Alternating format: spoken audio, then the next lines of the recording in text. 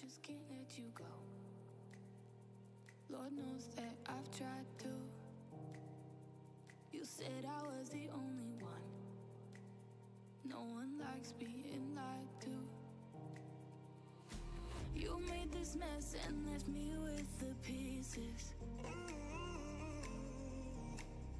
Now I wanna burn all the bridges between us.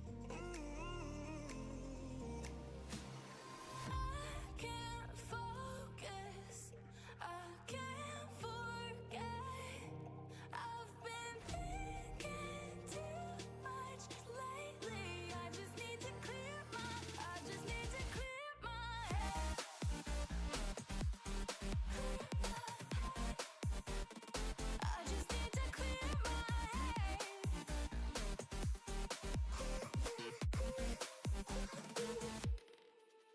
I've been stuck on your memory, but it's not like I need it.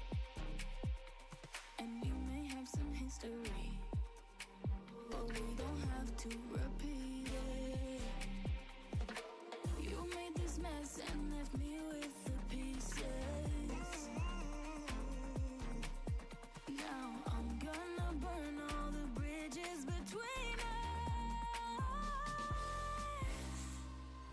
I can't focus, I can't forget. I've been thinking too much lately. I just need to clear my head. I just need to clear my head.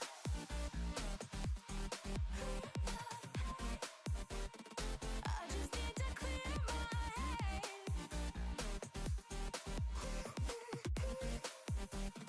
I just need to clear my head. I just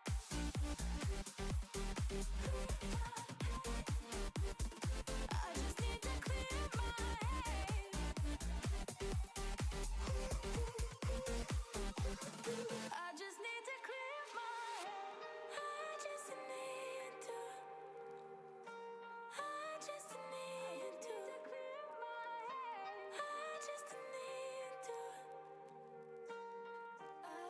I just need to clear my head. I just need to.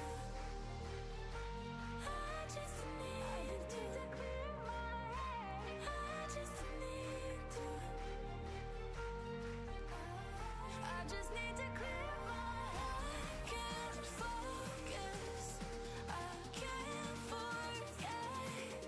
I've been thinking too much lately. I just need to clear my head. Oh, clear my head. I just need to clear my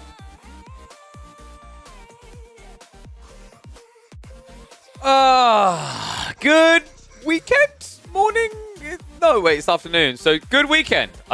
That's a weird thing to say, but I'm going to say it anyway. Wait, what was that? Day since last Voldemort win. It's very important I keep that up to date. I don't want to discredit him. There we go.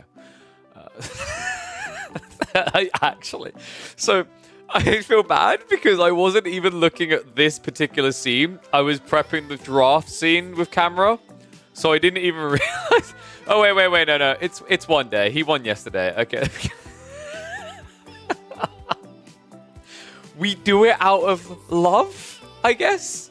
But yes, welcome back, one and all. We are, of course, live on the weekend because it's tournament time.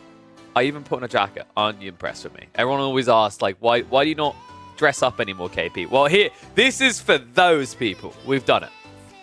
So, plan is as follows. There are going to be a bunch of tournament games played today. It's Energy Slapfest. There are going to be multiple games going on. So, to you full AoE 4 aficionados, you're probably going to want to keep multiple tabs open. I do believe, based on what they typed in their official Discord, the plan is for the main cast to be B versus Wamley, MT versus Zertin, and Puppetball versus Vortex.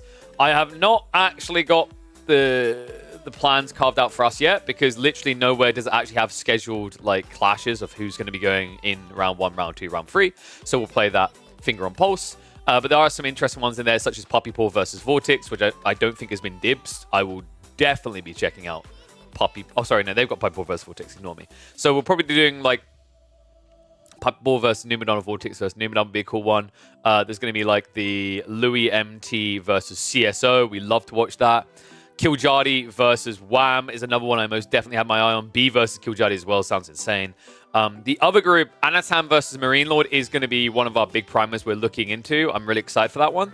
Dumu's games got played yesterday, which is why, to start this stream off, why we've started early, because the tournament doesn't technically start until just under 2 hours from now.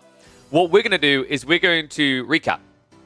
We're going to watch the Dumu versus Anatan series, because I think a lot of people didn't see that. It was very impromptu, the way that it went down. That was going to be happening last second. I think Wham might have glazed over the series, is what I heard a rumor of. But there was no official cast or whatnot. So we're going to be remedying that. We are going to be watching the Dumu versus Anatan series. And I don't know why my overlay does this. Ignore the bans. Ignore the picked civs already. We're starting in game one. This is the draft we have to work with. So we are actually going to be opening the series Byzantines versus Delhi. This is an interesting matchup, actually. I think the Delhi do pretty well in most situations. Lipany is kind of an interesting one, though, where typically you edge it out to Delhi because they have all these amazing berries to gather from. The Byzantines aren't really a stranger to that, and we've seen recently that the Byzantines are even capable of taking down the Delhi, right? Puppy Paw shoot that in pristine fashion up against Vortex. Then it was a little bit more back and forth in his Marine Lord series. Beastie, of course, the one that he lost. So, you know, what we're seeing here is a new can of worms being opened the Byzantines, which is why I thought this was a fantastic series to kick off with. I'm just going to double check that the logo overlays in the right... Wait, where's the game cap? There we go. That was very delayed.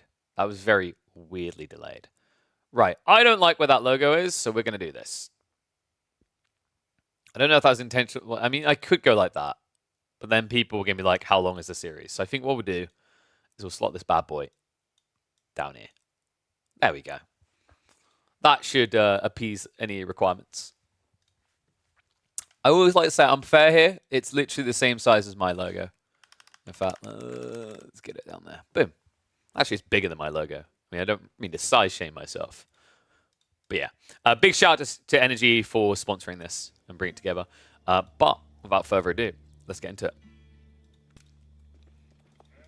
Okay, so this series happened the day before we were actually watching it, but no one was officially casting it, so we're here to fix this. This is the first series of Energy Slapfest number 2, the $1,250 one-weekend tournament, and we are kicking off with Team Liquid's Dumu up against a recently unteamed Anatan. That's right, this guy is up for grabs, so if you're a team tournament, I mean, if you really want to go that way, if you're a team looking for players, definitely seek this guy out. This is a really cool matchup, though, a cool draft as well, because, you know, looking at the draft, we're going to have Byzantines versus Delhi, Malians versus Chinese, and English versus HRE.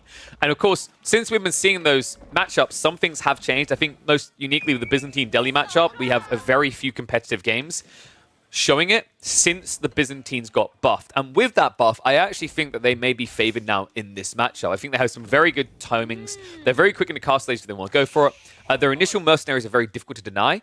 And when you pick them on a map like Lipany, with so many berry options around you, it's difficult for a Delhi player to keep you away from your mercenaries.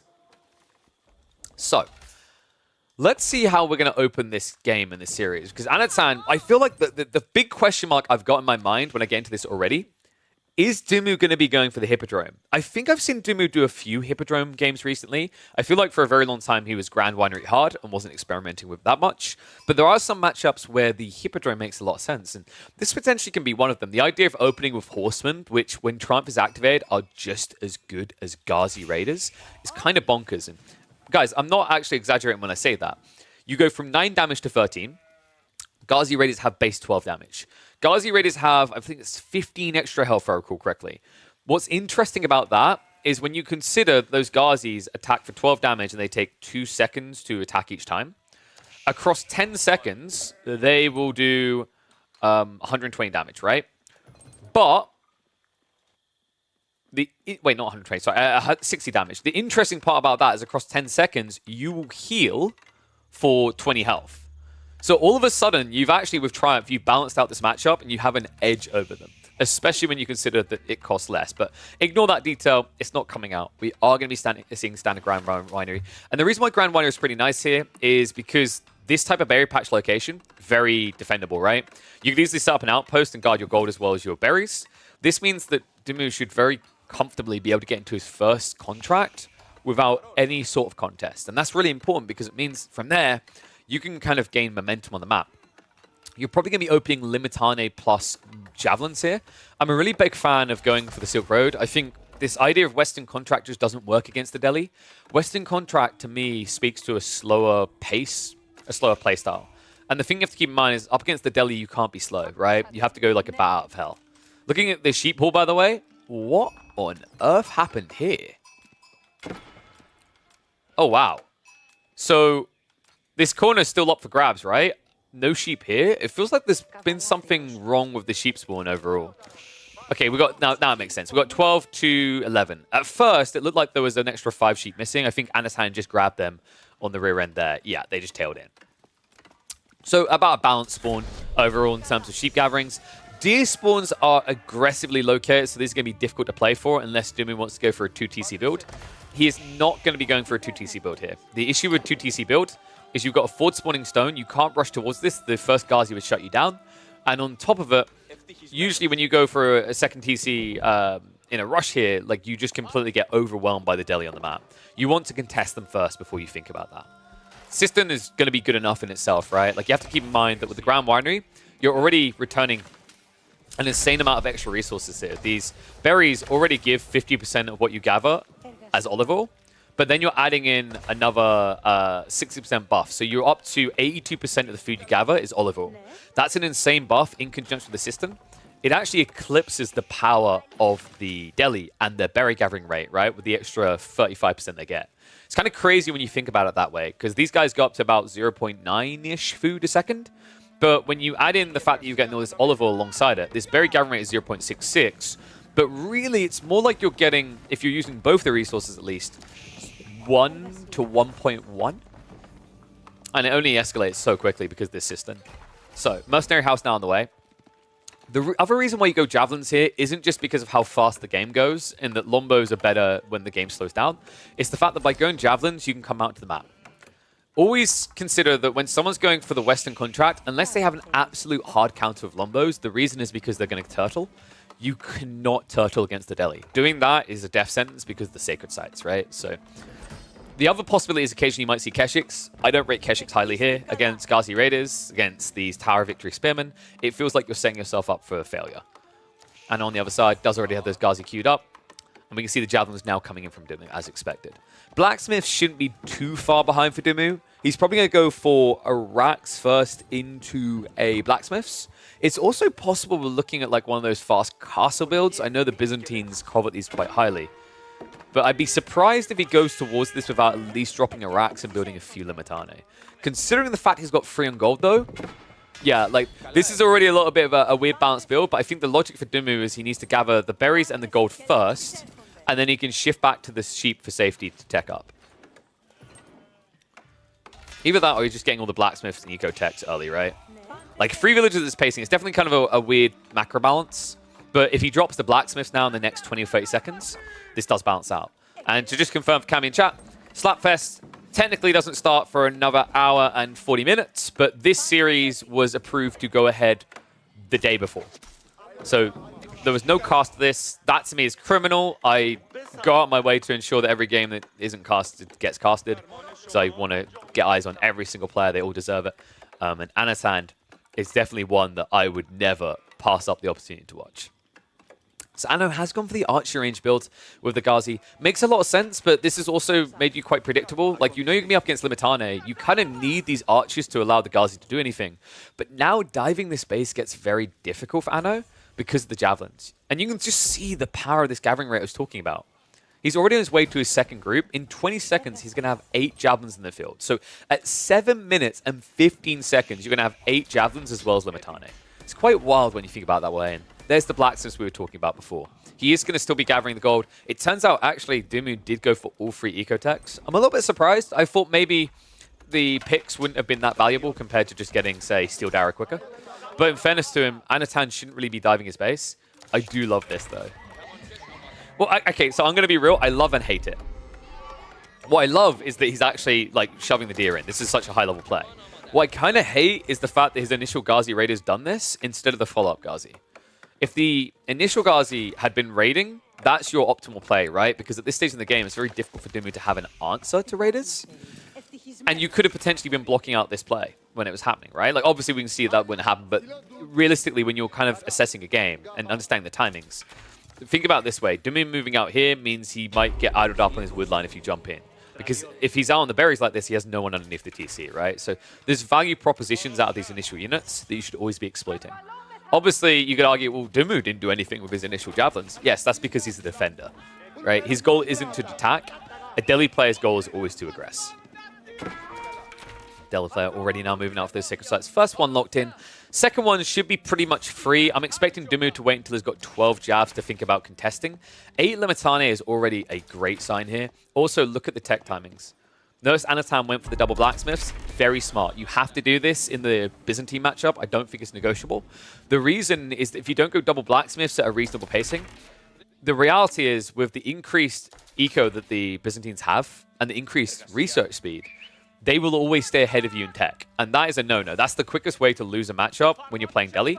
You need to be leveraging the fact that you get these techs for free to get them at the right timing so that not only have you saved the resources to put in extra units, but you also aren't being outshadowed by the power of your opponent. Dumu? A little bit ambitious here, actually, coming out with just a small group of javelins. The rest were far away, so it looks like he's not going to try to fight this. He will concede. Interesting read by Dumu. I think the reason why he backed up wasn't only his positioning, it was probably also the fact that Undermesh had come through for the Delhi, so he wanted to wait for Steeled Arrow. Now he's very powerful. 9 damage base, then the +4 into ranged. Don't care that you got that attack speed increase. Unless you can gap close, you're dead. So Anatan has to show some respect and back away here.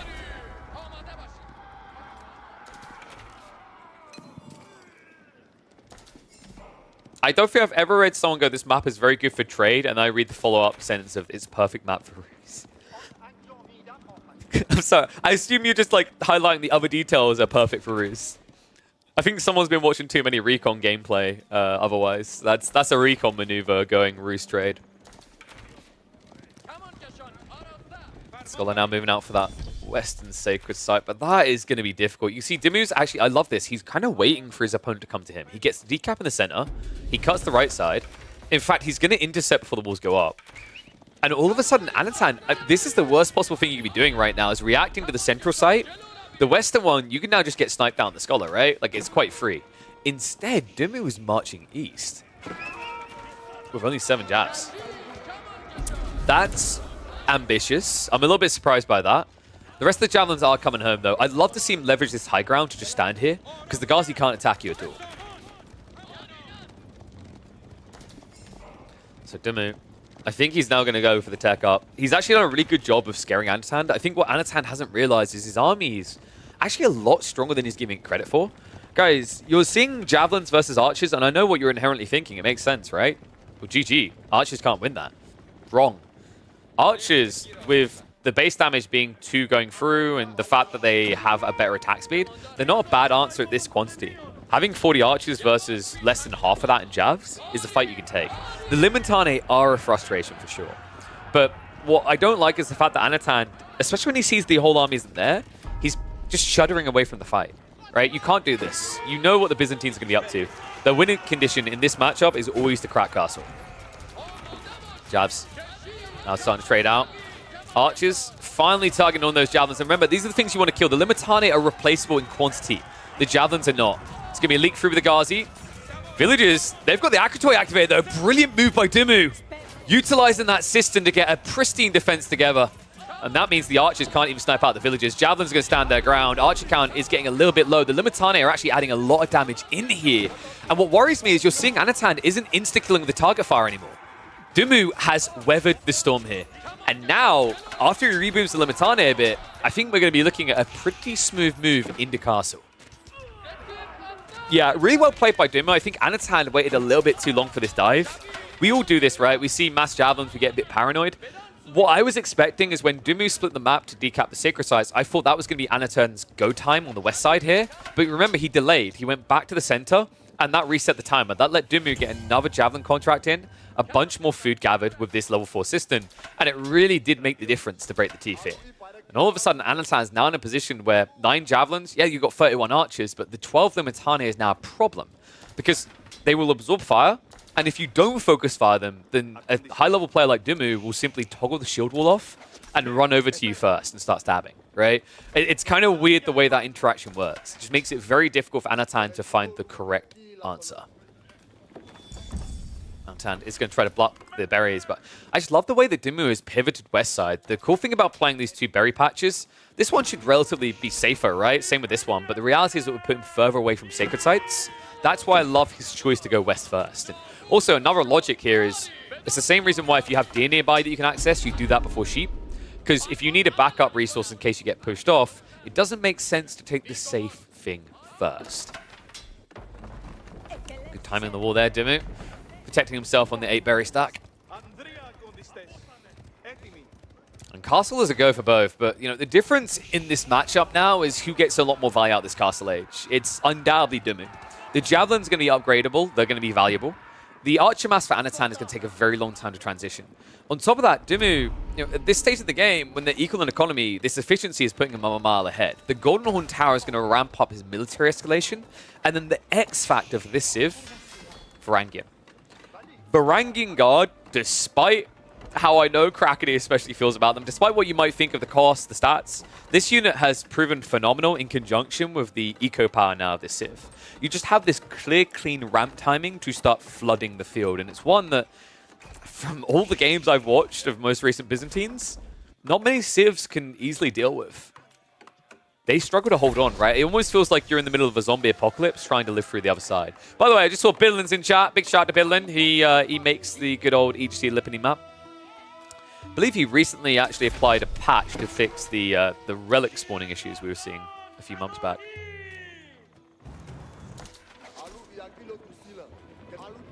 So flash coming in, and this is bad for Anatan. Not only is his tech slow, remember, Dialecticus makes Dumu's quick. And you need to get the hell out of here quick. Yep, Veterancy comes through, and immediately this is a bad fight to even be a part of. Anatan backing away. He has at least started to pull relics home. You're seeing Dumu now try to prioritize that with the monks coming out of the Grand Winery. This is an area Delhi will always have an advantage in, and it's why I love that Dumu is doing this. He's turning the screws. He's trying to ensure that actually those relics are never free. Decent number of javelins. Half damage done instantly on men-at-arms is kind of problematic when Anatan only has one in the field. These Limitane are being thrown away, sure, but like it's quite smart by Dumu because he doesn't want them anymore, and Anatan isn't countering these ranged units with Cav. So the Javs get the better trade out, the trash Limitane get thrown away, and now it can make way for the powerful Varangian. Anatan's got some big macro issues as well. Now that he's not doing archers anymore, he's got way too much wood gathering going on. I don't like to see this. There's no real value in this game for wood. If you have to go farms before 20 minutes on a map like Lipany is the Delhi, you're in trouble, right? So you need to reinvest and you need to do it fast. Teardrop Shields, I believe, just got cancelled in favor of Steeled Arrow. I actually really like that. Teardrop Shields is pretty good because of the attack speed and the Varangian in this situation, but actually the +1 extra damage on Javs is kind of a higher value, considering that Anatan, even when he gets his men-at-arms, they're trickling out, right? You don't need your Varangian to be your damage dealer. When you've got quantities of javelins like this, you just need them to be your tank. He just starts to step back. Crossbow count is only at 2. Now, if Dumu just targets them down, his army becomes unkillable. I think that's exactly what he's looking to do here. Dumu, decent control. A lot of food behind this. Does need to rebalance for his gold. Relic situation is soon to go up to 4 for Anatan. But gold isn't going to be his issue at this pace. With the right side being constricted, food seems a bigger worry for me. He has at least got the western fallback. The question mark is, will that go unraided for long?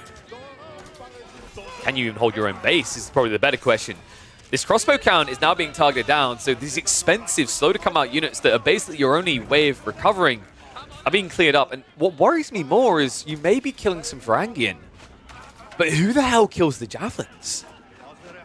Yeah, this is exactly what I was highlighting about this timing in the game being the Byzantines to rule, right?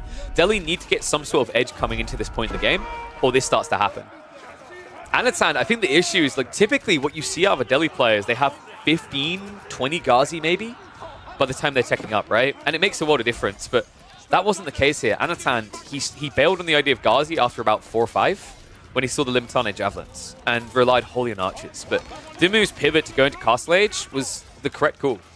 It completely disarmed this mass archer ball. Now, the castle was going to go up, but Anatan, the problem now is this castle doesn't really secure much. I know what you guys are thinking. Hold on, KP. It secures his main base. What are you on about? Stop waffling. His main base isn't where he lives. The food is. So now, with this keep down, if Dimu just pivots north side, he could easily end the game. Instead, though, he's going to camp the production that's all out of range of the castle. Crafty bugger. So a lot being just torn down right here. This is problematic because it just makes it much harder for Anatan to scale his army. We have finally got the Mangonel coming in. That's what I wanted to see a while ago. The problem is there's now camels, which are a quick unit to get on top of those. The other problem, of course, is that Anatan actually doesn't have a front line to protect in these choke points, right? That's difficult because it means these Varangian, these Limitane can now dive and just target the Mangonel, and you don't have men-at-arms that can stand in their way. Mango shot's going to come out, and immediately the Varangian go in. Wait, really? Okay. Looks like it was the auto aggro coming through. Crossbows up to 6 is at least a little bit scary. Double Mango is a little bit of a problem now, but I think Dimu, if you just don't rush to dive this base, you're in good control of the game right now. He went for a second TC. I love this. I see this a lot out of Dimu. He either goes to TC early or he goes for it in Castle. It means that he's actually going to remain ahead because Compound of Defenders hasn't finished Village Fortresses still. Even when it does, Anatan isn't at the point where he can scale into mass keeps. We talked about this before, right? Like, if you want to make a Delhi player uncomfortable in a game, force a fast castle transition before he's up to 60 villages. The reason that's the magical number is once they're past 60, balancing some of your economy into stone is a lot more feasible, right? But at this stage in the game, Anatan had to bleed himself dry just to go into the stone this early. It hurt him. And he didn't get any real value out of it because Village Fortresses wasn't in yet.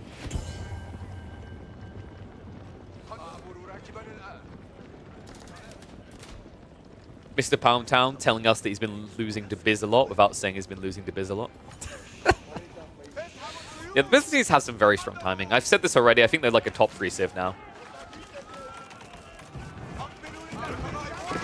They kind of traded places with the Ottomans, I guess. No, I feel like Biz was top 7 before that. Now Otto's feels like they're maybe 7th or 8th. I do not rate Ottomans highly at all. But the Byzantines, incredibly powerful civ. And what's impressed me most is just, you know, the Javelin contract, you just see how busted it is. With this buff to the early transitional timing, the ramp-up effect, the fact that they're just being picked so often now, I feel like we've actually reached a point where the Silk Road contract has eclipsed the West contract. And it makes a lot of sense when you consider that Byzantines are all about this feudal into Rush Castle and early castle play. To me, that is their strongest point in the game. Doesn't mean they can't play deeper, doesn't mean they're not powerful in Imperial, but they are definitely shining through at this point in the game. 4 Mangonels, but Dimu, he notices that Anatan doesn't have a front line, dives straight in, gets 1. Might get himself a second. Javelins, crossbows stand their ground, and the Mangos barely touch them. Oh, no, no, no. The wall walls are not going to work here. Anatan, this is it. This is death.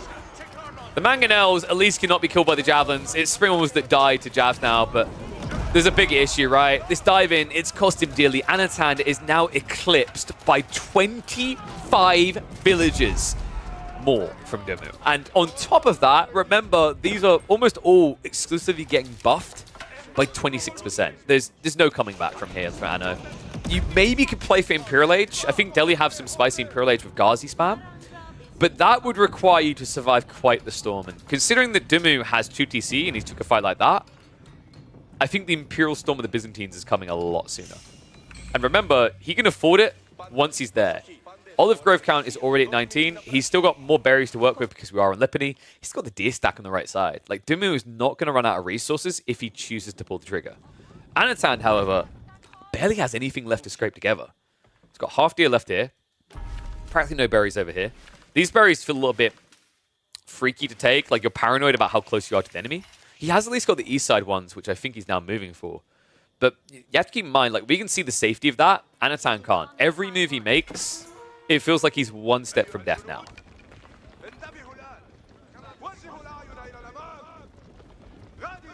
Philosbo, I don't know if I'd say Byzantines are the strongest civ in the game. I think you're totally forgetting that Rus exist. Foreign engineering company on the way. Love this. With the Javelin contract and the Camel Riders, what this gives you is phenomenal in this matchup. You're going to get the +3 damage from precision training that the Malians normally get on your Javs.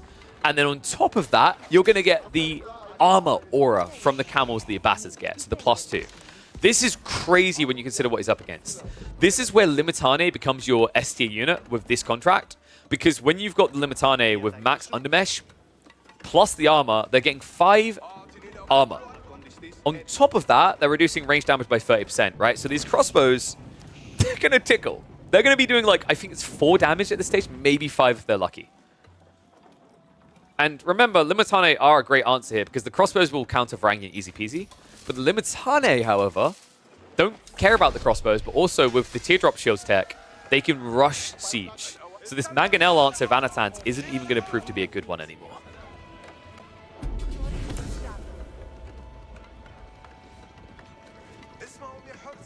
I think Faye's getting strongest as in single entity and Civ as a collective mixed up there.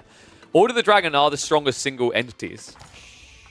But, you know, like the dragons, they are few and almost extinct. And those filthy humans and their Zergling numbers seem to always win out in that situation. Look at that. 9 ranged armor on these elite javelin throwers. The Limitane, 4. Oh my god. It's quite comedial, actually. The Limitane at this stage will hit harder than Men-at-Arms if Anatan had to continue to spam them, right? Like, he'd have a better attack speed at least, but yeah, this is incredibly difficult now for Ano. He can't rush Imperial Age. He hasn't got eco advantage at all. Like, he's at least stemmed the bleeding, right, with the castle now producing villagers. But he's a mile away from a victory at this stage. And Dimmu was just one good fight, one good dive away from winning, and this might be the one. Camera Rider's 320 HP, a fantastic tank here. It's going to be a dive in onto the villagers. It's going to be a pullback. Textiles won't even allow you to get this up. And if you have to fall back here, that means the mangoes are going down. This looks over. The Camel Rider count should be high enough to just push this all the way back. And that means the backline aren't even being touched through all this. Yeah, great game by Dimmu, man. I think he hit his timing really well.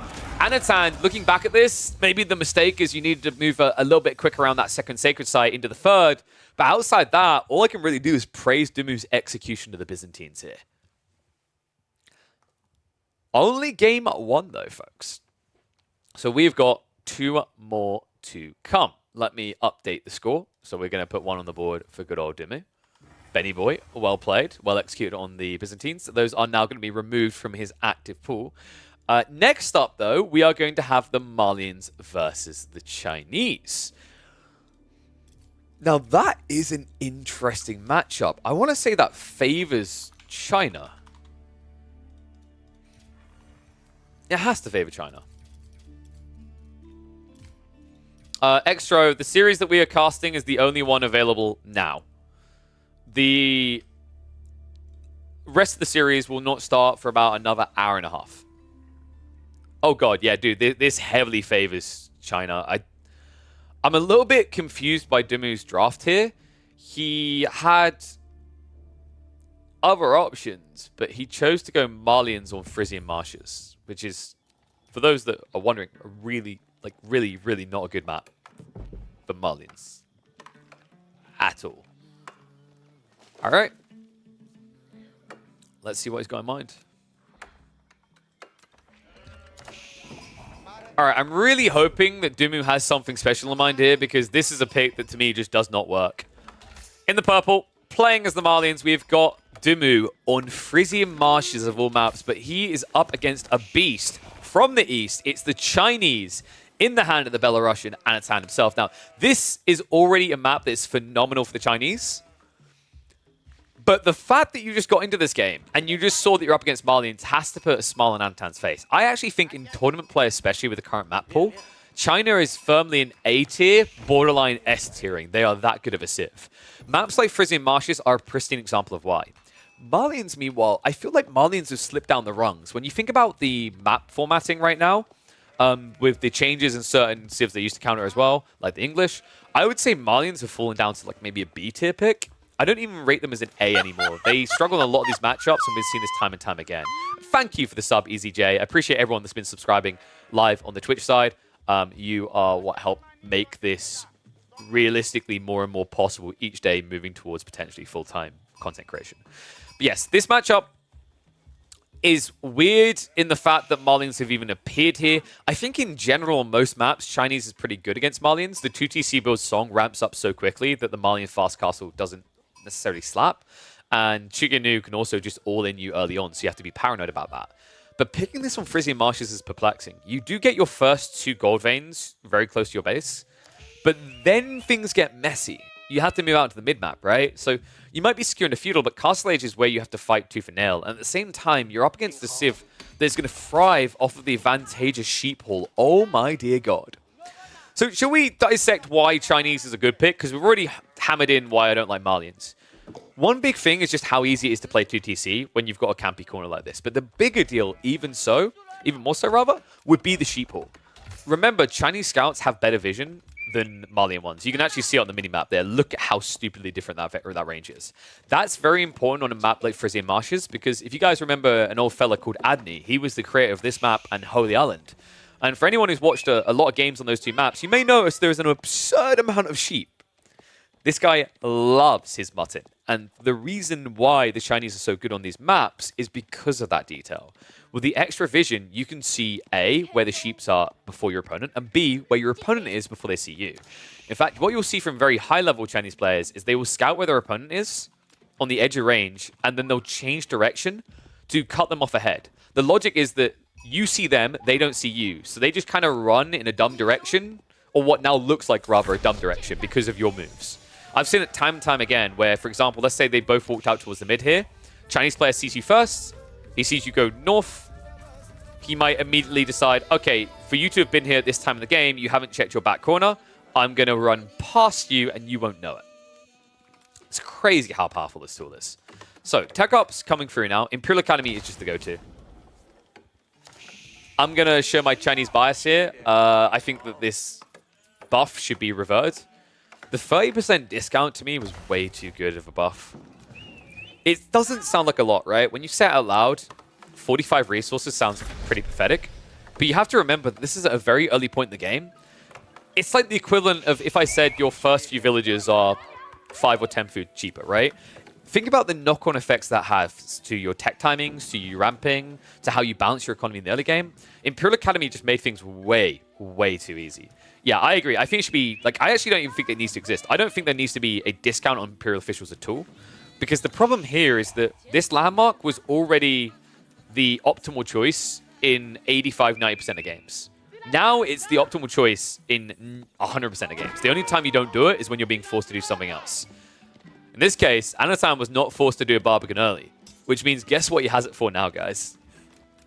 Dimmu has to... Oh, dude, that is so tilting. The fact that Anatan waited until Dimmu had committed to the Mansa Quarry means he has to now get an outpost up. That is not going to do anything.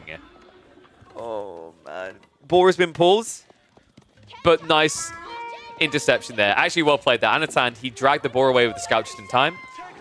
Love this approach from Anno, by the way. We've seen a lot of players build Barbicans. The villagers get pulled and they die. So what does he do? He puts the outpost up first. This is smart because in the event that Dimmu has prepped, say, a Donzo or an upgraded scout, he can't die with this outpost now, right? The arrow fire would kill him.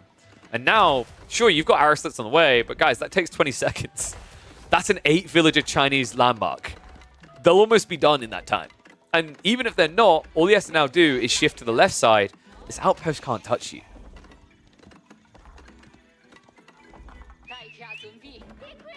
This is crazy, man. I think Anatan, this game may just enter kind of a cruise mode phase for him, right? Like, this Barbican is going to delay Dimmu pretty heavily. He's got one pit mine to work with. He can at least actively gather, but it means he's missing a decent amount of passive gold. So this whole idea of a cow boom gets slowed down quite a bit. And then even once you reach Castle Age, like, your gold manipulation is lower. Looks like there is going to be an attempt to set up an outpost in the center, though.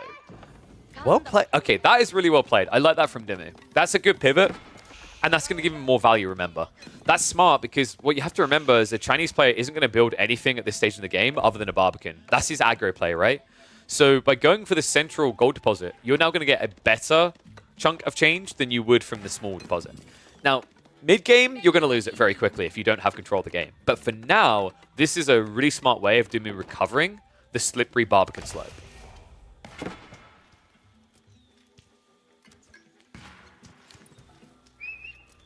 So, interesting thing from Myriad, highlighting that the Chinese were kind of pushed back in the meta by that buff. The Otto Roos were overshadowing him, yes, but like I actually think that the Chinese would have came back into the meta full swing, even without this buff, because of the Ottoman nerf. The Ottoman nerf was enough to make people look at China again. Not to mention the map pool. Having Holy Island and Frisian Marshes, especially in a lot of recent tournaments, has just made it very clear that China's back. So yeah, I genuinely wholeheartedly believe that you could remove this buff they put on Imperial Academy. You could even nerf something about their late game, maybe the taxation slightly. And this would still be a powerful Civ. So Anatan actually is going to commit more in Feudal Age. I'm a little bit surprised by this. I was not expecting Horseman. I actually thought that Anatan instead would have just chosen to go towards Castle Age. He's got all this sheep, right? So actually rushing Castle Age and rushing Palace Guard is a really smart play here. Considering that Dumu has only started now adding in ranches, he's not ready to go castle himself. But instead, it looks like he wants to shut down that gold. Kind of makes sense, right? Like, if you remove this gold from the equation, you can just dive towards the enemy base. And if you are spamming Palace Guard on Age Up, it means your slower moving Raider can focus his attention in one area, and it shuts down everything that the Malians have. Personally, I think this is probably more likely to be Lancers now, with the racks being dropped. It might just be kind of a composite, which I like. Lancers will beat Sofas, and the Palace Guard can beat everything else, right? In fact, I'm wondering if he contemplates adding in a few spears now. The logic being, yeah, there we go. So two logics to this. One, when you do go to Castle Age, you've now got Spearmen to deal with Sofas. The other cool part about this from Anatan's perspective is this is a more efficient torch unit. He knows there's outposts, right? That's confirmed. He saw that being built up, he tried to torch it. So he's going to need a lot more torches quickly to get through this. Undermesh also on the way. And Timu, now with the Sofa reaction, see, this is problematic. I actually think this play right here with Malians is underrated. I've actually seen a few games that have really impressed me recently where players recover the feudal Malian timing by adding in a few Sofas. I've watched CSO basically GG a top-level player by adding one Sofa early on. However, in this matchup, that is not the solution. Horsemen, why would they care about Sofas? And now with Spearman coming, all of a sudden Dumu has made an irreversible choice here, right? That's a heavy investment now in on the wood, and then in on the Sofas themselves, and the unit is already counted. Our post is going to stay up. I think Anatan is jumping the gun here. I'd rather see him just build a ram and go from there. And it seems that he does agree. Siege Engineering is now on the way. This is just unnecessary losses, right? Like, sure, you've got an edge here. You've got an eco lead off Song Dynasty. You've got the Imperial officials. But just because you've got an advantage doesn't mean you should throw it away, headbutting a defense. Right? Like, what he's doing on the outpost is almost the equivalent of taking your little advantage with, say, your 10-minute arms as HRE and sending them to the TC in Feudal Age. It's a death sentence. You don't die these strong defenses in Feudal, not unless you are forced to do so. All of a sudden, Dumu just being taken rather for a stroll. And it sounds like, let's walk the dogs. Yeah, these guys will occasionally get a charge in, but realistically, overall, these horsemen should be fine. And this is drawing attention away from this. The ram that's coming up. A ram that actually Dumu does see. And in fact, is now adding in Raxes to try and contest. This is the correct call by Ben. Like, you can't rush into a 1-1-1 comp, so actually going double Rax makes a lot of sense. Unfortunately, you are now going to have to add in the archery range. Because Anatan is such a crafty bugger. I actually think Anatan is one of the most underrated, like, top-tier Chinese Juji players. I love the way he transitions. This is such a bait timing, right? Opening Horseman, then going Spearman, then going Chuganu. He's one step ahead of Dumu at every stage in these transitions. This is a powerful timing, and all of a sudden these outpost defenses aren't going to work. The ram will clear them up, and after they're gone, like, you can't even try to repair here with Chuganu nearby. You can't get Donzos out. They're instantly going to die to this. Even the Sofas are going to struggle now to save you. I think Dimu might just have to blink and go castle. And what scares me is Anatan isn't far away himself. What a great move, though. Pulling his opponent around the map, the cavalry. Pulling away that premium element of his comp. And now coming back towards that pit mine to contest him for everything. And it looks like he's going to get everything in this game. Dimu, he's trying to produce Donzo, but they're just not going to come out quick enough. In fact, I would rather at this stage you cancel it and rush it for Ember. And I hate that I'm even saying that, but realistically, these Raxes are not going to change the course of this game. All right, so looks like we are going to be heading to a third game unless Dimu can pull off a miracle. Pitmine is going to get fully shut down. He has halted production now. He's refunded himself, so he has got all the food and gold. And I think, surely, like, he's going to be going for it, isn't he? He's going to be going for the Fulani.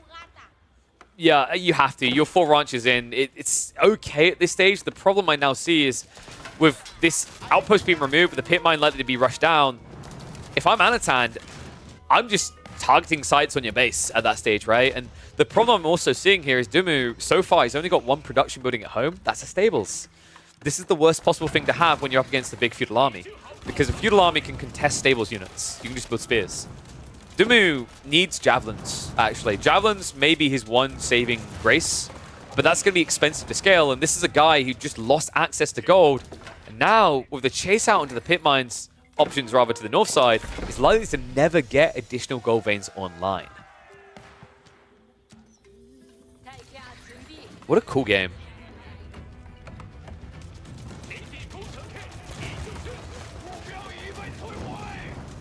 I think, in hindsight on this game for Dimu, the issue might have been the scouting detail. He had multiple scouts, but I feel like he never saw the next layer coming, right? Like, the timing on that archery range is really egregious. And, you know, not being able to know what your opponent's doing next is critical to failure or success in Chinese matchups. Because the reality is this Civ transitions quicker than others. They have extra eco in the other game, and on top of it, they have supervision to get the initial units out faster. So if you don't see them building the building and get ahead of the curve, you're already setting yourself up to be behind. Especially on a map like this, especially in a matchup like this. Now, tech up may be complete, but Anatan is going to stockpile and go up with him. At that stage, I feel like this game will have just reached its foregone conclusion. It's going to be the clock tower. Love the fact that we're also seeing shoreline fish from Anatan. And are you kidding me? No, there's no way. He's going to get scouted here. So those villagers out in no man's land are not going to be able to survive out here. He's not going to get the extra gold gathering. And that means you're now playing a Malian game with 1 pit mine and a Mansa. Javelins, we said, was the answer, right? And you can't get them now. And if I'm Anatan, I would consider just adding in more Chuganu and Spears. Chuganu and Spears, even in Castle Age now, can break the Malian base. Because remember, Chuganu are super effective against most of the Malian comp. Sure, they'll suck against Javs, but, well, he can't afford Javs. So against Archers, pretty good matchup, actually, for you. Against Spearmen, the Donzos, fantastic matchup for you. Against the Musafadi Warriors, jackpot. And then even if you're up against the Sofas, they get pin cushioned pretty quickly, right? Like, yes, it's a heavily armored cavalry unit, but that's why you have the Spearmen. Yep, chicken new upgrades on the way. Farm transitions might be getting prepped soon by Anno. He ran out of sheep already. And he is on the fish, but when Sofas come into the equation, it gets a bit risky. I love the outpost, though. Spearman placements coming in here. A little bit surprised by this. I feel like hand cannon slits is better. I'd love to talk to Anatan and get his opinion on this. Because my take is that hand cannon slits, if you think about the DPS, it's almost the same as Springolds, but you pay substantially less resources. I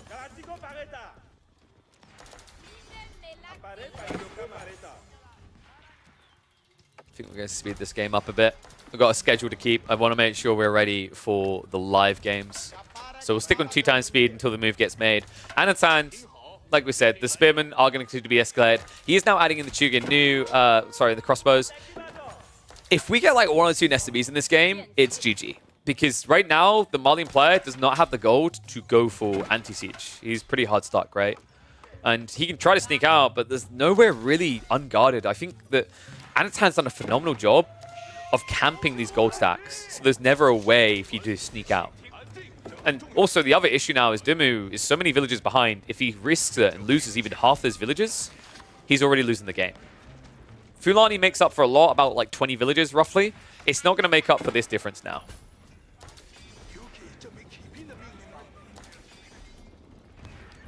So that means we're going to be heading into a game 3 if this is a closeout for Anatan. And remember, that is going to be an English HRE matchup.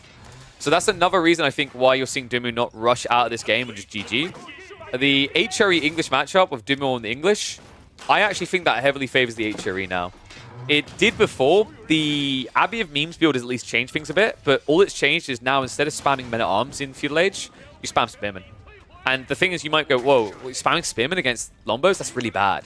But what ends up happening is when you have all these massed archers first, they gap close the Longbows. So I think Dumu really feels like this might be a golden opportunity compared to just taking the risk in that game.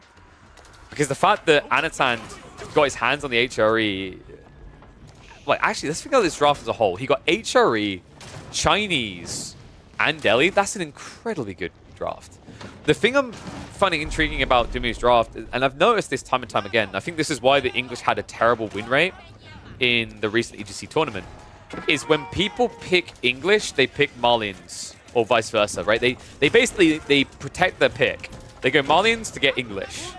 And to me, Malians just aren't really a premium tier civ anymore. Situationally, they're great, but I feel like the situations where they're great has been shrinking. Like, even that English example, I don't actually think you need to pick Malians to protect an English pick anymore. I think the Abbey of Kings build makes it possible to beat the Malians now as the English. Especially with all the flexibility you have. Dumu going triple ram here. The problem is, you're up against Chuginu and Mass Palace Guard. I don't think these rams are really going to matter. Dumu, almost 2-to-1 advantage for Anatan here. Nesta Beast is there. The Mangonel's being queued up, but Dumu, he needs to spring. He immediately cancels it to go for the anti-siege. The problem here is you now have to start a step away when the Nesta Beast arrives. And that means that the rams are going to be forfeited. So that's going to be 600 wood down the drain. Nesta Beast is going to move even deeper. And the archers do run in range. Dumu, I mean, screw it. At this point, you have to defend, right? It's getting too deep. It's about to reach the ranch. It's about to reach a game 3 because there is no way in hell Dumu will be able to hold this back with archers on his own. Nesta Beast just keeps on creeping in, right? The good thing is you've at least got poison arrows up against the Palace Guard, but the bad thing is that your ranches are going to be exposed if you back away from this entirely.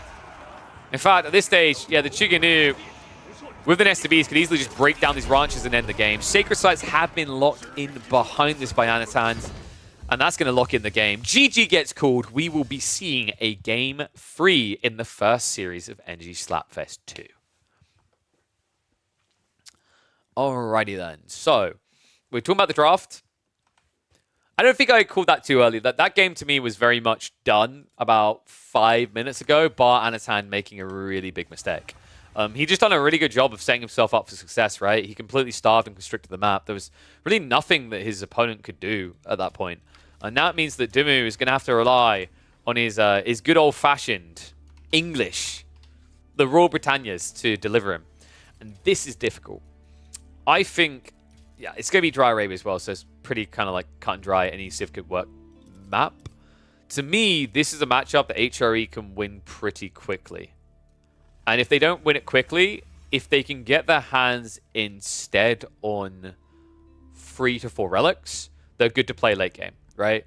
Whereas the English, I'm hoping that Ben's got some interesting strategies involving the Abbey of Kings. I think that might be the way he can save his game.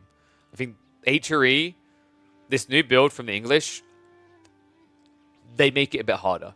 But I still think, like, when I've been watching these games, the HRE players sometimes back away a bit too soon, right? They can actually still all in a feudal.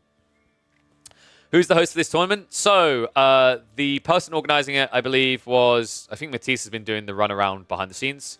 Energy is the guy, the community guy who is actually funding it. And people who are going to be casting it, I'm going to be casting it throughout the entire day. Crackley's going to be casting it, and Matisse are going to be casting it. They should be covering the same game as each other, whereas I'll be aiming to cover different games. So you want one of those two open, and then this open, and that should give you more or less all the coverage. All right. Give me a sec, actually. I'm going to run 60 seconds of ads now, so you guys don't have it in this game, and then we'll get into this. So there we go. Boom. What's the map pool? The map pool for this tournament. Hey, Biddlin's not... Wait, Biddlin... Haha, subscribe. Get wrecked. So, now we quickly talk about the map pool, where Biddlin won't know. The map pool is... Oh, God. Why does that say TBD? Let me check. Cal did send me a sheet. I'm hoping that sheet has the map pool in. There are certain elements of this that probably could have been organized a bit better. If the map pool is the same as last time, and I think it might be, it's going to be Dry Arabia, Gorge, Cliffside, Himiyama, EGC Lipany, Prairie, and Frisian Marshes. That's if it's the exact same way. Hey, there we go. Thank you very much, Bidlin. Did you actually get an ad, or did you hear all that? Because I ran the ads for 60 seconds so people wouldn't have it in-game. I've been hearing this recently, that Twitch ads are really inconsistent. So I'm curious if it actually ran a minute of ads for you. Because that's weird, if not. But whatever. Thank you for the sub. I'll take it. Whoop, whoop. Adblock's not been working for a lot of people, I think. I actually don't recommend Adblock anymore. You guys remember when I was shilling a certain VPN? Don't buy them now because they're no longer sponsoring. The reason why I shilled that and the Adblock solution is that you'll probably have better luck with those than the free ones right now. I used a lot of the free ones for YouTube, and it genuinely... Yeah, once again, don't buy that VPN. I'm working on getting a different sponsor. Buy that one when it comes through. The thing is with that, basically... The free ad blockers, like I've used them on YouTube, right? And I noticed that YouTube was lagging really hard, like slow loading and everything else. The reason was like AdBlock Plus and things like that. The built ones for Chrome. Like I've used them for ages. Too complicated for average person to figure out. Well, that's why like I'm like, you know, I'll let you know if I get a sponsorship deal with these VPN people, and then I'll run you guys through it. But you know, some of them do actually have a solution built in that's pretty easy peasy. But don't buy now. Because the reason why I say that is if you wait and we get these sponsors coming through, they will basically, the way that these sponsors work is they want to see performance, and if they see good performance, they'll come back and offer better deals. So, just, you know, bear with me. I'm confident we can get one of those lined up, and then I'll run you guys through how it's useful. All right. Without further ado, though. Can you guys hear this? Let me know if you can hear this noise. That should tell you that this is going to probably be a very long game, because Dumu is more of a traditional Englishman, if he can be so. Considering that his two options usually are let's make loads of lombos or let's go late game English, I don't think you want to be doing lombos against this Civ. Anasand, in the deciding game in this best of three, pulls out the HRE, the new beast in Feudal Age. So the question mark becomes, what are the win conditions and what are the builds going to be? Because these two are now matched up one apiece. And Dumu, I can tell you that, you know, this group stage probably isn't going to be... I don't want to like discount Anatan here, but it's not going to get much easier in this series if you can't get the win here. What I mean by that is he's in the same group as Marine Lord. That is already a mountain to climb, but there's another one in there that's quite comedial, actually. He's in the same group as Anavaku. Most of you will not be familiar with the name Anavaku. This was the person that in the recent tournament was able to knock Dumu out in a BO1 in the lower bracket when he went Order the Dragon versus HRE. Anavaku is an Order the Dragon, like, well, I don't want to call him a one-trick, I don't want to describe him, but he likes his Order the Dragon, let's put it like that. So, you know, Dumu's probably looked at the rest of this bracket, he's like, okay, boys, if I can't get the win in this first series overall, is there much point? So let's see if he can do it. This is a good step one. The Abbey of Kings is the correct way to go. You cannot go for Council Hall here. I think Council Hall is a quick throw. Council Hall, to me, in this matchup, like, it just doesn't play. The reason is that HRE, funnily enough, like, believe it or not, folks, HRE was actually already a really good counter to English in long feudal play. It's just most players didn't want to play long feudal. But ever since they made marching drills free, it is a complete counter. The reason is that the archers gap close English lombos so quickly, the extra range doesn't matter.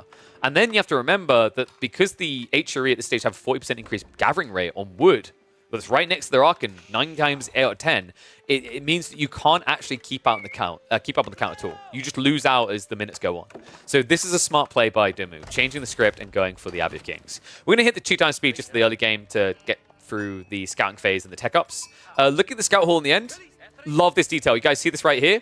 Look at what happened. Anatand saw that his opponent was in the corner after looping back. He doesn't know if Dumu's done his entire side. So this is the smartest move you can make as a player in this situation. You get in front of their scout, and then you go where you haven't been and punt that they haven't checked both sides. Now, unfortunately for Anatan, the side that Dimu did fully clear was the right side here, bar this small little gap. So he's not going to really find much more. But now Dimu's probably just going to go circle around the back of the base, which means actually Anatan gets an opportunity to potentially pinch sheep here if there had actually been any spawning there. So it's one of those examples where I show it to you, you're like, okay, that literally, like, so that didn't matter at all, KP. In this game, no. But you will have plenty of games if you learn these lessons around scouting rotations where it will make the difference. Scouting is not a static element of the game. It's frustrating even more so for that reason because it's RNG, right? But when you see your opponent doing something, you get an opportunity to react to it. Always keep that in mind when scouting. It's why it's important to keep your eyes on your scout every 3 or 4 seconds in the opening phase. Archer range coming out. We are getting that build. Anatan is going to need a Rax really quickly here. He should have scouted this out. I'm pretty sure he glimpsed the Abbey of King, so he'll know it's on the way. This King cannot dive a TC, by the way. He'll die very quickly. He's only got 2 armor. Love the outpost up. Love the short wall. This is so critically underrated. Completely protects his wood line, and that's all he's about right now. Love the fact that he set one up on the backside, because this is similar to when you're playing against French Knights on the opening. What you want to do is restrict their ability to 360 rotate you. What I love about Dimu, though, is this is going to be the 2 TC sneaky boy build. We've been seeing a lot of different mutations. It doesn't surprise me that Dimu leans into this one. I feel like actually of the permutations, the Abbey of Kings builds we've been seeing, this one probably most comfortably fits Dimu's playstyle. We've seen some all-in feudal plays. We've seen some fast castle, fast imperials. To me, the 2 TC into a delayed fast castle makes a lot of sense from a playstyle perspective for Dimu. We'll see if it pays off, because Anatan has immediately pivoted. You know how I was saying that scouting is not just a static thing, it's a dynamic element of gameplay? So are builds. This is a great pivot by Anatan. This archery range build would not work against double TC. You just wouldn't be able to get in quick enough, right? By the time you reach the enemy base and build rams, Dimu's going to be 10 villages ahead, and he's going to have units to counter you. So this is a fantastic read. Anatan says, okay, if you are going to go for this build where you only have a king and 2 TC, that means you're not going Castle Age quickly. That means you're not building units of Feudal Age. What does that mean? That means I'm an HRE player staring at relics in the mid-map. Such a smart read by Anatan. And now, with the stables, he can add 1 or 2 knights in, counter this king, and then the prelates can run freely to get all these relics. Relics that, majority-wise, aren't even close to the sphere of influence of Dimu. Dimu, already down to just 5 sheep, has to start adding in the farms. This is the other worrisome thing, that like if I had to find a negative of Dimu's TC placement, is that it didn't go into the deer, right? Like out here. This would have worked better for him, because then he could still catch up into Castle Age or build units. Because he chose the tree line, admittedly, you do get your farms really cheap as the English. But compared to deer, what you have to remember, what Dimu is doing right now is he's basically using his gathering to build something else to get gathering. Right? It's always going to be worse than deer at this point in the game. Definitely scales better, don't get me wrong. But it means that Anatan should get a very clean timing here to go for the majority of relics. Like, I'm predicting a 4 relic game. Let me know what you guys think. Get a number of how many relics you expect Anatan to get, because I'm struggling to see a way that Dimu does anything but guard this most retracted relic. And that might even be a stretch. Okay, we're going to hit the speed up. You guys know how I feel about slog-type moments in the game. Dimu is not coming out. Right? When I see 2 farm clusters this early, Dimu is subscribed to Divine DFB at this stage. Like, we're in that playstyle. We're in that meta. He's coming at this from a later game perspective. Admittedly, English have got a good Imperial Age, right? With the enclosures, the gathering rate is pretty good. But against the HRE, I don't feel like I can back that horse, right? Like, in the hyper late game, HRE, if they get 5 relics as well, we're talking mass men-at-arms with heavy maces. That means you can't play men-at-arms as English. So what's your play? Lombos? Not going to play Lombos into men-at-arms, you have to go crossbows. Or hand cannoneers. Hand cannoneers might be the one saving grace for the English here, but it's wholly reliant on you having the attack speed aura to guarantee that. King not being pulled away. Dimu, ooh. If Anatan slightly resets this and gets the charge out, which he might in a second with the distance, he'll get the kill.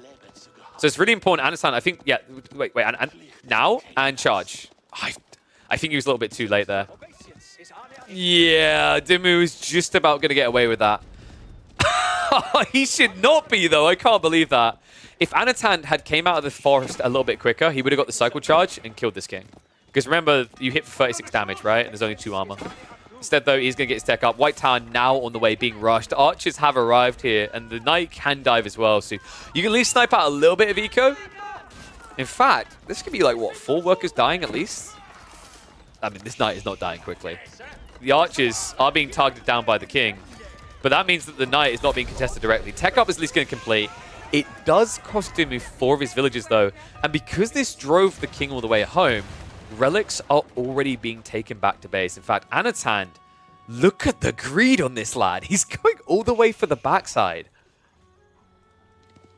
You know, I actually think we have a 5 relic game on our hands.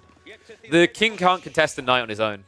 He does less damage, but has more health, right? But mathematically, when you think about the difference, the fact that these Knights already have more armor as well as more damage, having extra health, having, like, what was it, an extra 65 health doesn't really make up for it. So, yeah, it's just not really a fight you can realistically win.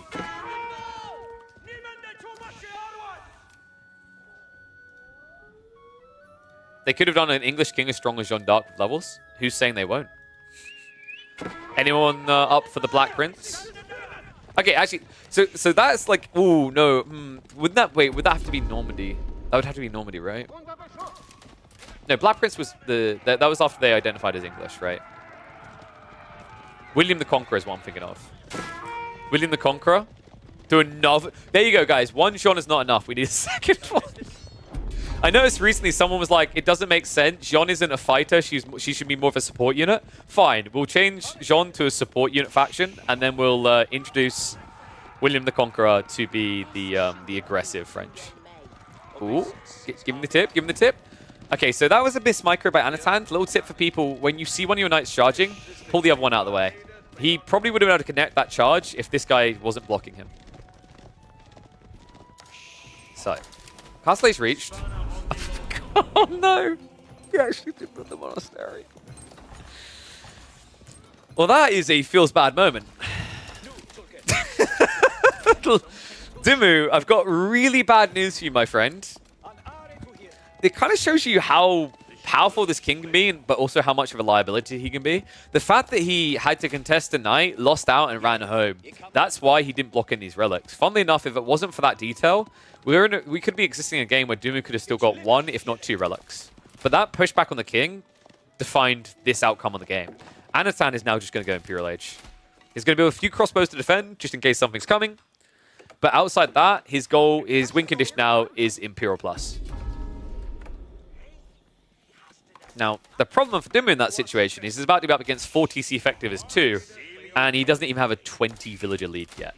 Which means you're actually behind, because it's HRE on Arkin. And if you look at the count, HRE have half their economy still underneath that Arkin. Stone is going to get gathered. Another nice thing is, actually, I say underneath the Arkin, but if we're being totally real, Anatan should not be allowed, his people should not be allowed on the road. They are 100% under the influence of the prelate buff. Yeah, because he's got 7 prelates from gathering up all of those relics, he has this surplus force now to work with. Love the fact that he's using it to play pocket ecos. I feel like we don't often see this. How often do we watch an H3 player get 5 relics and like, oh, easy game. I'm going to go back to my base now, wall myself in and build farms. Bye, see you in 50 minutes. No. Anatan understands that he has a quicker timing here because of the way that Dimmu is built, right? Dimmu doesn't have this feudal army that does anything. He doesn't have a king that feels relevant anymore because the knights. And if he's going men-at-arms or crossbows, it's going to be too slow to really punish him. So great read by Anatan. Gets him a much cleaner timing into Imperial Age.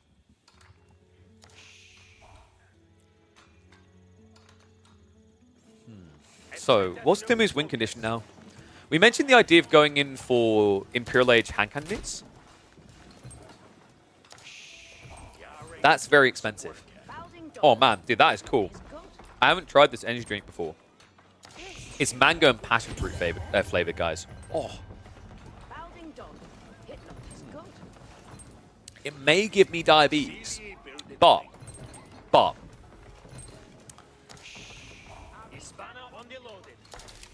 I don't know my defensive argument. I was about to say it would be sweet, which is kind of obvious for diabetes. I may get diabetes from this, but damn will it taste good. Do the relics mitigate a 20 villager lead? So there's a very kind of smooth way of doing the maths around that. You could probably give, like usually the rough numbers to give a villager value is 40 to 45 resources a minute without any eco escalations. A relic is, by that logic, worth almost 2 villages. This is 10, so you actually have to times 2 by 10. So yeah, 20. If you want to be safer about it, you could say maybe 15. But it definitely, like in this type of game, absolutely, it's the difference. So Dumu isn't ahead, and now he's behind because the Palace of Swab is online. It's not just the age up, it's now going to be the economy. This difference is huge. It's the thing that I think people usually kind of glaze over is the fact that, you know, this is free T Season 1, but it's not just free T Season 1. On top of that, it's the villagers cheaper. So imagine this. You have got 3 extra TCs that cost 66% less to operate. Think about the savings involved in that.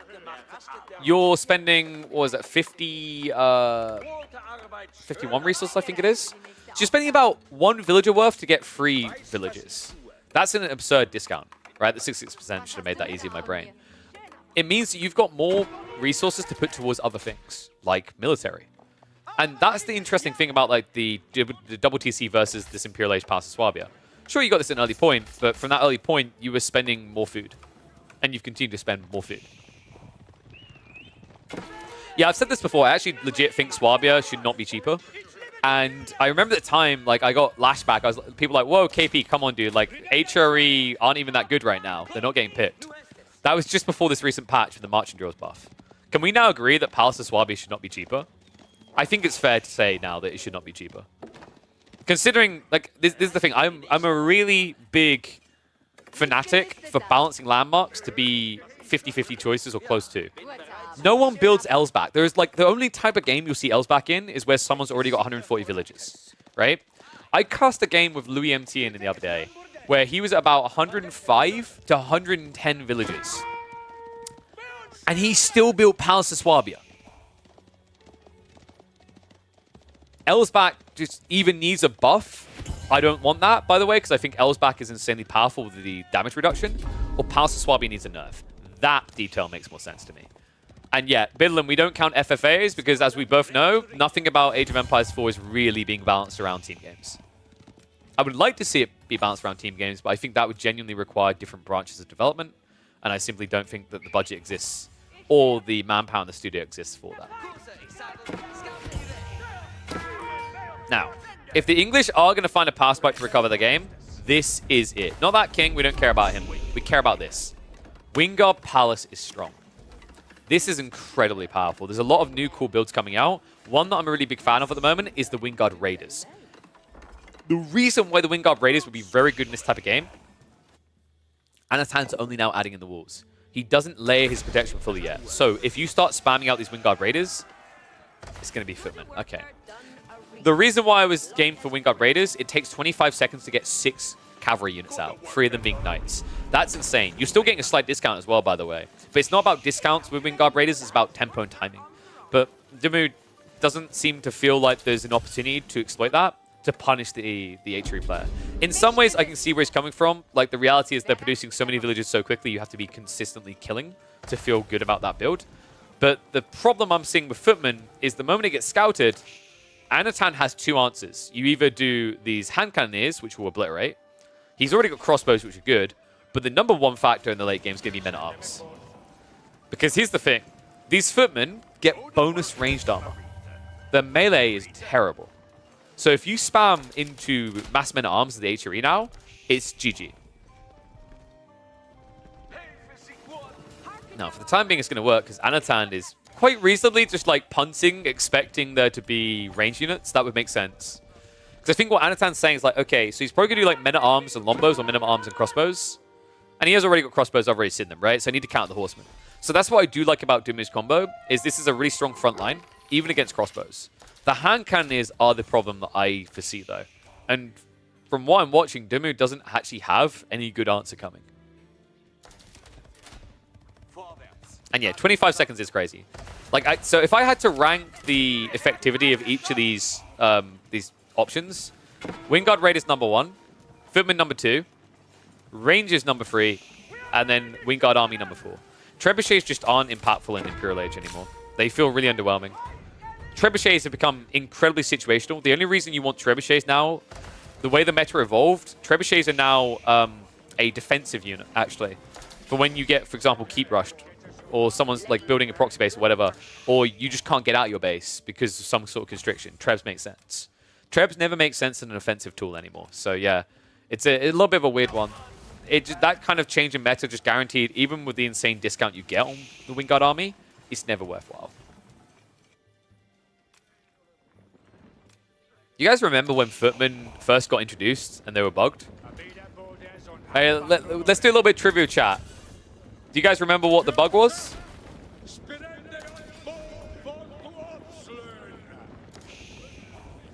Also, I just realized my name Pax his comment. 5% of people drinking energy drink get diabetes. 100% of people who drank water once will die sooner or later. Yep, an energy drink has water, so I'm gonna die sooner or later. Whoop, whoop. So, just to remind people, the Footmen, the bug they had when they first came out is they didn't take heavy bonus damage from heavy. So nothing could counter them other than hand cannons. It was brilliant. And here we go, Footman moving in. Now, these guys are incredibly tanky. If he waited for Elite Army Tactics, I actually don't think they could be broke here. But the problem is he didn't wait. The hand cannons and crossbows will start pushing this back. Aura is at least up, so Dumu's backline will be fine. But notice, this is the play to get rid of the Sacred Site win condition. Anatan has already ticked off almost 3 minutes of the timer. So Dumu, great move to take control of the map before that escalation of hand cannons gets a bit too big. One thing I do see that's problematic here is Anatan is kind of cheesing his opponent a bit, or cheesing his effect. He's just strategic playing well. These Footmen charge at 1.44, the crossbows move at 1.12. So there's a sweet spot for Anatan with the 1.24 movement speed and hand cannons where he can run and gun, and he can never be hit in return. Overextension now from Dimit. His eco is getting weaker. We've still got prelates out here. Love this from Anatan. He kind of had to do this, right? Like, this wasn't the greatest Arcan area to spread around. Now he can fix that, though, and the importance of doing that cannot be stated enough. By optimizing his Arcan, he can have less prelates overall. That means more population going into military. Now, funny thing is, these horsemen actually aren't bad against Footmen because of the fact that their armor is so low on melee. The range, once again, is the issue. It's actually impressive if you think about it, that these Footmen are reducing the damage they take from hand cannons by a third. At the end of the day, though, it is still gunpowder units, so you will die to them. And also, remember the reboom is quite limited for Dumu. These guys come out every 34 seconds, 6 of them. That's not bad, right? But like when you get into the hyper late game, and you're talking about ramping up production crazy, you're usually talking about like, what, 8 racks is producing a men-at-arms every 11 seconds. So the rate of production is just superior with that comp. But the quality of units is worse. So what we're really highlighting here is if Dumu can kind of maintain his population to a point that his army doesn't get wiped, his comp is really good. That's where Wingguard feels great, is whenever you are at a stage where you just need more, right? It's when you need quality in the numbers. However, if this starts turning into a mass meat grinder where Landsnet get added in, Mangonels get added in, army gets wiped left, right, and center, that's when Wingguard looks bad. Chem now on the way. Still surprised about no Elite Army Tactics, but I think after the Mangonels deal with the backline of Dimus, that's where we'll probably see Anatan try to add in men-at-arms. Another benefit of his comp right now, by going a Horseman, A, you get to raid like this, but B, it means you're spending less gold, and that means more gold can go into hand cannons. And all these techs that he still needs to get. It's a decent raid. Some good idle time, bunch of farmers getting killed off. That actually hurts Dimmu because remember, gold income isn't great here. He's relying on enclosures for that. In fact, if you look at the map, Dimmu, he has got the gold veins on the left side, but he hasn't dropped a strong defense. Expect that to change soon. He's got the 2.4k stone in the corner. I'd expect a keep drop maybe here. He might even try to just mirror stone walls.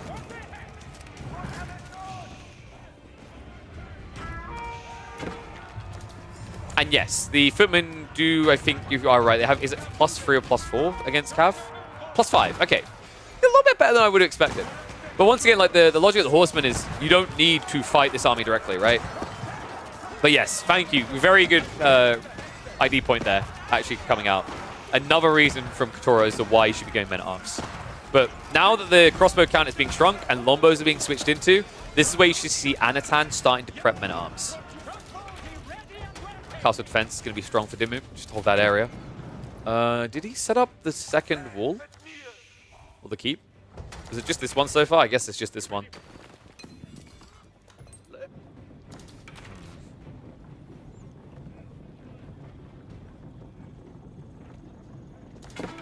Remember, both of these civs aren't exactly great at trading, by the way. So, I'd be very surprised if either of them resorts to it.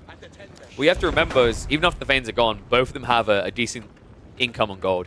Anatan should still be better with the 10 relics sufficient compared to the enclosures, but you know, if you want to put enough people on food, you can match that. If Dimmu goes up to like 65, 70 food workers, then all of a sudden enclosures does yield quite a lot of gold. Mangonels. Okay, maybe the back line instead? The Horsemen are going to commit. They're not going to last long against those axes, though. The Mangonels are making the difference. The hand cannoneers as well. It's going to be a flood over. Dimmu trying to go around the flank, but if you run past the hand cannoneers, you're just going to die. Oh, man. I mean, it's expensive on both sides, right? This wing guard's slow to replace. Hand cannoneers are going to hold on, though. Chemistry really did make the difference here. Now, the second wave of Horsemen are going to hit hard, because keep in mind, like, yes, you were correct. The Horsemen got countered by the Footmen, but there's none left. So all of a sudden, these Horsemen can easily start to flood through. In fact, Anatan truly believes in it. Q's up 40 more. Mangonels now just trying to crush the hopes of the keep. Bombard also moves in range, so it looks like the castle of Dimmu is going to be falling soon, unless he can recover this quickly. Springlers at least come out, but you know, realistically, although this is a hard defense to dive, I feel like long-term, this is going to be a hard defense for Dimmu to hold onto. Second Bombard now on the way. He can at least repair for a while, but I don't even know if it's worth it at this stage. The Stone Cross is going to add up quickly because of how many villages are repairing. Yeah, remember, they changed the formula, so if you have more than 3 villages repairing something, you spend more resources than is optimal. Bombard is at least going to have to pack up and move away, courtesy of the Shark Trigger Sprinklers coming.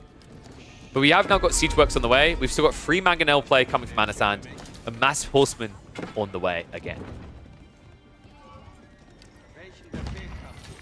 So to clarify for this tournament, who's playing and who's not, Marine Lord is definitely going to be playing. Beastie had to pull out. I believe Cat might have also had to have pulled out. I know Beastie said recently about his operation on Twitter. I don't know. Like, I'm speculation. I wouldn't be surprised if he's just resting up. It might just be a completely different reason, though. He won't be able to participate in Energy Slapfest, which is a shame. But look forward to seeing him in the next one. And wow, you're right. Dimmu never scoured that big gold. He's gonna lock out here, though. Wait, no, please don't just stonewall it. Oh, no. Oh, no. Come on, please. Good eyes, Katora. Well played, sir. He's gonna find it. That is a big boon for Dimmu. He needs it. With a lot of the desirable comp elements in late game, men-at-arms, crossbows, all these type of things, it's a lot of gold. That towards the keep. Hand cannon mangoes moving in. One shot from those mangoes could be big here. Sprills are being targeted upon. Hand cannon is diving for that. But the mangoes were already taken out. However, the keep is now down. It's an expensive engagement for Anatan, however. He loses most of his hand cannoneers. And finally, look at what is coming. It's the mass men-at-arms we were waiting for. This is the ace in the sleeve of Anatan. The men-at-arms are not something that gets counted here. You've got the elite army tactics on the way, heavy maces, two-handed weapons. Nothing's going to compare. Even these footmen are going to look pathetic compared to the men-at-arms. Great read, great time by Anatan. Waited until he cleared that crossbow mass. And you know, the problem actually here is Dimmu has found more gold, so he could go back to crossbows. I think Anatan thought that this was all the gold he had, and if he pushed him off this, the men-at-arms would win. But this does mean actually that Dimmu can still play the game. Funny thing is he's actually queuing up elite men-at-arms. I'm a little bit surprised by that, because I think that's the worst thing to build now that men-at-arms are coming to the picture. King's going to fall. Army is not holding for Dimmu. This game is getting grim. He has at least got production on his side, and in fairness, Anatan is taking a long time to arrive, but now, with the double keep drop on the Sacred Site, I think we can clearly see what Anatan have used his win condition as. The question mark is whether he can get it up in time, because that is greedy. He only brought 7 villagers. Oh my. I think Anatan misread his production queue here. Yeah, Trebs are hitting into this now. With the attack speed aura as well, so decent damage can be done there. Bombards have to stand their ground. Bombards are a pretty cool answer to these footmen, right? Like, you're not going to insta-kill them, but you can target them down one by one, and they're a limited unit. Second wave of hand cannons comes in with the front line. It looks like it is going to be enough. So Anatan, a heavily damaged keep for sure, but definitely one that's going up. How much is he draining on this gold? My oh my. 38 villages out here. A third of his economy is gathering that gold. So a lot of income for the time being, but it's kind of worrisome when you think about how much gold he's getting here and the fact that his number isn't still going into the thousands, right? That's not a good sign when you consider that on the other side of this, Anatan, he still has 4k gold to work with here. He's taken away the 4k you had in the center, and he's got 10 relics of gold trickle. Crazy position to be in. Love the TC behind this from Anatan. Really smart choice here. This is, I think, what makes another thing that makes HRE just kind of absurd compared to other civs in the late game, is that you can very efficiently repair castles to a degree that no other civ can. Right? I think, like, what civ can do this comparatively? I guess you could argue maybe the Japanese, right? They can Shogun a castle or TC and repair wood. That's the closest I can think of, though. And instead, HRE, they use E-repairs for castles, and then because of how cheap their emplacements are, they just use outposts as mini keeps. It's insane. Malians, that's a fair one. So, but like that's a one-off, right? Or Yepatos, that's a one-off. That's basically for the landmark we're talking about. Oh no! You mistake what I'm talking about. I'm talking about the fact you have to repair with stone. Right? HRE is the only civ that so easily and fluidly gets to dodge that issue. Stone is a very limited resource. Stone is the most limited resource in AoE4.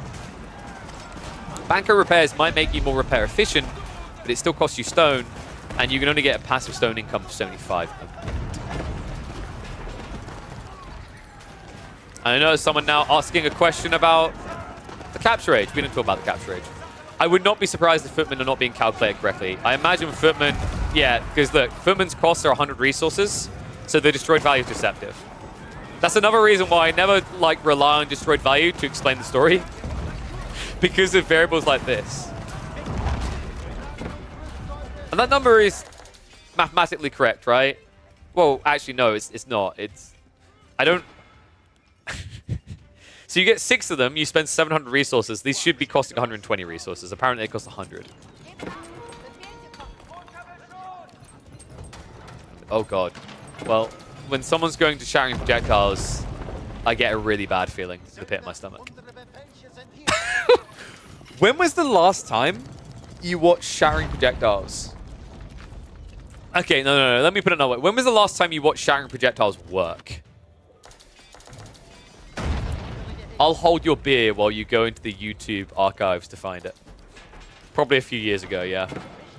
It's really not something that has been paying dividends recently. In fact, like, I feel like any game where I watch an English player have to resort to this, something is going wrong. I mean, now just trying to actually prep into the Raiders, into the Footman rather again. And he has actually got hand cannons on the way, so this isn't too bad. I think he needs to throw away some of these standard men arms to get more Footmen out, actually.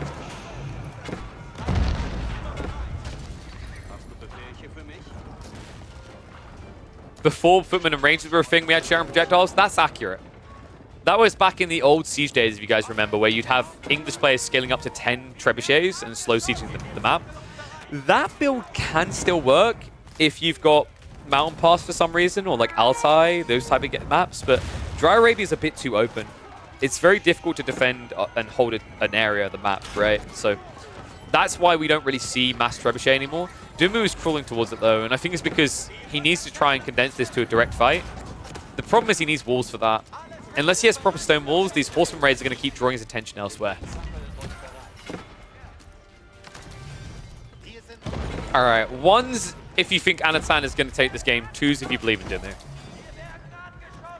Don't be one of those cheeky people that already knows the outcome as well. Like, if you looked at this game right now and you saw the state of things or the stats on the screen, who would you feel wins this?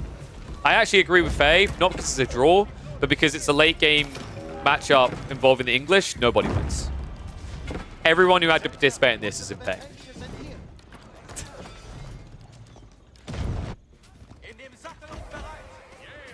Demu's getting pretty small in his economy as well. Is he reproducing? He is. He's trying to catch up. So this damage is starting to hurt. He's down to 90 eco. It allows him to get a bigger army for sure, but Anatan, if he starts adding in full production, that's the thing I think that's missing here. If he keeps ramping his troops out, like if he has 10 Raxes near this sacred site, he can just start flooding like crazy. He's got the income to allow for that as well. Flash is going to come in. Gatling gun speed activated for the English. Oh.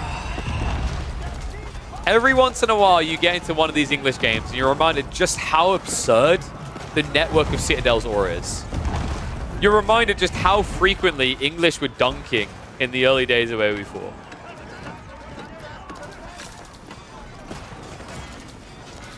Someone highlighting Dumu's gold veins. He is out of gold now.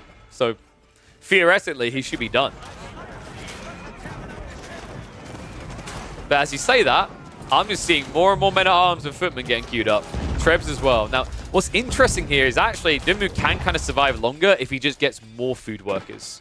If he shifts his economy to be maybe 20 on wood and the rest on farms, enclosures will give you a pretty good gold trickle.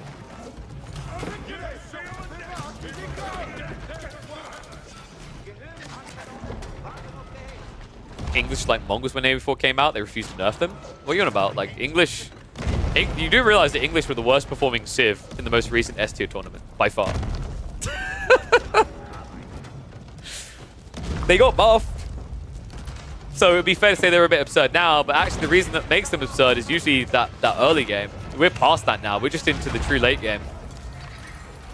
Like, the funny thing is, like, people say that English, like, OP. I mean, yeah, the king build, but the logic of longbows, I'd rather have Byzantines any day of the week for that.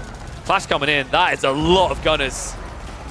So here's the problem about these static fights. These favor the English because for HRE, the hand cannon advantage is in movement speed. Movement speed doesn't matter if you're just standing there and shooting, right? Like, the only way that I feel like English don't like these static fights is against Roos with Streltsy.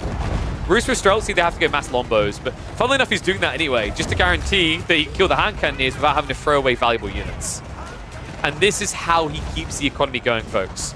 Gold for the men-at-arms, wood for the longbows. However, you may be noticing that Dumu's tree lines are starting to go the way of his magnificent bald head. There's not much left of them there. He's trimming it all the way down. And once they're gone, once we have balded the map, that's when I worry for him, because that's when these expensive longbows are no longer sustainable.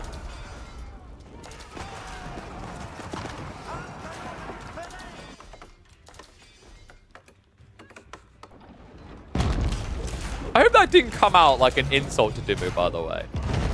I think he rocked bald very well, was my point. I don't know if I could do bald.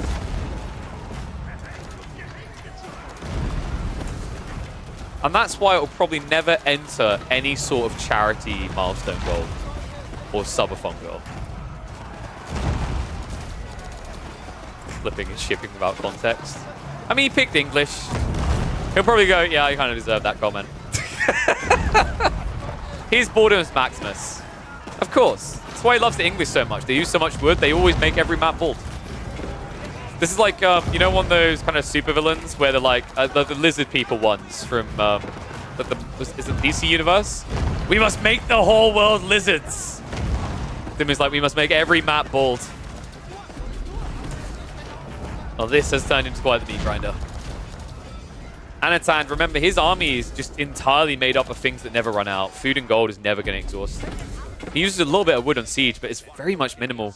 And you can see the difference here, right? Anatan's still trying to keep, not full head of hair, but he's gone for the Friar Tuck look, right? He's taken a little bit off the top, but he's still got the flanks.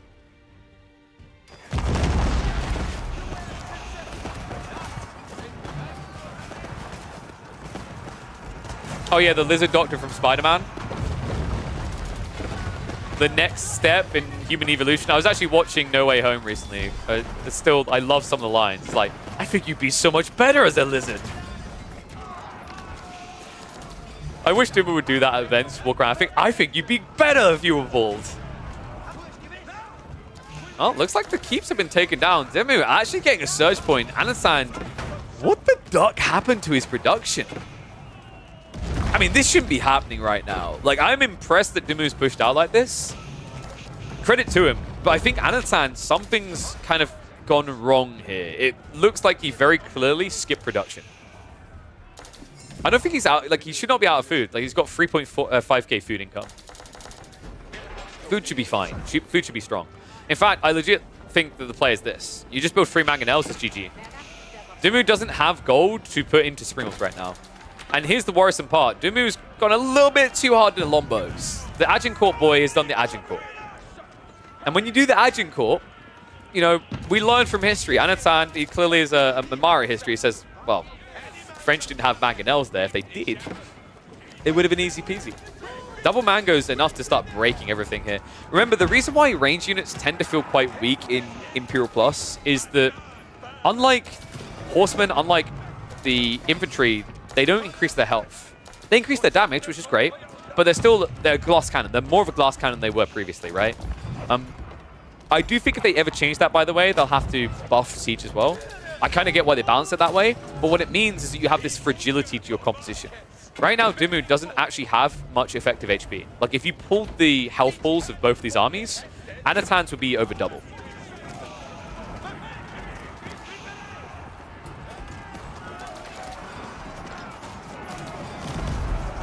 That's coming in. We're back up on the men-at-arms count now. And immediately, the Culverin's going for a Trev snipe. The men-at-arms and the footmen are not going to be quick enough at taking out these Culverins. But Siege Works 264 HP is simply too much. And these men-at-arms are simply too tanky. 8 ranged armor, 216 HP, and you are trying to shoot them in the face for a mere 14 damage. This is difficult to break. So Dumu will have to back up. I think Anatan needs to slow down. I don't like it when people lead their men-at-arms line too far forward like this. The Culverins and Mangonels can stop any return fire. You just need to be careful about your pacing. A lot of Trebs just died there. Only one left over is problematic, and Dumu now is trying to replace them by going for Wingguard armies. I genuinely think if Anatan just drops like 5 Ford Raxus here, the dynamic of these games changes, right? Like, he's got marching drills. I think that's usually what makes H3 players feel good about this. But you are trying to just kind of headbutt your way through the map. I think this is a perfect example of what I've highlighted before about maps with less wood are better. And this is why I kind of roll my eyes when everyone says that Dry Arabia is the best competitive map. It is definitely the most balanced any civ being picked. But when you get to this late game, it becomes a race for wood. More often than not. And when you think about just how much wood is spread out across this map, it is quite a lot. I would be curious to see how Dry Arabia would function if they took away one of the big wood lines and replaced it with one of the small wood lines in its place. Anatan actually was not making proxy. Good eyes there. He's actually making outposts. Oh my god. No, again, really. Really. Like 12 years later. And then it goes to the British voice, right? So long that they had to change the narrator with a new person. And it is still not dead. This is so much idle time. That's almost a third of Dumu's eco trying to burn down this outpost. I just find it adorable that Anatan's like, what if he's trading? Funnily enough, he is. The timing is actually perfect for this. Unfortunately, Anatan isn't going to realize it because the outpost is being taken out. He might still send more troops down here, right? Like, realistically, why would Dumu invest this many villagers to kill an outpost unless he needed this trade burst? And we are now going to see the keep reaction to try and secure the area. That's going to be annoying for Anatan to try and contest, but Anatan might have a golden breakthrough in the center. Look at the count. It's 3 Mangonels. He's queued up 5 more. If he plays hand cannoneers with a thin line of men-at-arms and mass Mangonels, everything that Dumu's doing gets countered.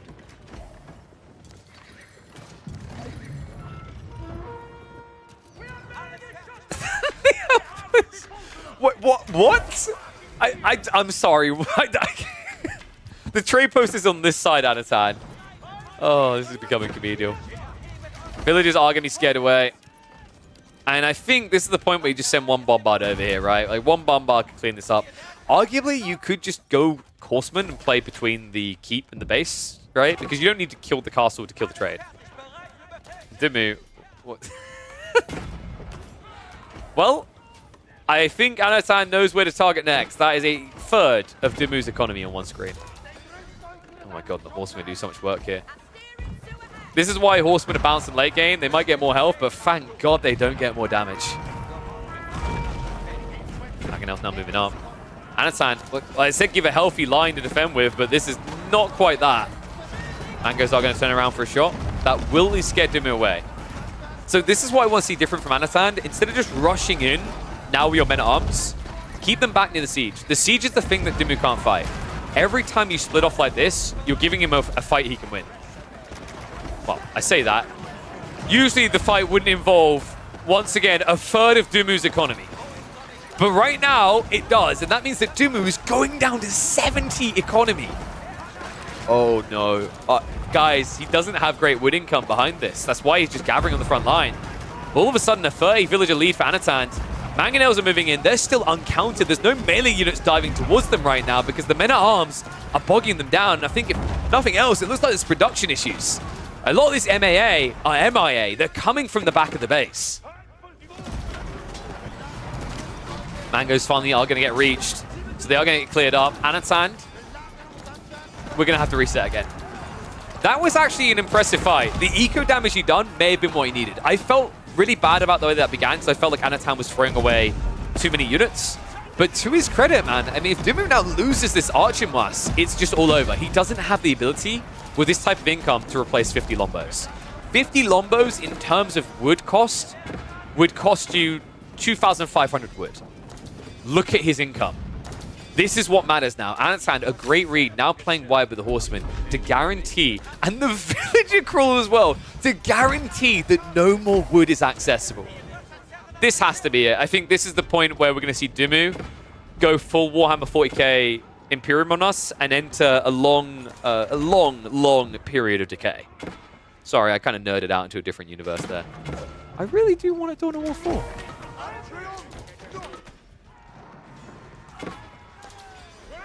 Well played by Anatan though, man. I do think the men-at-arms spam could have maybe came a little bit sooner. I do think there was probably a slower, more reliable way to dent this base. But you have to remember, like, one big detail in Anatan's mind was probably this gold vein over here that Dimu didn't realize he had for a while. Anatan might have suspected he had it, and that's why he didn't want to take a slower approach.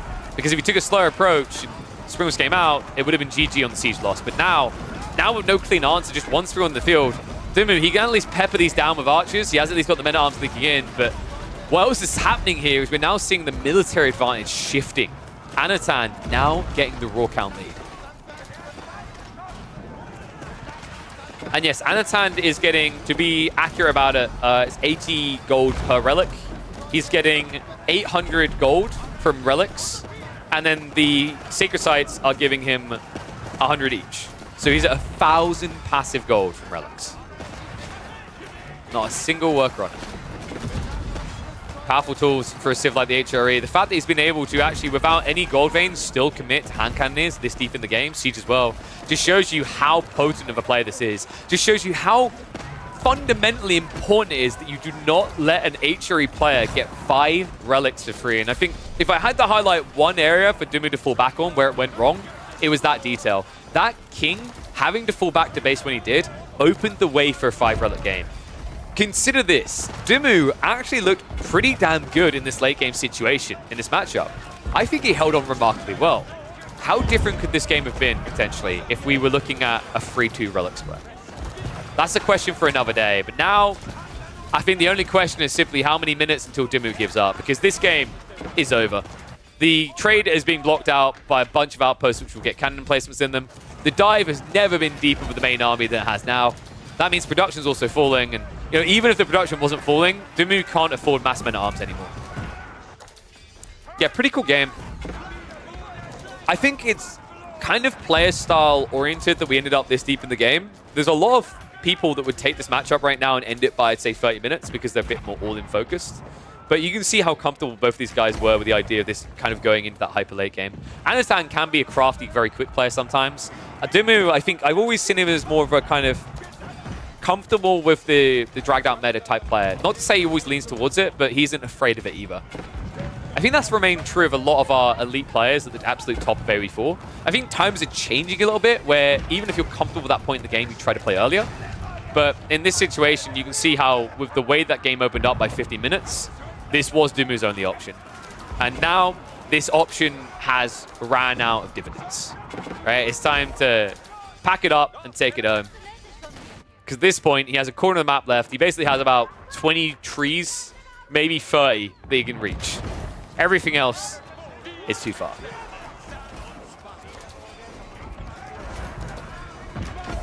Interesting point from Faye. Dumu usually stonewalls. He didn't this game. It kind of hurts. Yeah, I agree. Like, I think part of it might have been that he saw Anatan on these walls. He's like, okay, I don't really need them as much. Like, you know, like he can't come through many positions there. I know it's a weird thought process, but it's kind of weird how your brain can work in these type of games. I think also the other issue is everything was kind of invested in this forward push. I think he was more fixated on this idea of static emplacements. Like, for example, he got the outpost with the cannons. He got the keeps in the center, right? But the problem is when you're up against Imperial Age Horsemen, 1 or 2 outposts with cannons doesn't change anything. A keep doesn't change anything. They'll just run past it. So yeah, a fair point. I think also in Dumu's mind, he didn't ever want this game to reach a point where he needed trade. So these outposts on the crawl shouldn't have mattered, but this is just the nature of late game and how messy it can get. And Anatan, just to guarantee that there is no recovery mechanism left for Dumu. Because you never know. He says, oh, Dumu, you didn't warn this game? Let me do that for you as well, buddy.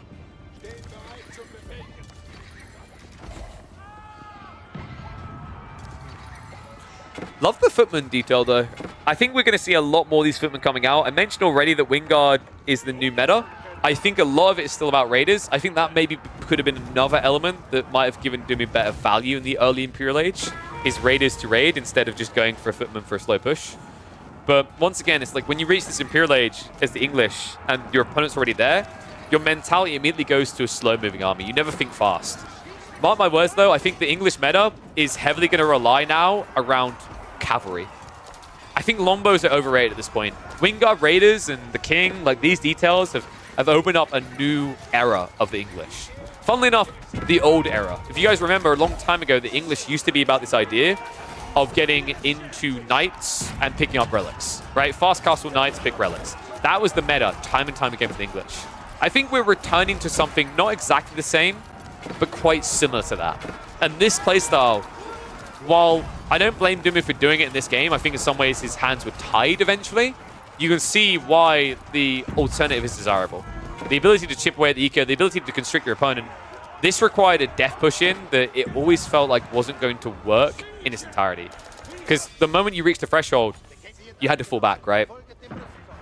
It's always a big challenge. If you haven't got a good enough army to just outmatch your opponent, you have this big issue on getting the reinforcing wave in.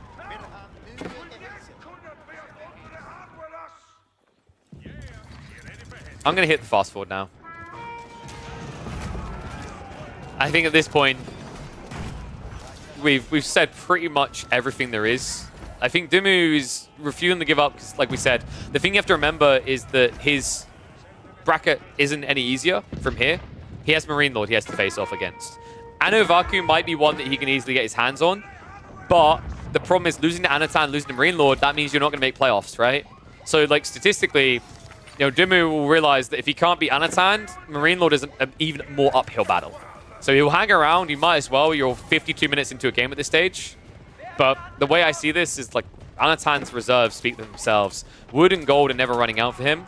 Dumu is now running out of both of those things. Food is great, sure, but what do you do with that food? If you are only spamming men-at-arms, is that the only thing you can do, then you're going to lose to mass men-at-arms on the other side. It's just a quality difference.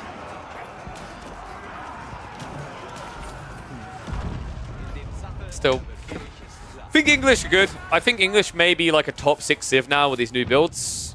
To me, if I had to look at a strategic layer instead of a tactical layer on the entire series, I wonder, you know, if Dumu could go back, would he have went for the Marlians pick? Did he feel like the Marlians pick was a necessity? Because to me, when I'm seeing Marlians now and English on the same side of a draft, I think people are living in an old era. These new Abbey of Kings builds, the diversity they're building into, I think means that although Marlians traditionally do counter English, there are now ways out that don't rely on you just block picking.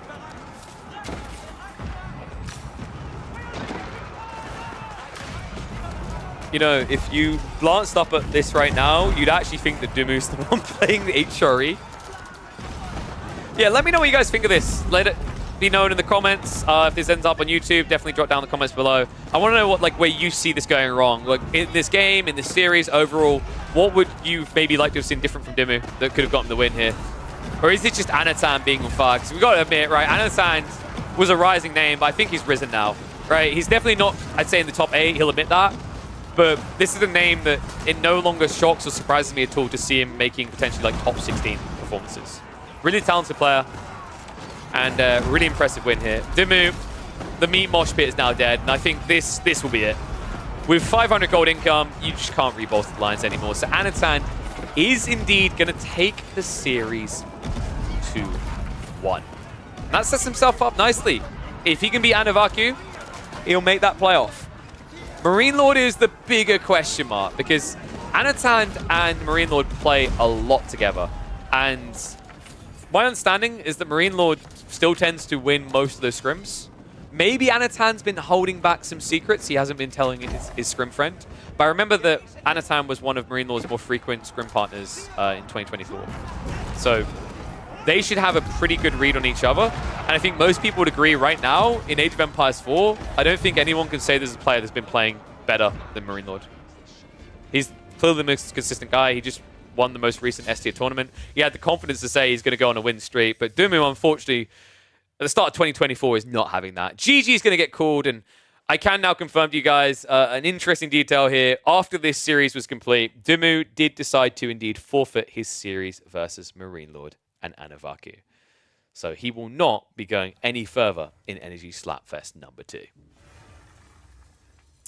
All right, there we go. So, yeah, I don't blame him for that, by the way. Yeah, it makes a lot of sense in that situation. Because realistically, like I said, Marine Lord is not going to be any easier. And I imagine Dumu's like, you know, at that point, screw it. I'd rather just go off a little bit earlier, spend some time with the family. But I noticed we've got a lot of people tuning in. So hello to everyone getting online, getting ready for the games. We should have the brackets now locking in. The game should now be lined up, I'm hoping, so that we know who is playing when. So what I'm going to do is we'll put on the music as we prep here. And we will get ready for the draft. So Louis MT versus GUA's draft is already up. I'm looking at for the first round options. Louis MT and GUA could be an interesting one. There's also Poppy Paw versus Numadong, I think might be happening first round. I'll have to double check that. There's like B versus Kiljadi. There's Wham versus Kiljadi. There's going to be Anatan versus Marine Lord. All those series are not going to be being cast on the Crackedy Matisse channel, so we will keep an eye out for those ones here. Is background from SVC Chaos? I don't think so. I think it was just like a generically painted background. In fact, you know what? We should probably get back to our home at some point. Day since last fall. I don't know what you guys... In honor of Voldemort, we've left it up. In fairness, the last game he played, he did win. So, you know, it's not too bad. This is one of my memes now. I mean, in fairness, like, dude, like, I've been cheering for Voldemort to get a win, and then I just get like, I just get a message like, I could beat you up on LAN. I'm like, bro, okay, here we go, here we are. So, let me keep an eye on this. Because the one that I'm seeing be draft right now is Louis MT versus GUA. But remember, people have got 2 or 3 minutes to wind up and get started, so... What I'm going to do, we'll keep an eye on here. I'll show you guys what I can see, so you can see it as well. Not that. We are looking at, let me open the browser. So I'm keeping an eye right now on this to see our options, because for some reason, this has not been updated at all. At all. I was given a sketch, but the sketch is scuffed. It only tracks the results. Nowhere, like the bracket doesn't tell you either, which is weird. Really weird. Wait, does it? Maybe it does now? It didn't earlier. No, it doesn't. All right, so we're keeping an eye on this to decide what we're going to be able to cast straight away. So we'll give it... We're not missing anything here. We're going to keep an eye on this draft, but like even when they've drafted, it'll be 5 minutes until they start their game. So if you guys want to get something to eat, something to drink, now is absolutely the perfect time to do so. In fact, what I'll do as well is I'll run 90 seconds of ads right now, so that by the time we're getting the first game, at least, the first and second game, you guys shouldn't have to worry about ads, is my goal. So I'm going to run that now. Also, you know, you shouldn't have to worry about ads, because I'm looking in chat, and clearly, like, I know you're all subscribed. You've got to be. Because we're going to probably be live for... We're already live now 2 hours. I'm anticipating probably at least 6 to 7 more hours of gameplay, and we might come live tomorrow depending on how many games there are left to cast. If not, I'll be live Monday casting all the games that didn't get cast. So what I'm saying is, subscribe, because it's an absolute bargain. Is there a free way to do that? Do you know what? There is a free way. I mentioned subscribing, Faye. But I hear there's this thing called Prime? Amazon Prime equal Twitch Prime. Free sub. There you go. For those people watching an ad now. That's right. If you've got Amazon Prime, you've got Twitch Prime, right? And if you want to feel like an Optimus Prime because you've beaten the ads, that's how you do it. Subscribe. Boom. So, we haven't got a new one starting yet. Wait, is the Woman Cup today? Why? Okay. So guys, we're a small scene. We should be able to communicate between us. So that we don't overlap the tournaments. You'd hope. Oh no, I don't think Woman Cup's playoffs are right now, are they? Should we quickly check that? I think that's later.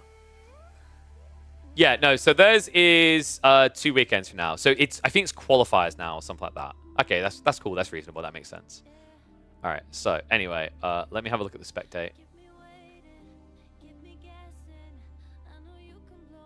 How are they the only two drafting right now?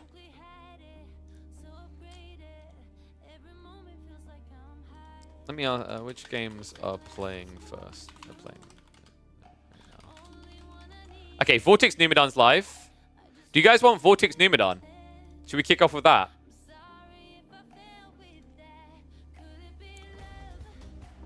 That was one of the ones I was keeping an eye out for. So Vortex versus Numidan could be a spicy meatball to sink our teeth into. Yeah, I think we do Vortex versus Numidan.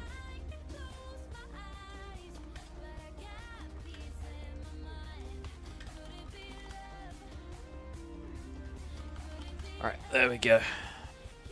So. Because, yeah, the other one was Zertin versus... I think that's Zertin versus... probably Louis?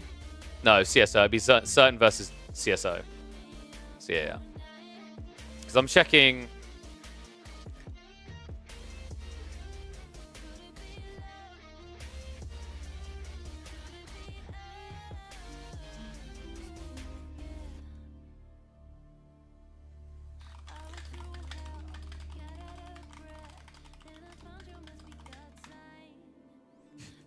I asked what the schedule is. They told me the schedule of their channel again. Bless them. And I'm like, no. Do we have a full schedule of this?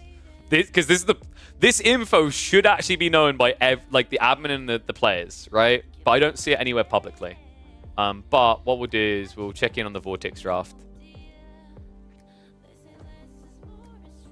B versus Wham. Wait, are they all being played at the same time? No, they wouldn't. No, they mathematically can't be. Yeah, so we are going to go for Vortex versus Numidan. Let me get that ready. So we've got the map draft, and then we've got... So Dry Arabia, Frisian Marshes, and Gorge. Ooh, dude, Frisian always makes this spicy.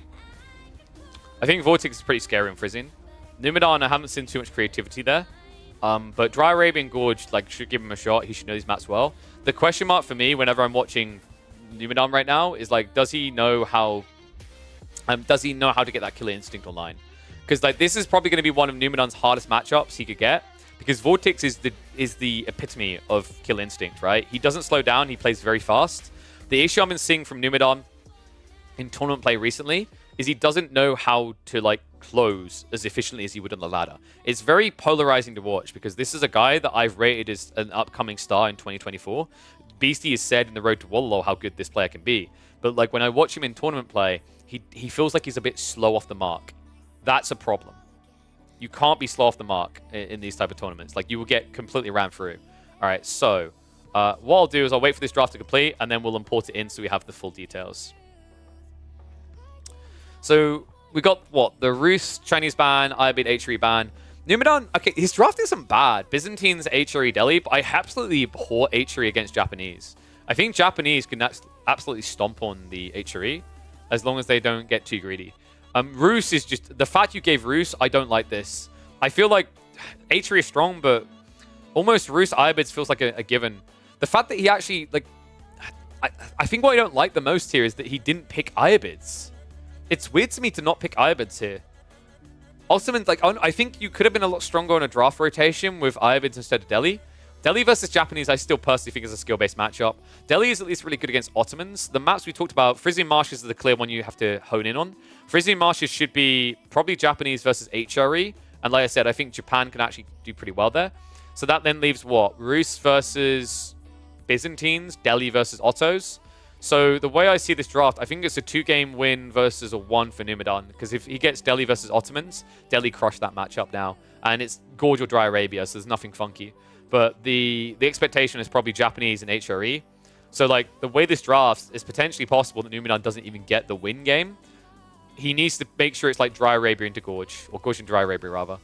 But we will see, because I believe now that they've completed the draft, I can import that and we can go to the nice scene, so that it's not just my stupid face. So let's have a look. Boom, there we go. All right. I bet it's more like Ayobaz. Whoa! Yeah, if you go Trade Wing. Whoa! I mean, I'm right, and you know I'm right. So, let me see. They haven't got into game yet. I can show you that they haven't got into game yet because we're watching Vortex right here. So, we've got a few minutes to talk through. Reminder to people who had the ads running, you're like, I didn't hear everything KP said. Go get your parents' details for the Amazon login. They've all got Amazon Prime. Let's be totally real. Most households have it. Take the Amazon Prime, connect it to your Twitch account. You now have a free Prime sub to give. Use it here. Then those ads can't get you. But yeah, so Gorge opener. I actually think Numidan is one of these two. He could get spiked. Dude, that would be incredibly spicy. If he anticipates, what, a Ruse pick? No, I think this is Otto's. If we're on Gorge to open, I think Vortex is probably going Ottos. So Numidan should know that. Genuinely, either of these should work really well. I think Byzantines can actually beat Ottomans quite easily. But Delhi's the safe check, right? And then you've got Byzantines for Dry Arabia. Let me check. Because they should have confirmed their picks.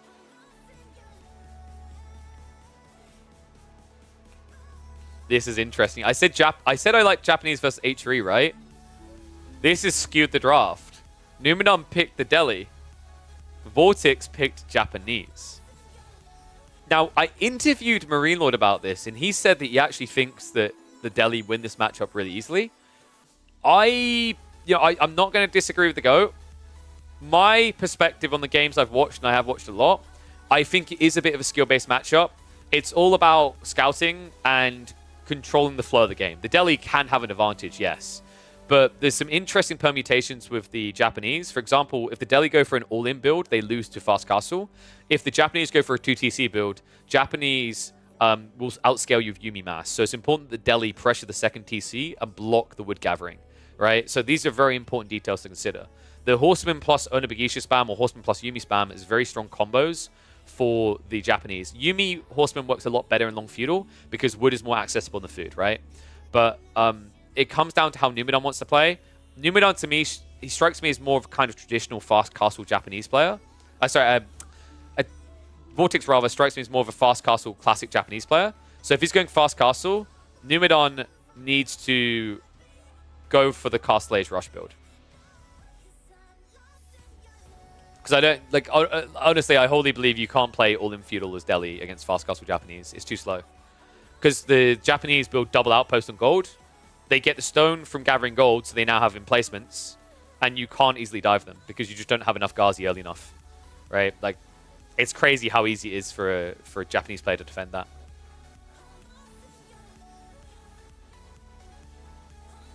This is the thing. I know straight away people just heard me say that, like, wait, but Vortex is very much a kind of hardcore plays all-in type player, right? Yes. But all-in doesn't always mean feudal age. All-in means reaching your aggro peak and then not stopping. And for the Japanese, the aggro peak is still Castle Age. So you reach Castle Age, and then he just doesn't stop. That's what I'm expecting in this game. Try Proxy rather, Bazaar Wing, and insta lose when I don't get units. For God's sake, Faye. Get out of my games. I still need to see that Scouts Hippodrome build. You're going to have to do another one. I think it's going to be too late for us to catch it.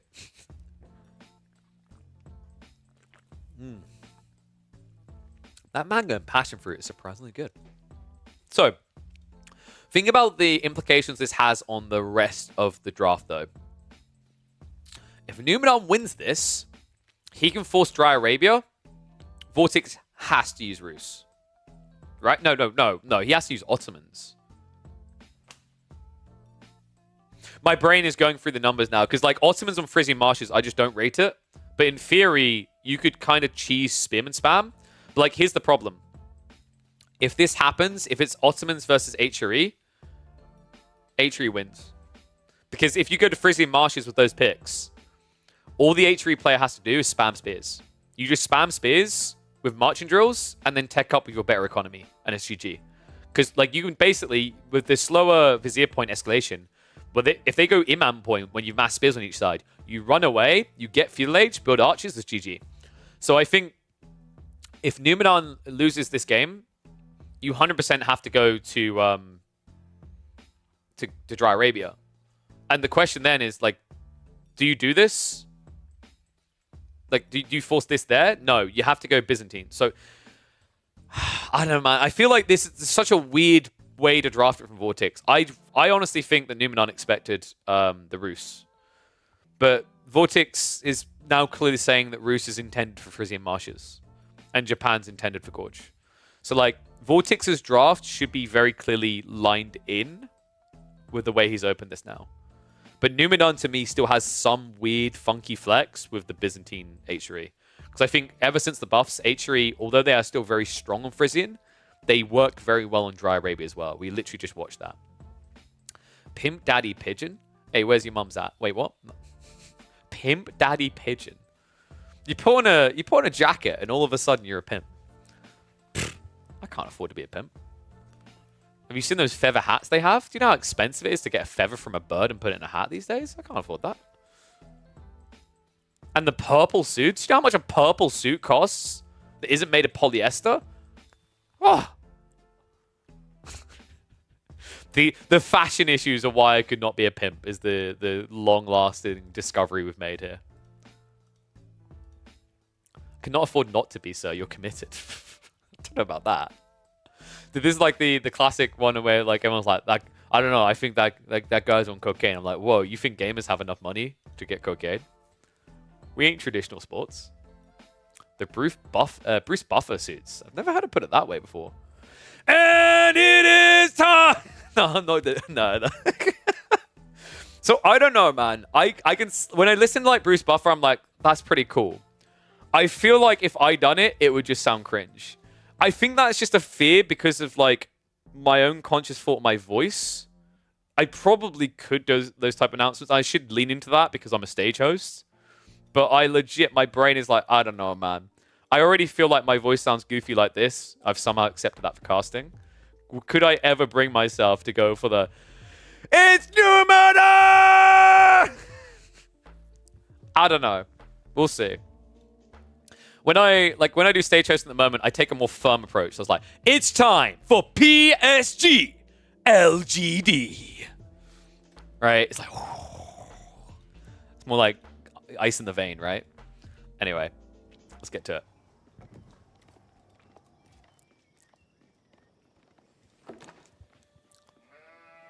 All right, it's time for Vortex versus Numenor. Game 1. Gorge. Okay, we tried a few different things there. Curiously, actually, like you guys can vote for it. I don't care. I'll do intros. What kind of style intro should we be doing for videos? Do you want that epic walk-in? Because we've got an epic matchup here. Vortex versus Numenor. A spicy draft between these two, but it's going to kick off on Gorge. The Japanese up against the Delhi. Now, the interesting thing about this matchup, I genuinely believe that this is a skill-based matchup. I think that either Civ can take the win. But we recently talked to Marine Lord after he won the S tier tournament, and he said that he felt that it was a clear-cut and dry Delhi win. I'm not entirely convinced. I think there's some interesting permutations, and that also requires perfect execution by the Delhi to close. My question mark is whether Numenor is going to try for that type of build, the all-imperfect feudal type approach, or if we're looking at some spicy fast castles, because before that most recent S tier tournament, there was a lot of experimentation on the ladder to try and solve the Japanese issue, as it's being called. Nope, we're not talking about the fact that the average age in Japan is the highest in the world, or the fact they don't have enough room for everyone to live in, or their currency. We're talking about how the hell did the Delhi beat them?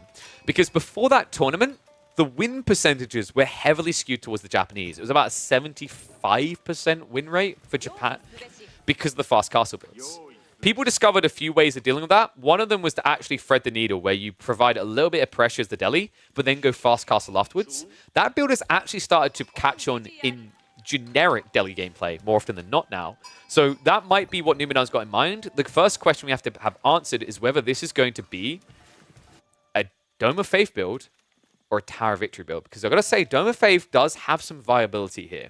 If you're going for that clean fast castle, you don't want to overcommit, you only want to add a few Ghazis in Feudal Age, then it actually makes a lot of sense because of how much more powerful it makes your Castle Age timing. It does, however, sacrifice your infantry efficiency. That, to me, isn't the biggest of deals in this matchup. It sucks that your crossbowmen won't be better, sure, but realistically, against the Japanese, playing infantry feels like it's a loser anyway because of the fact that most Japanese players will open mounted cav and then head into Onobugisha Samurai, right? And if you find yourself in a melee mosh pit with Samurai, you're going to lose. If you find yourself relying on crossbows against Masa Onobugisha, you're going to lose. So it looks like it is going to be the Tower of Victory build, which means I think we are leaning into this idea of a feudal all-in for Numidan. And that might be difficult, because one of the big problems you have with this fast castle build from the Japanese is that if they just slap 1 or 2 outposts up, you don't have enough Ghazi to dive the gold before they can tech up. And with a gold spawn like this, that is going to remain wholly true. But oh my god, dude, it's so much worse than that. He got a jackpot spawn. Not only is it retracted gold, but he got both of his berries here. Well, this is very bad for the Delhi, is the simplest way to put it. This is actually one of the most brutally one-sided spawns I've seen the Japanese get in their favor. Even on a map like Gorge. So Numidan isn't going to have an easy solution to this. He does know about it. He has scoured that area. It's going to be very obvious where he is. Sheep Hall is also a jackpot. 15 sheep compared to Numidan only having 13. And remember, he went on the berries first. So he hasn't clubbed sheep. Meanwhile, Vortex, he's still got some people who are eating sheep before Tawada came in. So this is a really good start to the game for the Japanese. I can't believe this, man. Kuro Storehouse on the backside just makes sense. You want to keep your farm safe here. I see this a lot. Like, this is just a given on a map like Gorge. It also ensures that you immediately have a very efficient wood line. The cool thing about the way Gorge spawns, quite frequently, I don't think I've actually seen a game where you can't slot a Kuro Storehouse here. And that means that you have great breadth against the initial tree line. So you're going to be very wood efficient in the early phases. Now, let's look at the upsides for Numidan. This is a balanced spawn on the sacred sites. He hasn't got one of those staggered spawns, because you might remember, guys, like 30% of the time you get a sacred site here and one down here. That makes it a lot harder for you to capture all 3 to win the game. So Numidan does still have that timing. The problem is, when you're seeing Vortex move 5 villages out into gold, and only 3 on the wood, it's starting to look more and more like we're heading for a fast castle build. This should be the wood gathering to just get the essential outpost up.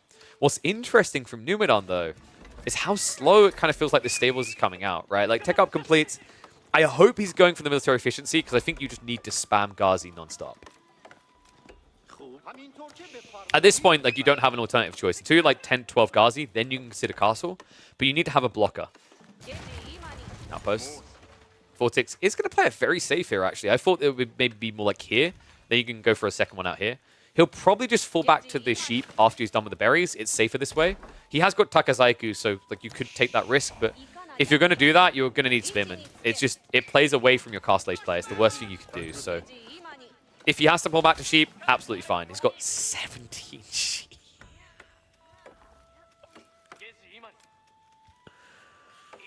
The irony is, I'm pretty sure Spain isn't really known for their sheep population, right? This is crazy. And remember, for the Japanese, the reason this fast castle build is so clean, efficient, and long-lasting is because of the Kuro Storehouse. Every 45 seconds, or 50 seconds rather, he's just adding in a free farm, and then moving 1 less villager off of sheep and onto a permanent food source. Just means that you have this smoothest transition imaginable. I can't think of a Civ that has a smoother transition. Outpost goes up. First Ghazi has to walk away. Doesn't get a single kill. And now with Arislit's in the way, second outpost on the way, there's no doubt in my mind, Numidan, this Ghazi comp doesn't work. This is the tried and failed comp of the Delhi. This is the exact comp that I watched time and time again as Japanese players tore the Delhi ones new ones. By new ones, I mean holes. They were riddled with them. And they're going to be riddled with them soon. Not because Onimusha coming out and FaZe doing cartwheels, because Mounted Samurai are going to be on the way. And this Spearman solution from Numadon ain't great. The issue with Spearman against Mount Samurai is the clump. If you don't have more Spearmen than there are Mount Samurai, you do no damage. Because what happens is at the start of the fight, you brace, and what happens with a brace, remember, is it stuns both targets at first while doing an instance of damage. That instance of damage gets deflected by the Mount Samurai. They don't take a sliver of it. And then, if you're outnumbered, which you very often can find yourself being outnumbered against the Mount Samurai Yorishiro play, you just die in an instant. It's a grim way to try and hold this. I think actually, like, the archery range is a little bit perplexing to me. Double racks would have made more sense here. Because let's be real, if Vortex has to tech Castle Age to build Masumi, you're going to have time to react. You already have Ghazi. But adding an archery ranges already, I mean, what for, right? Like, Vortex shouldn't be building spears here.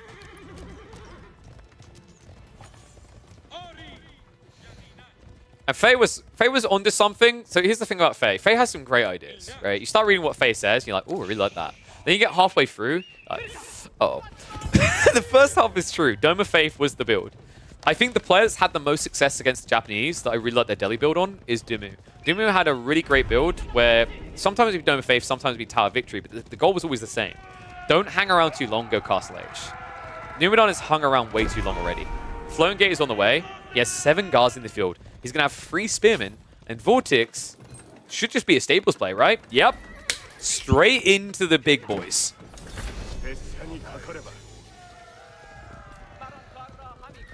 And this game officially just got 10 times harder for Numadon. Sacred Sites are about to be locked in, but you now see exactly why the Japanese are to be feared if you're a Delhi main. You should already fear most civs, because if you're a Delhi main, you long for the days that you can use elephants, and that's just not happening against any civ. But against this civ in particular, the bigger issue is by the time you get 3 Sacred Sites, they've already got Castle Age units coming out. They just give you gold to immediately peel it away. And what worries me still is, you know, the fact that he's added in this many Spearmen, this many archers, he's adding in additional spears. I hope he's going to slow this down and just go castle, because I think it's your only one recovery arc.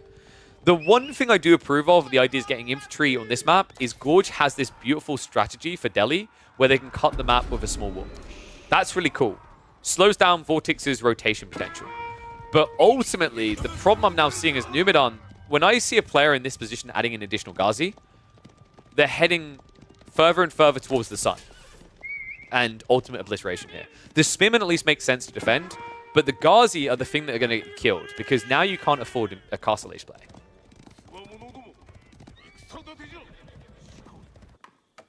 Vortex. Just going to keep the Samurai coming. Second Yorishiro is coming out soon. He's a TC boy. I've seen this quite frequently from Vortex. I personally am not crazy about the TC drop Yorishiro, because in the event that you don't win the game quickly, it's a permanently wasted Yorishiro, right? Because like if you built it on a second TC and you're eventually popped, you could, I'm not going to say you're going to do it, but you could delete the TC to get Yorishiro back. You can't do that when you drop it in the primary. So yeah, I'm always a little bit awkward about the idea of a Yorishiro TC drop. Mount Samurai just going to ignore the army. I love the fact that he's not contesting the Sacred Sites right now. He's going to try to sneak in, right? But like realistically, that isn't your #1 goal. If you start chipping Eco away from Numadon, you know he's going to be going for a tech up. Like he has to be. We already highlighted this. The crazy part is Numadon, if he didn't add in those extra Ghazi, he'd already be on his way. Instead, he's still going to have to look for a tech up when the Mountain Samurai are arriving in his base. One's going to peel off. No textiles either is problematic. That means you could end up losing quite a few villagers here. One Spearman's not going to be a great defense. Remember what I said. If you're outnumbered here, you just die. You don't do any damage due to deflective armor. Ghazi at least going to raid in, though. Good trade there. Numadon strikes a few down. So 3 worker kills. Rest are going to have to run for safety. Vortex is going to get pinched here. And problems are the fact that he left no one at home to defend. First Mount Samurai to defend is going to come out. And that actually should be enough to scare the Ghazi away. Meanwhile, on the other side, no additional eco kills. Well played. I'm actually impressed by Numadon. That was good. Looks like the exit is going to find some kills, though, Vortex. Beautiful split. The Spearmen are chasing after one group, comes in with the secondary. And Textiles is at least finally in, so Numenon will take some lofty losses, but he's at least kept the eco even up to this point. However, we are now talking about a big miss macro. Too much gold, not enough food. Vortex, now with the pressure of the Ghazi relieved, if he just leaves 1 or 2 of these Mounted Samurai at home, these guys can't do anything. They'll die too quick.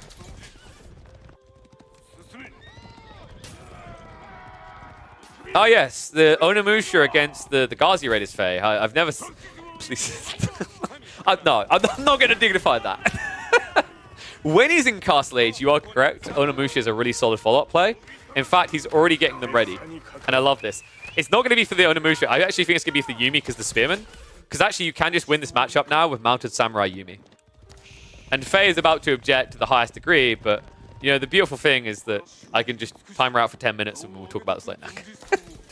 I actually think Yumi could be quite good here. If you see armored units, sure, it's Onimusha no-brainer, but right now you just see mass spears and archers. Yumi is the perfect way of dealing with that. And then Mounted Samurai wins you the game. So, like, you have to envision Yumi is more of a support unit here than the main protagonist.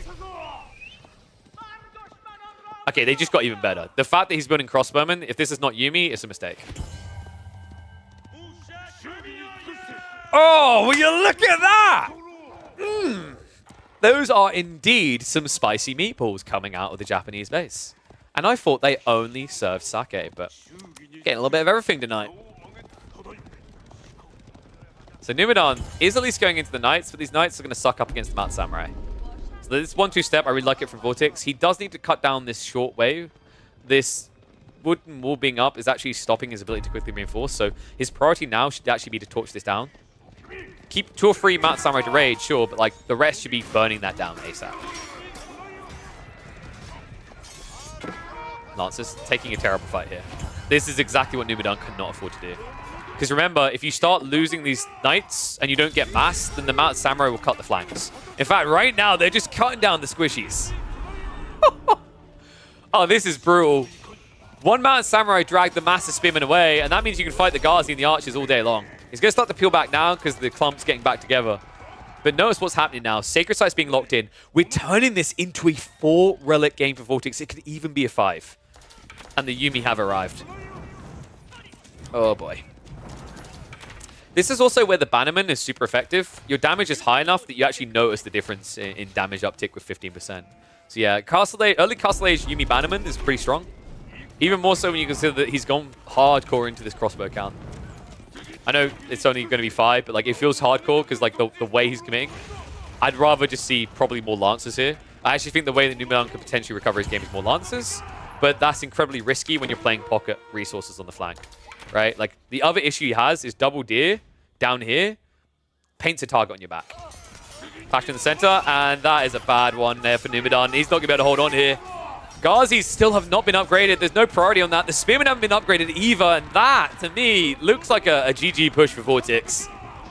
Clean execution and a pristine, very clear example of why the Japanese are so favored against this atypical Delhi play. This dive-in, even in the base of Numenon, is one he simply can't win. And that means as we go deeper in this draft, we already highlighted the issues that you now encounter. Vortex on match point is going to have the most dominant pick at his disposal in competitive play, the Rus. He has the Ottomans as a backup, but I don't think it's going to go that far. Rus should be able to win game number 2 unless Numenon can pull off a miracle. Especially if it's Dry Arabia, even if it's Frisian Marshes. But we're going to find out shortly, folks. GG gets called. Vortex takes the first in this best of 3. Woo. Spicy meatballs. All right, so let's get draft game number 2 ready. Let's mark that off. So we just had the... Wait, why is it showing... Did I not update the draft? Give me a sec. Let me drag that draft. I thought I had. Oh, I had. It's because, okay, this thing does this weird thing where once you've manually typed in names, it won't automatically update anymore. I need to talk to Cal about that because it's a bit weird. So, Rus has been picked. Byzantines most definitely hasn't. The Delhi have, though. All of a sudden, this is a situation where if Numenon wants to get back in the game, I legit think that he... I think Roos can be beaten by HRE. It's kind of tough, but like I think you go Frizzy Marshes. If you're Numadon, I genuinely think you go Frizzy Marshes.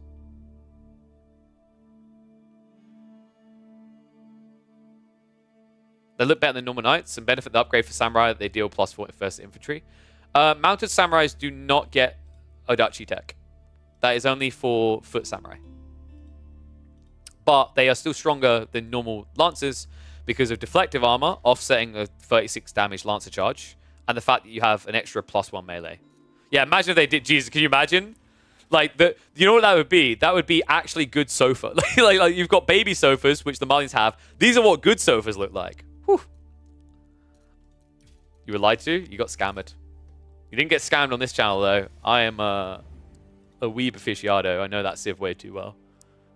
I can definitely guarantee you they did not get Odachi tech. It would be quite broken if they did. Good lord. Could you imagine? All right, so let's see. How are we looking on game 2? Oh god, it's HRE versus Ottos on Frisian Marshes. Yeah, okay, so we were just highlighting this, right? The idea that... Okay, why... I don't know why my game capture's bugged on that screen. Is the other one okay? Yeah, that is very weird. One of them doesn't work, the other one does. But they're both the same game capture. It literally makes no sense. Anyway, this to me is Vortex baiting out the strong pick to then get almost a default win in game 3. Roos is really hard to beat for most civs. Roos versus Byzantines, I actually think it's pretty cut and dry. You just play 2 TC and go fast castle. And then you're playing like knights into Varangian spam. Yo, what's up, Pokebras? Shots, shots, shots. There are no shots here. Wrong stream, mate. We've done that already. I will enjoy this energy drink, though. I'm impressed. Mango and passion fruit, man. That's really good. All right. Let me get predictions ready.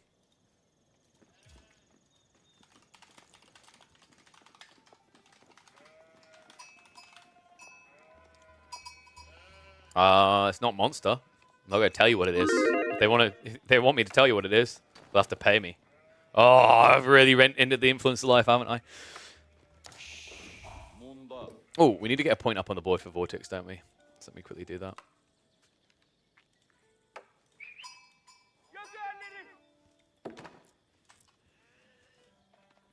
Welcome to game number 2 of this best of 3 in Energy Slapfest number 2 between Vortex in the blue as the Ottomans and Numadon on the HRE. I don't know why I done it that way. I was just going to look at the scouts. In the yellow, playing the HRE on Frisian Marshes. Now, this is interesting. This is where the draft gets quite spicy. I was wondering whether Vortex would actually field the Roos in game number 2 so that we could see which is better, Roos or HRE on Frisian Marshes. But actually, what he done here is quite genius. Vortex opts for the Ottomans. Now, I don't rate the Ottomans highly against the HRE. I think it's a very difficult matchup for them. I think HRE on this map should dominate this. In fact, they can win the game before Feudal really even begins. But that, to me, was part of the plan for Vortex. In the event that he loses game number 2, he now has the Roos up against the Byzantines. Byzantines, make no mistake about it, are a much more powerful civ now. But I think that matchup, especially on Dry Arabia, will still heavily favor the Roos. So Vortex, to me, this has turned into a strategic outdraft. Numadon should be expected to win this game. I would give the HRE, I'd say they're like 75% favored here. It depends on the build he wants to do, because if he plays a standard fast castle build, I actually see a world in which maybe the Ottomans can do some damage, especially depending on the initial sheep pool, of which we are definitely looking at one that favors Numadon. Double scout opener, he's up to 23 sheep. Other side of this, only 13. If this now turns into a Costlage Rush build, it's going to be Burgrave and a very quick GG. So, curious to see what the Ottoman response is going to be to that. You could try to play Feudal All-In, but the problems with this is that simultaneously in the same patch, HRE had the Feudal Age Giga buffed, and the Ottomans had theirs Giga nerfed. The Vizier point nerf was actually a bigger deal than the passive production nerf, because you just don't get enough points anymore. Whereas the HRE... I mean, dude, they can actually rush you on this map in Dark Age. We've seen players do that. If you guys remember, in one of the previous tournaments, there was an HRE Mongol matchup where the HRE player baited spears, forced the Mongol player to build them, and then just teched and went archery range. So curious to see if Numenon's going to rely on that feudal age. Considering the type of player Numenon is, I'm actually expecting this to just drag up into castle. Yeah, anyone relying on the idea that Great Bombards means that Ottomans are good, I don't, like, what is your rank? The reason I say that is, like, I feel like when you go down the ladder, the average game time can go up quite a bit, right? But at the highest level of play, the average game length must be 20 to 25 minutes right now. If you're in Imperial Age and actually in good shape at 25 minutes, I want to be in your games because Ottomans should not be able to feel comfortable at that stage, fully imped up with multiple Great Bombards. Like, some of them would have had to have gone direly wrong on the other side. The likelihood that you don't get pressured is so low right now because the meta revolves around Feudal and Castle Age. And that's where Ottomans are poop on a stick. It's the worst ages. I feel like Dark Age at this point feels better than Feudal Age for them. So yeah, not really, like, not really feasible to go towards Imperial. Might be optimal. Actually, if it's not feasible, does that make it optimal? That's the grand question for the philosophical amongst you. And oh my god, he found more! 27 sheep!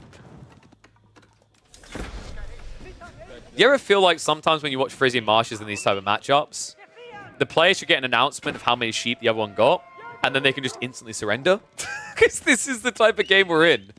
Because the worst part still is it's a back sport gold. Vortex at least has those initial spears from the military school opening, but this guy can be shivved down if Numenon wanted. The fact he hasn't suggests we are getting a feudal age spam. Racks open up, that's going to be men-at-arms. Archery range should follow this up, and that's a comp that the Vortex army cannot fight. Ottomans don't have a grand solution there. So if I'm Vortex, I might just consider trying to go castle naked here. And yes, double scout. So I've said about this before. The Giga Brain that is core has been doing this for a long time, and it's really smart. If you want to keep flexibility in build type, especially on a map like Frisian Marshes, this is worthwhile, by the way, go double scout. Sacrifice a villager because your eco is still better. You're buffing your eco, all of it by 40% at this stage. With that type of number, that's an extra 8 villagers. So sacrificing one villager to build a scout isn't that big of a sacrifice. If by doing so, you now open the door for a Burgrave strategy, if the opportunity presents itself. On top of that, you're taking something away from your opponent. You know, if this was a normal map, by this count, Vortex would actually have more like 6 sheep left over. Blacksmith in the corner. Oh, you sneaky kid. That's so smart. So, I think it got scouted by Vortex. He's not going to miss that detail. I love the idea, though. The reason Numenon built this blacksmith back here, seeing racks in an archery range wouldn't tell a player that you're all in feudal. They'd assume that you're just trying to pressure them, right? The blacksmiths is the detail that confirms the commitment. Once you know your opponent has blacksmiths, you know that they're all in sending it. The fact that Vortex scouted that is the difference between trying to go Castle Age and losing the game and playing long feudal and getting an opportunity to potentially outskill. And arms arriving towards the gold. Not a bad idea here, but Vortex has done a good job on the gold gathering. This is to block out the fast castle build, but what Vortex does have here is enough gold to potentially go for blacksmith upgrades. I'm getting this weird, fuzzy, not so comfortable feeling that this is going to be Castle Age, though. And the problem I have with that is if he senses that you're going Castle Age, he can cut production on the archery range, keep pumping men-at-arms, and then mirror your tech timing. But the difference is then he has Burgrave with 10 men-at-arms already in the field, upgrades coming through, and you don't have an answer because you've only built military schools. You haven't built archery ranges for crossbows. So very scary if this is the intent of Vortex. Outpost is going to be rushed up. The men-at-arms have arrived, so this is going to confirm it now. Numenon will make himself clear on what his intent originally was. Vortex has to react in a way that confirms his goal. And this is where Numenon is now going to cut all production and just tech up. No, really? Or he could build a ram and go all in. I don't think it's impossible to do this. I do feel like in some ways this is the harder way of doing it with that many sheep. Because Burgrave is still insanely valuable, right?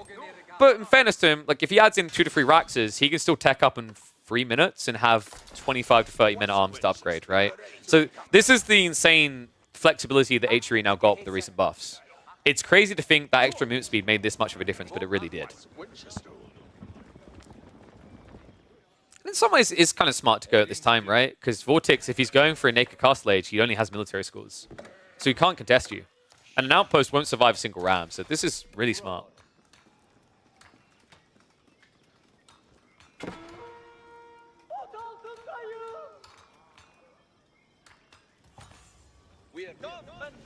Villagers gathering. Numidon.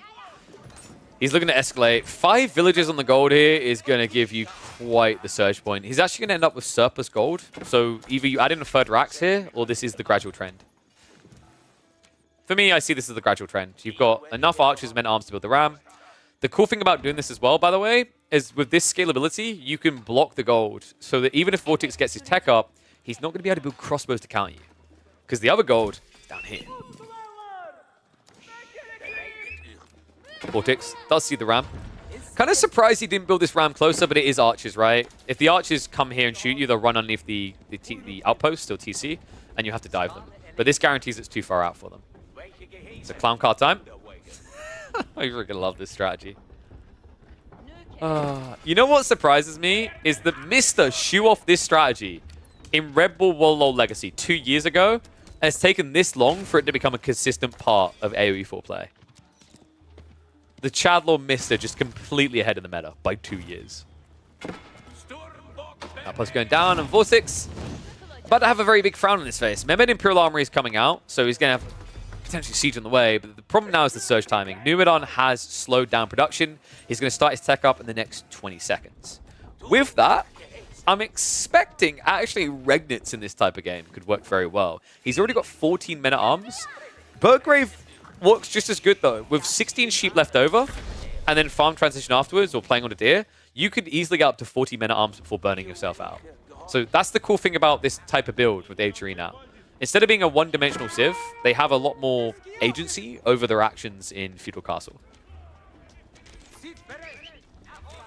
And here's Burgrave. Okay, he wants a quick game. I don't blame him because this is now passive production ramping up. So like playing a long game, if this was say you had a civ like the English in this position, or the Chinese, I think you'd actually be chill with the idea of Regnitz to build your eco more. The problem with building eco against the Ottomans is you're now letting them start to ramp online. They're starting to get vizier points. They're starting to get better production rates in their passive buildings. So actually allowing this game to drag out too long gives an increased win percentage odds for Ottomans. This is a smart place by Numidon. And Numidon, this also means that these men at arms can immediately start diving. They're ready to do so already. They only need to wait, what, 5 seconds I think it is for the upgrade? Well, 6 seconds, sorry. So 6 seconds for the veterancy. And then if you want to get into two-handed weapons, another 12. First Lancer comes out. Upgrade comes in. Crossbow count is not looking great for Vortex right now. He's going to have to basically use the archers to tank in these choke points. Two-handed weapons is indeed coming, as we expected. Archers are targeting down the crossbows as best they can. And folks, this is wave number 1. You'll ever play World at War Zombies? You know, like, just like round 1, you're like, yeah, we bossed them. Wait, what's round 2, round 5, round 10, round 15? This is going to feel never-ending with the way that Numidon can now play the map. The only way Vortex can stop that is if these Lancers go to raid. And it looks like that's exactly what his target is. Good timing for it as well, because it has been a pull-out onto the fish from Numidon.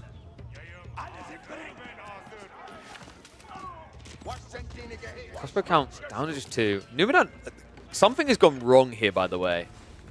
There's no more men at arms getting pumped. What is he doing? Oh, sorry, they are. They just barely look like they are. He's building one every, what, 15 seconds?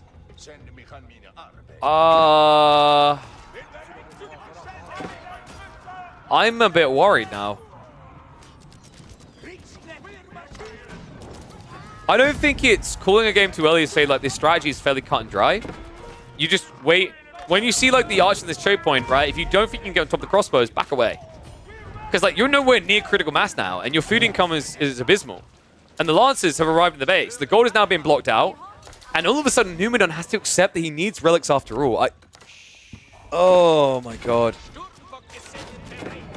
I can't believe that. And, yeah, I agree, Mirad. He had, what, 16 sheep left over? When he made that pull towards the fish, maybe like 12, 13. Finish the sheep, get up to 20, 25 men at arms, then move your economy. He moved his economy without wheelbarrow. I am shocked. Talk about what should have been an easy win, right? I do feel like Vortex threw the Ottomans in here because it was his weaker civ. He was strategically placing himself in a third game that would have felt like a default win with the Rus. But now, he might just get it in 2.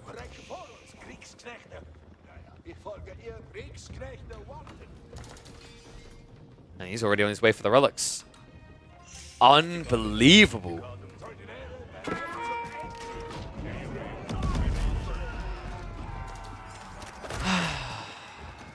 So I guess we're going to get the 2-0.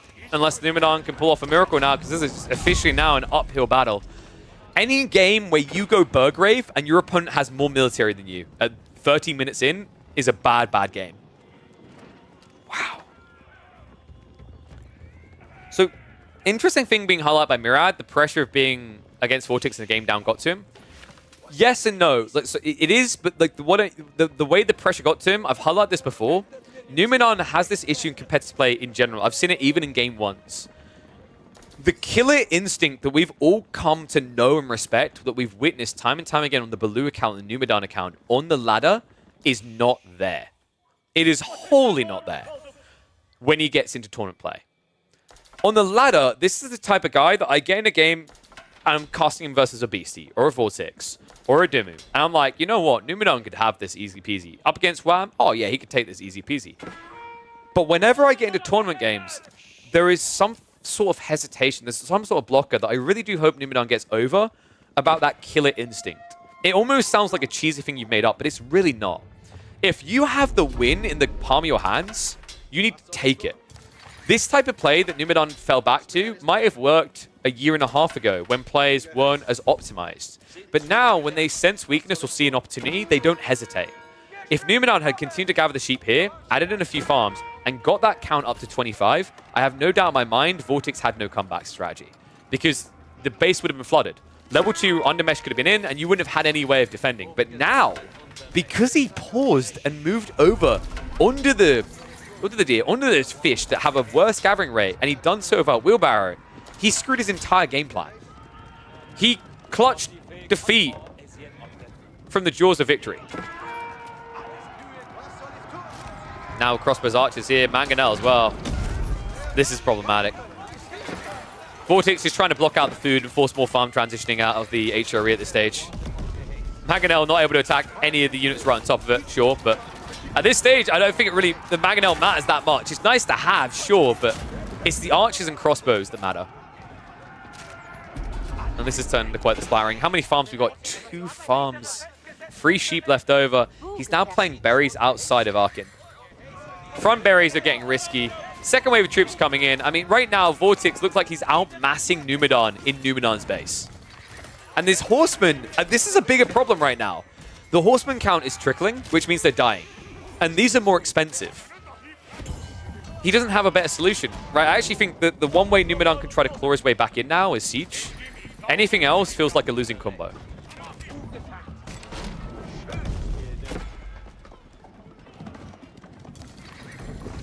GG, that's it.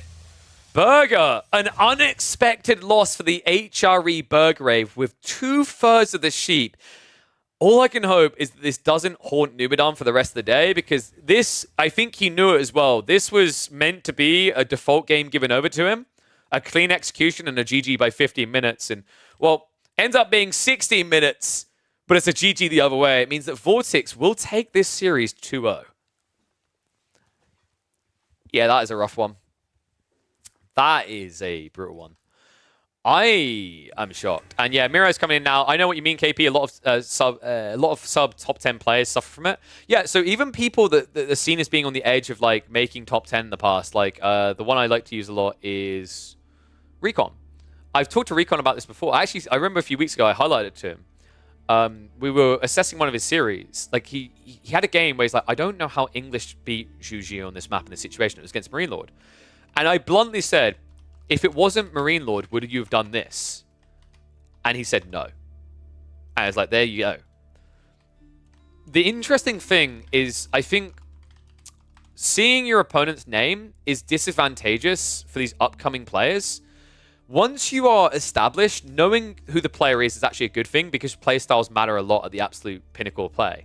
But when you're learning, when you're trying to get that experience and become one of the best, actually knowing your opponent has quite often been a disadvantage for these upcoming players because they play their game differently. They're too busy thinking about their opponent and what they're going to do instead of feeling what is the optimal way I execute this build. Going Regnit's the safer play. Burger was a good decision based on the state of the game. Lots of sheep. Yeah, but that's my point, right? It's like, this is what he had the killer instinct to say Burgrave, but he didn't have the killer instinct to say, oh, no, this game is over. Like, instead of ending the game, he done kind of like what you'd expect someone like a Marine Lord to do. You know when Marine Lord, well, that's not fair. Marine Lord would end the game there, but Marine Lord has been on record saying he thinks if he can get a small percentage advantage, he can turn it into a win over time. I feel like Numenon's like, oh, I'm 55% favored to win this game now. So I need to make sure I got enough food to win this game in 30 minutes. He should have been winning that game in 5 minutes. And I honestly think he could have had it. It's just a shame he felt panicky and felt like it was a necessity to go towards the fish. Especially without Wheelbarrow. I actually think going to the berries with 1 or 2 villages and getting Wheelbarrow before doing that would have been better. But yeah, tough one for him. Means we have got a 2-0 for good old Vortex. And now we need to prep ourselves another series. He also aged up with 16, I think, which was just way too much to contribute to the overtime. Yes. That definitely. The thing is, he had the 2 Raxes. That's why I said the Regnitz could have still worked for him, and he actually would have still had a good Rax men-at-arms timing anyway, because he was starving the gold. But yeah, I think we've beat it like a dead horse. We've assessed every detail there. I'm sure Numenor can see where that was going wrong as well. He's a very talented player. It's just a hard hurdle to get over when you're playing in these tournament games. Wait, does Roku TV really not have a Twitch app, Jake? I didn't realize that. That's weird. I'm pretty sure there is a way to like watch Twitch on Roku, right? Or am I imagining that? All right, so let's pull up the AoE 2 drafts and see where we're at next in terms of available series. So we just had this one. We have got Poppy Paw versus Corvinus could be quite entertaining. I'm pretty sure.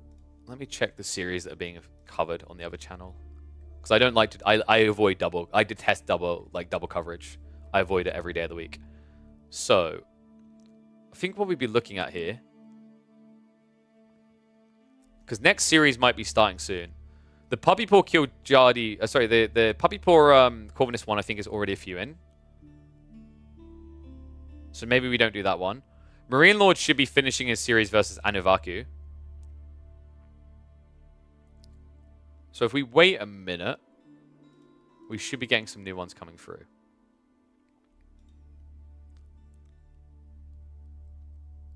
So let's have a look here. So we just done this one. There's the Puppy Paw versus Corvinus one.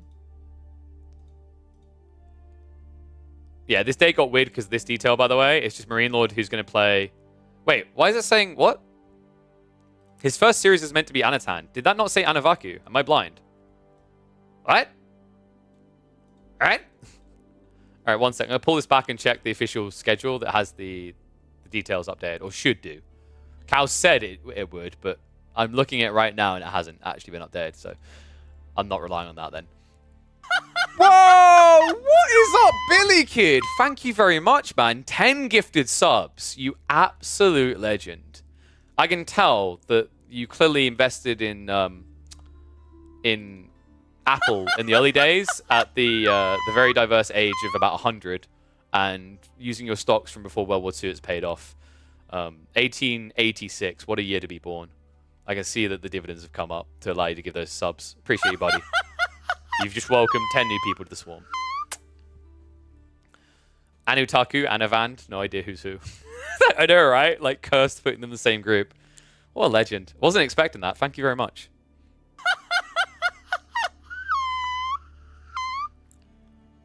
Do I use my chain to strangle my enemies? Nah, I love this chain too much. That would involve taking this chain off. This chain never comes off. Alright, so having a look for you guys now. Do we wait a minute or two? We could hop. Do you guys want to wait a minute or two for the other games to start, or do you want to? Should we do Kiljadi versus Avali? There's Zern versus CSO, Puppy Paw versus Corvinus, I think those the game ones are already like almost complete or complete. Kiljari versus Avali, I think, is just fully starting. And then there should be Marine Lord versus. Let me find out, because I'm confused. Because the Liquipedia says Anatand, which I want to watch that series really badly, but it is against Anavaku, so that's weird. So Anatan, the Marine Lord Anatan series should be starting shortly then. Yeah, so Dumu lost to everyone, Myriad. He lost the series versus Anatand, and then he resigned from the tournament. Which makes sense, because if he doesn't feel like he's on a level to beat Marine Lord today, then he won't make playoffs, right? Because only 8 people get to playoffs. If you lose 2 series, you're not going to make it. So, like, yeah. I kind of get where he's coming from. Like, it's such an outlier, I kind of don't blame him. So, let me double check if the Anavaku... Sorry, not Anavaku. Anatan! Damn it, now I'm doing it. The Anatan Marine Lord series is starting in a sec, and then maybe we can tune into that one. Oh my god, dude. I'm sorry, what the hell was that? Jesus. I think I had sound unmuted on a tab somewhere. So... I think we've got a few minutes for the Anno series. I'm going to double check in their Discord as well.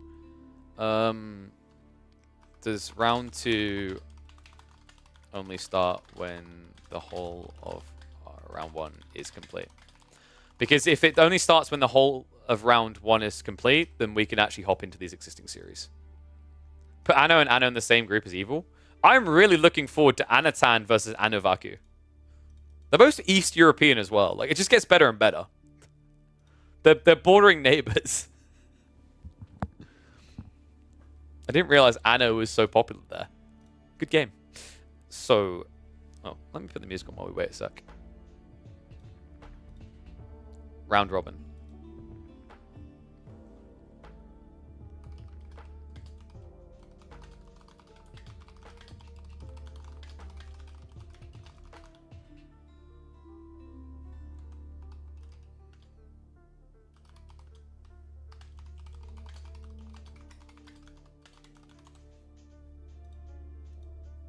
All right, so I'm checking now if it's going to begin as soon as they're available.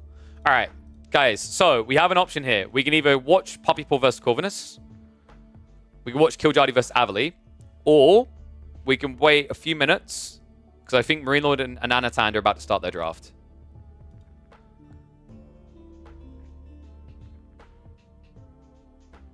Should I put a poll up? I'll put a poll up with the options for you guys. What do cast?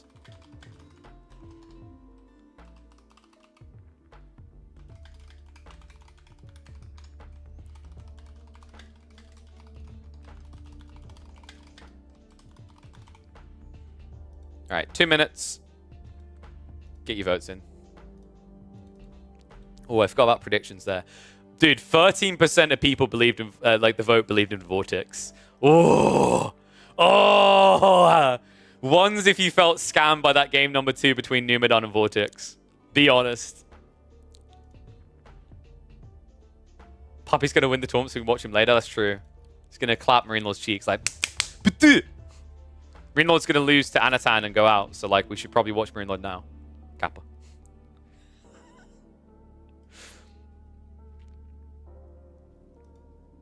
Who did win the last game? It was a series win for Vortex. Clean, 2-0. So how you guys voting? Oh, sorry, I shouldn't have done the prediction end at the same time. There is a poll in there, guys. So we've got 4 for Marine Lord versus Anatan, 1 for Puppy Paw versus Corvinus. Let me check with Emerald quickly. C'est dur d'être gagnant tout le temps sur ce jeu. C'est qu'il n'y a pas de lower bracket. Sinon, en vrai, je pense que je pourrais plus dominer. C'est le jeu. Hein. Asking Marine Lord now. C'est le jeu. C'est vrai que des fois, une mauvaise draft, hop. Tu te fais casser la gueule. Ça peut arriver. Speak English, man. He told me 5 minutes, Killer Pigeon. So I don't know. KK, Ty Darlin, PL. I guess 5 minutes. 5 minutes.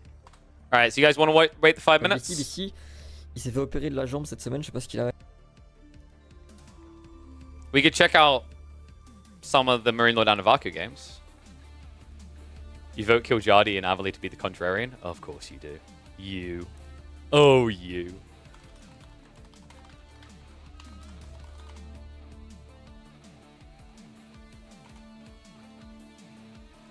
We fucking scoots.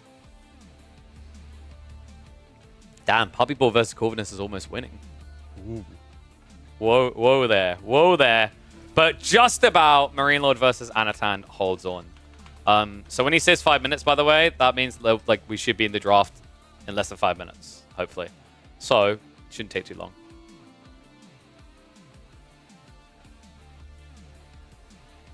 Oh, actually,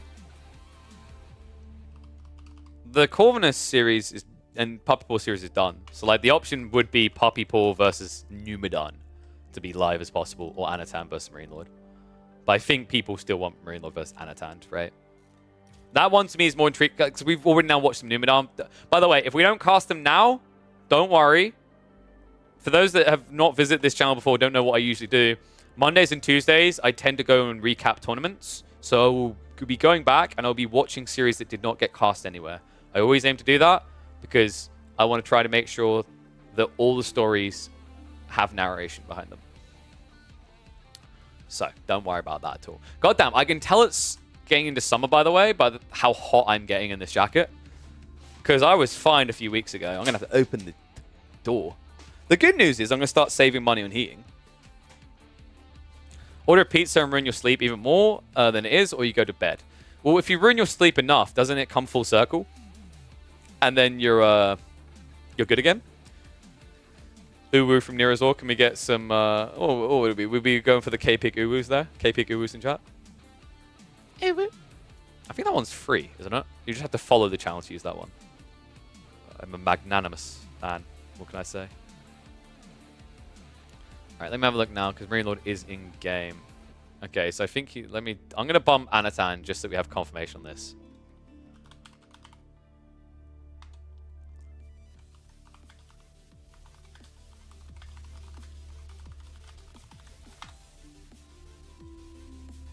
Alright, there we go. Just checking for Anno, so we'll get it from the mouth directly.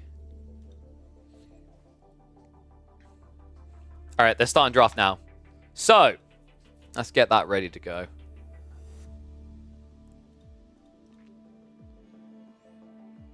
And then, so series we will cast probably on Monday from round 1. I don't know, actually, maybe we'll like do a long stream. Maybe we'll cast some more at the end of the day, because I don't know how long the day is going to be. At this pace, like I would expect possibly round 1, round 2, round 3 are done 4 hours from now? What I'm not sure of is whether... I'm pretty sure... Yeah, quarterfinals, semifinals, and the finals are all going to be played on day number 2, so tomorrow. So I imagine we'll have enough time to go back and cast some games that weren't covered today. So, yeah. Should be doing a lot today. Let's see. Have we got the draft up yet? In fact, what I'll do now, because there's no draft showing at the second, we're prepping that. I'm going to hit the add button for you guys. So that by the time we're into like the games between Antan and Marine Lord, and yeah, they just got into the draft actually now. They're now doing the map draft. When we're into that, you guys won't have to worry about ads because I'm a kind pigeon. What can I say? So let's switch over into the scene as well. I don't know why it's called... I think it was called Enemy or something first. I don't know why his name was Enemy, but it's updated correctly now. So we have got... Why have they made... Wait, what? Bruh. Alright, so we've got everything here, guys. We're just waiting for them to get in now. What maps did we say we had here? I would honestly... you know what? I'd love to see some Prairie. Prairie would be sick. We're probably going to end up seeing Frisian Marshes, Cliffside, and Gorge. Or Dry Arabia. Gorge or Dry... No, actually, now that I think about it, I think both these players quite like Lipany. I feel like Anatan's going to get the option to pick Lipany and we'll go for it. Marine Lord, I wouldn't be surprised if he goes for like Cliffside. And then either Dry Arabia or Gorge comes out. Yeah, Frisian got banned. Expected that. Prairie got banned for sure. Cliffside, okay, yeah, I do think he would have went for Cliffside. But I like this more. So Lipany did come out as expected. Dry Arabia always makes it through. The Himayama is spicy, so I thought it might have been Cliffside that got allowed through, but Anatan doesn't like that. I guess that recent game we cast between him and Krakedy has him on PTSD mode. I like Himayama though. I've been saying I've been missing that map. I actually think of the new maps introed. You know, I said Gorge is, in my opinion, one of the funnest competitive maps, but I think I've had the most entertainment watching games on Himayama. Himayama's games struggle to turn into campy games more than Gorge ones do, so it's really enjoyable. So that means we now head into the draft. Not surprised by this, just logical bans. I actually think Ivids and Rus are the two best civs in the game right now. And then it's Byzantines, Chinese just behind them. So, first pick for M-Lord, probably going to be the Chinese, actually. He rates them pretty highly. And then Anatan will definitely take Byzantines as a reactionary pick. He loves Byzantines. Well, not reactionary, he loves Byzantines. Ooh! No, but Anatan, does he take China? He has to take China second. Yep, boom. Okay, so that got spicy. Marine Lord, he's good on Byzantines, but I actually think, like, M-Lord, this to me is like, Anna can play this very well, but it's something he knows Marine Lord wants. The H3 follow-up is so tasty. Marine Lord's probably going to react with, like, Japan. I actually think Japanese is really good for a tempo controller civ against these two. Delhi also makes a decent amount of sense here with EGC Lipany in the rotation, but he's already got Byzantines for that. Himayama is the question mark. Usually you want to play tempo aggressive civs, so things like Jeanne d'Arc come to mind, French come to mind, boom, Japanese. So Anatan, now that he's Japanese, he actually needs a solid answer to that. I could see, yeah, English, and now Marine Lord. I don't think you go Malians here. I think Malians is kind of a bait. Delhi to me feels pretty good. I think you can go Delhi. Like Delhi English matchup on, say, where would you pick that? You'd probably pick at Dry Arabia or Lipany. And Japan is for HRE. Byzantines Chinese is really good for Byzantines because you play Western contract and you just slice them in two because the Nesta Bees can't be held with mass Lanzknecht attacking. So like the matchup intent for Marine Lord is this. Yeah, he does go for the Malians. Okay. So matchup intent for Marine Lord to be ahead is this, and this. So it makes it look trivial, like, yeah, no duh. But remember, the way the draft worked is not like that. So Marine Lord predicted ahead midway through. The Malians against English, I don't think is as hard of a counter now with the new Abbey of Kings build. But I don't know if Anatan's going to play this like proxy-based Dragavan build. I don't know if he's going to go for like an all-in feudal timing with the king. Because I actually think like mass horsemen and longbows on a delay is a pretty cool idea as a strategy. But let's say Marine Lord gets an M-Lord spawn on Dry Arabia here. He's going to be very kushki. We're probably going to be looking at Himayama for Malians, maybe? No, Japanese it has to be, surely. Because I think HRE, it has to be Himayama as well. And you on Lipany, you can pick Chinese. So then you're going to see like Byzantines there because that's a good map for them. Map 1 is Dry Arabia, though, and boom, there we go. HRE and Mali. What?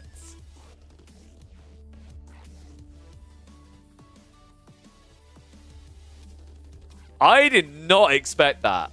That is a very surprising pick. So let me just update our draft. Guys, that is a wild pick. That should wholly be unexpected. Dude, that is very spicy. So let me get this right. Marine Lord versus Anatan. Update. Reset. Go draft. Dude, you thought mine's for English? Yeah. It's for English. But Anatan drafted Chinese H3 English. You're basically... You're meant to pick English on Dry Arabia there. But Anatan's saving English now for Himayama. Which is not a bad idea. I actually think English is really good on Himayama. Because what you do is you proxy villages and fish, and your opponent can't fish now because you have short bows. And then you get Abbey of Memes, and you have mid-map tempo with the king. I actually think Anatan has played this draft really well. So that kind of skews things now. Because now, in this draft, that means you're going to have Japanese for what? Chinese? That matchup's weird. You have to play really fast the Japanese, because if you get into late game, Chinese is better. Because they get the pass guard. So like you're on the timer as the Japanese there. And then you've got Byzantines versus English, which I actually really like Byzantines for. We've already had debates on this channel. I think Voldemar believes that the English are better. Krakedy believes that the Byzantines are better. I side with Krakedy, actually. So sorry, and if you can't see my bias already, I say because I actually think that the power of the Byzantines there, they can just ramp up into javelins. It's very difficult to block their initial berry gathering. So yeah, and that's going to be on Lipany where you'll have more options. No, sorry, I'm other way around. So Japanese versus English on Lipany. Chinese has to like. Now I'm questioning myself. I feel like you can play China or England on Himeyama. Let me make this point clear because I'm scrambling a bit. On Himeyama, your optimal strategy should be English though. And Marine Lord is likely to pick Japanese there. But now if Marine Lord suspects it's English, Byzantines makes a lot more sense on that map because of the hybridized nature. And then you can play like Hippodrome and play wide. I actually think Byzantines is really good on both of the remaining maps. I mean, I've been saying it's a top 3 civ, right? That kind of reaffirms that. So the game is now going live. He'll go Biz versus English for sure. But it's a case of whether you can read it there. Because I think, like I just highlighted, Anatan, with English and Chinese, both of them work on Himeyama. Whereas, like, on Lipany, English is kind of weird. But if Anatan wins this game, he could just play a stronger 2-game all-in, which I actually prefer. So, let's get ready to go. Wait, are they playing without a delay? I actually think they are. That's interesting. I'm pretty sure there's a requirement for a delay. All right. Let's get ready to go. It's time for more Energy Slapfest 2. On the right side, playing as the HRE. With the Dark Rat Spearman opening, going up against Gentlemates, not so gentle. Marine Lord on the Maldians. We're going to be opening up on dry array with all maps here for this best of 3. This already got spicy by the fact that the expectation was likely that Anatan was meant to pick the English here, but he threw a curveball the HRE, and he's throwing additional Sakura Blues from the blue side with this Dark Age Spearman opening. So budgeted, in fact, that he didn't. They move so quick these days, they don't even actually do their animation you saw there earlier. Remember, this Marching Drills buff is huge. Look at the movement speed. 1.38 movement speed. Marino did get a back spawning gold vein, though, so it's not too bad for him. But I find this to be an intriguing strategy by Anatan. I think he's thrown a curveball that might just completely throw the idea of the drafting meta for this series out of the window. Because we've got Himeyama as well as Lipany to look forward to. And I think Anatan's draft, if he can win this game, looks ridiculously strong. And I actually think this is a ridiculously strong pick. The other thing to keep in mind is, like, we've been highlighting this recently when we're watching, like, Byzantines versus mass archer strats against the Delhi. If you scale enough archers, you can beat Javs. And the H3 economy is good enough that if you dent the early gathering on the gold like this, you can outscale them in archers to beat Javs. Step 1, of course, is going to be making sure that you can find some value from this player, though. And Marine Lord, golf claps. Golf claps right here. If it wasn't enough that he got an absurd back spawning gold when he needed it most, this outpost means he now doesn't have to lose out on the Mansa. That's actually a really big deal. I've seen a lot of players react to this play by going for the defensive landmark. It's a big mistake. You just lose out because of it. But now, all of a sudden, Anatan's got this trash tier unit that you don't want against the Malians. This is a really good start for Marine Lord. Very calculated, and it means he now gets his 75 passive gold or stone per minute. And you know, the only downside, I would say, there is one from Marine Lord.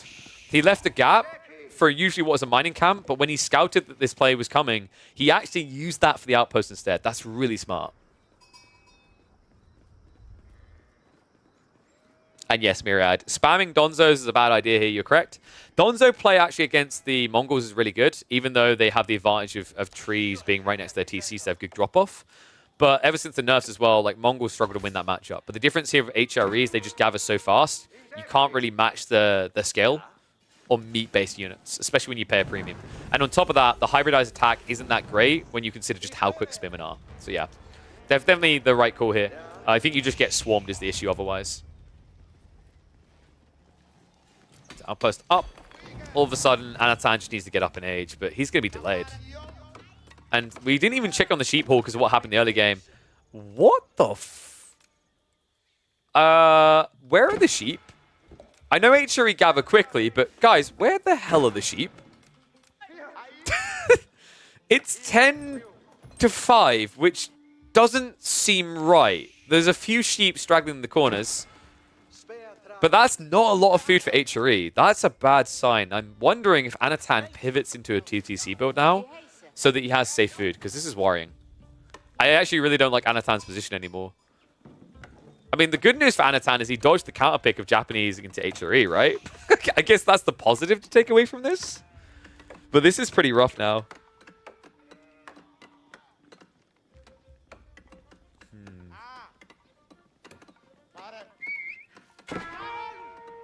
So what is the win condition now for Anatan? I think it's long game. We're about to see a very dominant spike point in the game for Marine Lord, mid, feudal, into castle. That's the time to shine for Malians, right? Malians suck when they have to go into Imperial, usually, unless they scale trade. He could scale trade on this game, but I think the time in the HRE is just more aggressive, so you can't just go greedy. For Anatan, I think you just need to get castle as quickly as possible. 2TC could actually be legit just because of the lack of food, but I like how Anatan's using these spears now. This is really cool. Think about how this played out a year ago. When someone made that spear play and it didn't work, it felt like a GG. All of a sudden, what players have started realizing, and really big shout out to Puppy Paw and Wham, who've been leading the charge on this, is, oh, no, my spears can't do anything? Huh, wait a second. I've got deer near my base. Wouldn't it be nice if I could just shove these in and get a 40% gathering speed buff? So this is going to recover his timing. This is how you get back on track, because the deer gathering rate has a much higher base than sheep. So escalating that by 40% pays. Javelin's now coming in from Marine Lord. That's even better now for Anatan, because Marine Lord, usually, like with this comp, Donzo and Javs, is a defensive comp. So he's probably thinking that there's a double down coming from Anatan. One, because I think Anatan has started himself as that type of player. And two, because when you see a Spearman Age opening like this, and you consider just what the HRE are good at, archers make a lot of sense. And oh my god, he's going to do it. I think this is maybe a little bit suboptimal in the scouting by Anatan. He hasn't checked in the base for this play, right? He should have realistically seen the archer range. So the fact that he's going for his own archers is a rough thing to reconcile here. Don't get me wrong, like your gathering rate, you could actually outscale, outmass javelins with archers. But I don't feel like it's your most powerful play here. I'm really hoping this is a bait archer range. We've seen it before where players just leave it here to guarantee the reaction, but considering it's a stables as well, I'm getting a funny feeling we're looking at an all-in. Did I put predictions up for this one? All right, guys, chat, remind me to put predictions up for number 2. I think we're too deep in this game for me to allow predictions now. 6.5 minutes in has told you a lot about the state of the game. Double pit mine now coming online. This is a pretty cushy game. First ranch is also being added in. Marine Lord, he's going to feel some pressure, a little bit of sting from this, but I actually think there's kind of a nicely condensed area here where you just build the ranches around here to fill out because it's got enough room for another one. Okay, maybe not there. So you might actually have to build it to the south side. That's kind of cool because if Anatan gets here quick enough, he can block the gap being bridged between the pit mine and the base.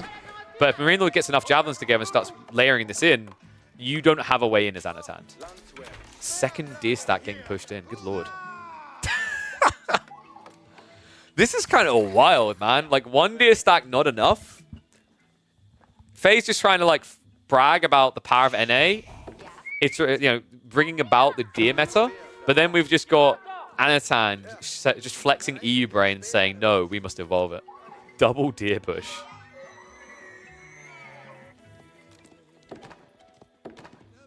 So Marine Lord hasn't scouted yet, right? He's been staying at home. I'm surprised he actually hasn't come out with that scout. It's difficult because this is one of the issues when you start to skirt out your base with javelins. Expensive unit, heavy loss if they die. So you feel like you have to keep your scout with them. But that means you're never going to dive to the enemy side of the map, right? Like, not against HRE because the marching drills is too good. So the good news for Anatan is his play hasn't been spotted yet.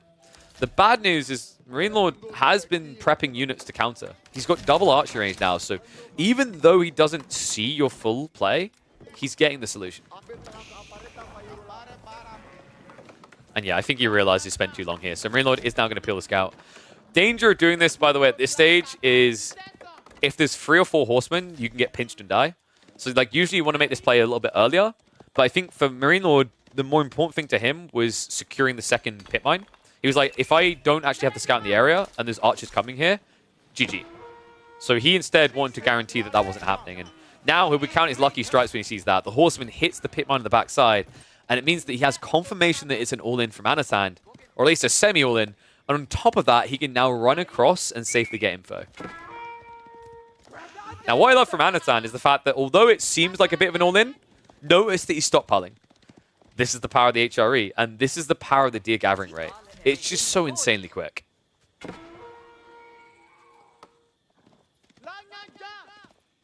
Meanwhile, on the other side, Marine Lord isn't going to be too far behind. 4 ranches filled up, soon to be 6. This is a pretty good timing. He's got double mill. You probably could have went 3 mills here and been fine. He's got the blacksmith coming as well. A little bit surprising, but I don't think this is because we're going to see Marine Lord committing hard into Feudal Age. This is him prepping Steeled Arrow for when he goes for an archer transition, right? You want to be into archers to counter mass men-at-arms, and then you have like sofas to frontline. It's a pretty good comp. I say that, Marine Lord actually is... Okay, ignore me. He's going. Really? This is kind of dangerous, no? Like 2 Donzos, and you saw that this horseman. Marine Lord's read is correct. He probably saw the size of the army when he came across here, and he went, that's not an all-in. I know H3 economy. I know you're going castle. But the question mark I now have is, what damage can you do here? The deer are quickly being shoved in. I think what happened is, yeah, Marine Lord, remember, he can see the Gaia through the fog. So he sees this detail. He's like, okay, I'm going to use these units to block your follow-up. You aren't going to have much food with this play. You need the extra deer. And I have an army good enough to block it. That's really cool. Yeah, if you want to feel like a Marine Lord or a BC or whatever, this is a quick way of doing so, is actually checking where the Gaia units are. Because remember, if the Gaia units get pushed too far, they actually disappear from the map as well in terms of the icon. So then you can look in the fog for them. Another reason why scouting the entire map is always worthwhile. Tech up complete. Marine Lord is prepping more Raxes, but this should now be kind of a focused target on going for the Fulani timing. He needs to back away now, because if 2 knights come out, this army dies.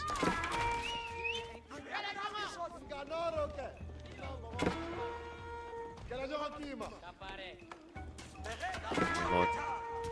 Another funny thing is, it was only 1 or 2 horsemen, so actually Anatan is fully countered by javelins right now. What worries me even more is the fact that Anatan is building spears.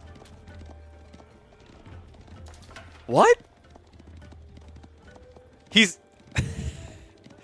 Okay, how often do you get into a Malian H3 game, the H3 player goes Castle Age, and his comp is Spear Archer?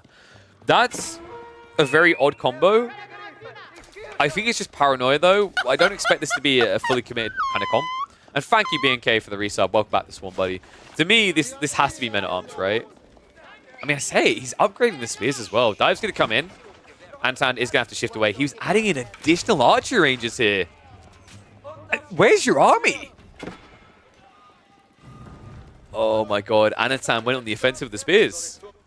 He's going to try to intercept the tech timing, but funnily enough, that tech timing is getting delayed by Anatan. Oh, not Anatan, sorry, Marine Lord griefing himself here with the buffalo in the middle.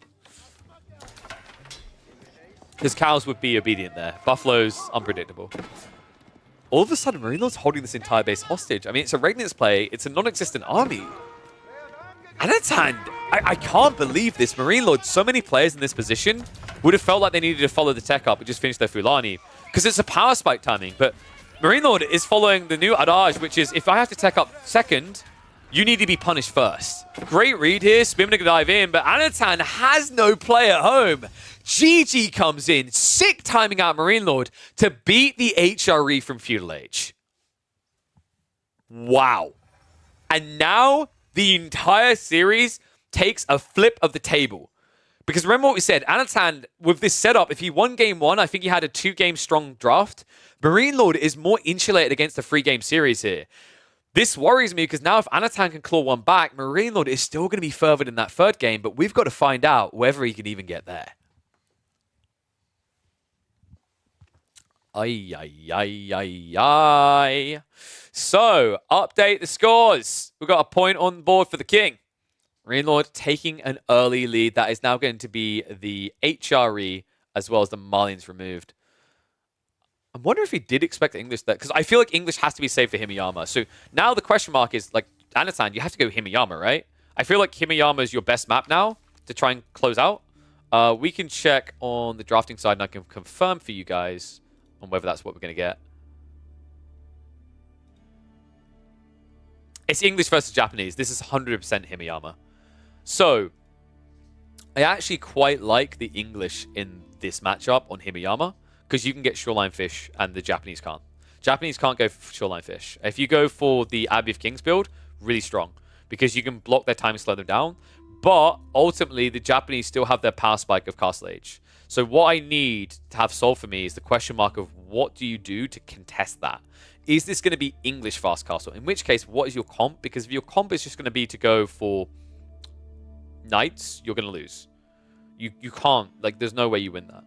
What could be interesting here is a fast second TC for the English, and then you use your king, as well as the extra food you're getting from the fish, to slow down the Japanese timing and get your own fast castle.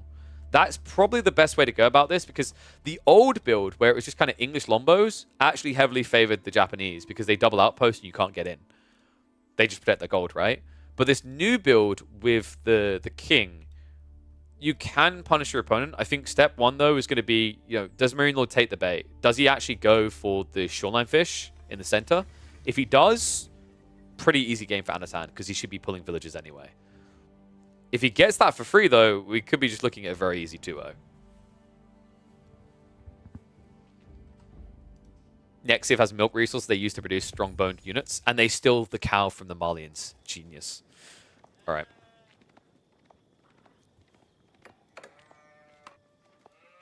All right, here we go. Into the second game, and straight away it's the pull we expected. Anatan on the English takes to Himeyama, and already now shifting out onto the shoreline. Meanwhile, Marine Lord, this is what I didn't want him to do because this plays into the hands of the English. He's going for the dock drop. And Anatan actually is dropping himself as well. Oh, wow. So Marine Lord, he's going to get scouted here. Short bows are pulled out, and this play doesn't work now. Marine Lord has to back away. It might even already be too late. Oh, Anatan, no. Okay, so that was messy. What happened there, Anatan, he mismicroed. He didn't account for the long attack speed. If he kept running towards the villager, he would have killed him. But good play there, Marine Lord. He makes the attempt. I like that he went for the attempt in the fact that if Anatan is just playing condensed English and going for the fast Abbey of Kings, then jackpot, right? But Anatan made the correct read. So good call from chat. Let's get the predictions up. Who is going to win game 2? Is it going to be Anatan or Marine Lord? Because now with this fishing detail, I actually think that this is English favored.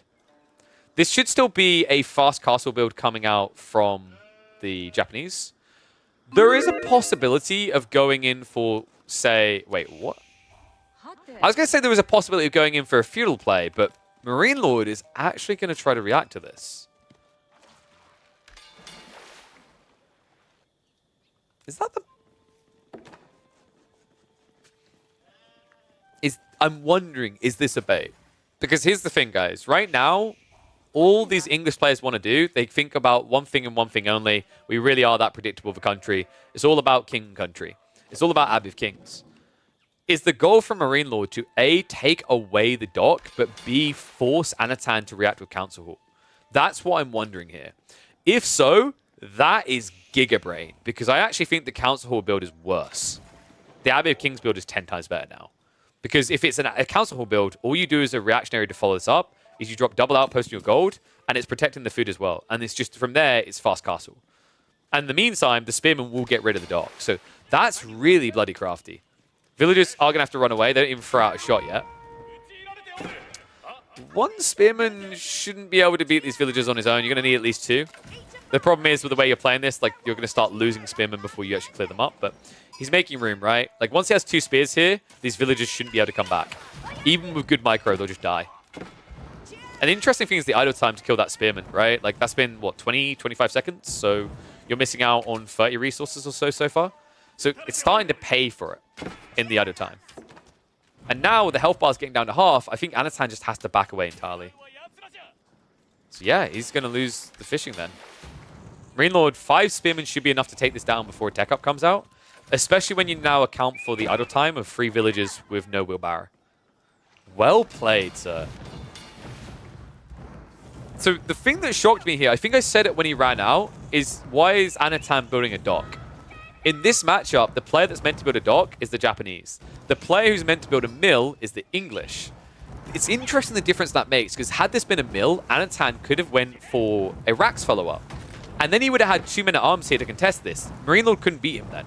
It would be GG. He'd have to, well, if he tried to invest the spear, it would be GG. He'd have to go back home and go castle, right? But the fact that he went dock first, I think may have been a complete blunder by Anatan.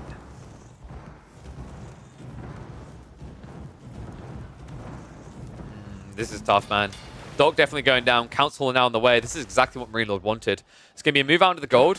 And this should be a rush towards Feudal Age and an outpost being dropped quickly afterwards. Yeah, this is really well executed by Marine Lord. Damn.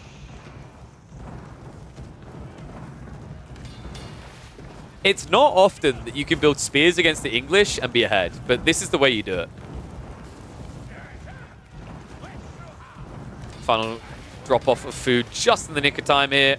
Dock now gone, and I don't foresee Anasang rushing out to rebuild this. You need to be careful with these fishing boats. He's actually trying to gather food, but the more important thing is keeping vision. Oh, wait, what? What was that? I'm sorry, did that fishing boat really just try to do a grind on these spearmen to seduce them into not killing it? It didn't work. Kuro Storehouse now on the way. Council on the other side. So here's where this gets even funnier, guys. The actual clean, easy play now is double outpost, fast castle. Do you want to know a funny thing you can do here to beat the English? I know Faye's going to want to cover her ears for this. You can actually just mass Yumi. It's a bit more difficult on Himiyama because the wood lines are smaller, but you can actually beat English with mass Yumi now. It's not even close. HRE dunk on them for the same reason. It's the speed to gap close, but it's even more brutal in the Japanese matchup because if you go mass Longbow versus mass Yumi, the Longbow overkill the Yumi while the Yumi gap close. So then you just get flooded and killed, right? It's like sending 5 Marines out to deal with 20 Zerglings. It's painful. I'm expecting the what the hell? Why are we talking about StarCraft responses here? Tawara now coming in. This is really smart, actually. The berry positioning, I think he's going to lean towards the outpost play, just because it's like double outpost here. Then again, pulling away... No, okay, this is still Dara into Yumi. Let's freaking go. Well, while you're correct in that, Myriad, the flip side counter-argument is that the English player needs Undermesh for you to give a damn about the Bannerman. I actually think Steel Dara is good enough. Steel Dara is a 25% damage increase for the Japanese. It's so much of a bigger deal than the Bannerman. The Bannerman is kind of a moot detail by comparison. So this should be double archery range quite quickly. Yumi are not here yet. Archers, however, are in position. Marine Lord, like the one thing that had me hesitant, remember what I said about these wood lines being small? 2 reasons. 1, you don't have much wood at your initial drop-off, and you have to keep idling between. 2, it means you don't have a defensive line. You can't concave this. The reason why I've rated English as an S-tier civ on this map for quite a while isn't just because of the pocket play here. The added detail that's pretty sick about them is how easily they can idle out your wood. It's the same reason why HRE with mass archers is really good on this map. It's because of how quickly you can rotate 360 around the base. So yeah, Marine Lord now already shifting over the side. And it's going to be stables instead and archer range. So he's going to layer the comp. Makes sense. At this stage, like Yumi, the only way you win with Yumi on their own is if you have numbers. He would have needed an immediate double archer range. He hasn't got that. And now, because the wood is being pressured, he can't just spam wood archers. He needs to go into stable units, which are mostly food.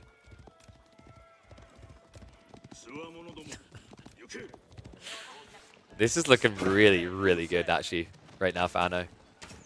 He does need to add in spears, though. Did he actually scout this? He should have, with the scout on the front side, seen the stables play.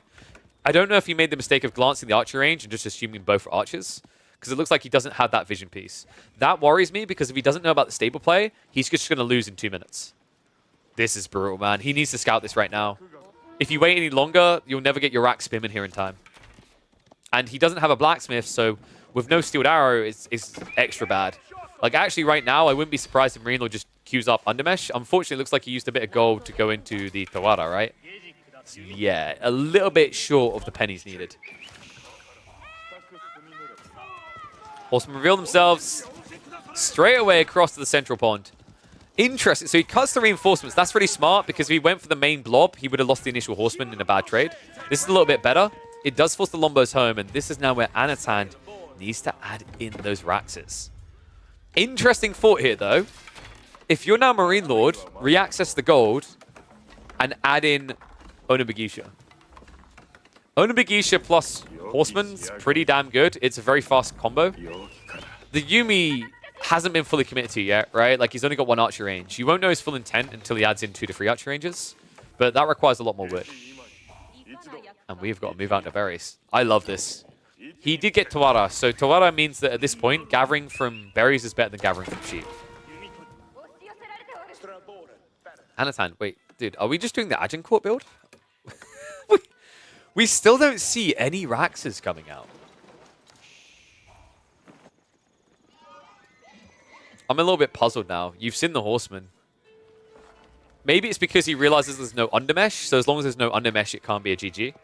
Because at this point, you have so many Lombos, this many Horsemen won't break. This is definitely a very unorthodox approach. I think Anatan is being kind of greedy, but it does work. And no, this game is live literally right now. Assumptions can make an ass out of you.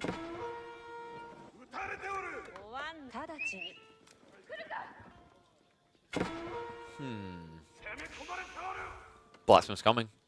I think Anatan's actually in a very good position here. You just go Steeled Arrow and these horsemen can't do anything, right? Even sicker idea, occasionally use Palings. Because your opponent has to gap close you, you don't have to gap close them. And, you know, once he's got this critical mass of Lombos together, if he weaves between this wood line and this wood line, he also blocks food. So this game is very difficult for the next 2 minutes from Marine Lord. He needs to be very careful about where he fights. The best thing you can do is this. Use the horseman, cut the blobs, cut away from the blob and take the trickle, right? Finds Lombos on the flank, but now the other thing you can do is park here. This is exactly why I wanted Anatan to get a Rax. And yeah, now it's coming in late.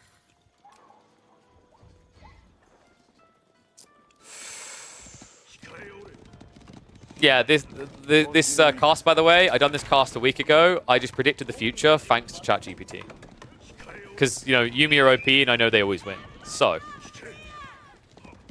the reason, if you're wondering, why didn't Anatan add in spears sooner, is because he saw the archer ranges. When you see Yuumi archers, you don't want to be adding in spears because you feel like you're just going to lose the units, right? But his greed here may have cost him dearly. Marine Lord's broken out the chokehold, and now with this many horsemen, with so few spearmen, I actually think this is a situation where Anno could lose control of the center. That's horseman going to be revealed. Marine Lord should be moving out in the gold now, and that's exactly what he's doing. This is going to be for Undermesh. Undermesh is your #1 priority. Steeled Arrow is a follow-up, because right now your Yuumi count isn't big enough to value Steeled Arrow. But Undermesh means the horseman can win the fight. Outpost now on the way from Anatan. I feel like this should have been here sooner, though. Outpost quicker than this would have been a problem, but now you get an opportunity. Marine Lord is going to dive in with the horseman. Yuumi following this up as well. One Spearman comes in. It's not enough to insta-kill, but the Spearman attack speed is slow enough that it can't get a follow-up strike.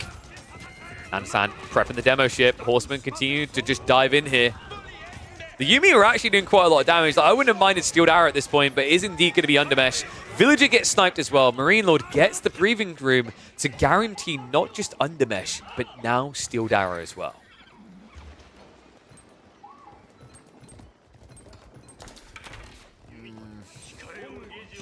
Anno's also floating a lot of food. If this, I actually don't mind the idea of him now just going castle. Because I think the pressure point is getting harder now. Because you've got enough Lombos to keep Marine Lord off the gold, he's going to have to add in a lot more Yuumi. And that's his win condition. Instead, Anatan is going to pump it. It's going to queue up the men-at-arms. Additional Rax is coming in. Now, this is where the Yuumi do struggle a bit. Because if you had 30 Yuumi by now, you don't care about the Marine Lord men-at-arms. Anatan men-at-arms, rather. Because you do not have that critical mass, even though you can kite, the problem Marine Lord has is if he's not kiting from the mid-map, men-at-arms are favored because they can dive your base, right? They can restrict your resources. So the goal for Marine Lord, his win condition now, is to push this Lombo count back to the dock, because then the men-at-arms are kind of irrelevant. You can just beat them with the Yuumi. One thing that is worrying me, though, is Marine Lord needs stone now. We're reaching a point where the bannerman does matter, and he's been blocked on his gold, right? So if he doesn't want to forge this and get to Daimyo, whether it's horsemen or archers, daimyo just makes a lot of sense at this point.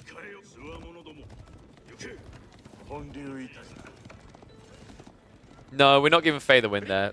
Yuumi, if Yuumi lose this now, it's... I think it's more due to the lack of stone gathering to get you to the daimyo, but it looks like Marine Lord's aware of that. Of course, the king of AoE 4 would know. Straight away, onto the stone. He's holding onto a lot of wood. I'm hoping this is not 2 CC, because that's probably the quickest way to speedrun into a game 3. This should just be that he doesn't have enough food for Mass Yuumi yet. And he might even be considering adding in an extra archery range. Usually by like 15 minutes, free archery ranges is easy to spam. It's difficult when you do double stables as well, though. Horsemen are going to peel, so they're going to go hunting. I actually like this play. At this stage, look how deep the wood line is. Like, you have to look at this many lombos. Marine Lord's a very intelligent player. He'll be sitting there and be going, that's a lot of LBs. So you've exhausted your initial wood line, right? You might even be away from your safe ones. So good read. Just a few horsemen here can slow down everything.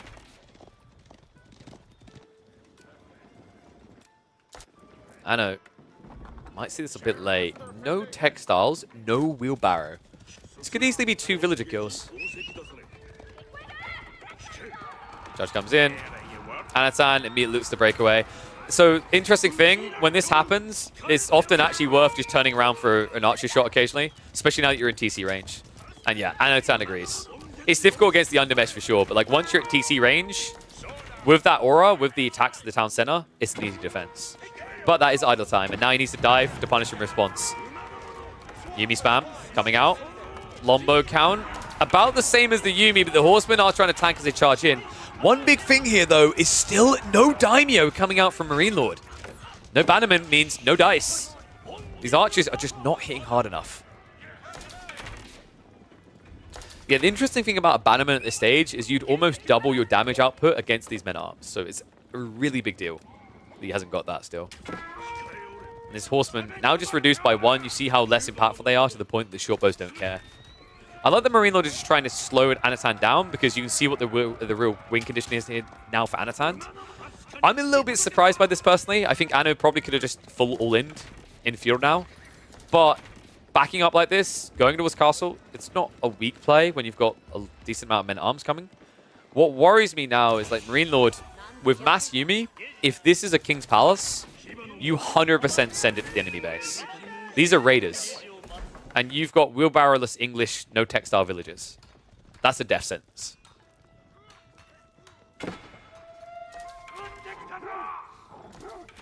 Yeah, it's King's Palace. Marine Lord should be getting a bit suspicious right now. He's starting to see enemy troops appearing at his horsemen.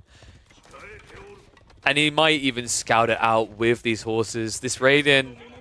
Yep, there it is. Confirmation of the King's Palace. Marine Lord now has the Yuumi, so this is where he now needs to move. He needs to just go, like a bat out of hell. Because you need to punish this timing.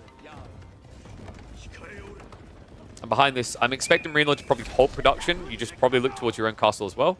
Yuumi getting upgraded is actually pretty effective. He'll probably keep adding in horsemen because that's someone that can assist, but the archers will be too slow. Ay, ay, ay. Men-at-arms, Lombo upgrades coming in. Anatan is going to need a lot more men-at-arms to hold this. Always be like cognitive of the fact that these Yuumi are not here to kill men-at-arms. They're here to kill villagers. Let's go in here. Thank you very much for the resub, Nomad. Welcome back to Swarm, buddy. Perfect time to mention the Swarm because this is a big stack. And you might think longbows are just outright favored. Yeah, they definitely have an edge being vetted, but the thing you have to remember is that mass longbow versus mass Yuumi, even with the longbows being an age ahead, that just means you're overkilling even more. Right? So, like, it's actually deceptive. It's not as good of a matchup for Lombos as you'd think. Marine Lord. Now just needs to head into the base. Anatan, remember, he has got men-at-arms. They can dive the TC. The Lombos are still quite squishy. And Marine Lord did try to rush onto that goal, but got caught doing so. He has to come home. What a ballsy maneuver. Marine Lord, he took out the outpost, so he's quite confident that Anatan wouldn't try to dive his base. So Marine Lord now has to react to this, right? He doesn't have any gold he can gather because something we didn't really kind of glaze over because there was so many wild things happening in the early game is Marine Lord hasn't been able to go for those fast castle builds due to these gold veins. All of his gold is on the screen. So camping here for Anatan permanently keeps Marine Lord in feudal age.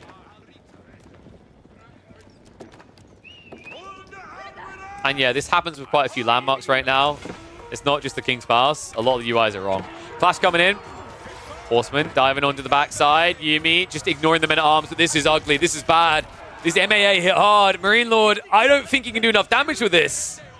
I mean, it's one thing to kite the men-at-arms, but surely behind this, the eco-scaling, the fact that he's still stuck in Feudal, he'll get a good trade against the Lombos. But now, the big question mark is these bad boys. Men-at-arms are unkillable. They have more ranged armor than you have damage. Good micro from Marine Lord. I think he done the best thing he could here, which is clearing the Lombos. But the thing that now scares me is Anatan. He should be looking to dive the main base. Men-at-arms with armor-clad will not care about static defenses. I think that's the only thing now missing in my eyes. If Anatan gets into armor-clads, this is GG, and it is. GG gets called. No way back. Marine Lord is going to have to even it up and take the win in that third game. Impressive showing by Anatan. I told you guys, keep an eye on Himeyama because I think it is going to be an S-tier map for the English if Himeyama comes back into tournaments more frequently. But now, the big question mark on all our minds is what is better, Byzantines or Chinese? Ooh. And I'm very happy to provide the answer to that. The answer is Byzantines. Yep, it's that cut and dry. It's that simple, guys. GG. Not even going to bother with game number 3. Marine Lord wins. Yeah, so on EGC Lipany as well, really good map for Byzantines. I highly rate the Byzantines here. The problem that the Chinese have is if this turns into a macro game and goes into castle, you can either play Pass Guard or Spears. Either one of those is going to lose out to the Byzantines because they go Western Contract and then they build into Landsnecht eventually. So you can't do that siege comp. Very difficult. If you don't build a lead in the feudal age as the Chinese, I think you just lose this game flat out in castle. So yeah, it's a very interesting one. I've watched this a lot, especially on Gorge, and every time, man, the Byzantines just stomp. This, of course, isn't Gorge, but it's kind of a better map in that regard then, isn't it? Because like Gorge has a lot less berries to work with, and that's exactly what allows the Byzantines to ramp up. Keep in mind, these games I was talking about were before the patch that buffed the Byzantines further, so their feudal age is even better. So yeah, I think I wouldn't be surprised if Anatan tries some cheeky sort of Barbican rush play. I would actually be a really big fan of it here. Wait, Faye, no, Faye, you don't get to be selective here. Remind me how that Vortex Numidan Yuumi game ended.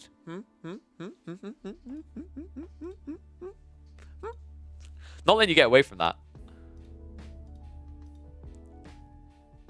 Yuumi didn't matter that. No, get out of here. Timer out. Mods.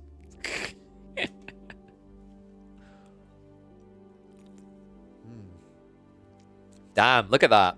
Poker Bras believing in Anatan. Okay, have you actually started watching AoE 4? I'm curious. Poker Bras is someone I met because I do the charity quiz with Jurasar each month. I don't know if he's been watching AoE 4 though. It's got me quite excited. Dating more people to throw away their life in Age of Empires. No idea what's going on, just watching support you. Oh, I appreciate the support, buddy. I definitely recommend giving it a go. It looks quite high intense here, right? Like, but actually, I feel like Age of Empires 4 of the RTSs is probably the most inviting. So, they're getting ready for the third game. I like how they just haven't been using a delay, by the way. I'm pretty sure they're rule-wise, they're meant to have a delay. Oh, dude, you make me do push-ups in a blazer? Where's the friendliness? 1, 2, 3, 4, 5, 6. Oh, just in time. All right, time for game 3. Not just any blazer. It's a snug one. I think I had too much of a... I think I had too greedy for Christmas. Already done those push-ups. Thank you, though, Mongo.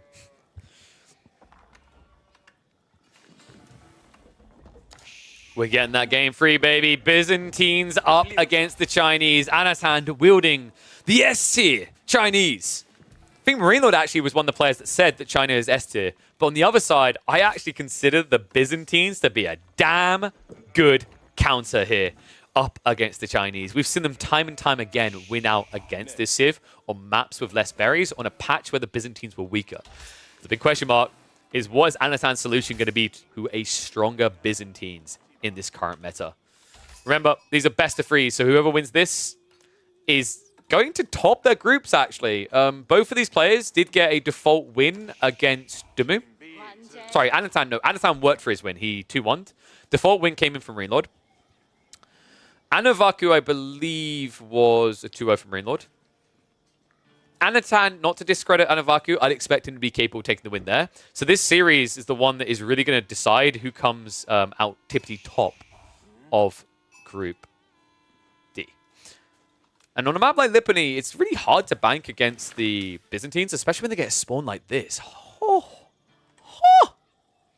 Holy mother of berries. That is an absolute jackpot. All right, let's get the predictions up for people. I know they love that. So is it going to be Marine Lord or is it going to be Anatan?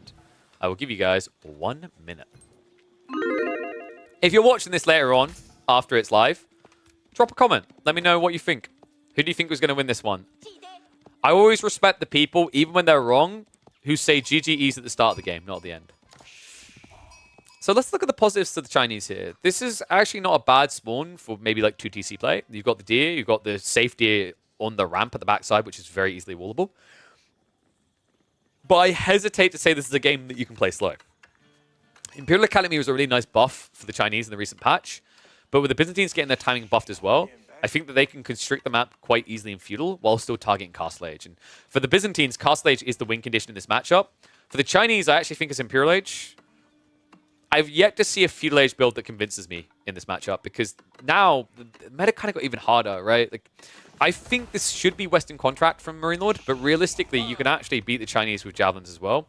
The reason why Lombos are just better is because of the fact that Lombos will have all their damage go through against Chiganu and wipe them. And on the flip side, if you build Chiganu up against Javs, the enemy's A, close to you, and 2, you do more instances of damage, right? So it's kind of better DPS than Archers. So what I'm expecting from Anatan is just Imperial Academy, probably a Barbican to secure resources, and then get the hell out of this age ASAP. The problem that I've been seeing for Chinese players in this clash is what do you do with that Castle Age? I've seen Palace Guard, I've seen Spearmen, I've seen Nesta Bees, I've even seen Lancers, and every single one of them has not been the answer. The glorious empire of the Byzantines. Grand Winder in the way. No surprise there. Double deer for him as well. He's not going to rush towards the deer, but in the mid game, this is going to be very strong for him. In fact, I'm curious. If we look on the ladder right now to see how top-level players are performing on these 2 civs, because my instincts are saying this is like 65% favored towards Byzantines on the most recent patch. The problem is we don't see much Chinese in pub play at the moment. So Byzantines versus Chinese, 73% on 15 games. If I check the previous patch, I think it's like 68%. Byzantines versus Chinese, no, other way, 43.4%. So something's clearly changed. I mean, it makes a lot of sense. Byzantines are a lot stronger. People have optimized the play now. I think Dumu especially shooed the way on how the Civ functions. He was very clean in the Elite Classic 2. He kept executing the Byzantines almost pitch perfectly on Coastal Cliffs. And I think that really opened people's eyes to just how effective the Castle Age timing can be for the Civ. Stone being gathered there. We're getting 2 TCs. Interesting. Really like this. Other side of it, Anatan isn't on the stone. He isn't even on the wood. He went for the Barbican because he was paranoid about the initial mercenaries. This is the potency of the Byzantines, by the way. We usually talk about 1 TC fast feudal into fast castle. But this is also a very powerful play as well. Whenever you're up against these type of civs and you're playing Chinese, you have to act as if they're going to attack you. I don't think there's many civs right now that have a more volatile flow like this, where they can go into a second TC while implying that they'd attack you. Right? Because it is full implication. It's not doing, it's actually just implying. He hasn't built a Merc house, he hasn't built an archery range, he hasn't built a stables. But yeah, Anatan is dropping this Barbican very early before the TC because he's worried that attack is coming. And Marine Lord knows about it as well. He also sees the stone gathering afterwards, so knows it's going to be a second TC. But the timing is just so much better for him. It's going to be online before this is even being built. In fact, Anatan hasn't even got the wood yet, let alone the stone. And we're only at, what, a level 1 system? It's kind of crazy to think of what this buff done. The 10% rate is just so good now. Merc House being dropped. This most definitely will be the Western contract. And the cool thing is, like, usually when you go Western Contract, you can't attack your opponent. Because it's a Chinese Song 2TC, you can. Because they'll only build static defenses, right? They can't build Chiganu, they're terrible. They can't really afford Horsemen with 2TC yet. So this is the perfect time to do this. And there you go, Western Contract in the way. And this guarantees also, if this now goes into Castle Age, Lanceneck is the golden solution to everything the Chinese will do. The fact that you already have Longbows in this matchup means that your opponent cannot build Chiganu. So what happens instead is he looks towards Castle, where he's going to build Spearman or Palace Guard as the backbone of his army. And both of those get slapped about by these salami slicer boys, the Lancenecked. Biz versus China reminds me a bit of ABBA versus China. Biz has a very strong Castle Age timing to leverage against China. Sort of. I think that the better comparison there, Myriad, that's very fair, is the point I was making around the mercenaries that threaten you. The difference is I would call it a ghost military wing. You get where I'm going with this? The way that China reacts to Abbasids is really set in stone by their opening few minutes. Because of military wing, they have to dance around this issue of being turtly by default. They have to address this, right? And it puts them a step behind. It's kind of similar with the Byzantines, with them getting mercenaries. Mercenaries are just a natural flow of the game that will always happen because Byzantines want berries. And there's nothing you can really do to stop that. And it doesn't really cost them much to go into this. The food gathering rate is slightly worse than sheep, but considering the amount of olive oil they get, especially with Grand Winery, it's worth doing. So you always have to compensate for this. And as you can see, the compensation from Anatan is to build a hell of a lot of walls because, as we highlighted, the horsemen just aren't affordable.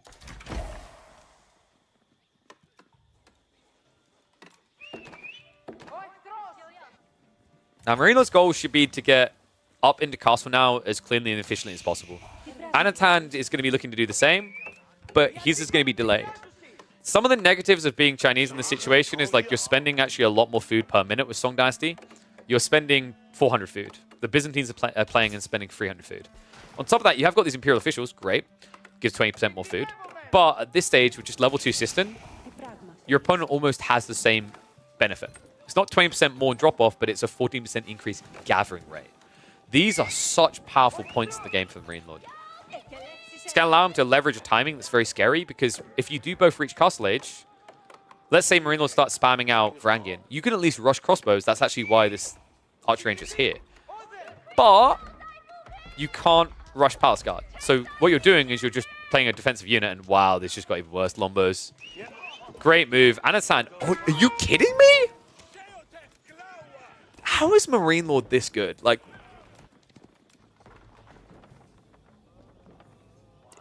I'm curious. Does Marine Lord know Elon Musk? Because he had one of those devices plugged in his brain. Guy's like a computer sometimes. Just perfect read on the vision to get 2 villagers that shouldn't be killed before the walls go up. And now he's going to find more because this wall is way too defensive from Anatan. Wait, what? Why? You know, I don't know what it is. No matter what game I cast, whether it's Dota 2 or Age of Empires, I feel like I'm always going to be ranting about pathfinding. That was odd. Anatan is now only 3 villages ahead, and he's about to be an entire age behind. Horsemen aren't even going to do that well here with the Limitane already showing. Trying to stand here and trade isn't good. These Lombos mostly feel free. These Horsemen do not. What is that I always say to you guys as well? What is the goal? What is the most valuable resource in the early mid-game? It's food. Food is the thing that will run out. Food is the thing that you'll struggle to find. Food is the thing that you'll use the most of in Dark and Feudal Age. So the fact that you are expending a lot of food into Horsemen, meanwhile Marine Lord is just using this random 5th resource to do this, hurts you.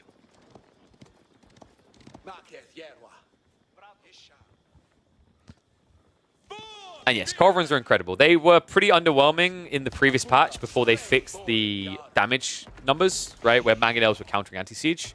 But Culverins now are fantastic. And what I love about Culverins is Culverins aren't just good at taking out siege. You might catch me regularly calling them 50 cal sniper rifles. They really are. They're fantastic at sniping out units. Especially effective actually against civs that rely on range units, because range units can't get more health in the late game, right? Bar the Abbasids. Awesome.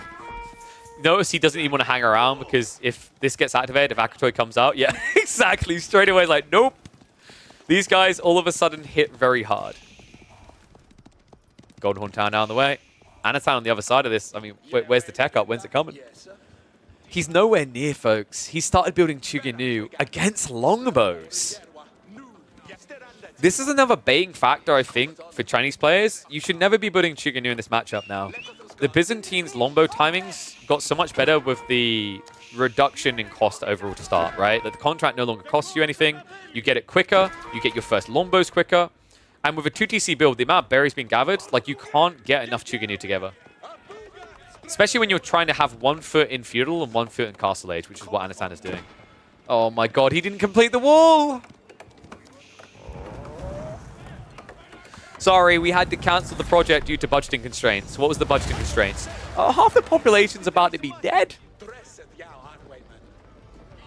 Marine Lord just camping food. This is his Rin condition, right? One thing Marine Lord doesn't know is where the other deer is, so that's kind of an awkward issue, as Anatan isn't going to starve himself straight away. It's not going to be great, though, when he reaches Castle Age. His longevity in this game is limited in comparison, so it's critical that Anatan's initial units in Castle Age gets him out on the map. Look at where all the resources are. Weird-ass berry spawn, by the way. Berries here, berries here, berries here. The boars are nowhere near your base. Meanwhile, look at Marine Lord. He's as free as can be. He's got his berries he's spreading out onto. He's got the double deer at the back, which is safe. He's got berries over here as well. It's fair to say that this game is a lot more free right now for Marine Lord. And there's no way Anatan's going to feel good if he has to do a farm transition before 19 minutes. You need to be at like 85, 90 to feel good about that coming. You also need room. He doesn't have great space for an optimal granary transition. Wall's being broken. Tech up at least now complete for Anatan. But Marine Lord already has the upgrade. Vet Longbows. Undermesh level 1 is coming in, but that means these Palace Guard are still quite susceptible to death at the hands of the Longbows. Outpost now coming up from Anno. Chuginu are at least going to shred that scout, even without their upgrades. But you notice how hard it becomes instantly there. Even if they had the veterancy, you can't win that fight against LBs. And the Varangian are now marching across the field. Behind this, Marine Lord should be layering himself into max distance soon. He's holding on to almost 500 stone. And we've already seen the connections coming in. So yeah, we're going to see the final one. So immediately we're going to be jumping up from, what is it? It goes from 18% to I think it's 28% gathering rate. So an extra 10%. That's almost an extra level of eco-tech upgrade. And he's already got that in place. Notice that Marine Lord is not adding in his farms at all, by the way. That's really smart here. You don't actually need farms to win this because your win condition now is spam Varangian. And get maybe some Lance Neck along the way. It's not about playing an ultra-long game, because an ultra-long game does favor the Chinese. It's all about the here and now. And what does he do with that extra wood that he didn't spend on farms? Karasiphons, baby!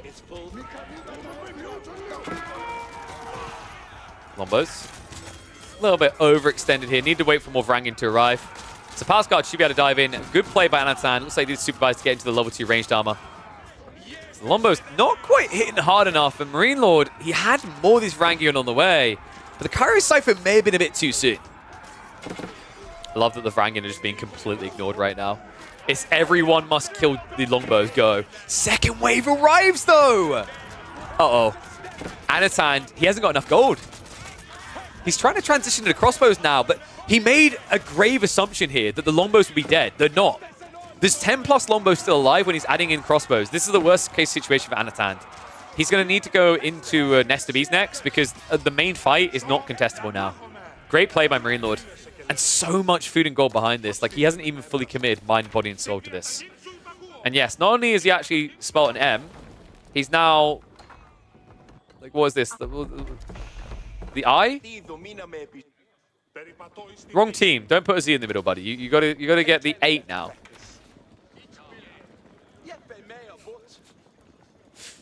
I actually do love that you spell M with the acronyms. I kind of want to make a tournament where I give people bounties for doing weird things with buildings and walls. Draw this lewd figure and I will give you $200. You still have to win though. Karasiphon now coming. And this is now where we reach the GG point. This is an unkillable army right now. Lanceneck also being laid in. That should just be the Golden Horn Tower. But actually, funnily enough, getting like 3 or 4 Lanceneck contracts going is actually worth at this stage. You've got way too many Longbows now. You don't need more. And the Rangan at this count, if he gets into teardrop shields, GG. In fact, I imagine that should be coming. He definitely has a blacksmith somewhere. I'm just blind. It's back here, right? Yeah, no teardrop shields yet. That should be his next priority. 22 Rangan makes it worthwhile. Power siphon complete. Moving into the Barbican. Lombo's now tickling and pushing this away. Fireworks are at least going to come out, but wait. Got it! Oh no! Anatan, what a blunder. He left the Destinies unguarded. Lombo's now diving into a snipe out the villagers repairing. And all of a sudden, Anatan, that eco leader tried to build up, is about to be thrown away. Vrangin are going to go for this slice. They just need to target the villagers first. Textile's at least going to make that a little bit of a slower process. But Anatan throwing away both arms to try and keep the body alive. And all of a sudden, Marine Lord now with the villager lead. And guys, this was just wave 1. He's got 20 more Varangian. This is only 3. And everything else feels free for him now. Kyro Siphon still working the Barbican. It's at least going to be a clear up at the front wave, but damage most definitely done in this game. What a brutal timing. Kyro Siphon is at least not going to be able to take out the Barbican, so that's the upside for Anatan. But after this reset, the thing we haven't highlighted is that the relics have been coming in. With 4 relics now, I would love to see Marine Lord just add in the Lance Neck we talked about. Now that's the perfect thing to just get into this comp now. Just pump two contracts of Lance Neck against 16 Pulse Guard, they just die. Nestabees can't be protected. For now, Marine Lord says, why the hell would I want Germans? I've got the Vikings! Wood also being gathered, so we're now into the farms. Marine Lord is now insulated against late game. Meanwhile, Anatan has at least got 1 granary stack up, but those villager losses, now up to 25 in total in this game, has stunted his timings. And the fact that he's got 20 of his villagers, almost a quarter of his economy at this stage, gathering on stone to get keeps up, bad sign, because Marine Lord doesn't put anything to defense. He's gone for a pathetic little wall, and that's it. Every other piece of his economy is going into army. What do you mean? You don't like this farm layout? Look at it, it's beautiful. Yeah, I love the system just blocking the optimal farm placement next to the Grand Winery. We're about to do like a weird form of like, you wouldn't pirate. You know, like that, you wouldn't steal a car, so don't steal a DVD. You wouldn't do this with your Arkan Chapels, so don't do it with your Grand Wineries. Say no. Frankie now in though. If he hits this east side, Anatan has about 1/3 of his economy over here. Actually, almost half. Longbows are going to catch him running away. So we'll be to snipe 1 or 2.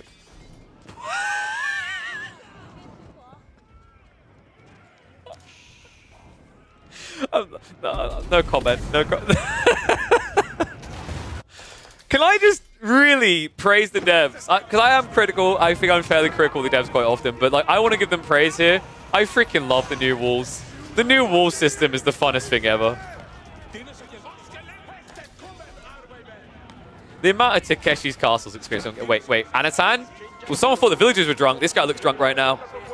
Lance Neck. Marine Lord. Oh my god, he just goes straight for it. And you know what? He should be able to get it. Doesn't even need the Berserk. Nestabees has to run. Says, sorry, I got an appointment. Yeah, your appointment's in your next series, Anatan, because this is looking done. 90 military. Guys, this is just wave 1 of the Varangian. Wave 2's coming in on the west. Wave 3 hasn't even arrived yet. Oh my god. For anyone wondering why I keep saying that Castle Age is the new peak point for the Byzantines, this is why. The economy that they get off of Cisterns and Groves allows for this. 53 Varangian at this point in the game is insane. And anytime you hear Crackety say in a chat that he thinks that Varangian are too expensive and they need to be buffed, remember that he's a Byzantine main. We don't trust that guy on that statement anymore. This unit is insane. You know what's even funnier? He only just recently got teardrop shields. He was winning these fights without it. Actually, I kind of wish I had Crackety here casting this game. He'd be so torn between the Byzantines and the Chinese. He's like, which one do we buff and which one do we nerf? 31 Longbows now, though, and oh my. The crossbow count is not exactly what I call scary. Anatan, how can he get back in this? Did he get the keep drop in the end? Because he gathered all that stone, but I'm confused where it went. Am I blind? Did he sell this? Okay, no. Yeah, I was about to say keep drop is how you survive. That ain't there. He ain't here. GG is called. Marine Lord. Just looking too chadly in these series. Interesting series, actually, overall. Really big props to Anatan for that read in the draft to get the win. Well played in game number 2 on that English game. But in the end, it is going to be General Mates Marine Lord taking the series 2-1. And that is going to lock him in the top spot in Group D. Perfect start to Energy Slapfest number 2. The question now is whether Marine Lord can follow through. Whew. Cool series between the two. Let me just quickly name those so I have it. So Marine Lord versus Anatan G1. And then I'll put music on for you guys so it's not just weirdness in silence. I'm just basically giving them a basic label so that they can be edited together later. All right. Your riches? Poker Bros, man. Like, I'm pretty sure I said in the draft that is a Byzantine win. You doubt me? You believe in Anatan a bit too much, my friend. So there we go, Marine Lord. 90% correct. All right, so 24-1. Yeah, I know. For those who don't know, Poker Bras, it's not obvious the name. He's a gambling man. He follows the odds. He follows the logics. Getting a 24-1 odds, you just can't pass that up. You got to take it. Got to respect it. You said Yuumi are good. They are, just not the way that game was played. Like, no. You're not gonna try to call me on this BS. I literally said in that, like, if you remember, I said in that game, love the play from Marine Lord. The play now is to drop 2 outposts and go fast castle, and he tried to build Yuumi. So, just saying. All right. Let's have a look at the standings and see how things are coming along. So, don't care about this. Care about this. So, round 1 complete. And now into round 2. So, B versus...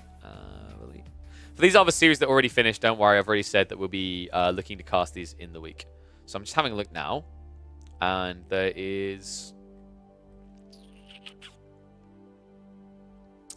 You know what? I think we do Wham Kill Jardy. Let's do Wham Kill Jardy. I like that idea. Let me see if their draft is up here at all. Is indeed.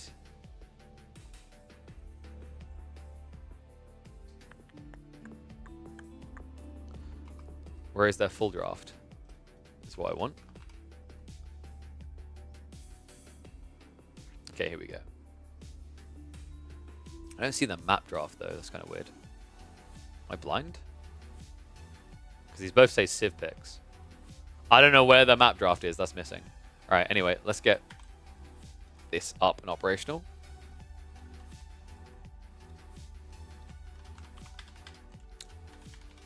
Oh, I just deleted the whole tile by accident. Whoops.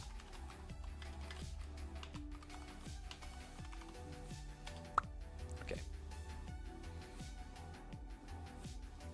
Okay, so... I'm going to run ads while I set this up. So, subscribe. Alright. Let's switch this over. Interesting draft, actually. Finally getting some Jeanne d'Arc coming out. Iabid's getting through as well. It's really surprising. Yeah, dude, Wham, you can tell like where his bias lies. Wham is one of the best Abasa players without a doubt, and his Byzantines is fierce. I really like Kiljardi's draft, though. Iabid's and Roos is just very strong. You could potentially be looking at like a 2-game closeout. So let me have a look here.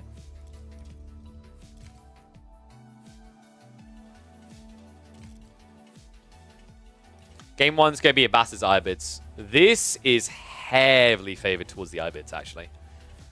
Don't know if you guys knew that, but it's the timings. Abbasids suck against civs that have very quick timings and tech unlocks. You just got a Harry Potter ad? Look at that, guys. Oh, that helped you. Oh. All right. So, I've got game 1 ready. Let's get into this one.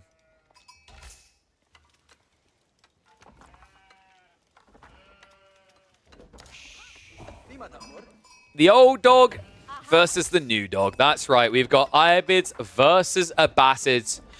Killjadi up against Wham. 1-0. Welcome back to Energy Slapfest number 2. We are in the group stage here to check in on these two lads. Two lads actually, I think, are more closely matched than people give credit to. Wham! A household name, it feels like, at this stage in AoE4. Most people have heard of him. Most people know of him. NA always rises up behind him. But a rising star in the north of Europe. Killjadi has been impressing me. This Finn looks to Finn fast, and he has the exact sieve to do that. Iabids versus Abbasids is most definitely a draft win. Iabids actually counter Abbasids very hard. What I am questioning, though, is can one of the true Abbasid aficionados prove differently? For those that don't know, Wham began his career as a pro, an aspiring pro, actually, in the very earliest days of Age of Empires 4 on the ladder, playing regularly on the Abbasids. It was actually both him and his bros. So you would catch Wham playing on the Buster McScruggs account, and then Puppy Paw would regularly play Abbasids on his David Kim account. So these are, by far, two of the best Abbasid players in the game. Actually, funnily enough, Killjadi on the other side, despite the fact he's an aggressive player, I noticed, this came up in the chat the other day. I think it was Cracky I was talking with about it. He's like, I find it intriguing that for how aggressive of a player Killjadi is, he ranks Abbasids incredibly highly. He'll pick them regularly. So not only is this a matchup where Iabids are favored, it's one where Killjadi knows the ins and outs of Abbasids very well. For those wondering why this matchup is Iabid favored, it's to do with the timings. Abbasids are great at playing a long feudal and eventually getting to castle. They're great at escalating in that prolonged feudal. The issue is convincing an Iabid player to stay there. Iabid players rush up very fast, and when you see a growth wing play like this, you can guarantee that's exactly the intent for Killjadi. He might field a few units to defend, but ultimately his goal is to try and remain condensed, turtley, and get to that castle age as cheaply as possible. So don't be surprised if you see an outpost rushed up on this gold, and minimum interaction in terms of army count with what the Abbasid player is going to do. Because that Abbasid player, as is typical, is going to be going into the military wing. Yeah, military wing is going to make up about 65 to 70% of Abbasid play at this point. It's just too good to pass up. You save yourself 300 resources in terms of building production buildings, and then on top of that, you save yourself another 320 resources. So if you think about it, to like apply some pressure, if you don't want to prolong the engagement, you save yourself 620 resources and time to get these units straight away. It's insane how powerful it is when you view it that way. And by getting these units so early, what you're allowed to do, similar to what you usually see from an Iabid player getting Desert Raiders with their military wing, is they block certain plays from their opponent. The goal here for Wham is to block the castle age rush, but the goal for Killjadi should be to add in either an archery range or an outpost. If I'm not wrong, I think we're looking at an archery range play here. 260 wood guarantees it. Great play. The reason the archery range is really good is this allows you to build 3 archers, and then you immediately counter this military wing play. Now, for a lot of civs, this is a negative, because you don't want to play into mass archers. Fun fact! Iabids love archers. I would say if you had to actually pull up the stats for Iabids on most built units in games, by far, archers are the most built unit. Camel Riders destroy Camel Lancers. You are very much correct there, Myriad. They do indeed. Especially if you're running towards them, because it means the Camel Lancers don't get maximum damage. Good raid coming in here. Wham does actually get a kill. One that, if I'm being totally honest, he had no right getting there. Killjadi way too greedy here, not waiting for the archers before going back to the gold. It's interesting as well, actually, because if Killjadi had ran these gold workers to the berries, he would have been able to get the initial archers out to contest. So good move. Wham now is going to retreat. And behind this, the second TC is already on the way up. Now, keep in mind that hard counter stat I gave about Iabids versus Abbasids was true before the Abbasid buff. They now actually have fresh foodstuffs in the mill. So this 2TC build has become a lot more efficient. So the thing that I needed to see, and this is actually the first time I got to see it because people just haven't been spamming Iabids on the ladder as much at the moment because it gets banned all the time. Can the Abbasid 2TC fast castle beat the Iabid fast castle?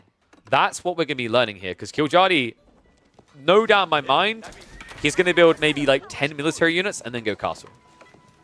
I'm not sure if I like this 10 military unit approach because by the time you get in position and build a ram, Wham should be capable of just adding in a few stable units, right?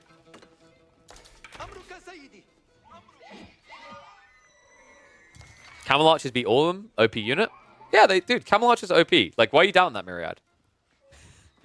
Camel Archers actually can... Yeah, they can beat Camel Lancers. The reason is that Camel Archers are quite tanky, and then they have good base damage. For the same resource investment, you won't win, though. She's lying to you about that. It depends about quantity, right? Like, depends on quantity. It's kind of similar to the logic of crossbows. Like, if you get enough crossbows, they beat men-at-arms. Even in mass, but in small numbers, men-at-arms win, right? Similar logic.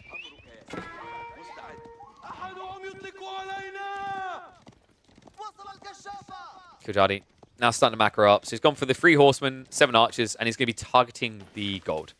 That's smart. The goal in this matchup now for Wham, his win condition to reach Castle Age on 2TC. If you block the gold, if that's your full intent, you delay his timing by 2 minutes. He can't do anything to fix that. That's why the Bastards struggle in this matchup, is Irobids, because they're a tempo aggressive civ, they can handcuff your unlock timing while progressing their own. And the reason they can do that is, worst case scenario, they just go advancement wing. Best case scenario, they get the full value. This should be... I can see this being a logistics game. I really like logistics, but because Wham's adding in horsemen, I'm expecting this to be advancement wing. Nice little poke. So a villager has been taken out, so balanced it out a little bit there. Horseman. Well, that's exactly how Wham can't fight. In fact, that's possibly the worst way to fight. Taking out the horseman first is exactly not what you want to be doing here. So archers now can actually just go off the spears and archers instead, where they'll trade a bit better. He is going to lose this army, remember, but what Killjoy is doing behind this, he's going for a full tech up. So it's not going to be the advancement wing, unless he's just getting distracted by micro. It's going to have to... Like, what? Do you go reinforcement wing here? Logistics is a no-no. It's too many horsemen. I feel like you just get blocked. Like, look at the relic locations. Recently, EGC Lipany has had some very balanced line relic formations. Horsemen will just kill you. So I'm a bit worried if this is going to be logistics. But then I'm worried if there's going to be anything else, because they're all terrible. It's going to be the logistics play. Now, Wham should be aware of this, because remember, like, Wham did come in early. I think he had the scout here to know that it was a growth wing play. So if he knows it's growth wing, it's either A, advancement, which he can punish the base for, or B, logistics, which he can punish the map for. Now, keep in mind that what Wham has done here is expensive. He's hanging around and even investing more into feudal. His eco lead is starting to be realized. The goal for Wham is to get up and ahead by about 10 to 12 villages, and then he'll have a surplus to tech up with. In the meantime, though, he needs to do some damage, and diving this base is not really the way. The outpost already has the fire armor in, so torching it down takes too long. So his goal now should be to block food. And we reach the important question, how much food has he got? 11 sheep's pretty good. I actually don't think that Wham's going to be able to do enough damage. He just needs to now tech up. The best thing that Wham can do is split and guard these relics now. Because the logistics play, the value in it is all about timing, right? Is that you are saving yourself actually quite a lot of resources. You're saving yourself, it'd be, what's it, 540 resources? Pretty good. And getting them straight away. But if you don't use them straight away, it's a wasted tech. So if you keep the horseman around, you don't let him get out of his base, or you wait for him on the relics, it's a wasted tech.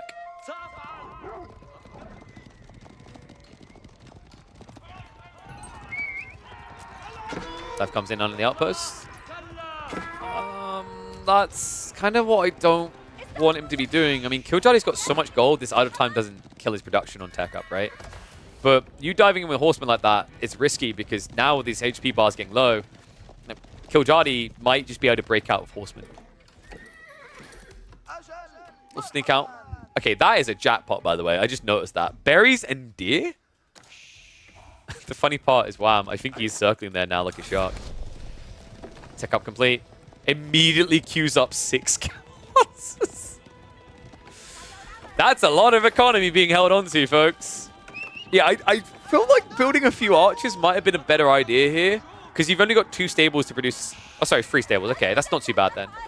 If it was 2, this would be really bad. So I'm glad he adjusted for that. I always hate it when I see like 2 stables and you queue up 3 lancers in each. It's a waste of your economy. Like if you had that much working for you, remember these camel lancers take 35 seconds. So like you're basically... You've missed macroed for over a minute at that stage, it feels like. Wham. Please tell me he does know about the dervishes. Yeah, he's sending out to guard on the relics. He should have scouted when he came in here, right? Like, at this point, most high-level players know exactly what these landmark choices are. Because think about the timing, right? It's like the timing doesn't make sense for advancement wing here with the way this was played. Most of the players in the top 16 have played an absurd amount of IBIDs at this point. Mainly because, like, the cool thing about IBIDs, the reason why IBIDs have been optimized so quickly is that they get so many games in, right? It's a civ that ends games usually in 20 minutes. So you get to figure out the meta and develop it quicker than, say, if you do a Bassett games, let's say regularly as an example. Or Chinese games. Warlord coming out. Horseman's at least going to try to shut this down. The problem is you can't. So not only is it an issue because of the Camelanese, the other detail is that you can actually run and use mass heal. And because you're holding a relic, you actually heal quite quickly. So you'll definitely get to the safety of the outpost. Culture Wing coming in. Wham. If you're wondering why did Wham go Culture Wing instead of Eco Wing, the whole goal here is to now strip map control from your opponent in the next 5 minutes. If you go Eco Wing, you're playing a later game. That can be good, but you should be trying to contest the IBID strong point timing. Because if you let them have this point in the game for free, they'll just rush up free TCs and you'll be behind.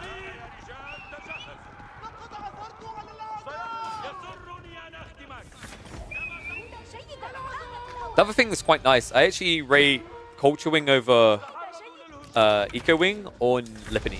The reason is that there's a lot more berries on the map, so you can afford to just play pocket resources before getting farms.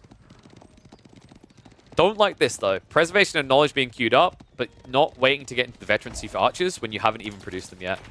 This is suboptimal. It's not you using the full power of Culture Wing.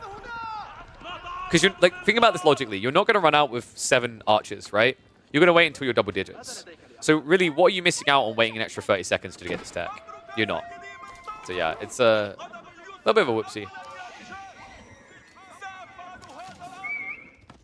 Some raids. Not going to be too effective, guys. There are, in fact, 12 Lancers in this game. So another reason why this matchup's quite good for IBIDs is at this stage in the game, the counter now has to be mass spears, but you're building mass spears into mass IBID archers. Composite bows long term does give an edge over to the Bassids in this matchup, but at this point in the game, when you're talking like under 20 archers, I highly rate the Sultan's Mamluks ahead of it. Sultan's Mamluks, especially when you're attacking spearmen, so you activate it more frequently, it just gives you a very big snowball effect in these early fights. And before you even think about the idea of composite bows versus these normie archers with Sultan's Mamluks, you still have to get through these 12 Lancers, right? So, very good point in the game. Killjardy has gone for the second TC. This should hopefully be free TC. I'm a very big fan of free TC in this position, because you know that Wham has built a pretty big lead at this point. And even if you get 5 relics, it's not really going to compare when you add in the fact that the Abbasids have the better Golden Age, the fact that the Abbasids, for all you know, could have went for the Eco Wing, and therefore have a better land economy altogether. That's a lot of space. Well, low. Killjardy will get this kill. So that's going to be a 5 relic game, and that sucks for Wham because he actively invested in going for these relics now, and it was a waste. He can try to cut off with the Spearman, but this is the type of thing that's going to be hard to grab, right? Another kind of cool thing, I wonder if Killjardy is going to do it. If you cycle charge, if you charge at short range with Lancers, Spearman can't brace. There's actually a point, I think the best player that's been doing this is Vortex, but instead he goes straight after the archers! And Wham just let it go! Oh man, the relic was dropped, so he was content with that. Okay, so that's not too bad. He forced the relic drop, so you can still contest this one, but this is still going to be a 4 relic game at least for Killjardy, and that's going to offset this eco gap by quite a bit. And I believe we are indeed getting that free TC I talked about.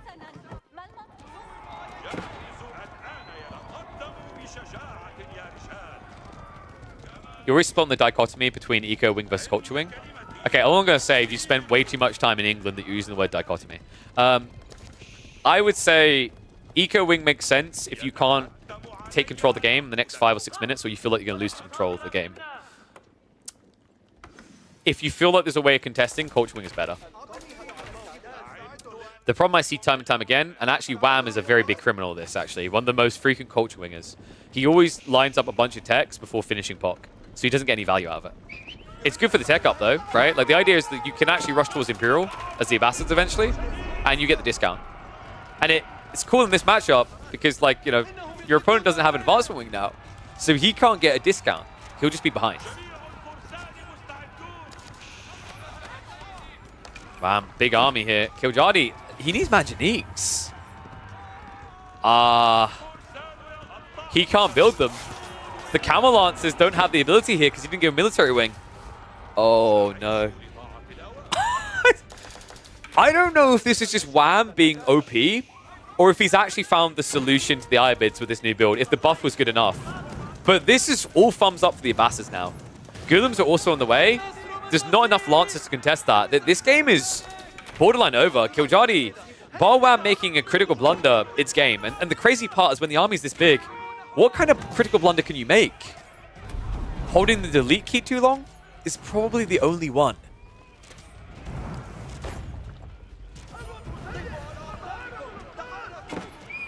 Man, I am gobsmacked. Well played, Wham. I'm glad of it as well, because I hate just getting into games, seeing this, and be like, immediately, yeah, there's no way Abbasas can win this. Because I've seen so many players just trip over their own limbs trying to get towards a solution. It just doesn't work, because the counter to Abbasas play, you've seen it time and time again, like H3 can do pretty well against them. Ibis were doing pretty well against them, because these civs rush into Castle Age, and Abbasas don't like that. But Wham played this phenomenally well. If I had to go back and highlight an issue, I think Killjoy played Feudal too long. We mentioned that he had all the gold, all the food. I thought he'd build 4 archers and just tech up. He built, what, 3 or 4 horsemen? He lost his archers he initially built. Losing the archers especially is bad because archers is something you want to keep playing into castle. And I think actually when Killjoy got to castle, why no golems? Maybe because of the camel archer detail, that probably threatened him. But I think overall, had he just spent a little bit less time in feudal, logistics would have probably made even more sense here. Instead, that feudal, I think, lasted too long. And Wham got the lead he needed off the TC. At this point in the game, it's autopilot mode. Keep in mind, by the way, Wham has been winning all of this without boot camp. You just heard me correctly. He never got it. Until now. Why didn't Wham kill Killjoy? Because he's master of the kill, it is in his name. No, in all seriousness though, like diving in TC is always dangerous. You don't want to make this overly messy. It's so much easier if you just constrict resources. Killjoy doesn't have farms, right? He doesn't have himself walled. So if you just block food, he's dead anyway. Manjanique. Ooh! Oh, that's the big one. And Wham!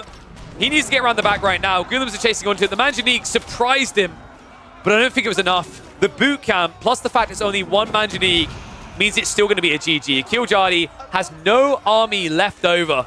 The balls on this Canadian. Actually, they're on him because the giant balls hit him in the face. It's the stone balls from the Manjanique. Sadly, without a second one, it is only going to get Killjoy to a second game with a loss on the board. No doubt about it. Too much food, no way of spending it right now. It seems like Killjoy is kind of perplexed on what the solution is, and I don't blame him. This point in the game is one of Abbas's best. Composite bows with mass golems. Killjoy, if you like, what do you do here? You build crossbows, the archers kill you. You build Manjaniques, the golems kill the Manjaniques. This is the 1-2 punch that Wham needed. This is over. Killjoy, I think he's just processing the loss right now. Killjoy is the type of player that will quite often just not immediately GG. We've seen this time and time again. I think we all remember the infamous Beastie game, where at 20 minutes, Killjoy had 6 villages before accepting the game was over. But this one undoubtedly is. Cool game by Wham, though. Showing you exactly why he's one of the masters of the Abbasids. One of the sultans of the Middle East.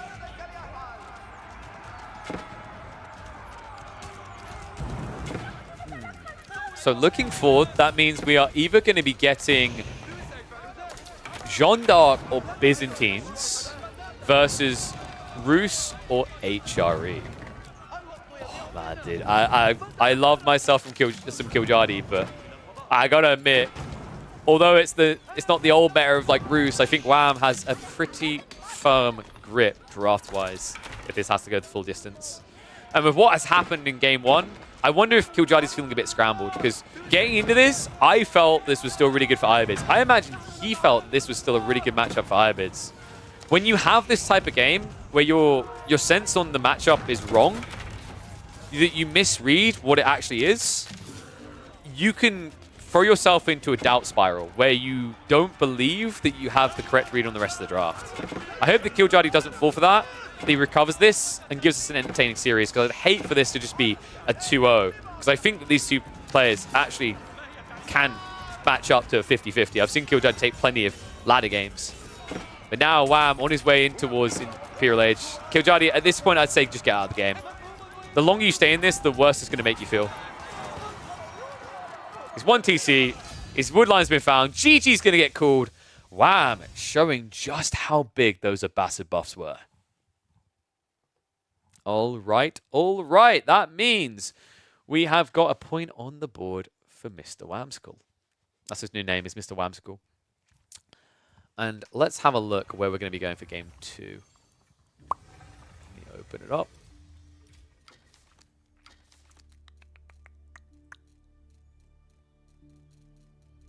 Where is he? Oh, there he is.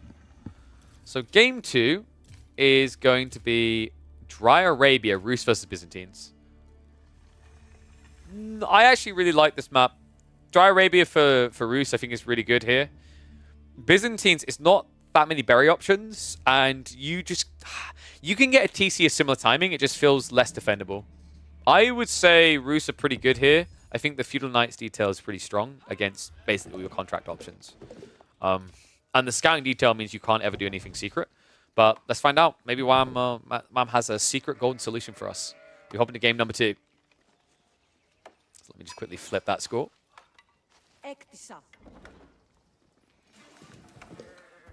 All right, game number 2 is online. Wham with the Byzantines, Killjardy with the dominant and often, to be honest with you, unbeatable Rus. I mean, this is the king of competitive. I'm a little bit surprised this actually got through the draft. Just to kind of rehash the draft, by the way, the bans were Byzantines and Abbasids banned by Wham, so we could pick them. And then Killjardy banned the Rus and the Chinese, so we could pick one of them. Really smart choice there. I think Chinese, Puppy Paw and Wham practice a lot together with that. They're very powerful in that civ. But the fact that he was able to just lock in the Rus for himself, I think we're going to see very quickly why they're so good. We're going to hit the 2 times to the early game. It's just going to be scanning rotations to focus on that. The reason why I rate Rus so hard in this matchup, Byzantines can be very optimal about second TC timing, and they can try to keep pace with the Rus. But the issue is more how difficult it is to hide any detail of your opening strategy from Rus players. And I think also the damage that a Rus player can do with just a single stables and 1 or 2 knights compared to what the Byzantines can do, it doesn't really match up, right? Like Byzantines require scaling into a big feudal force. And the issue with that is then once you're big on feudal, you need to go for an all-in. And that's where the Kremlin comes in clutch every time for the Rus. They usually secure their gold or the stone, and they easily able to condense their base. And looking at this spawn right now, this is a spawn win for Killjardy. The amount of food he's got in the back of his base is uncontestable. You just wall off at this stone point, and then you're going to be Kremlin dropping right here anyway. Once you palisade wall this backside and you Kremlin on the stone, your whole base is impenetrable. And yeah, there we go. Comes out straight away. The reason, by the way, is you have to remember that these fortified walls have double health. So what kind of army can you build quick enough as the Byzantines that will burn through that? You can't. Instead, it is going to be a move out the stone. We are going to be looking at 2TC on 2TC. The question mark is going to be, does Killjardy rush that TC or does he go into the initial knight? Because looking at the tech timing, we are on 2 times speed, by the way, just this opening play. Scout-wise, he's found enough with the hunting cabin that will have enough for Wheelbarrow, tech up, and his first knight. This is exactly what Rus players are looking for. This is more than enough for them to get an advantage at the early point in the game. Considering the amount of people he's got on the wood already, the only reason I'd recommend you go for the wood first is because you want a stables drop. So we'll find out in a second. Well, he's going on the gold. Yeah, this has to be. This is going to be stables play. In fact, I'm wondering, now that he's in the 2TC, is there a world in which Killjardy just says all in? Because I've been watching a bit of Killjardy on the ladder. He has been playing a decent amount of Rus, and I got to say, out of all the players that come to mind, he's the one most frequently doing all in 1 TC.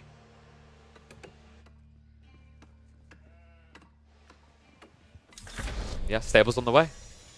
No stone being gathered. Guys, I think we've got a rush.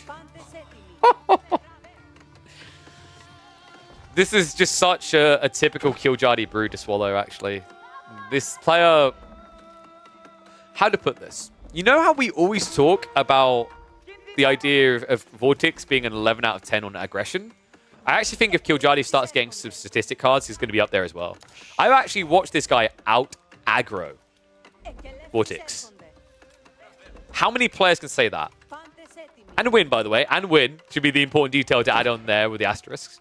So I'm quite enthusiastic to see what's going to happen here because Wham, I call him a bit of a defensive master. I've seen him and Puppy Boys do some insane double TC outpost defenses with Byzantines. It's going to have to be pretty insane here, though. The other thing that really makes it difficult to hold a 2TC opening against this all-in Killjadi Roost timing is with double archery range into blacksmiths, if you rush into rams, you have to remember the resources that you're getting more of as the Roost is wood. So if you put all that wood into archers, into rams, you have a much more potent 10-minute push timing than basically any other civ in the game.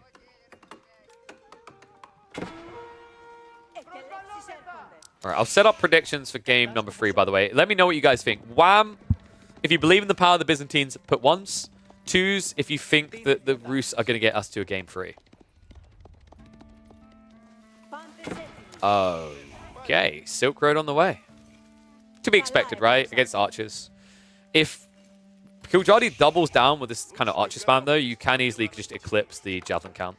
Because the logic is that if you block out the second berry patch, then he can't scale quick enough.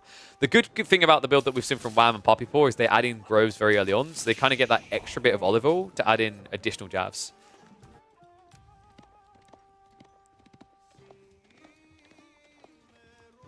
The question is, does Killjadi know about those back berries? It looks like he did scout them. Yeah, so he knows about all details. That's another thing that's kind of insane with the Rus. It's not just this free scout play that means you can't hide anything from them. It's not just the gold you get along the way. Another crazy detail you have to realize is that because the Rus are encouraged to build more scouts and encouraged to check every part of the map because they get paid to do so, it's very difficult to ever miss a detail.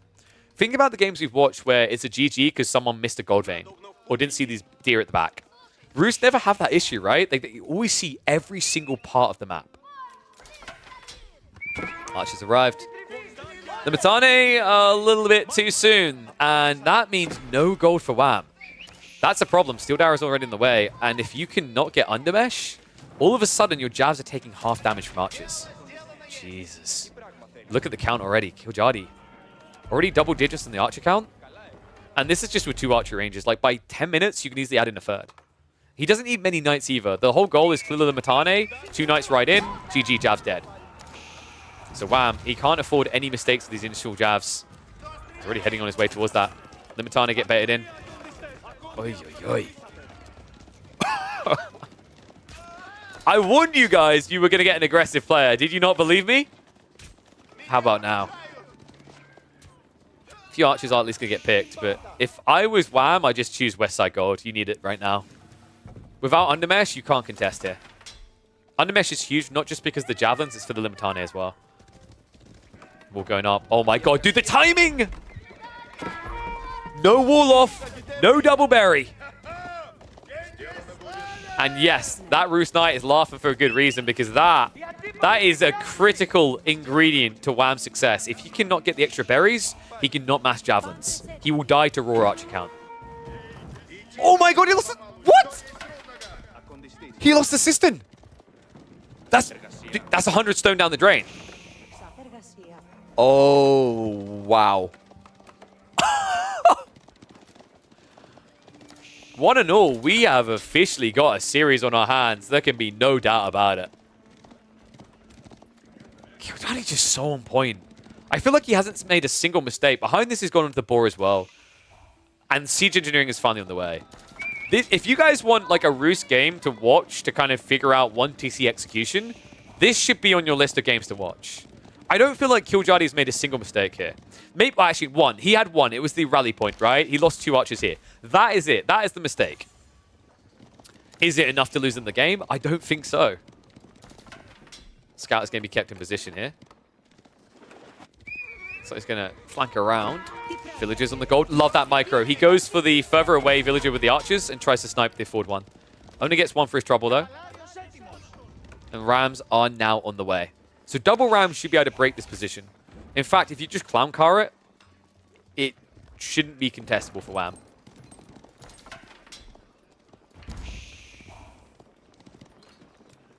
Looks like Wham's actually moving out. Archers.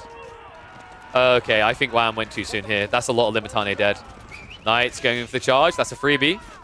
Scout actually tanks the blow from the spears. Ram is now already in the way in. Villagers do not have textiles either. And that split, Wham, They made a mistake. Has to drop the wall. That means the archers can snipe him straight away. Instead, they go after the villagers. Knights will run out at the other side, and all of a sudden, this is starting to get uncomfortable.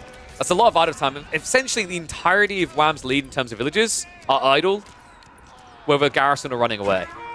Ram now moving in for the outpost. Dive comes in for the archers. He's just looking to shrink that javelin count down to none. And he's doing it. I keep warning people, right? Like, javelins as the count to archers is true. You've been watching too many Malian games, though. Keeping that count is actually harder for the Byzantines than the Malians. At least when this type of pressure comes down. Oh my god, he rode around. Knights in onto the villagers.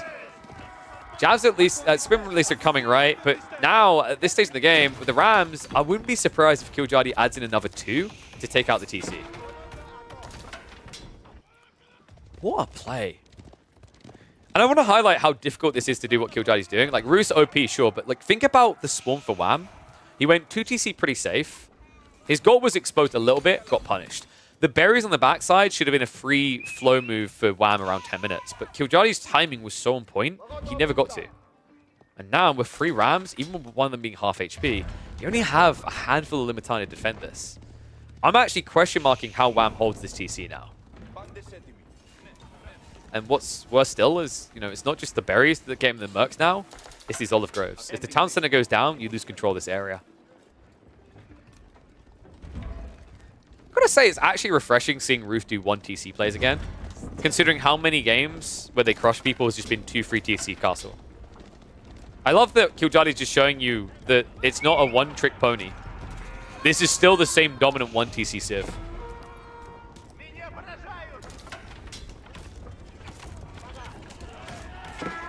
Flash in.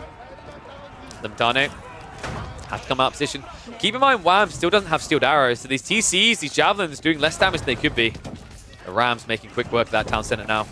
Knights do overextend, but I think the archer count is just too big now.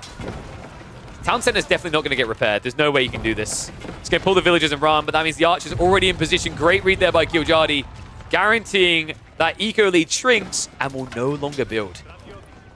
Wow, and all of a sudden you have a game where Wham, what's his out here? He has no gold income. He only has 1 blacksmith tech. And with the archer count being this high, with the Rams now moving in, this greedy olive grove play is going to pay the other way. Yeah, I think this is over. Berries on the backside have been idled out in the first patch. He's at least got the second, but he knows when it's done. Wham will not waste our time. GG called. We are getting that game free. Yeah, good assessment by Myriad. You are correct. Olive Groves, I've seen that build a lot out of Wham, but when it's 2 TC, it feels weird. What happened in that game, I genuinely, wholeheartedly believe that Wham was expecting 2 TC when he saw the Kremlin on the stone. So he fought 2 TC versus 2 TC. That makes a lot of sense. I actually think Byzantine are good there. The read coming out by Killjardy to go in for the all-in 1 TC is what won him that game. That was really smart. So, we are going to Gorge. We are going to have a Jeanne d'Arc HRE matchup. This is intriguing, actually, because I think we've been seeing a decent amount of this at the moment. All right, not at the moment. We saw it like a month or 2 ago. And the Archer Jean build was quite intriguing to shut down HRE. But the difference now is that HRE can play a full feudal. And I actually think it's decent for them. Spamming spears and archers can brutalize Jeanne d'Arc, because the knights can't serve you, and there's no way you can outmass archers against HRE. So we might be seeing an all-in in feudal. The safer bet is definitely castle, but either way, we are going to find out. Let's hop into game 3. I'm not going to do predictions for this because actually the game literally just finished before we were able to catch it live, which means some people could be cheeky and get the outcome. And thank you, Crazy Nerd. I definitely enjoy bringing all this content to people. Hope that everyone appreciates it.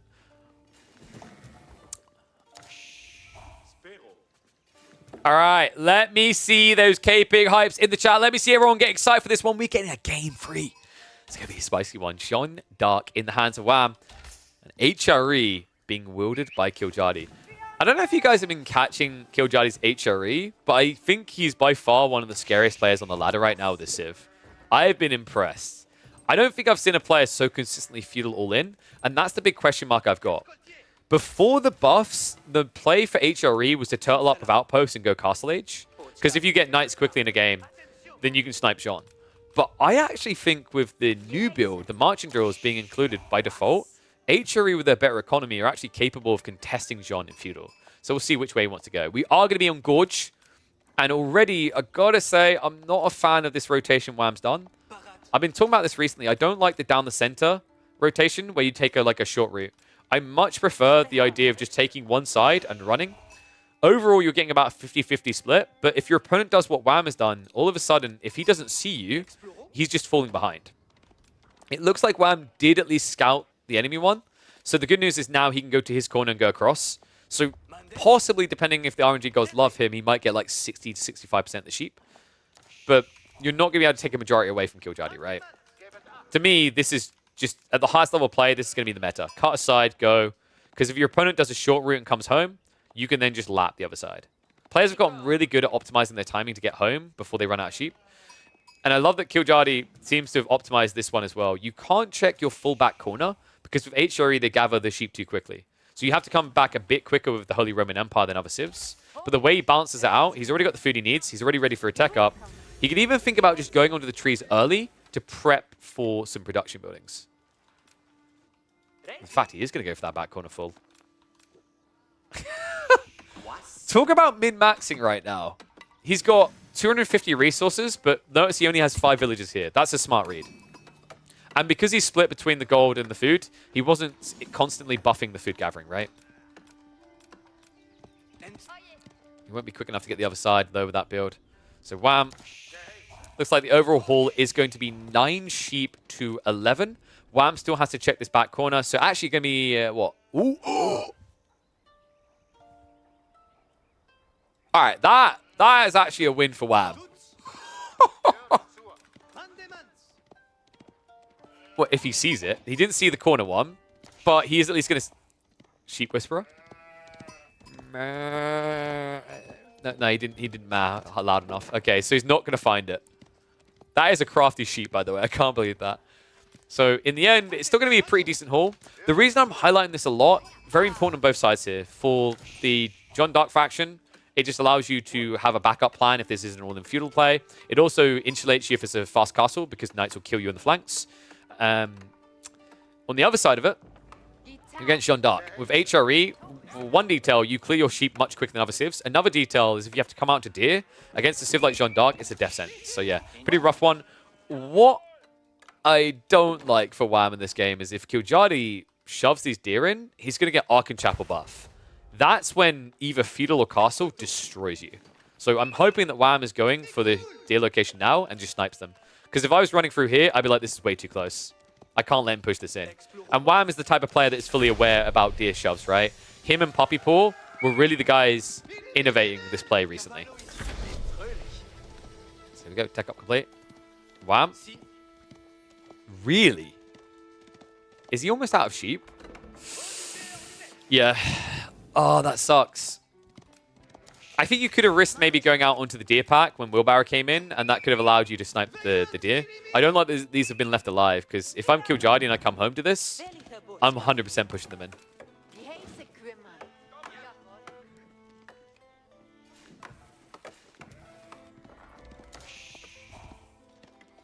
So, outpost going up. Killjadi's not hanging around. This is fast castle.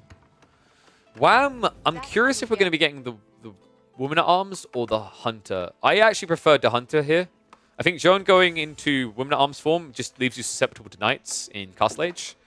The logic is that if you know you're going to Castle Age, Hunter form is just better. Because in the late game, you can snipe Siege, right? And in the meantime, you can snipe villages. But with Woman at Arms, one tower counters you. And there's so many other things that screw you over. Because if you go into Castle Age, you go into Tier 3 form with melee form, you're heavy. If you're heavy, that means that you're going to get killed by heavy maces. Wham on the way very early here, though. Oh, what the... What? I was so busy watching Jean, I didn't notice the other villagers came. Oh, we've seen this build before, guys. If you remember, this was really popular when Prairie was getting picked. I think Vortex and Luciferon were some of the first to do it regularly. So you would outpost rush your opponent. You would just get Jean into range form, and then you pepper down some villagers. Instead, it's actually going to be the Woman at Arms form, which is quite surprising to me, actually.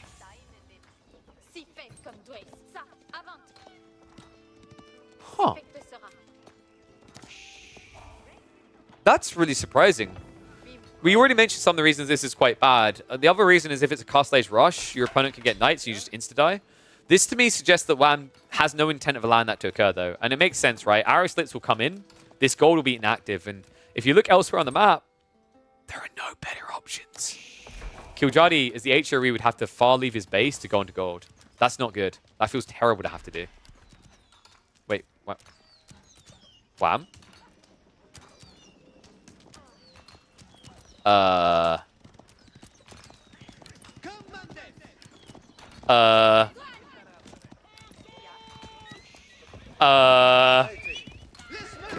Help?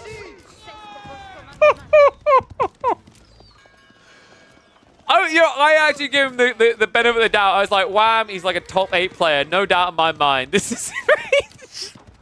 Oh, no. So normally, later in the game, this would still be good because like 8 villagers, you'd snipe this side. That'd be close enough, right? But because the way that Killjoy's optimized his economy and he's building military units now, the gold gathering will be good enough that he'll get what he needs for Castle Age with 3 or 4 villagers. This corner's untouchable. Dude, that is such a sick read by Killjoy. But guys, Killjoy's been countered. Because let me do the maths for you guys. 10 damage per shot. It attacks every... Let's round it down. We're going to be generous. So... in 10 minutes, this house will die. No, I can't. It's gone. Oh, that is so expensive. Now, Wham did at least go for a second TC behind this, but... I mean, Killjoy... He's ramping into Spear Horseman. He could actually kill you. Like, no kappa. Like, full no cap. Horseman Spears could easily kill you here. It seems weird to say that because you're against Women at Arms form, but you're able to pinch her straight away and kill her, right? Before she gets XP. And because Wham went for a second TC, you haven't got the extra economy into military. You're against an opponent who's put all of his eco into military, but his is 40% quicker on the gathering, right? Like, this is a brutal time in the game. If he shoves his deer in as well, I think Killjoy can end the game in feudal. Weirdly enough, like I don't like this detail from Killjoy. I think, like, you know, VOD review situation, I wonder if he'd agree. Just send a spear out, shove these in, stop building farms. You've got a really strong time now. Wow. I mean, I'm impressed with how that has just turned the game.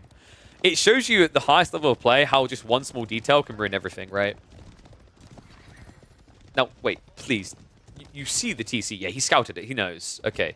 So, if you want to know whether he's hanging around, the easiest way to tell whether this is an all-in for HRE now, do they have a blacksmiths? Because he saw the TC, notice that Killjoy has halted production. He's not building a blacksmiths, but he is adding in men-at-arms. Whoa. That is so smart. Have a look at Killjoy, have a look at Wham Rather's comp and figure out why Men-at-Arms is really good here. There's a teensy tiny problem with Wham's comp in this game.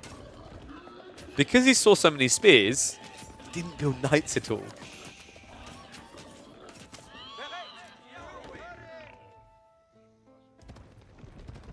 And you even took the boar away. So I think what Killjoy is going to do, he's probably going to build up Men-at-Arms, take the second TC, and then Castle Age. You don't win in Feudal here. I think trying to win in Feudal is kind of weird because you know it's Women-at-Arms form. I always say if you're up against Women-at-Arms form, you should not be trying to win in Feudal. If you're up against the range form, you can actually win in Feudal because her level 3 doesn't change much. But the Women-at-Arms form, playing into her in Feudal and letting her get level 3, that cleave damage is really big against the Feudal army because their health pool is lower. So your goal here should be to try and take something away from Wham and then tech.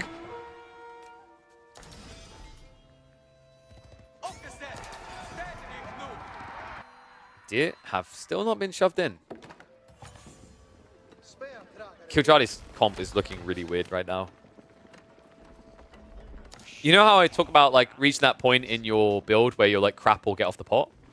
We're kind of at that point now. Because if a Killjoy adds in any more units, then you have to be all in feudal. It's all in feudal. Like there's no other way to play this now. And the problem is that you're so slow to do anything about it. You wasted all that time chasing down that knight. Look what Wham's doing. He was starting to save up. I think he's keeping one finger in the pie if he can get away with it. Now, the question mark, can Wham now get an army together quick enough? Because he kept that one finger in the pie. He hasn't scaled a big army. And there is a window here where the HRE are quick enough to take the TC out before you get good value out of your consecrations, right? Because like it takes so long to get these points. If you get them online with like triple racks, stables, very powerful. We're not at that point yet. In fact, he didn't even consecrate the second TC.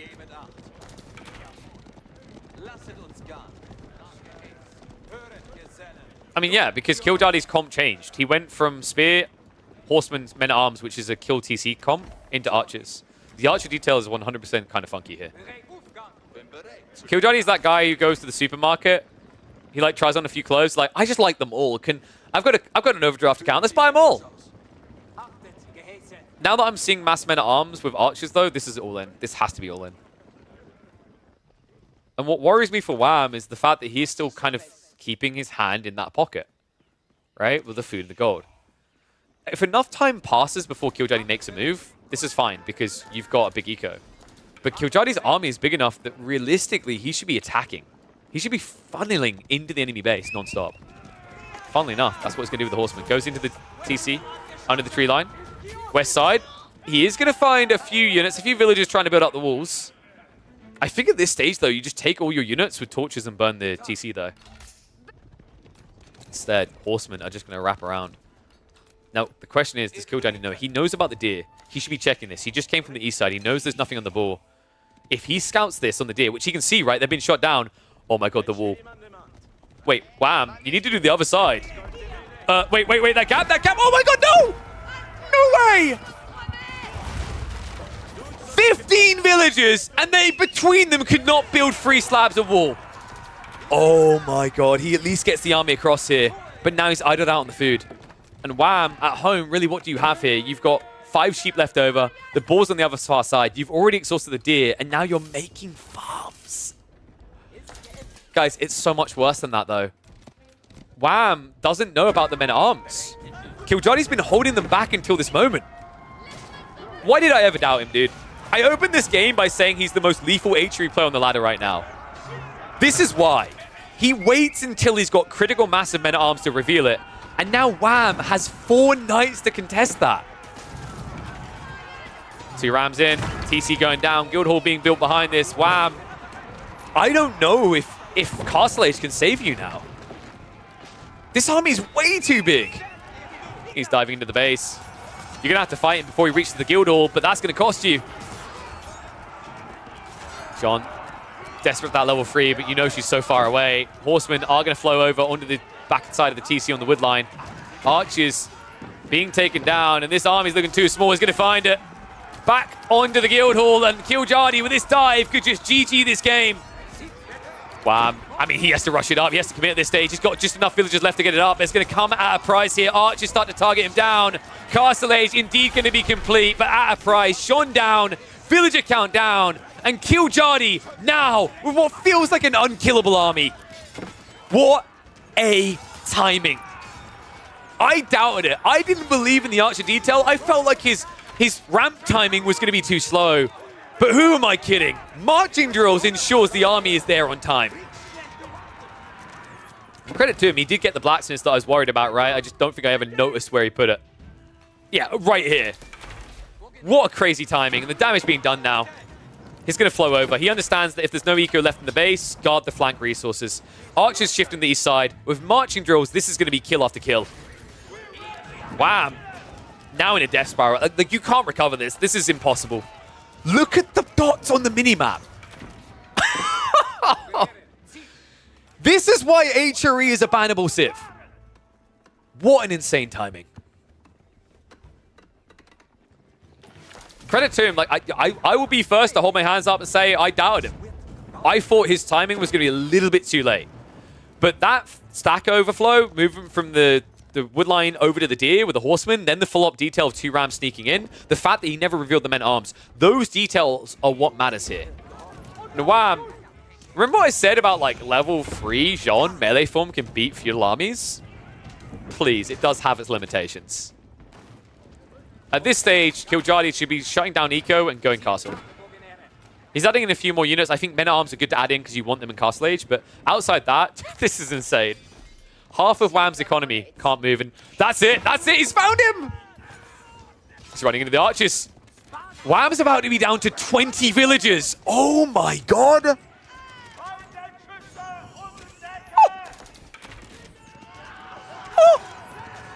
Oh no. Jean de Cleve's coming in, but who gives a duck about that? We got marching drills, baby! And he's marching all the way to the bank. 29 to 55 economy. Insane game from Killjardy. Be honest. Put your hands up. Admit it in the chat. Ones if you thought Wham was going to stomp this series. Never, ever doubt my boy Killjardy. This lad is built of fierce things. The Roost, the HRE. What a way to recovery.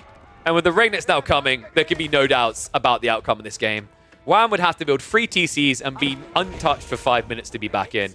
You can see the confidence. He almost kills off Jean in level 3 form with archers. 2 Rams coming in. There is no way out for Wham. Wow. Well, this has got me excited for this group. Who else was in this group? Let's just double check that. So this is the Group C, right? It's Wham, Avali, Killjardy, and B. How many people would have just been Wham and B are going to make playoffs? How about now? How about this? Killjardy.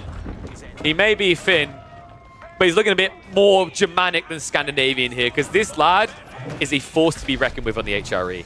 Castle Age comes in. Veterancies are being queued up. Wham has to fight. This is basically the 4 Musketeers without their ponies.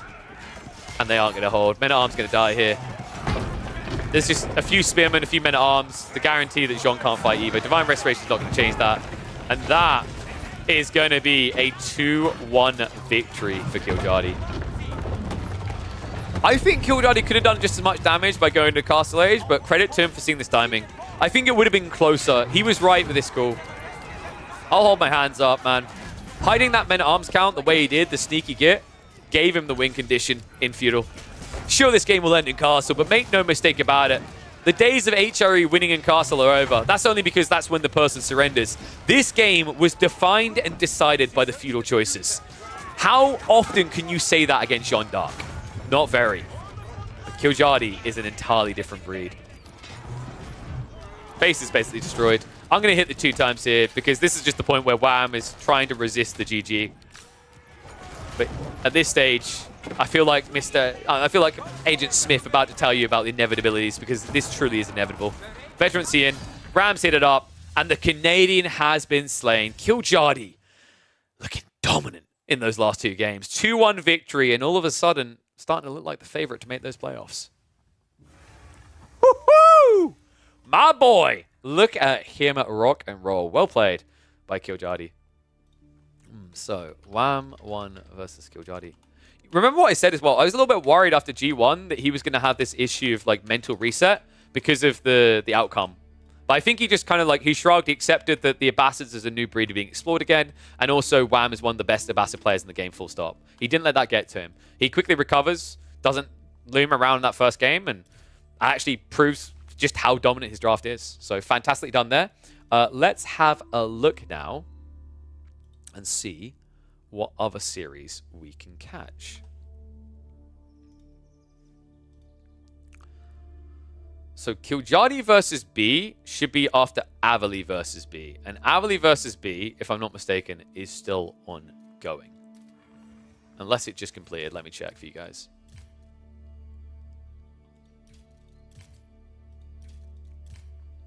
It just completed. So, we could watch... We could wait a few minutes and we could watch Killjardy versus B live. There's also CSO versus Louis. And then... ignore this. This is pretty much done. Do we have a preference? B versus Killjardy or CSO versus Louis?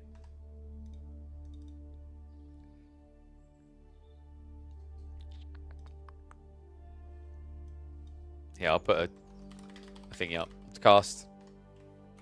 B versus Kiljadi.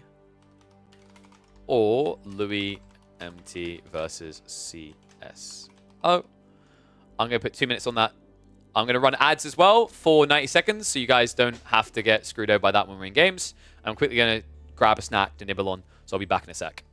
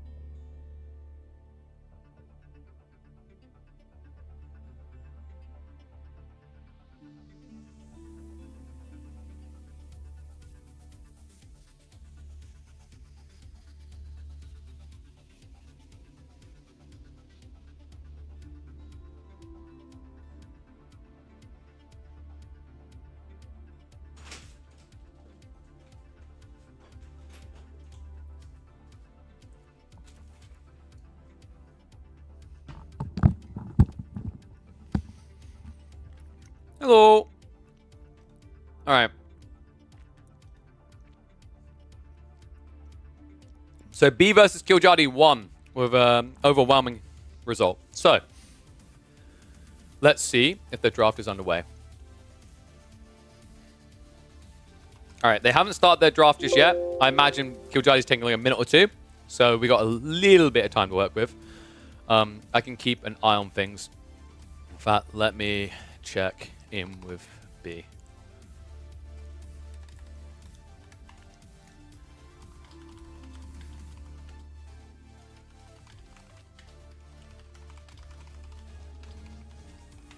There we go, quickly ask B. I'll eat a cookie. That's actually good. I can eat my unhealthy crap. I don't know what I'm going to eat tonight. I'm going to get hungry. B1 versus Avali? Does it? Oh yeah, I guess, because he's one series down already. B did, by the way. B1 against Avali. So yeah.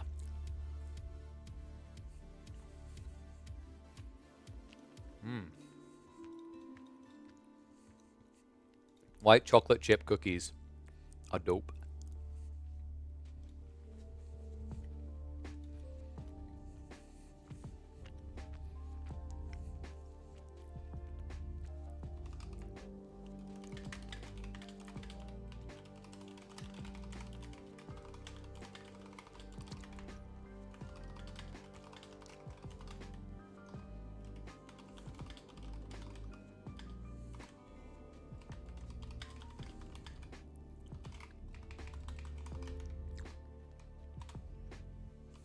All right, sorry, I just sent a message about a thumbnail. So, I'm waiting for a response. B. Yeah, okay. Yeah, B's just told me their series is starting really soon. Boom! Look at that. All right, map draft underway. Prairie's been banned. Dude, no one wants to play Prairie.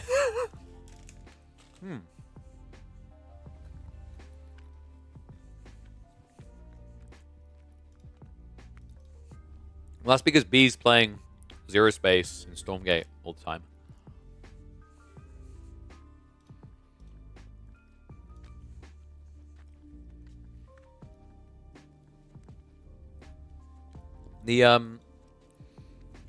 The assumption is that the 3D clan might be leaving AoE, which is why Anatan was dropped.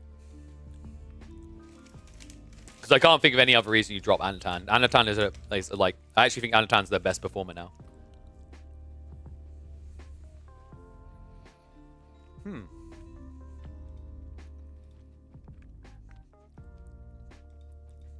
Okay. So, we've got our maps. Pretty normie crap here. Lipany, Gorge, Dry Arabia, nothing funky. What we got? Ooh. B's going to pick the Byzantines. 100%. Killjody's going to get Rus. Killjody will pick Rus. And probably HRE, actually, yeah. And then B picks Japanese. Wait, what? Delhi? Oh, wait, actually, no, I'm an idiot. He will pick Byzantines. He just doesn't need to pick it first. Remember, he secured it. His opponent can't pick it. So HRE, Rus. A little bit surprised that Killjody still picks Rus there. He could have picked something. So, like, I'm not a big fan of this in that, like, unless you're going to guarantee pick China. So I think Killjody's playing mind games now where he's like, am I going to pick China? You now need to prep a counter to China in case I'm just securing this pick. It's interesting the kind of like mental games you can play in drafts with that.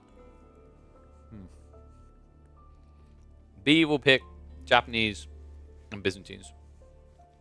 So Byzantines. And then we'll be swinging a sword. And a Dachi sword at the end.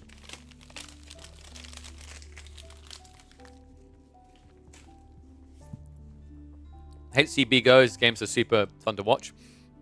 I feel like Killjody's become a new generation B for us, though. You know what I mean? Ooh, that's spicy. I really like the Abbasid pick. We were highlighting this before, like, you know, China versus Byzantines, I favor Byzantines. I think Abbasid versus Byzantines, they both have a similar mentality towards blocking the second TC. So this could be a really spicy game if it occurs. Delhi, I don't think you're... Maybe you're on Delhi versus Abbasids. I've seen that before. I actually really like the Military Wing 2 TC build.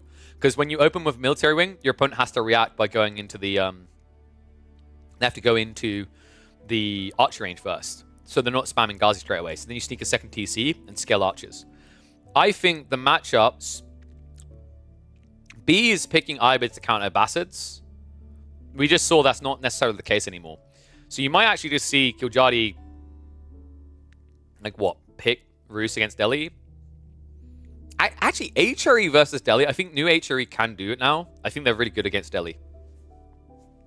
And then Rus versus Byzantines. We've seen how good that can be. Killjody's incredible in the Civ. So like, if it literally plays out the way it's been drafted, I actually prefer Killjody's draft. But let's find out. So game one. So first game's going to be in Dry Arabia. Yeah, this is probably going to be... I think Rus versus Byzantines. Because we still got Lipany, right? You want Delhi for Lipany. I don't know. I think that's the elusive part about B's draft. Either of these work. Like, actually, any of these civs work for Lipany. Any of these civs work for Dry Arabia. Any of these civs work for Gorge. Right? I'm not crazy about Byzantines on Gorge, but, like, outside that. So that's the tricky part. This first game does feel like a punt. That's the difficult part about best of threes. Is the draft can be completely ruined if you are too rigid in the way that you draft. If you don't leave yourself any flexibility, you lose the game straight away. So like, this is the danger they have, is that if they don't feel like they've got a robust draft that can apply to any map, they're screwed. So like, HRE, Gorge, and Dry Arabia are probably better for you.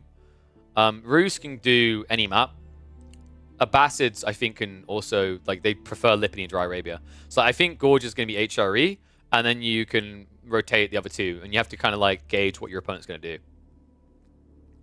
I don't think you want to pick HRE while Ibids are still there, so if you...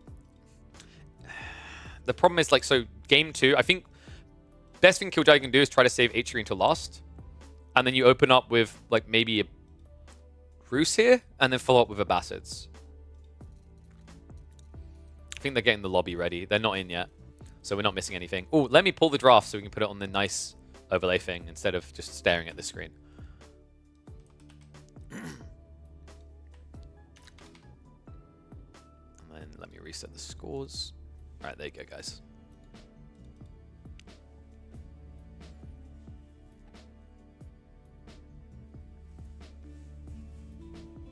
Yeah, well, so no one is instantly going to leave. Like, there's a possibility that Anatan just wasn't... So people say Anatan, like, self-drop. I haven't talked to him. I could probably ask him. I don't know if he want it public. But I would say, like, legitimately, if an org doesn't want to keep you because they've got other plans, they could just lowball you with a bad salary offer. And you're like, pass. Right? So, like, I don't know the details. Like, that could have happened if 3D Clan don't want to be involved. Like I said, there's rumors and speculation. No one knows for sure. But it looks like most of the 3D Clan members are interested in Zero Space, from what I've been seeing anyway, in Stormgate. I think Anatan hasn't been playing them much, but my understanding is B has, Cat has, Garnaf has. So kind of makes sense. If the majority of your roster favors another RTS, you probably don't feel like you have a big footprint in the different scene, right? So we'll see. I think Anatan will be fine. As long as AoE4 grows, right? That's the other issue, is like, is AoE4 going to like grow? It should grow, but we need to see the tournaments first to guarantee that that is happening.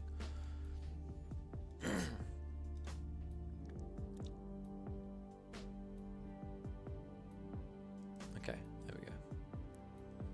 Is there going to be money in Zero Space? Probably third-party money would be the goal. Hosted 2-min delay. Nice. All right, so they aren't going to make us wait the full 5 minutes. Shout out to being Killjardy.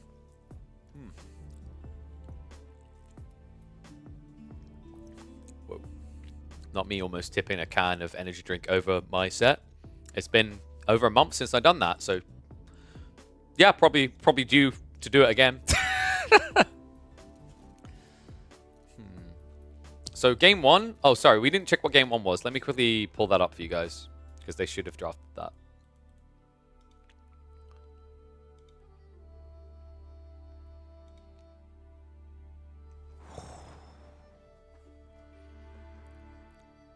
I think Killjardy was expecting, on Dry Arabia, I think he was expecting Delhi. I think.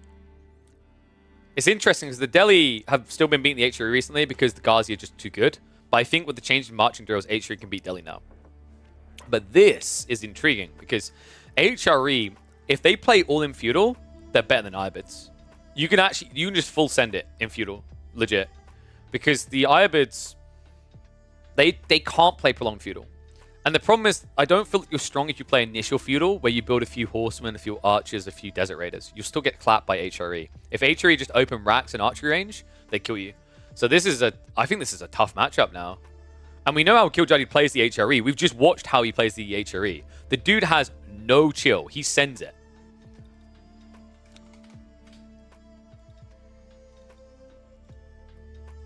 All right. Oh, wait. I need to update B versus Killjardy. There we go. I've updated the title. Those just tuning in, we just watched the WAM vs Killjardy series. Killjardy took it 2-1. B did win his series against Avli 2-0. So this series matters a lot. If B can win it, he can still make playoffs. If he loses it, he is Aus lowest of low performances. And Killjardy will be finishing in first. So big game. Let me get the observe ready because I think we're about 30 seconds out from getting live. I'm liking these new songs I've added. Does anyone know what this song's from?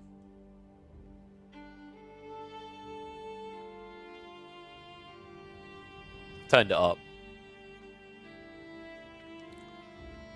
I like me some game chops. All right, yeah, we're a minute out from live.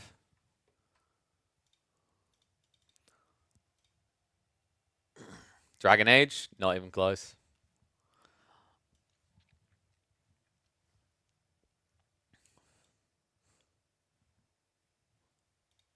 It is a remix.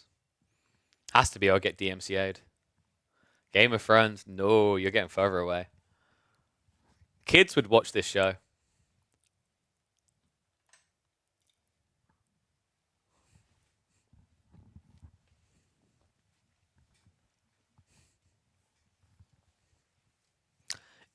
You give up? It is actually from Avatar. It's Korra's song. Remixed a bit, but it's Korra's song. The first half is a bit more obvious. Damn, I can't wait for when my daughter's old enough to watch Avatar and take her through Avatar and Korra. I only watched it a few years ago, and I was like, holy crap, my childhood could have been so much better.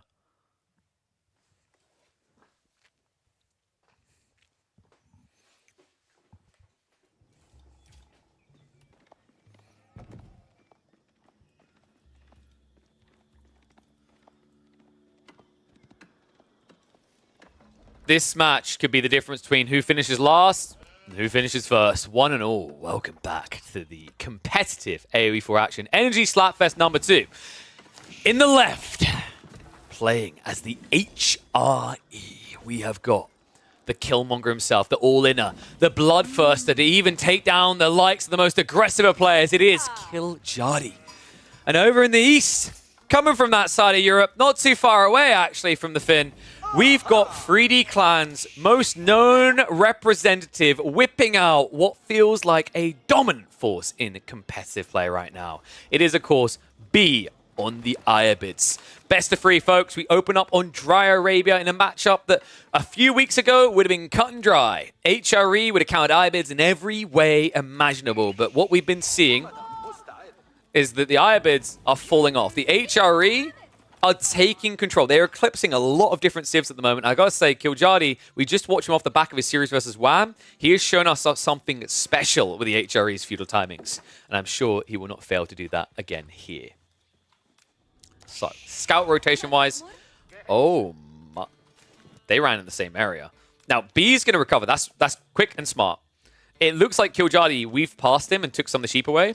Ultimately, he hasn't got a crazy amount of sheep on the map so far, so B has an opportunity to take more away. This is important. What just happened here with the scouting rotations? B ran out, he saw where Killjadi's scout was, and then pivoted. The logic here is that Killjadi is going to get a decent amount of sheep from this, but he has to come home. B can now cover the remainder of the map, guaranteed, because of the Ayabids, you don't go on the sheep, you go on the berries.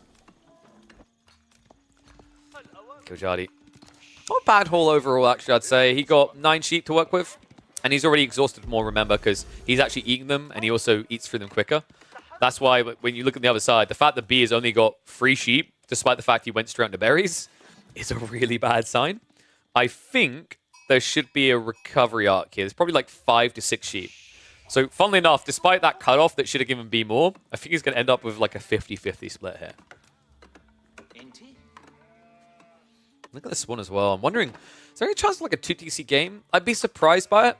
It's a really good spawn to go 2TC. Unfortunately, the stone is out of range, but everything else is great, right? The deer, the berries, all this area screams 2TC. But if you go 2TC, it means you're letting the Ayabids get the castle age. That's the win condition. That's how they actually destroy you in this matchup. This is step 1 to you destroying them, though. If Killjadi reads this folder is the reinforcement wing, he can actually just all in feudal. It's a really powerful play right now for the HRE. With the spam of archers, the marching drills, they're able to dominate the mid-map. And if they shrink the map and keep you away, it can be difficult to even get up outposts in time to secure your castle age. And, well, let's just say if the HRE do want to pressure you, they can force timings that require a commitment to culture wing advancement. And if you have to go culture wing advancement after military wing reinforcement, your game is trash. Like, I cannot emphasize enough that how important it is to identify that if you see growth wing first, it's advancement wing most of the time.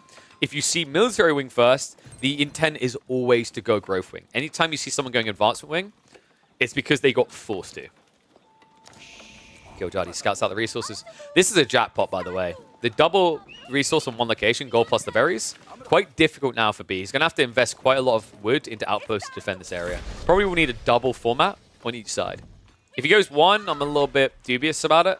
The problem as well is, like, he's getting an outpost, but notice he built it forward. He hasn't gone on stone. This is quite bad. The reason is that the walk time for your villagers, you don't have wheelbarrow, right? You never get wheelbarrow with these builds. So the time to walk into the outpost, when these archers come in, you have to walk towards them. You could easily lose villagers doing that. And weirdly enough, Killjadi's just going castle as well. Well, color me a little bit surprised. I trust his instinct on this. He's played a lot of different builds. We've literally just watched him all-in feudal Jean d'Arc player, which is just not something you do. So if he feels like this is not contestable in feudal age, I'll take his word for it. I feel like there's some capability to do it, but I can see where he's coming from. Like, by the time you break the outpost, there should be enough gold for at least advancement wing. And even though it's a desperation play, it still would mean that B has got camel lancers to counter your whole army. So instead... Wait. Why did I doubt him? Okay, so let's explain the thought process behind going for an outpost if you're going to build archer ranges. The first few archers for the HRE, it's a bit like being up against a French knight opener. The first knight does a lot of damage, so you need to react to it. The reaction would be keeping your initial archers home. He doesn't want to do that. So by building an outpost, these desert raiders do nothing. And instead, you can just send all of your archers and your men-at-arms to the enemy base. Quite like this read. I do wonder if we'll be getting spearmen here, by the way. What will happen is Killjadi will likely go into aggro, and he'll wait to see stables committed. If stables are committed, he'll add in spearmen. If it's going to be Raxes, he knows it's Golems, and that means you go for Castle Age. Because then you just get heavy maces. This is what I mean. HRE, man, it's crazy how much of a difference it made. This Civ actually thinks and feels now. Like, it feels like you have choices to make. Whereas before they gave the buff across for marching drills, you were on autopilot, man. Like, you got into the game with an HRE player, you knew exactly what they were going to do every day of the week. Because everything else was suboptimal. And it is actually just going to immediately be spears. That surprises me a little. I'm wondering if Killjadi was thinking that B might play the delayed Castle Age build. Which I am a fan of, by the way. The reason it's good for Ibids is if they delay their Castle Age, build a stables, build an archer range, build a few buildings, they get Golden Age 2. Golden Age 2 is huge for you because it means that you get your research unlocks insanely fast. So that's a pretty interesting detail, is that B has completely forgotten that. And I think it's the smart choice. In this matchup, building into any units feels like a losing play against the HRE. A few archers and spears are staying at home. A few now moving in. Good question from John Voyage. I actually think that, it wasn't an issue of people not realizing how good marching drills is. It's purely the fact it's free. When you actually think about the maths involved in the equation, it makes a lot of sense why the marching drills buff was such a big deal. Normally, to get marching drills, you have to build a blacksmith rather for 150 wood, and then you'd have to spend 175 resources to get marching drills. And you would be delayed by, I think it's 45 seconds. Now, you already have it. You save yourself 325 resources. That's the cost of this Rax and this archer range. So the difference is you're already so much further ahead, because if you had to waste villagers' time building that extra building, these are really buffed up villagers. That's an extra 25 seconds in that case missing. On top of that, you've had to gather the additional resources. That's less archers and spearmen and men-at-arms in the field. The difference really is like 5 or 6 archers. And that's insane to think about, because all of a sudden, it's not just the difference of 5 or 6 archers, it's where those archers are. These first archers arrive in the enemy base so quickly, they block plays. Like this one. The Rax just got denied.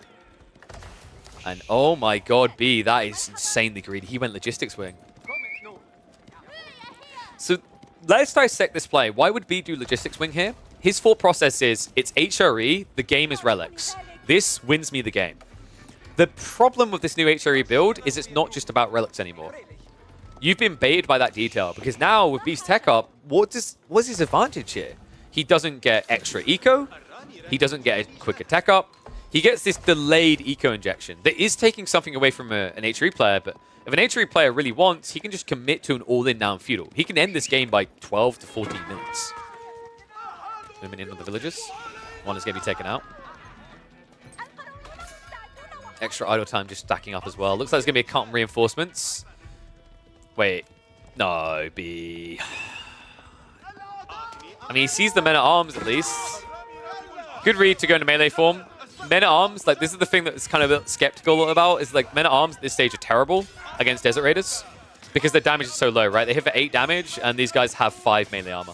And you can just go into melee form like this. The Archer is so much better to kill you, though. Oh, Killjardy is now on his way, so B needs to get away from this. Tech up is complete. Killjardy, very much in kind of an all-in state now. This is a lot of troops. If you fall back and go for a tech up, it's going to be way too slow. What I need to see from Killjardy is a pivot south side. He scouted the base, right? So he knows about the tech choice. He just doesn't know if it's advancement wing or logistics. But I think he was here early enough to be able to read whether the time was a minute and a bit or 2 minutes, right? Outpost now being torched. B, this is gonna get ugly for Killjardy if he doesn't just get the kills and get out. Because Golems are coming out. It's only double rack, so it's not quick, but it's still pain, right? You've got men-at-arms, but these men-at-arms don't have much armor. Warlord's gonna come out. Archers. Wait. Oh, Killjardy backs away just in time. Villagers just trying to repair. The problem I'm having as well is Killjardy. That Desert Raider cut the critical mass to snipe villagers straight away. Mass heals are now going to be coming in. Love the priority heal on the Golems. B just trying to hold on, but the problem is that means he's losing those dervishes before he even has value out of them. Oh, wow. Was it enough, though? Men-at-Arms have been getting cut by the reinforcements. B has played this remarkably well up to this point. Killjardy, it's crazy just how impactful these initial Desert Raiders were at shutting him down. Think about the men-at-arms losses. He's lost, like, what, 3-4 men-at-arms on the rush across, 3 or 4 archers, because these Desert Raiders keep coming in and out. And what makes it even more brutal now is this Dervish committed to healing them. Sane play by B, and now that outpost repaired up. The problem here is, like, sure, the relics still haven't been garrisoned, but how many units have you now thrown away at this outpost and still come up dry? The men-at-arms being spammed. I feel like you actually need the melee tech now. The crazy part is he didn't have Steel Dow this entire time. By the time he gets it, Gulem's going to have Undermesh. That's a problem because as soon as you get 2 damage, you're reduced back down to 1. Desert Raiders are being sniped. Okay, that's big. Killjardy, he gets rid of 2 of the 3 Desert Raiders. Gulem count is even bigger though. We're up to 8. I think we may be looking at an opening win for the Irobids. This is difficult. B, once he has the undermesh, like, you can't easily scale mass archers to win this, because the other scary part, what Killjardy is doing is akin to watching a Chinese or Juji player continue to build Chukanu against a Castle Age opponent. You know what the reaction is going to be. It's a Manjanique. 1 Manjanique and it's GG. Once again, he goes in. The nice thing, at least, is you can kite quite well, right? These Golems move slower than men-at-arms, but the problem is you eventually have to keep engaging, and this is expensive on the losses. If you're wondering why is Killjardy able to keep committing to this and age behind, it's the buff on your gathering rate. It's insanely powerful.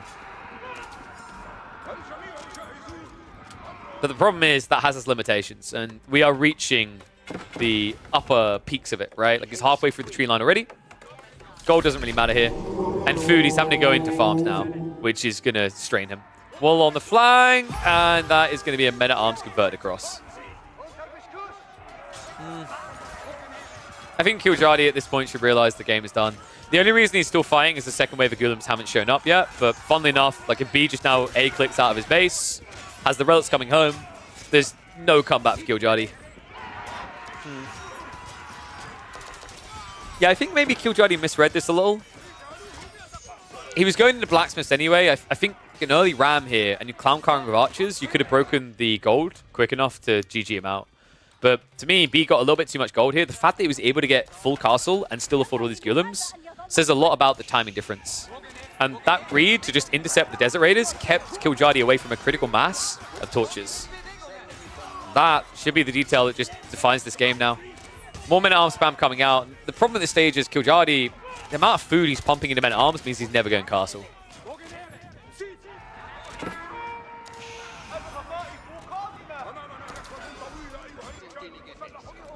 Desert Raid is actually doing a better job of killing eco than Killjoy's mass archers now. They are going to get a bit too close to the sun and get burned, but I think realistically at this stage, B, with the pressure being relieved, with him now being out in the berries, out in the deer, this is not going to stop. And the problem is Killjardy has now waited too long to try and tack up, Because he's at a stage now, right, where if he tries to tech up, he's going to get dove. And he's going to die. So very difficult game now. If Killjoy somehow recovers this, he's a Giga Chad on another level. He's doing a good job with the micro. These Golems are struggling to even touch. But if you see Mamluk's Bravery come out, that's when this is impossible to kite. If you're wondering why hasn't B just built a Manjanique against this, it's because he's in the enemy base now. So like building a Manjanique out here is dumb. You lose the game really quickly. Building a Manjanique at home is pointless because your opponent's no longer there. It's a good read by B. If Killjoy had broken that gold tower, you would have seen the remaining gold he had go into a Manjanique. But it's just not needed now. So this is the point where if I was in the game, I would just all chat type to Killjoy and say I have 5 relics, so he can GG. But I am a person who likes to play the player more than I play the game. These guys are very much focused on playing the game. Seems like dervishes were picked to help fighting as well, not only relics. Yes, photos. I think that became an aftermath detail, but B is very good at making that pivot type play. Good ID. It definitely did help him for sure. But I don't think that was his be-all, end-all, because the problem with that is it's similar to the idea of building imams to heal. It doesn't work against archers. It definitely helped him. We highlighted in the fight, right? But it definitely wouldn't have been his foremost fault, because if you build healers against archers, you're just going to lose them. It's all about the relic play. Going to be forced off the food. Golems are sneaking in, though. So he's going for flank attacks now. Killjoy, like, what was his intent here? Crossbows have been queued up. I really feel like B now needs the Manjanique we talked about. He didn't hold the enemy in, right? He didn't kill him. He done a little bit of eco damage. This now has to be Manjaniques. Just take a slower approach about this, right? Build a Golem line and then build Manjaniques. That's counter-offensive there. Golem's just mirroring the move of the men-at-arms, so no idle food. That's really important for B. Crossbows are being added in. I'm just a little bit dubious about the idea of spamming crossbows into archers.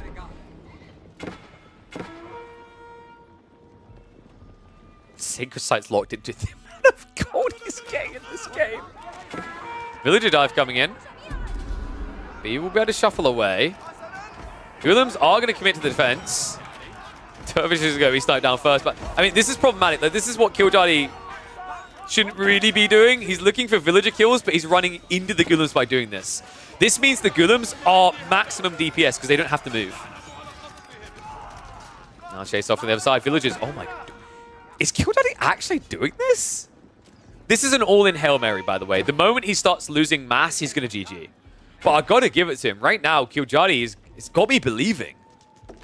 The men-at-arms going to come around the backside. The archer is a little bit too slow. Formation shuffling really is ridiculous. The fact that he's been able to ring a rosies this tree line and not take losses is crazy. Farm's at least being set up. Killjoy, by some divine intervention, is gradually getting towards the type of economy that could get him to castle. And he's still holding the lead militarily.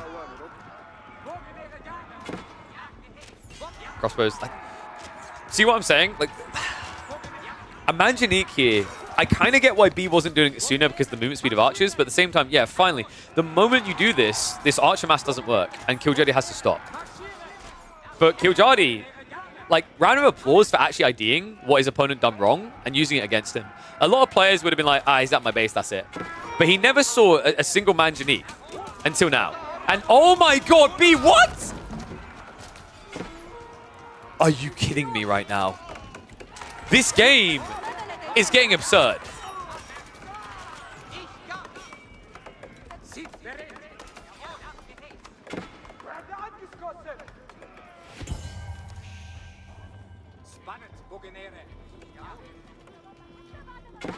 I can't believe Killjoy is doing this to him.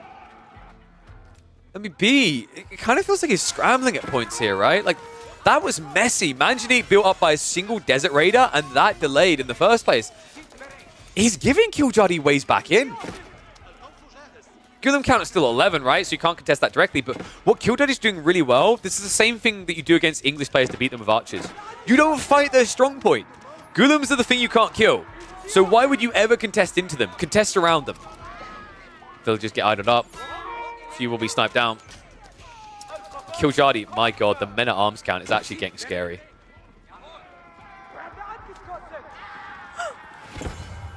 This is incredible. Golems are at least marching towards the base, which I think is what B needs at this stage. Sacred Sites are still capped in. We're 7 minutes away. This is starting to feel like a deli game. The men-at-arms actually went all the way north. And it would be over the moment B dives the base if he could get all the Golems together, but he can't. The problem is men-at-arms are just much quicker. They're better raiders.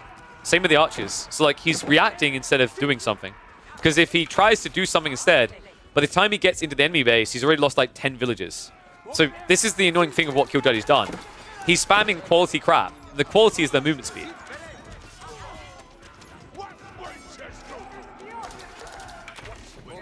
And here's the thing, right? Like, yeah, the archers aren't efficient anymore. He's no longer got the Archon buff. That doesn't matter. Look at the farms. It's no longer about archers. It's about men-at-arms. And B has been a cheapskate on that. He hasn't built into crossbows. Oh my god, the Golems are going to lose this. He's got Sultan's Mamluks falling in the way, but I think that's too late. Oh god! B has 5 relics, 3 sacred sites, an entire age-up lead for about 10 minutes now, and yet somehow Killjuddy is hanging in there. It's like the rain in the backside did at least get cleared up. B has felt a bit of pain in this game, though. He's 7 villages behind. More than that when you consider the Archon Chapel buff. And here we go, folks. Killjuddy, he's stockpiling for a tech up. Lancers have arrived. Spearman immediately queued up by Killjuddy. Correct response. Men-at-Arms will not save you against this. And B, this is what worries me, right? If Golems weren't going to work for you, how the hell do Camel Lancers work for you? Because the issue with going Camel Lancers is you're giving a feudal-age opponent a solution to countering you without going castle. So even if Killjuddy couldn't tech up, he now can contest you with spears. Wait, no, Killjuddy, no, Killjuddy, what? No! No! Why? What?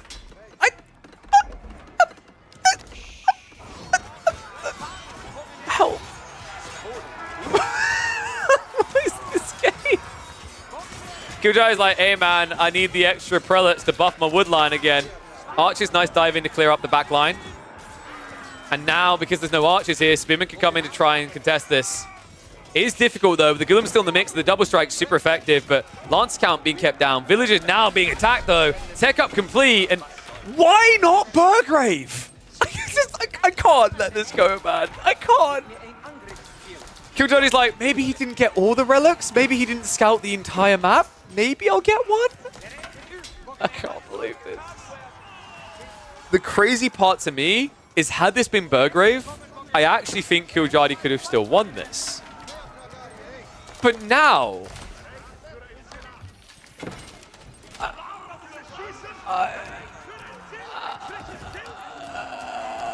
I don't know why. I really don't know why. I thought he was going to cancel like a misclick, but no. Villagers are now dying. Golems, remember, they've got the Sultan's Mamluks now. The Mamluk Bravery makes them insanely fast, so villagers can't run away. The crossbows are getting gap closed upon. This is over. Killjuddy's lost critical mass. This age up, had it been a Burgrave, maybe I could have seen a way. Like, think about how long he's waiting to just get veterancy on spears here, let alone if he needs men-at-arms. This is done. I can't believe this.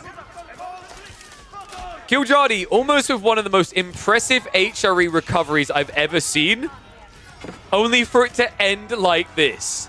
With a relicless Regnitz that he knew, he absolutely had to know, could never have a single relic to their name. Part of me is tempted to say he's memeing, but there's $1,250 on the line. There's no way he's memeing here.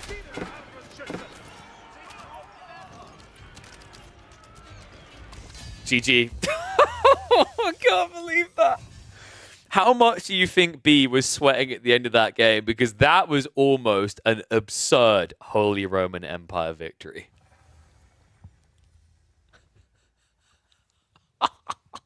What? What did we just watch? I can't. Like,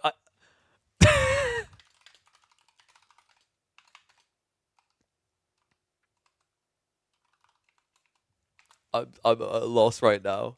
What do I even call that? Like, I know. Yo, what's up, John Voyage? Thank you very much for the Prime. Guys, remember, use those Amazon Prime subscriptions. Make sure you've linked your Twitch account and use your Prime Gaming here because, of course, we have still got many hours of entertainment coming this month on this channel, so I don't want you guys to have to worry about ads. But I can't with that game. Oh, my God. What do I even call that? I think it's going to be, like, something to do with the fact that the most pointless regnants ever.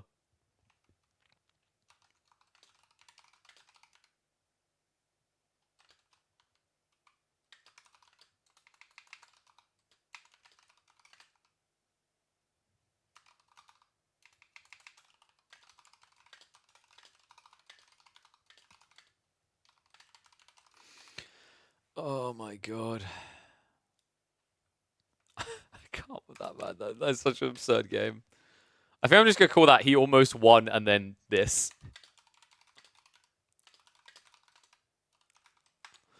Insane game. All right, guys. So let's check the draft. Manjanate's kind of risky because he had Killjoy had plenty of marching drills. Men-at-arms. He didn't really have that many, actually, Myriad. He kept getting sniped. I think, actually, you could have built a Manjanique in the center of your base, and the Ghoulims, like, even if the Men-at-arms dive in, they have to run past Ghoulims getting slapped in the face, so it's still a good trade. I think the Manjanique was, like, a cost-efficient way of forcing a bad fight. Why is the music... Oh, I know why the music's so loud, because we were playing that... Wait, I need to give you the Korra one again, guys. I love the Korra one too much. All right. So, game one out of the way. Let's tick the boxes. HRE and Ibis played. Game two. This should be... Let's have a look. What maps did they have? So the two maps they had left were Gorge and Lipany. I think if you're Kiljali, you take this to Lipany and you force the Byzantine Abbasid matchup, which I think Abbasids can actually win. I think they're prepping it now. Let me check because they should be drafting their Civ picks. So here's the Korra song now. Dude, it's Byzantine Rus. Yeah, they went Lipany. Ooh. Guys, this might be a 2-0 for B. Which makes that group now messy because remember, Kiljadi just beat Wham. And B lost to Wham 2-0. I actually think Byzantines can beat Rus here. Because Rus tend to feel pressure to go all in. If you rush Castle on both sides, I feel like Byzantine comp's really good. And their eco scale is better than yours. They can play 2 TC just as well. Is this last game of the day? I believe this is meant to be last game of the day. This is the final sets, right? But there might still be another set around that we can catch. Because it's only like 7 PM. I should probably eat at some point tonight, but who cares? Because like, no, caster can't eat, work harder. Okay. What do you guys think? I think I love Myriad. Like, I love how Myriad and me have been in sync a lot of these things. Like, I'd say something and then he'd follow it up. It's been beautiful today. Guys, we gotta get Myriad on the bike at some point. Make a caster out of him. I think this matchup favors, like, it's Byzantines versus Rus on Lipany. I think this is a good matchup for Byzantines. With their new mercenary timings, I think they can even make the Rus's second TC a bit uncomfortable. So the Rus player has to slow... I think he has to delay his TC and go stables. And then I think instead what you do is with the Byzantines, you just rush second TC. We'd love to have you on, mate. I'll have to test your mic to make sure it's not a complete $5 Microsoft call center mic. But for sure. Don't know about today or another day, but we can figure it out. Maybe we do it. If we do another series afterwards, we can maybe have you hop on. Or there's plenty of other days. I always like having guest casters on. If there's a Hippodrome Horse Archers in the trade post, if not, then Rus wins for sure. Faye, please. I actually think 2TC Biz is better than 2TC Rus. What can I say? Byzantines Opu.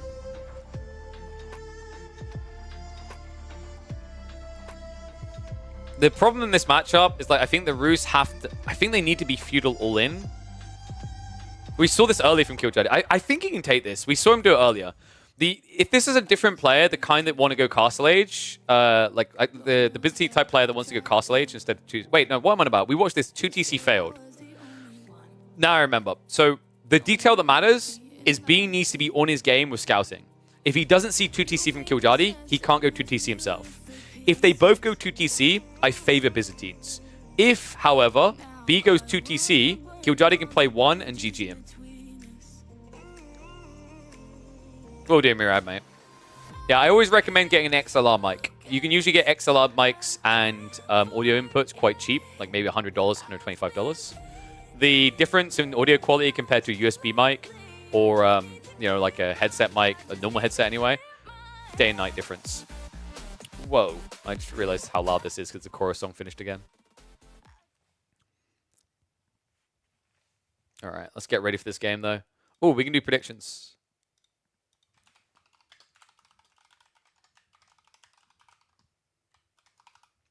Give you guys 2 minutes.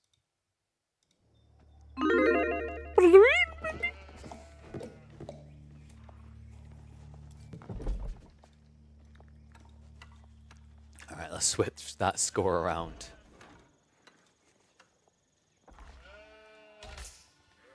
All right, no problem, Mirad. All right, let's get to it. Oh, wait, it's on Gorge. Well, color me surprised, because I would have sworn this was going to be a Gorge matchup when I saw these two civs. It's time for B versus Killjadi. Game number 2. B goes to his fabled Byzantines and Killjadi with the killiest of civs, the Rus. The player most likely to all-in you on 1 TC in Feudal Age. That's right, people still do that with the Rus, and you're looking at the #1 guy for doing it right now. Let's get to it. So, we actually watched Killjadi earlier today in this matchup. Gotta say, really loved his execution against Wham. Tricked Wham into a build that the Byzantine player would think was logical. The whole balance of this matchup comes down to the TC choice. Rus typically go 2TC. If B suspects 2TC and plays into 2 town centers, Rus can end the game on 1 town center. The reason is that if they all in archers, you can't scale enough javelins to kill. Now, that was on I believe, a Lipany map, where you had a lot more berries potentially to work with, or it's Dry Arabia, where you also, once again, had better berries to work with. On a map like this, these berries are usually hard to reach. So that's an important detail to keep in mind, because if we're looking at a Grand Winery build from B, scaling javelins to contest mass archer roofs is a lot harder than it actually sounds. So we'll have to keep an eye on that. Looks like it's got an interesting split, though. Gold plus stone on the right side, then he's got stone and berries on the left. So there is a little bit of flexy here where B can pivot left to right side to stay away from the harassment. Rus, on the other hand, step number 1 to a really solid game is how is your opening play? He's gone for 3 scouts. He's got 10 sheep already. Bounty-wise, he actually doesn't have enough for wheelbarrow tech plus a tech up. He needs to find 2 more wolves to be comfortable. The Hunt and Cabin will give you the rest by the time you're ready to tech up. The whole idea here is you want to have wheelbarrow on the way already before you start your tech. Instead, Killjadi's going to have to wait until he's probably about 25% of the way towards Feudal Age. In fact, how are we looking on B? B only has 10 sheep. He went double scout. So he denied some of the deer away, which is great, but like the sheep pool is a little bit worrisome. In fairness, for the Byzantines, you don't care as much because you don't really need sheep, you need berries. So if there's any civ, like this is another interesting thing about Byzantines. I actually quite like Byzantines to contest Rus's opening because of the fact they don't really care about sheep. Same with these berry-based civs, is they function very well against the Rus because they can afford to go after the hunt. Tech ups on the way. It's going to be the Kremlin and the Grand Winery. And notice that it's securing the goal. Guys, we are getting the 1 TC all-in from Killjadi. Now, last time we watched this, it was against a 2 TC Byzantina. Very effective. This game, however, 1 TC versus 1 TC. With Byzantines putting all their effort into getting units together, I think they can defend. It's still very difficult. And in fairness, I don't feel like the spawns of Gorge favor the Byzantines for that defense. But it's much more doable than the greed of 2 TC. Wait, did he miss a wolf? Oh, no. Oh, so Killjadi is going to find the one now. He hasn't gone for wheelbarrow, which is very telling. He's going to play a condensed economy. This is going to be Stable's double night opening. And Killjadi did not miss his deer pack. He knows about everything on the map. We talked about this before, right? Like, the interesting thing with the Rus is they know every element of the map off by heart because they can see it all times. Rus, if you show me like maps of scouting 10 minutes in the game, I would easily wager hundreds upon hundreds of dollars that Roost would have more map revealed on average than any other Civ in the game. Because they have these extra scouts, and they benefit from looking everywhere because of the wolves.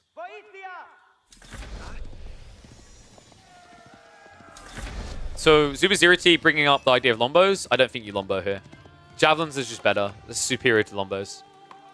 The problem with Lombos is you become immovable, and you can easily get sniped. Javs at least have a bit more mobility, and in the event that you push the Roost player back, you can go attack them. You can't go and attack them with Lombos. Lombos is very campy, and it's saying I want to play later in the game. The interesting thing about this matchup in Castle Age is for the Byzantines, their strength is in Varangian, right? But for the Rus, their strength is in Knights, Horse Archers, these type of things. These are things that will actually beat Varangian comps. Javelins gives you a bit of a stronger edge in those matchups.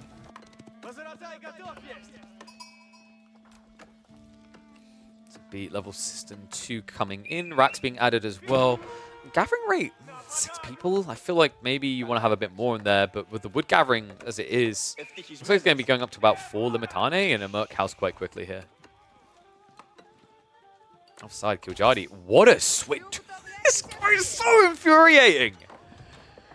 He waited. He patiently waited. He got all the wood together. And this is smart, by the way. I've seen players go stone first. Don't advise it. Do the wood first. Yes, you won't have the Kremlin necessarily with a buff, but what you have by doing this is flexibility.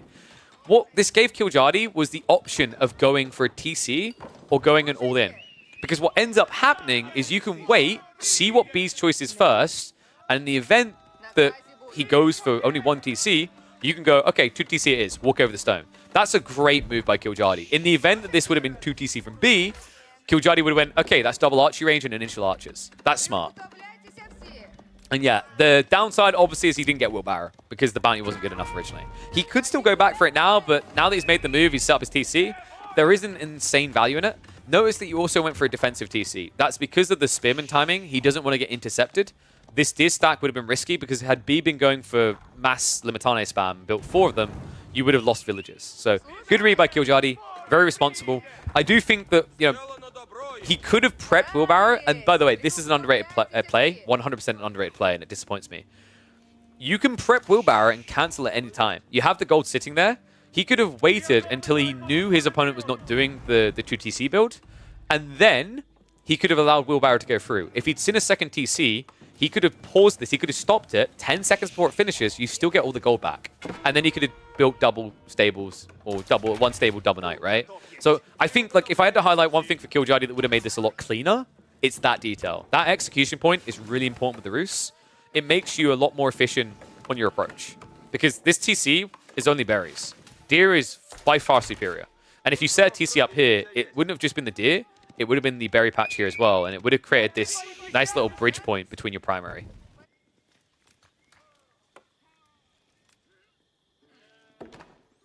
So now, Kiljadi, 2TC, archers being added in.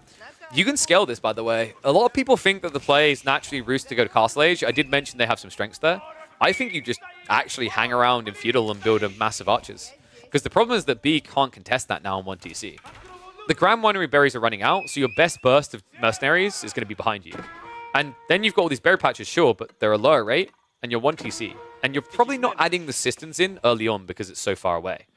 So, you know, that's another reason why I'm a little bit skeptical sometimes about Byzantines on Gorge, is because against very tempo-aggressive civs, you can struggle to keep an efficient economy compared to like a map such as Lipany. Even Dry Arabia often, because you get the back spawn berries. In this game, it's not a back spawn as much of a side spawn. Side spawns are more raidable. Archers, jumping the gun a bit. Good micro by B, gets both of them. Yeah, I think Kiljadi's jumping the gun pretty hard here. You don't need to rush this timing. Love this from B, by the way. The reason why Kiljadi was going in here, he's trying to deny the blacksmith upgrades. Stopping Undermesh is a really big deal because it allows you to do half damage to jabs. Now, because Undermesh is going to be there, he can only do third damage to jabs. Kiljadi yet to add in the stables as well is probably the biggest surprising detail. He's just going mass archers. I mean, in fairness to him, this is an interesting iteration on his previous series versus Wham. In that game, the Limitane came out slower, so he was able to snipe down with initial archers and then use knights. In this game, the Limitane play by B was very early on. So instead, he's allowing B to just throw in this unit that's worthless to then mass enough archers to counter the thing that counters him. It's pretty crafty. It's kind of like when you watch a Chinese player just build Chiganu. And at first they're countered, but because they're only building Chiganu, if you don't dent their economy or hunt them down in some way, eventually they will have enough to kill everything.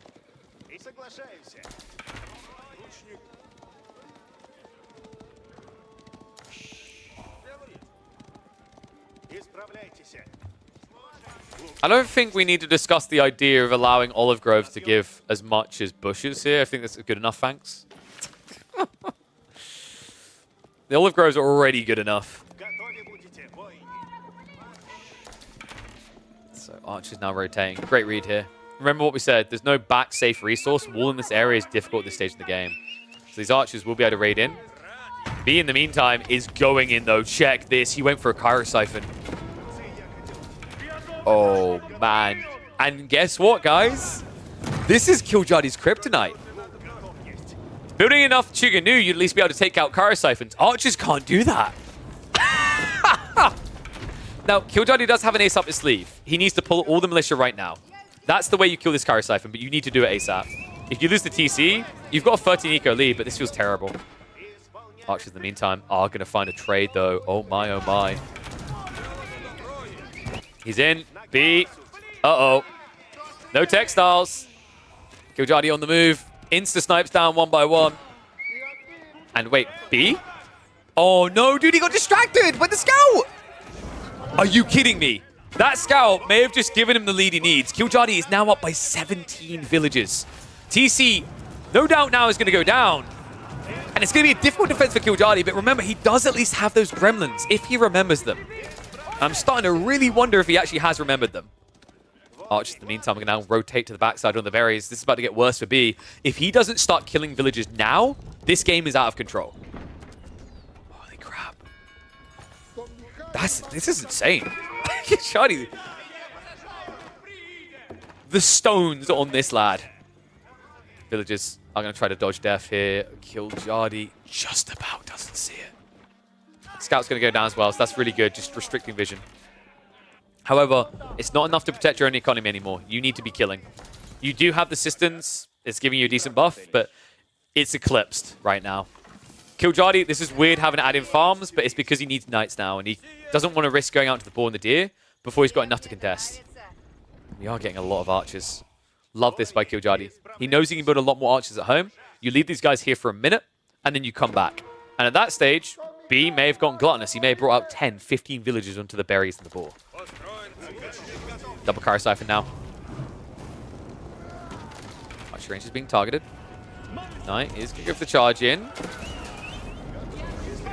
There it is. Militia. This is it. This is what he needs. This breaks it. Cairo Siphon pretty much dead. And no safety now for the Limitane. And these militia, because you're defending, you've got 45 seconds of this. Archers went back in. Villagers got sniped. B saves 3 of them. But that's now a 20 eco lead. And the remaining army on the fort is about to be taken out. B only halfway towards Castle Age. This game is looking like a stomper for the Rus. Can anyone stop this guy on the Rus? I'm starting to think no. Wow, what a play. This is an amazing game. I mean, we are getting exactly what we want. It was well worth the wait. Night Spam now coming out. B has at least kept all his javelins alive, right? I think he had one group of 4 out here. So it's not GG. If he'd had all his javelins here and lost that fight, game's over. There's no rescale. But his javelins have actually, to their own grace and safety, been busy shutting down the archer raids. If they'd been in this fight, I think this would be over already. However, Killjadi now at this point, amount of archers and knights you can get, I wouldn't be surprised if we are just full-on device sending it into B's base. Another benefit of this, at this point in the game, this had to work for him. With the farms being added in, if he had lost this fight, he couldn't play boar and deers. But now, even though it's delayed, because the army's been routed, he gets to go on the flanks. That should be, I imagine, the level 2 bounty should have came through at that point. 310. Yep, that unlocked it. So better gathering rate now. B, trickling troops in. That's a big no-no. Also, the worst way you could try to contest this.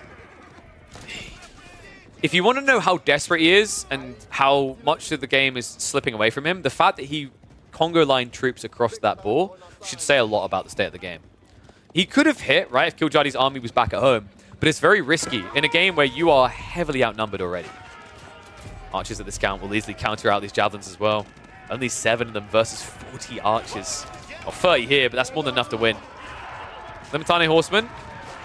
Need a clash. It's going to be a step away. Killjadi, slight overextension, getting a bit too deep in range of the jabs. It's going to punish him. Funnily enough, there weren't enough knights here, so B is actually going to get a good fight out of this. My oh my, but Killjadi once again with the remaining archers still harassing. He needs to come down here onto this berry patch. So yeah, a little bit of a mistake there. I think that was a missed micro by Killjadi, getting further in range of the javelins. But now with the second wave of archers coming in and knights arriving, I don't think there's enough Limitane left. The knights are now coming back in force, and that means javelins are dead, and that means GG. So no doubt in my mind, with this move, we should be getting a game 3. Archers once again in, raiding. More villages out here that you can defend, and that, folks, is now definitely a 20 eco lead. Damn, what a game.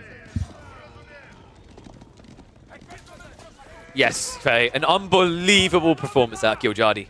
These two are most definitely delivering. Retreat might allow him to get a few jabs back, but look at the food in the gold eco. B isn't ready for a tech up.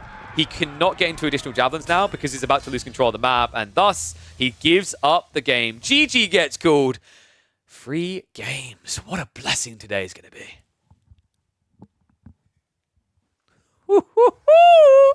Who likes freebies? That's not that kind of freebie. I'm not giving you guys free stuff. Actually, no, I'm giving you free content, which is outrageous. You guys should pay for it. Subscribe now. Anyway, really cool series. 1-1 apiece, and that means we are going to get our decider game with the Delhi versus the HRE. And if you guys remember, I alluded to this a little bit, that I actually think that... Sorry, no, not Delhi versus HRE. We're going to get Delhi versus Abbasids. I actually think that Delhi Abbasids can do 2TC military wing and win. I remember, I've seen this multiple times actually out of Voldemar. He's had some really good builds. I remember when we used to cast him in tournaments doing this, he got overly greedy and would go 3TC. 2TC as Abbasids scaling into like Archer Spearman is the way to win this matchup. It's really, really strong. And you just have to try and skirt Castle Age. If you get skirting into Castle Age, you get composite bows plus military boot camp. The Delhi can't do anything. So we're going to have a very interesting third game because a lot of people will be looking at this and be like, oh, that's like an instant win for the Delhi. No way Delhi loses this. OP Civ in competitive.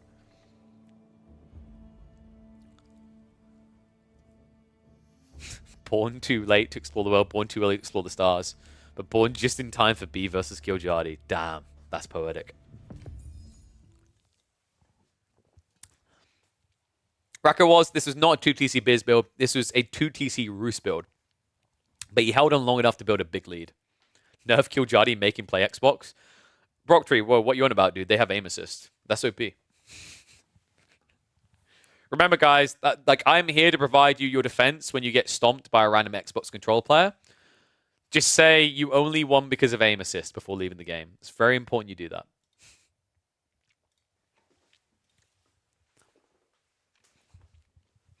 Oh, that's true. No ball plays. Who cares, Lipany? We got berries. The auto macro is OP. Maybe against you, Bidlet. No, I'm sorry. I'm sorry. Whatever. Let's move on. Well. The Abbasids making their return to competitive, looking strong, dominant. I feel like we rarely ever see them lose. But then again, for years I've been saying the same of this Civ. Delhi in their way. Killjadi pulls it back to a 1-1. We get a best of 1 to decide this. Berry Madness on EGC Lipany with the Berry Fetishist Civs.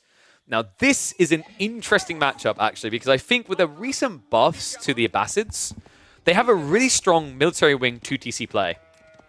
And I'm wondering if that's the way Killjadi wants to go. If he goes eco wing, GG. If he goes trade wing, past the bong, we've got an interesting game on our hands. If he goes influence with like a culture wing, I don't know what year I'm in.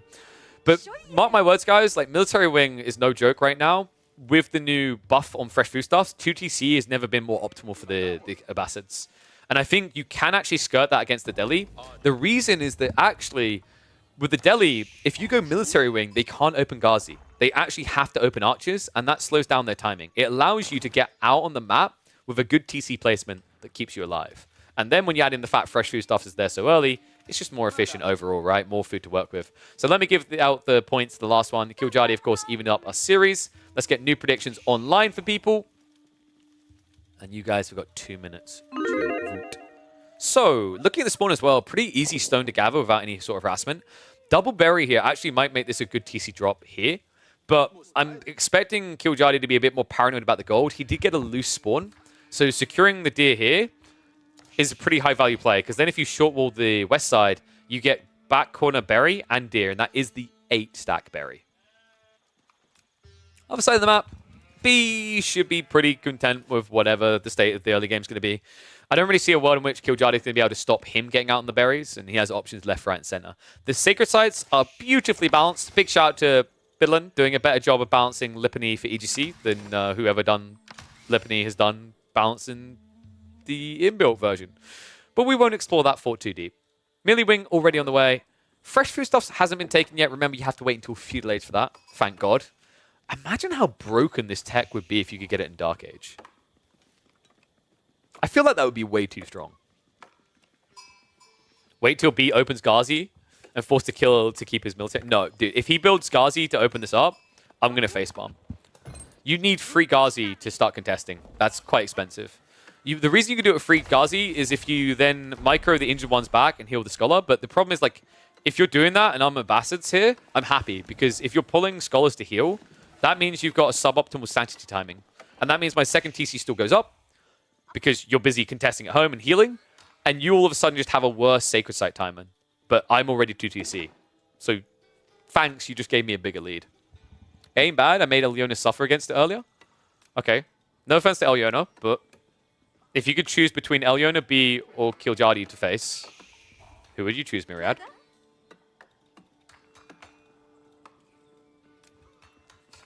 Not to say Eliona's a bad player. That's not my intent. But I think Kiljadi and B are tougher opponents right now. I think they'd be okay with me saying that. No call. Yeah, there we go. Like, Kiljadi, I've already said, this guy is close to just cracking top 16 easy peasy. And B has already been there time and time again, right?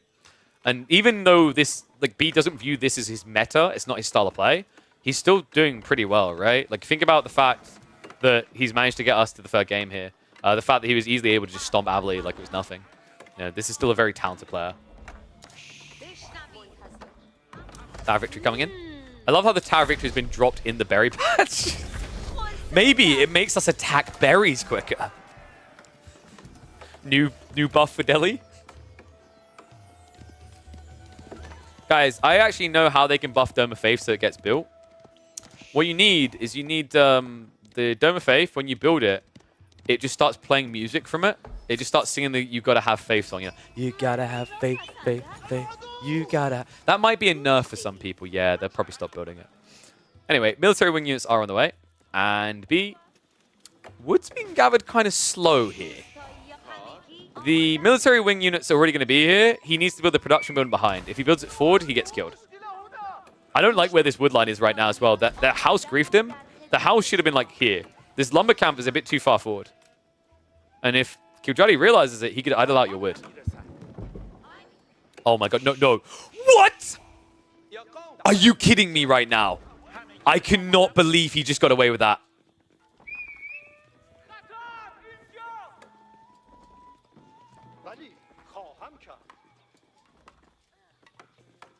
I'm sorry, Myriad. Are you going to defend that stable location? I think I might have to get you on the cast earlier than intended here, because I'm going to have a big argument with you on that. B, might as well just flip the coin with his tournament life here. That should not have worked. Kiljadi was a millimeter away from hitting the sweet spot there. If he'd seen that stables go up, sniped a villager down, forced its cancel, and then idled them out for another 10 seconds, TC's already coming up before Ghazi can arrive, and it already is up anyway. Oh, man. So Ghazi at least here. So the reason why these Ghazi now look good, and no, you're not going to win this I'm right moment.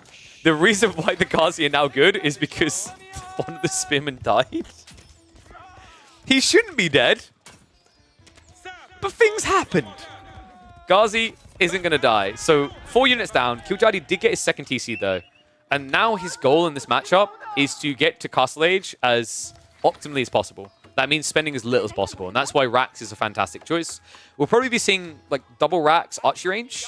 That way you have spears to defend, and you can add a few archers in for when you get composite bows. And boom, there we go, archery range now on the way. So your goal here is to try and still be present in the game and look for opportunities, but your real win condition is the Bastards is now castle. For B, this is like, I need to take 3 sacred sites, and ideally I want to get to castle at reasonable timing as well. I think it's very difficult to dent the base because you'd have to go into ramps. You can't burn these buildings down. The fire armor makes it impossible.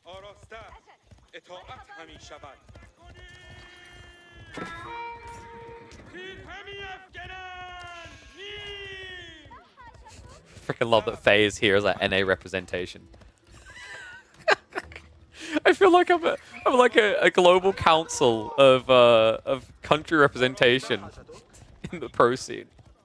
And there's just like, this is really big discussion going on about the dynamics in the Middle East and whether the Abbasids or the Delhi should be able to lay claim to this land. And then the representative from NA, identified as Faye, stands up and goes, "We must push the deer."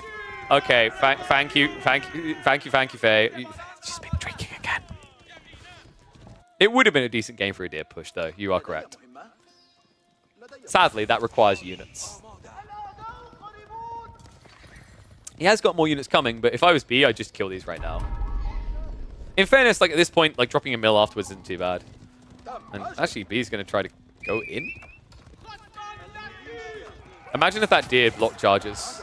I'm just saying, we used to have a time where Falcons block charges. Can we get deer doing that now? Spimner going to come out.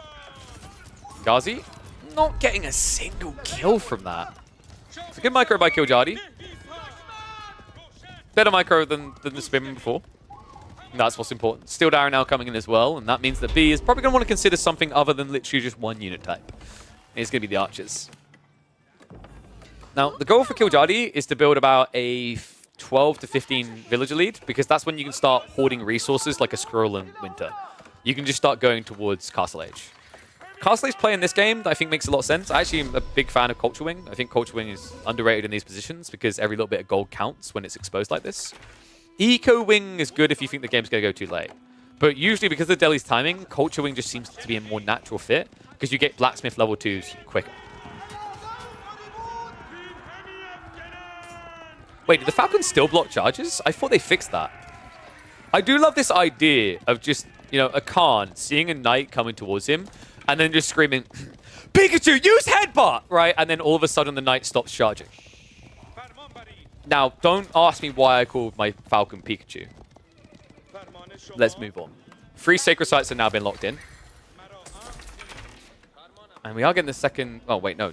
Yeah, it's already out. I was about to say, we should have 2 blacksmiths here. You always want to have 2 blacksmiths in this situation. The economy of the Bastards is so efficient, they can get into blacksmiths quite quickly because they're saving so much on fresh foodstuffs. Actually, little losses here. Wolves now going up, so Kiljardi actually has quite a lot of food. I don't like that the deer weren't secured here, but he's still at least got the 8 stack of berries, right? And when you drop the mill there, you get an extra 100 per. You take it from being 2,000 food to being 2,800 food. And the reason why B is built Marketplace is because Delhi don't like gold. They like meat. Lots of it. Got to feed the elephant something.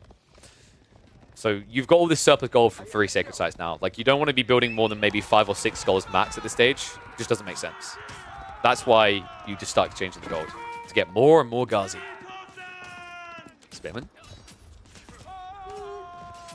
See, here's the awkward thing. B is getting a lot of these guys away with micro. But the thing that I always say about this is, like, at this point, these guys are for raiding now, right? And because your opponent's just building more and more spears, you're never going to fight with them. So the only other choice is if you now go heal them. Do you really want to pull your scholars, your 4 scholars out? Their hand is going to be more sore than a teenage boy after a busy weekend, right? Like, you know, you don't want to have to take these guys back and have the scholars stand there, not getting you techs quicker. So it's always a weird thing with these Ghazi. Phalanx now also on the way.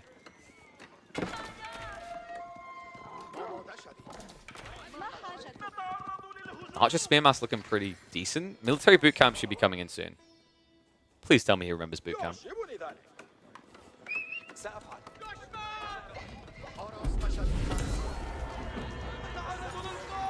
Spinning. baited forward. Only one ram so far. Second one getting added in. Why are you guys hunting? What's all this heart about? I know. I'm hunting too. I can't believe it. B's getting pro scouts.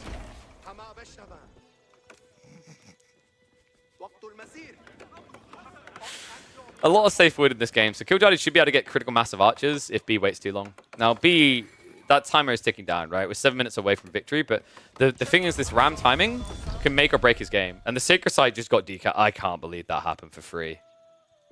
So he has to break the base now. If B doesn't break the base now, it's over. Because it'll be too much economy. Like, the lead is already too big. It's about to be 20 villages. So this is make or break. Clown car activated. I don't like that. The problem with clown carring here with archers is the Ghazi aren't frontlining for you. The archers are. Right? So if the Spinman now run in and just stab this, you're dead. Oh my god, yeah, archers try to come out, but archers are already in range to contest them. Spinman count is big enough to defend this as well. Rams at least could get through the outpost, but this is just a losing fight. No boot camp either is impressive. The fact that Killjadi is still able to contest that. And look how close he's getting to that castle age now. Yeah, kind of crazy still no boot camp. Boot camp really is just the easiest way to win this.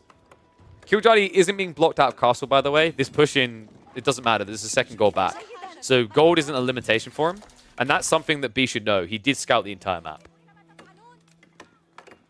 Sneaky boy. Berries to the south side. Yeah, I'm starting to feel like this south side of the map has been B's undoing. The Sacred Site and now these berries. Like, I hate when I watch this happen with Delhi players. To me, I find this is like one of the hardest ways for Delhi to win the game, is trying to headbutt the enemy base. I still remember that Kazva series from about a month ago where he had complete control of the game, 99% odds of winning, and then he just went into the Ottoman base and lost. This is kind of similar, right? But in a different way. Because you're not constricting the map elsewhere, Killjadi's getting everything he needs to try and survive. TC's now being dented. B with the dive in. Archer and Archer here, but only 14 archers. Spinman count getting a bit low, but you know there is a reproduction behind this. What? And now he goes boot camp. Are you kidding me? No way. No way Killjadi's about to lose like this. No boot camp. Really was the difference here. Oh my god. This is over. I can't believe this. I had faith in Killjadi to have more Raxes behind this, but 2 Raxes against this many Ghazi. The eco kills are going to be huge. There's no textiles, so no extra layer of protection. And that is just going to be the death of the Abbasids. Still not ready for Castle Age. Ghazi and Archer spam is not going to stop here. Sacred Sites have been locked in again. And to think just how different this game could have been. Maybe boot camp and possibly 1 extra Rax. But instead, B finds exactly what he needs. After all that work, Killjadi is now the one behind on villages.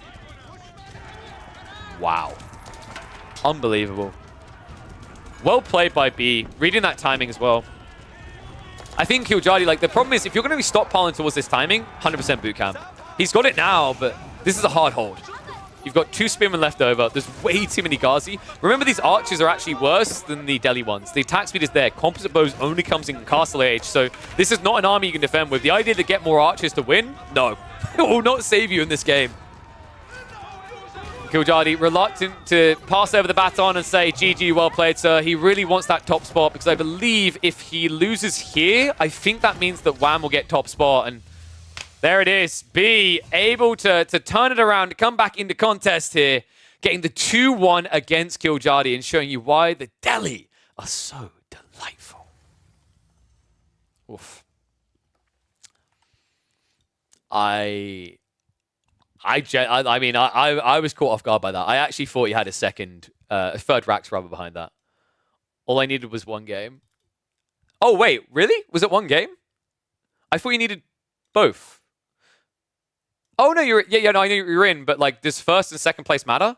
Because does that not mean you got second place in the groups? I can't remember. I might be wrong on that. Actually, no, I think you're right. You still get first, right? I knew you were still in. I was wondering whether you got first or second.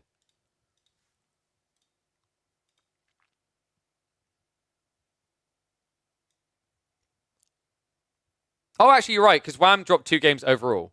You only dropped 1, right? No, sorry.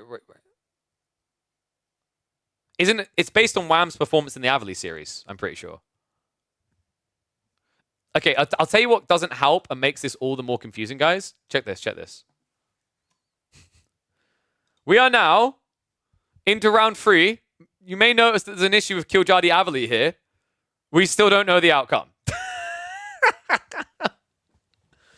Yeah, Killjardy, I was saying, if you got boot camp, like, I think you realized because you built it towards the end. I feel like boot camp would have actually saved you there. If you had that before you lost half your troops. I was kind of shocked you didn't have it. And then maybe like 1 extra racks would have helped, but like the main one was boot camp. Yeah, Killjardy, have you and Avali played yet, bro? Hard matchup still? Yeah, I think the 2TC build is correct though, right? I was saying I've seen Voldemar do really well on that before. Because Wham 2-0'd B, then you got 2-1'd. B 2-0'd Avali. This is a mess, by the way. How many hits for archers the boot camp spares? In some cases, they're going to get overkilled, right? That's the whole... It's not like a reliable number when army's that big, but quite often you'll find like the archers, some of them won't kill their target straight away, so they'll have to shoot again at the same target. Because they're in range, their attack point is the same, right? So then you might have like a 10 HP archer more frequently that's left that 20 archers shoot. 2-0. Okay, so 2-0 Avali. You 2-1 Killjardy. 2-0. I think if Wham 2-0's Avali, it comes down to your match, right? So yeah, sorry, you should get top spot still. Not the cleanest top spot, but yeah, you should get top spot. Yeah, my apologies. This group has been cursed. I don't know why this one I forgive because the whole Dimu debacle, but like these groups have been tracked perfectly. This one is cursed. Top spot is top spot. That's true. You got your top spot.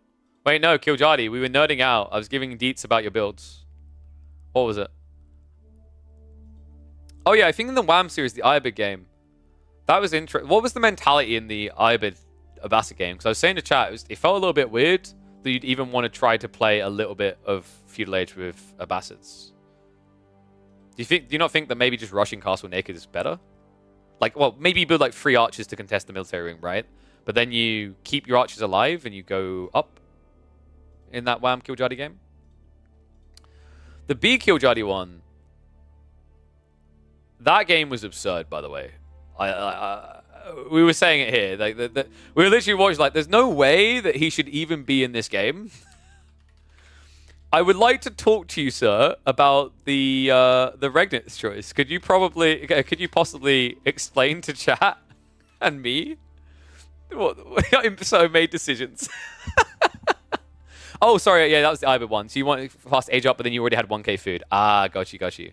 Yeah, and then obviously because you didn't have enough wood, you couldn't spam archers. That was a misclick. Yeah, so that's the thing. So if I recall correctly, you cancelled it, and then you built the same thing again. Because I'm pretty sure I saw it disappear for a second, come back. It's like, oh, this is fine. And then I'm just like, I guess he wants the extra buff for his woodworkers. It's crazy as well, because I don't know if you felt it. I felt like you actually could have still won that game, potentially, with the Burgrave, right? Because you would have got the Vet Spears in time, and then you could have upgraded Men-at-Arms quickly. That was crazy, though. The fact that you even made it look that close was wild. You were behind, but maybe not over. Yeah, I don't think it was completely over. I was saying, like, were you surprised as well that he didn't go Manjanique? Because I was saying, like, it was kind of... I understood why he didn't go Manjanique when he attacked your base, but it was weird to me that he didn't go Manjanique when he was defending his own base. And then he went Manjanique with 1 Desert Raider and popped you. And you popped it, rather. He didn't have time? I saw his resource. I think he had, like, a gap when he pushed in, right? Like, maybe you build it at home with 1 guy when the Ghouls are diving your base. Because my thought is, like, the reason why the Manjanique's good... Like that, like, yeah, not the initial push, but when he started pushing back, he still didn't bring it. He didn't build a Manjanique because he was in your base, and I was like, that makes sense. But then he started to get pushed back again. I was like, there's still no Manjanique. And then you done the ring roses around his tree line, and by then I was like, if there was just a Manjanique here, it's all about mobility. Agreed. That's what I was saying with the same with the Ghouls. Is like the reason that looked close is because you dodged the Ghouls. But the logic of having a Manjanique is like you have to dive him to get rid of the Manjanique, right? So he gets a static fight with Ghouls. That was my thought process, is like, The Gulems are slower than men-at-arms will get kited, but if you have to run into the Gulems, it's a losing fight. I can run around. True. I guess it comes down to, like, at that point, he should probably just wall, though, right? Maybe?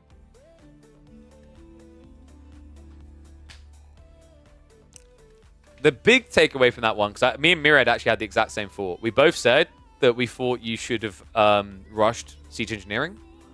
Because, like, you were trying to torch down... You weren't just trying to torch down an outpost. You were trying to torch down a firearm-protected outpost, right? And that's difficult. Is there another series going on, by the way? There might be more we can catch. There was no time. Okay.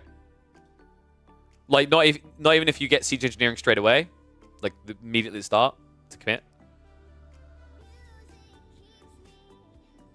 Need to get him off gold. Yeah, that's fair.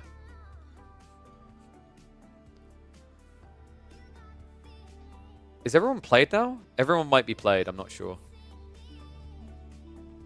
But it's only been a 6.5-hour stream. Windamu didn't play because he lost the first series against Anatand and probably didn't feel like it was worth trying at that point because Marine Lord's the other guy in that group. Well, the main cast were only going to do... Yeah, live games are done for their run. They had 3 planned. We might look to do... Is Louis done? Is Louis and CSO done?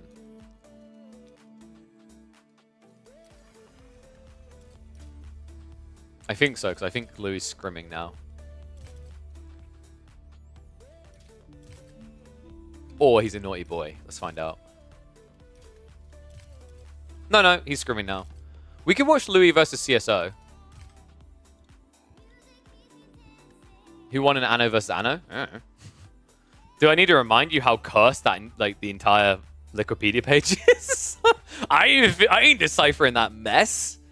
All right, so let me get Louis versus CSO. We can do at least one more series, maybe 2.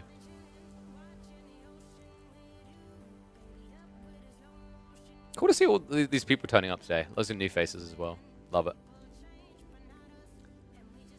Dim always seems to step out of tournaments. I don't think, like, has he, is it just the community assumed, or has he said before that he just gets tired? That's what I'm not sure of. Because that's the thing I hear thrown around a lot. I'm not sure if that's just people memeing, or if he's actually said this before, that he just gets tired. Okay, so I'm getting the details for Louis versus CSO now. We'll do Louis versus CSO. We'll do more. One-man show, and I'm going to keep going. Whoop, whoop. Okay, these guys are...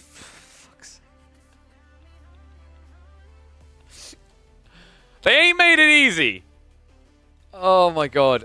One of them's called Lord Henry Percy. The other one's called Casimires III the Great. So, let me figure out quickly who is who. You pieces of crap. I hate you both so much.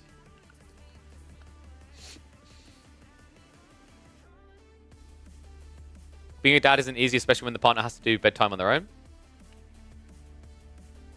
I mean, I know. My partner, I'm blessed that my partner does that. My baby's quite young. I've got a 2-year-old. For him, since he's a kiddo wife. Yeah.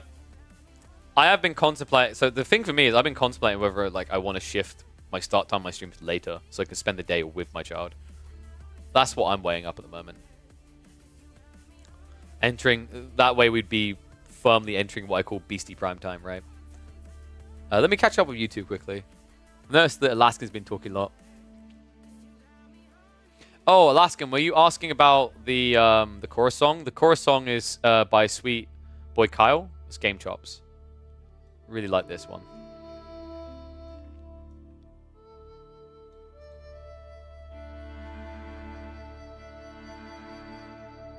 And if you guys talking garrison trick, there's a bunch of different garrison tricks. You can garrison TC, you've got the Ram one. Other thing is, like, at the highest level, when you're defending your primary TC, you're going to see a lot more players now pulling archers inside the TC and out the other side. It's really freaking strong. That change to garrisoning is actually going to make it much harder to end games in Feudal with an all-in. So you're going to see a lot more people leaning into deep Feudal into Castle Age transition to GG. 4-year-old and 2-year-old, frankly, you're 9 to 5 PM, but do a bit of travel. Yeah, that so my career is kind of interesting in that. Also, let me switch over drafts. You guys can soak that in. So, my career is very interesting. That I remember I had this discussion with my partner. I didn't want to give up the esports life because I love the esports life way too much. But I was like, do I need to? Because like I'm gonna be traveling and be missing for a week or maybe 2 here or there. And she quite bluntly and honestly said, the thing is, you might be missing, you might be like out there for that that time, but when you're home, you're wholly hit. It's a little bit weird and different with the content creation, but I'm putting in the grind hours to build the community so that we can be a bit more sane and I can make choices on whether I need to do events versus I definitely need to. But like the cool thing is like when I'm here. Like yesterday, I had some business calls, done my business calls, and I just hear Freya wants to go on the trampoline. So I just went out for like 40 minutes bouncing around the trampoline with her, just giggling her face off. And if I'd done a 9 to 5, probably wouldn't be able to do that, right? Because you wouldn't finish until 5 or 5:30. Then you'd have to travel for like half an hour for most people. It depends on the job. So then you're home at like 6 and you have to eat. And then baby's getting ready to go to bed. So it's like, you don't have time. So in some ways I'm blessed. In other ways I'm cursed. Being freelancer is really cringe. If you aren't like zealously committed to trying to make what you do work, you'll fail. And you'll just be better off from 9 to 5. That's what I tell people. 9 to 5 is safe, but like, I love what I do.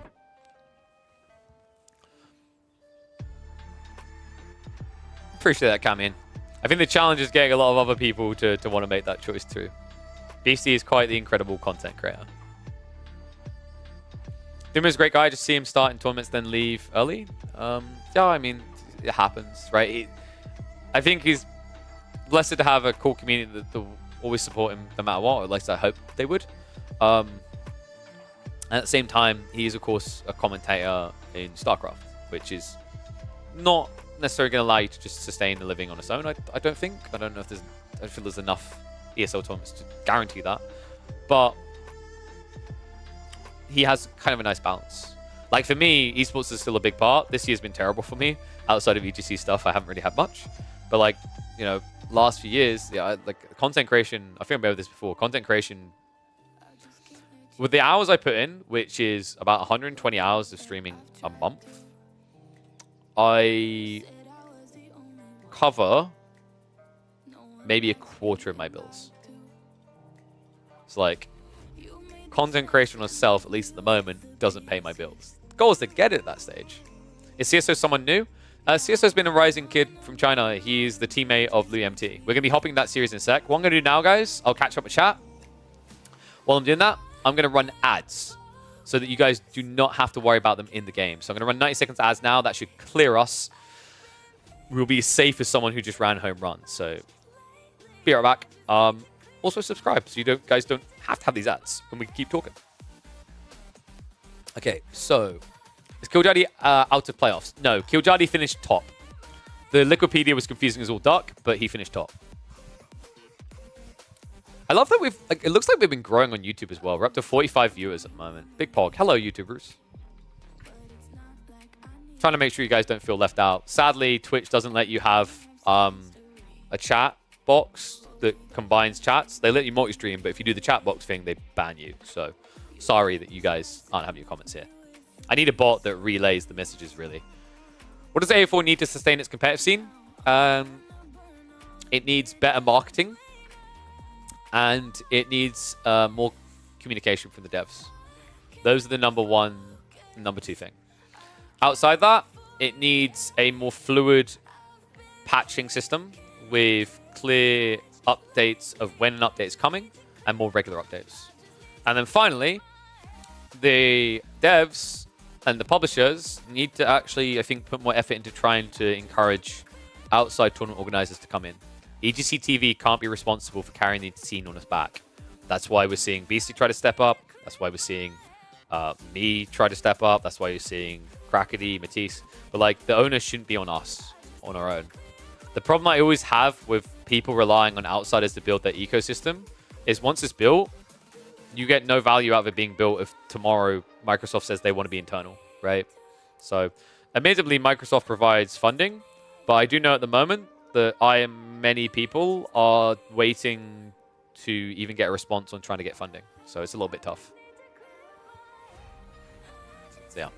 And I think part of that is the downsizing and everything, and probably role switching. And I hope that gets changed by the end of April, because by the end of April, most companies, for those who don't know, most companies will have done the budgeting for the year, and they'll have an idea of what they can and can't do, which will help a lot.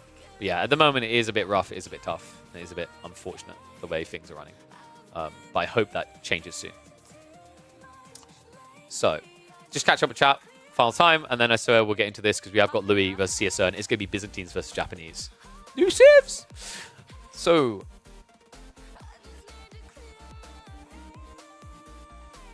the new pro meta seems to be banning Rus and Ibids. Yep, because Rus is way too omniflexible, and Ibids, the opening landmark choices are too good. Getting 3 villagers at the start of Feudal Age is a 15% increase in your economy. Or you go for a Desert Raider and you block any sort of greedy play from your opponent. It one-dimensions the game. Well, one-dimensions the game in one of 2 directions. And it gives Ibids too big of an edge.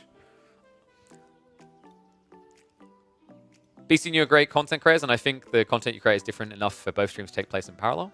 Possibly. So my goal at the moment, and I'm not the only one who feels this, and I think, you know, Marika's done a phenomenal job proving you can do something other than just be a pro. Like, her goal isn't to be a pro, right? She's being a more relatable content creator for the majority of people who aren't conk. My goal is like to get to a point where we can do these community games regularly, and we can still come do competitive games and tournaments when they're happening. But when tournaments aren't on, we can be like, let's host some community games. Let's do Bronze League Legends. Let's do all these things, because I think there is kind of an issue that's built up, and we've all had a part to play in it, really. You know, from me to Drongo to Dumu to Beastie to all the biggest content creators. It's all pro-focused. It's all pro-focused. And what has happened there is it's created a kind of one-dimensional content creation funnel that is wholly focused around the absolute best in the game. And I don't think it has to be that. I actually think Age of Empires 2 is a relatable game that's a perfect example of how the opposite was better. In my opinion, I think Age of Empires 2 really saw some big growth out of the silly tournaments, as well as things like low elo legends. Relatable content for the masses, about the masses. So my goal is to do that, to create a lot of these custom games, host free-for-alls to the community, come up with interesting mods and formats, and I'm blessed to have a few modders that work with me regularly to create amazing things. They do great jobs. You know, shout out to like Kavayu, Hosin, and Rasselbach off the top of my head. I know there's others, like Henero used to do some cool stuff as well. There are loads of cool people that are willing to work with me, and my hope is that we can start to grow the game from there. But growth of the game is slow and difficult when Microsoft is so discombobulated on the way they market the game. The recent live stream is a perfect example of how not to market the game. And when you have the biggest, most successful expansion in the history of AoE4, there shouldn't be a question mark on whether AoE4 is going to be involved in Red Bull, right? Like, people still don't know. And then you've got things like the fact that there hasn't been, like, outside of a tweet or two, there hasn't been like a big marketing push. You've got things like the fact that Microsoft might be willing to pony up money for a prize pool for a tournament, but we don't have in-game, like, in-game, we rarely ever get there's a tournament going on. And it's crazy to think just how many people play OE4 but don't even know that there's an esports system in it, right? But simple things. These are simple lifts, like the Xbox Twitter page is posting out something about it once a month. Or there being a news little article on the main menu in-game telling you that the tournament's going on, right? Or maybe you have featured content creators where once a week, there's one content creator from the scene that you show. And sometimes it might be a me or a Dumu or a Beastie or a Warman, or all these other people. Other times it might just be someone who's got 5 viewers, but they've been religiously streaming the game for 3 months straight with only 5 viewers. And it's a moment for them to get their attention. These are really small lifts that do immeasurable amounts of good for the scene. And then, yeah, there's other obvious things that would be nice, like them fixing Q dodging, which would be, for the casual audience, a huge boon. And then pause functions would be beautiful. I'm not banking on us getting that. What was the other one? Someone pointed out to me recently, Company Heroes just got something. And my jaw dropped because Company Heroes is built on the same engine, so like it should be doable. But there was something that they highlighted that Co had. And I think it was... Let me have a look. Oh, the vote to surrender. There's a vote to surrender function in team games for company heroes. How do we not have that? Did you guys know that I started queuing team games a few months back and then abruptly stopped? Because I would get 9 minutes into a game, and some guy would have one single knight dive his base and kill 3 of his workers, and he'd surrender. It didn't matter how well I was doing, or that we were a team. He just left. And I was like, I'm done. I'm literally done. I'm not bothering now. Peace. All right. Actually really getting into the game now. Just final comment. NSC pretty much saved AO2 when it was fading heavily. Rebel Warlord wouldn't exist without Nilly. Yeah, Nilly is an absolute Chad. He doesn't get enough credit. I really don't think he gets enough credit. And I know, like, I still remember back to Warlord. I remember at the time going over, like, some people didn't like the talent hirings. And I said, even if you don't like the talent hirings, you can praise who you like without flaming. And I hated that there were people in the community, and I'm sure none of you, because you're all good people. There were people that, like, actually were flaming Nilly. And I was like, legit, like, what? Never drag someone down to lift up the person that you believe in. It's the most cringe and pathetic way to do things, because what you basically tell that person you believe in is that they're not good enough to be there off their own merit. You have to pull someone else down to get their position. But, like, on top of that, no one... I can't think anyone can argue what Nilly has done for the Age of Empires scene. That guy is an absolute god. I love him like a brother. He's done so much. I consider him a close friend. We definitely don't talk as much. I really need to try and reconnect. But he's an absolutely fantastic person. And yeah, I enjoy chatting with the audience too. I've been trying to do it more even when I'm casting. Because I think, like, you know, once again, I don't just want to solo cast on my own channel. Like, because I genuinely think that like, solo casting makes you a worse caster anyway. So it's nice that I'm kind of, for me anyway, it feels nice that I'm able to interact with you guys in a solo cast. Because in a duo cast, you just can't. Any caster who tries to interact with chat in a duo cast, you're actually, like, ignoring your co-caster, and it's bad. Sub Joke Bear, thank you very much for the sub. Welcome back to the Swarm. Have you seen KP and Nilly in the same room? I mean, if he went to Rebel Warlord, he would have. Oh, but yeah. I hope one day Nilly does return. I noticed he's been doing like recap videos on his YouTube channel. So I am hopeful that one day, on his own pace, in his own way, we'll see him return to not just AoE 2, but AoE 4. And I hope when that time comes, we don't have any sort of spiteful toxicity around if he gets hired for a tournament over someone else. I hope we praise that he's involved, because he was an absolute superstar. All right. It's recap time. The games of the day are done. But guess what? Sinful things here. Not every game was cast. We're going to fix that. Louis MT versus CSO. That is right. Team Elephant showdown here on the new Civs. Byzantines up against Japanese. I'm excited for this one, actually. Before the patches that buffed the Byzantines, I quite liked the Japanese in this matchup for their fast castle builds. But times are changing, folks, and I think, actually, this is the rise of the Eastern Empire at their peak before the Ottomans came in and ruined them for centuries. And that means between the player choice and what we've got here, we could have a pretty dominant series for Louis MT, at least to kick this one off. But what I would warn against is anyone who immediately just thinks, oh, dude, this is like... KP said Byzantines are a bit better than Japanese. It's Louis, GG. I want to remind folks that CSO and Louis have been actually screaming together a lot. And CSO wins a lot. I have been surprised by this guy. I almost feel like it's a Padawan and the Master situation, but this is almost like a Sith relationship, actually. It's like, at what point is he going to get his head sliced off by the Padawan? You're never sure here. So let's see if CSO can surprise us and impress us. Japanese on the opening are going to be going berries. I love the fact that both of the new Civs, by the way, are berry fetishists. I love that the devs are like, we don't really like all this sheep focus. How do we diversify? It's kind of interesting, actually, that berry's taking more of a priority in development choices than sheep. Because one big issue with the way that sheep function in AoE 4 is it's way too RNG coin flip, and it can win or lose you in the entire game, right? Berries are static. They might change where they spawn around you, but you're not going to find berries strolling off into a tree line, right? You're not going to have suddenly a player come over on his scout, pull out a rope, lasso a berry bush and go, yeah! And then run back. Oh my god, that's a genius idea for a Civ. We need that. We need that right now. A berry stealing Civ. But like in general, I kind of like that they're taking that diversification. It just gives players more options and ways to play the game. And the funny thing to me is like Japanese, when people first looked at them, I don't want to say they needed a PhD, but you almost feel like you needed a higher degree or something. But the more that we've seen Japanese play out, it's a Zerg Civ that spams one unit. But the thing that I love is the Kura Storehouse is probably the most single inviting landmark in the game to new players. Makes transition so smooth, and that's exactly what we're getting. Kura on the way. Other side of it, Grand Winery is being built up. Notice that CSO only uses a single villager for this. This is a fast castle build. The reason is he wants to keep optimal gathering on food. I'm not sure if it's fully optimal, though, compared to getting to Takazaiku. But with gold gathering as it is, with the rate he's going at, even free, this feels to me like we are heading towards a fast castle. It might have been that he only done it with one to begin with because he didn't have enough food for a villager. But to me, I think in this matchup versus Byzantines, playing long feud was bad. In my opinion, Byzantines are best when they're playing long feudal into early castle. For Japanese, it's all about making castle arrive as soon as possible. You even know other landmark of Japanese? The Koka Township. Koka Township is really, really good if you're playing water maps. Guys, I know I have a lot of people that, like, when I mentioned water before, they're like, duck water, I don't want to do that.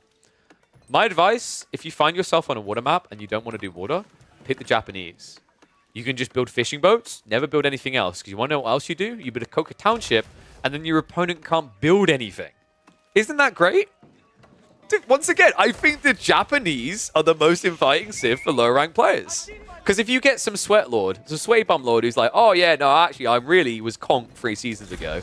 Look at me use 4 legs water. You just build Shinobi. Just burn him. Easy. Louis MT. How are we looking on the spawn, actually? Grand Winery, obviously, on the initial berries, but the follow-up berries aren't great in this game. CSO, it doesn't really matter as much for him. The farm transition is going to make sure that he doesn't run out of food too quickly. Overall, wow. You want to know how you know these guys scrim together a lot? Because even when RNG is involved, they have the exact same number of sheep. That's kind of wild. Mongols are easiest for low elo because you can't get housed. Right. So, interesting thought there. But, do you build Magadai? I'm just saying, yeah, if you're like bronze or silver, you should be building Magadai. 100%. Every day of the week. Whoa! Lord Tree, thank you very much for the £50. You absolute legend. Much love, Brock Tree. You're incredible. Thank you very much. I love that support, man. Wait, what did the message say? Sorry, I couldn't see it because it was a little bit smaller. Was it buy another pizza? Is it pizza ordering time? Is that where we're heading? Absolute legend. You're incredible.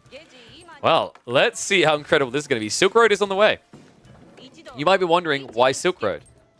Anyway, actually, it's not bad. The idea of getting into camels when you're up against the fast castle build, the Japanese, which is always going to be Mount Samurai, means you get the camel on ease. In the meantime, you get javelins to try and run out and raid with.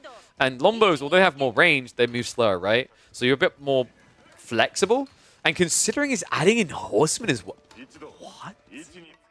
Okay, this is a wild build. When do you see people do this?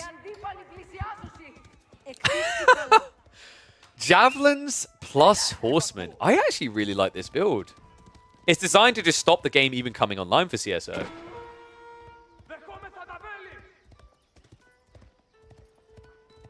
Wow. Does Twitch auto beep words? No, I've got a nice little sound pad for that.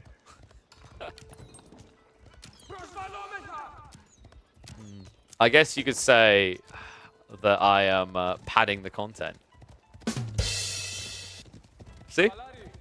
It's great. So let's talk about why the javelins are the MVP of the Byzantines right now. It gives you flexibility to aggress. Whenever you go Western Contract, you're camping. If you go Keshiks, you're losing. The javelins are this nice middle ground between do I need to attack, do I need to defend, and how quickly can I do either. It just fits very healthily into the comps you run as well. Like right now, because the meta for Byzantines is around early castle age into spamming Varangian, the javelins are the perfect companion for that. It counts crossbows, it counts any sort of range units, and it's pretty good at even hitting into melee units. The reality is if you go for Lombo Mass, you can still struggle to actually move quick enough. You can struggle to actually maintain that control. And on top of that, if you're going towards the Keshiks into Gulams, we don't talk about Keshiks Gulams. Overall, this is your MVP. If the meta was still around Imperial Age for Byzantines, Western Contract would be better. Because both the longbows as well as the Lancenet scale better. But think about the average end time. Byzantines are finishing most of their games between like 20 to 25 minutes at the moment. Floating gate now on the way. And it is indeed going to be Stables play. So this is starting to look a bit weird from Louis.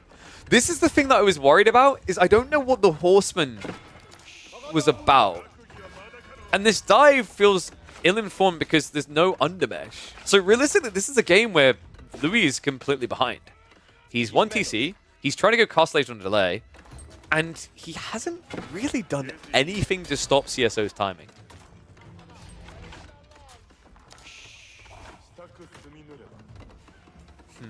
So how does Louis now recover this? Because he's going to have to go Limitane. That's a given. That's one of the nice things about this build from the Japanese.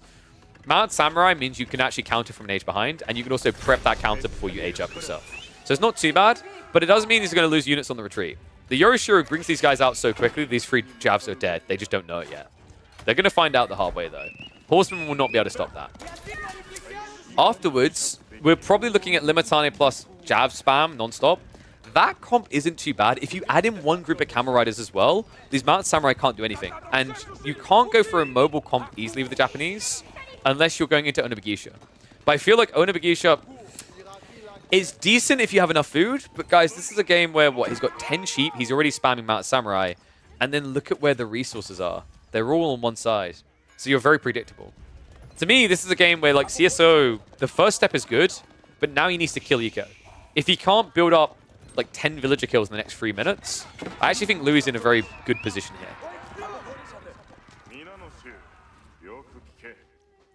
Right now, the thing that worries me is CSO hasn't even entered the base yet. First Mount Samurai is on the way. Golden Horn Tower is coming up.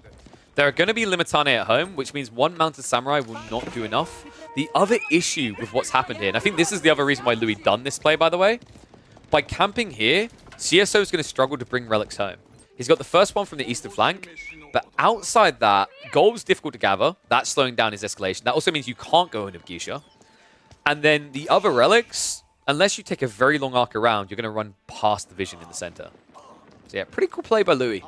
And I love that he's pivoting now. He's already splitting with the Horseman to check the north side.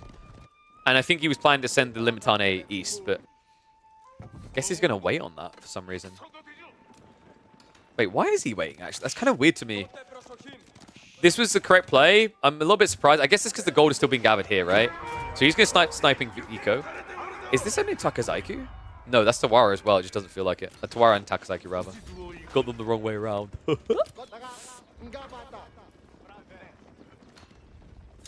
up complete. So you've really got to kind of dissect what's happened now. Is CSO's been teched up for what, 2.5 minutes? Something like 5 Mount Samurai. That gold being idled as long as it did actually was sick by Louis. I wouldn't have expected many players to do that because they would have been paranoid about the Mount Samurai. I do think CSO maybe made a mistake not attacking with the first Mount Samurai into that Jav group of 3. But the follow-up was uncontestable. Such a smart read. It means that CSO, while he has his castle age, he doesn't really have the power of castle. Now, with enough Limitane at home, all of a sudden this Mount Samurai comp doesn't really work. So you need to prep a transition. And I'm expecting this to be 2 to 3 rats is dropped and Onobagisha build. It's begging for it, really. Your opponent has built everything that gets countered by Onobagisha. Limitane, a little bit overzealous on the dive. Louis now going for the relics himself. Guys, this is only now approaching 2 relics for CSO, and there's a big risk that he gets killed coming home. Mount Samurai on the other side. Are at least getting a good dive. Like, credit to him here, even with the veterancy in, you can see the Limitane aren't really cutting it. Louis actually needs to back away here. That's a fully garrisoned TC and he's still amount in losses, but Akratoy is going to be activated. Really strong tool at this stage of the game, remember. Per level, per age, you get additional damage coming in. So this does strike pretty hard in mass. A nice snipe on the relic. Bigger problem now for CSO is he doesn't have his full farms and he's down to 5 sheep. Half of his farms can't be operated. And the food is still too scary to go out on, right? So the worry to me now is Onobagisha isn't scalable. You haven't got the income for that. Mount Samurai are kind of failing you. I'm not going to say that word that I know Faye's going to flame, but if we're being totally real, when you've got no great source of food, you almost look at Yumi and think I should count my lucky stars I can afford it. I'm expecting probably a Siege Workshop here. The problem is, with it being Limitane, if Louis now scales into Teardrop Shields, he can dive.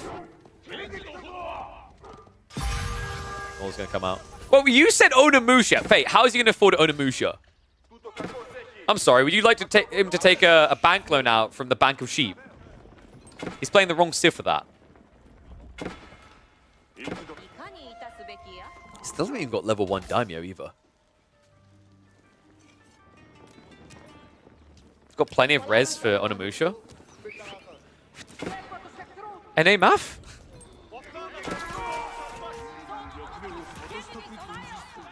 I'm sorry, are you counting these numbers together as income? They are cheap. They're 60 gold each!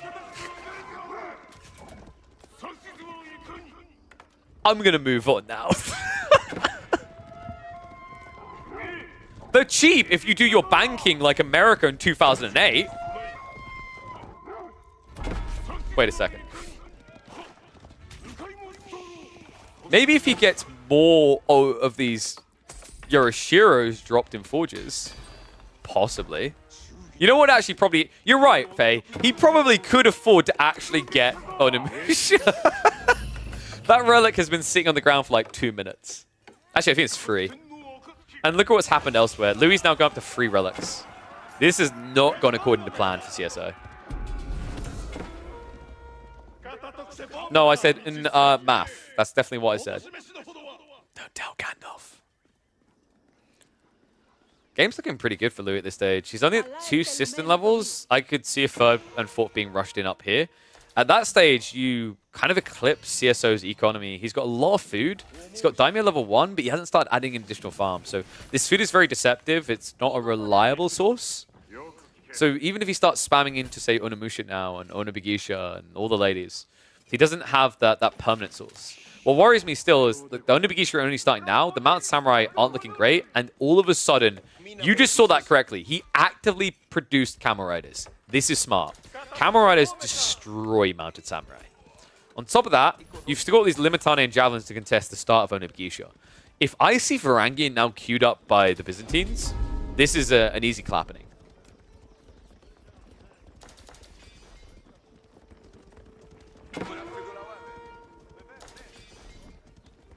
There we go. Faye, finally you got on board. Why did it take you this long? You were trying to get Yumi buffed, but you didn't ever try to get Onimusha buffed? Do you guys know that Onobigisha suck? I can't believe that they've got like a glaive like this and they don't just have blades at each end. They should have double the attack speed. Boom. Villagers. Not able to access that food anymore. Map is suddenly becoming quite constricted for CSO. What's this out here?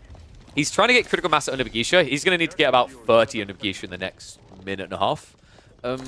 That would require some Yoroshiro drops, folks. And he's only got 1. I actually think this is the position where you need a Dimu's build with the double Yoroshiro drop and racks. I really like that build from this position. The problem now is with just one of these, you're going to be too slow. And by the time you've got critical Onobigisha, you're actually going to need Samurai. That's way too much food for this type of stretch right now. And the sad part is, he hasn't even seen the Varangian yet. They are being held back. Great read by Louis. You can really tell these guys play together a lot. And I feel like Louis has been holding some stuff back, right, from the scrim games with Beastie. Because CSO, it almost feels like this worked in the previous iteration of the matchup, but it feels a little bit outdated against this comp. Dive in on the outpost. So gold continues to be constricted. It looks like there's no gatherers on the east side. He has moved out to the west, so there is at least some gold trickling in, plus the relics and the Yoroshiro. But the problem now is you've built into Onobigisha to solve for a squishy lineup, and the bulky boys have arrived. 5 Varangian to the front side, 12 in total, and more to come.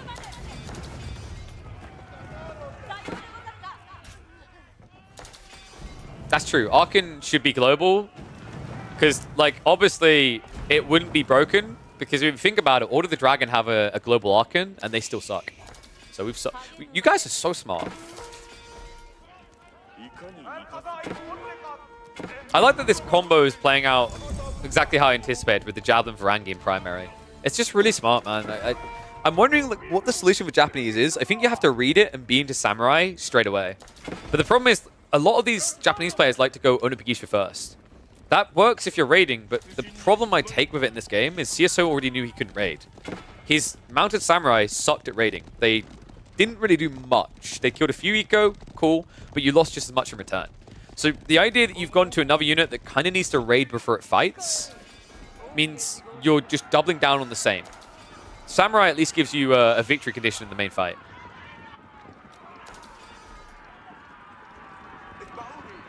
Notification now coming out, but he's in for a rude awakening. Varangian, surprise! Woohoo! We are in and Japanese are out. CSO. No way the ladies can turn this. That is going to be a massacre, and that looks like game to me. Behind this, Louis has now somehow got cataphracts being added. He's got additional cameras on the way. And CSO has nowhere near enough farms to replace. GG gets called. Game 1 will go to the affirmed #1 player in China. Woo! Oh, sorry. I feel... At this point, I feel like I keep coming back to the scene for something else. So game 1 down, really well played. I think that was a brilliant execution by Louis MT. That matchup, I feel like just a patch ago, that matchup would have been really good for the Japanese. But it shows you how times have quickly changed. So we'll put 1 point on the board for good old Louis.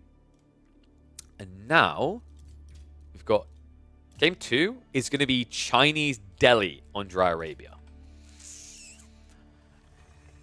2 things here.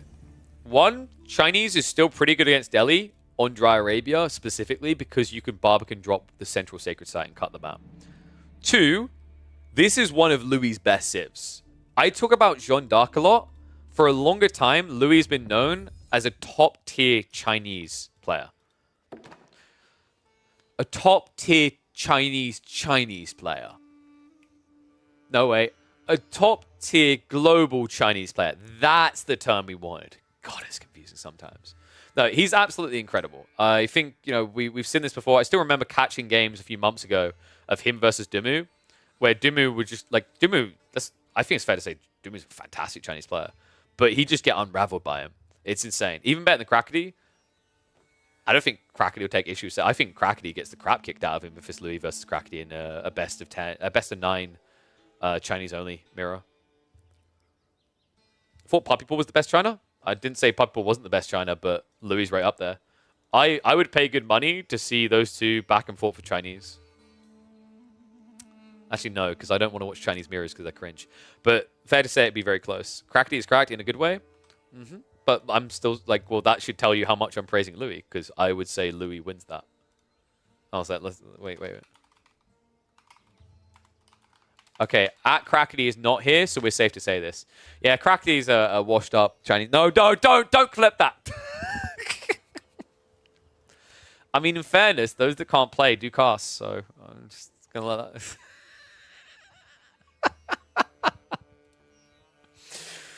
Oh, why you guys gotta make me make enemies, bro? Why do? Game number 2, time for Chinese versus Delhi, and this time it's actually gonna be Chinese in the hands of Louis. I was just saying to chat that this is strong, this is powerful. I actually think Louis MT, this is his comfy original civ. Think the likes of Lucifron's origins as a French main, or think of the likes of, you know, every top pro player as a Mongol main. Louis really got his bread and butter, his experience and his grind time in as the Chinese about a year or so ago. I was impressed when I saw this kid coming up. It was Louis MT and then it was Yui Metal. Those two really impressed me from the East on this civ. We don't really see Louis too much these days on Chinese, but I think that's because he's been able to expand his breadth as a player, that he doesn't need to fall back on it. But in this matchup, it's got some secret sauce. If you guys remember, a long time ago, God, the game's been out for a while when I'm using the term long time ago, CSO Delhi here felt like it had no counter. And then all of a sudden, out of nowhere, people plot the idea of Chinese as a solution. The reason? The Barbican drop on the central sacred site. It cuts the map, it stops the win condition, and then it lets you inflate.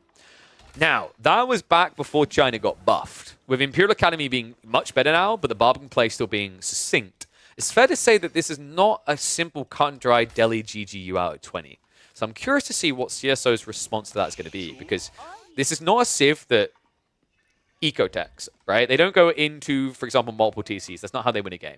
They can, however, go fast castle. The difficulty of doing that, though, is unless you've got the Sacred Site locked in, your fast castle timing will never eclipse the Chinese. So I think CSO is going to have to apply some pressure.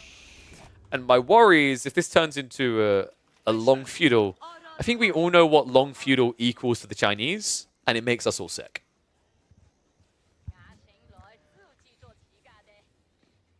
Marine Lord's also a godly Chinese player. Marine Lord respects the Chinese highly. I think Marine Lord recently put China as S tier, wasn't it? It was either S tier or A tier in his list. He rates it incredibly highly, and he's right to. Their hybridized nature as well makes them really good. There are certain maps where scouting is so important, and that's another area that China's broken in. They have better scouting than any other Civ in the game. So it's quite easy to always get the majority of sheep. You can already see it here. He got 12 sheep compared to 7, and you have to remember that this player is not clubbing sheep. This player is munching through them like there's no tomorrow. That shows you just how big of a difference that scouting info is. And here we go. Another reason why that scouting info is useful. Extra range to see the sacred sites early means the Barbican is going to be online. And the cool thing about the timing here, you're going to have the Barbican up quicker than the first Ghazi gets out. Why? Your villagers are better builders, but on top of that, you need to build a Tower of Victory, build a stables, and then wait for the Ghazi. There's no way you don't get this up. The ball pull is cheeky, though. I love this. CSO, Louis. No, no, no, no, no, no, no, no, no, no. Oh, Pumbaa wanted to slice of that ass. And he got it. Good kill. CSO no should be his name, because now Louis is going to have to pull more villages. And this time it has to be 2 with no wheelbarrow. And what the duck am I looking at here? CSO is also pulling villages. Wait, what? No. No. What? CSO, no, but you've got 1 worker on wood. I know it's China, but nani? Like, I'm so confused right now. I'm so confused. Now, funnily enough, oh my god, what is this game turning into? CSO's like, what did you say my mum was? Whoa, let's calm down here. Let's not escalate this. I wouldn't want you to get hurt.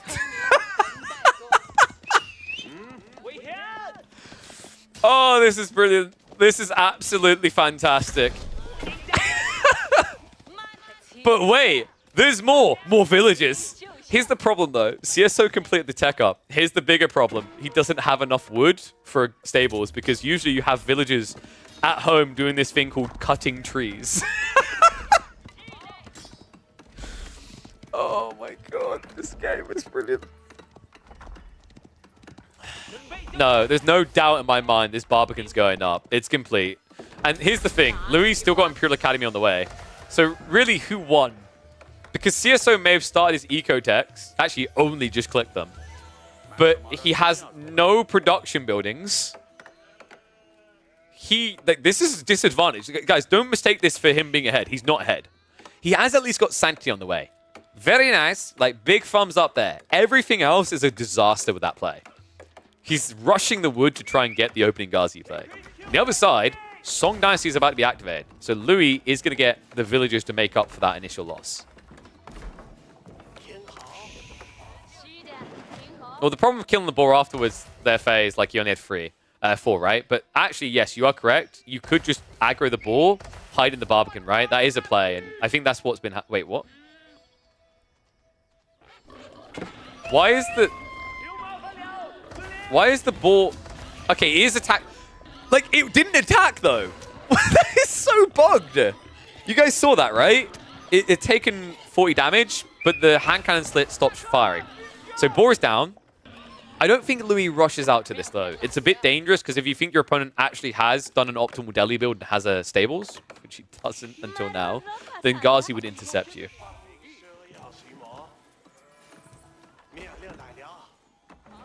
So, boar now down. This is what happens when you shoot a boar up with God knows what. They think they can take on a giant castle. Silly boar. If you guys are ever wondering what happened to Pumbaa after Lion King, Here's your answer. But he was thinking looking good. So, other side, the CSO is doing the standard opening. Has got the blacksmiths as well, but I'm curious. What's the response going to be? We're getting Rax opening. I don't think Louis wants to play long feudal here. You probably just add enough spears to defend and then try to go towards castle. It's difficult because of the food situation though, right?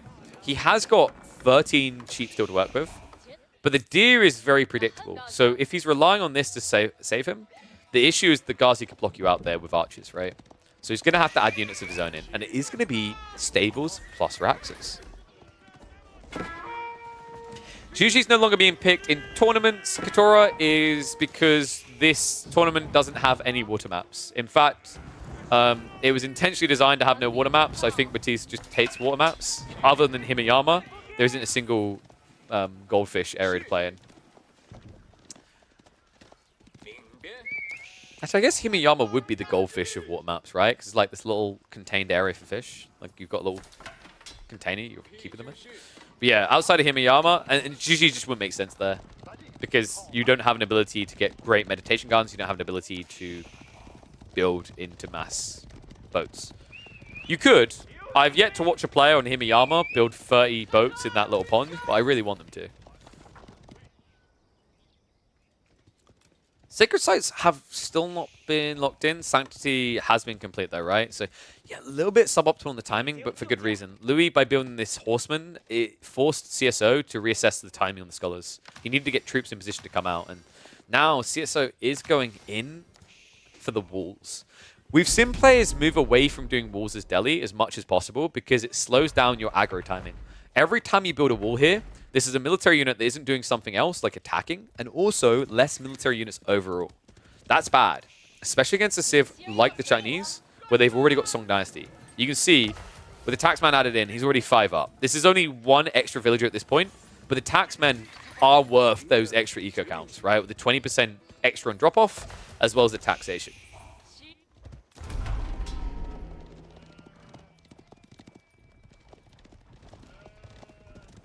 Sushi wasn't good before the nerf. Faye, please. The meditation garden was dumb. Sheep's already enough RNG to decide a game. I don't need Juji as well. I think they didn't necessarily need to decrease the Song Dynasty, but they did need to stop it affecting outposts. That's what I'll say. And I don't want to say that because I think actually, the biggest reason why Juji looked OP is because Shiganu are dumb. Shiganu are, I want to say, possibly the worst designed unit in the game. And I feel like the only people arguing with that are the people that play Chinese and Juji. But the problem with the Shiganu now being introduced to the game is that they cannot nerf it because it nerfs Juji.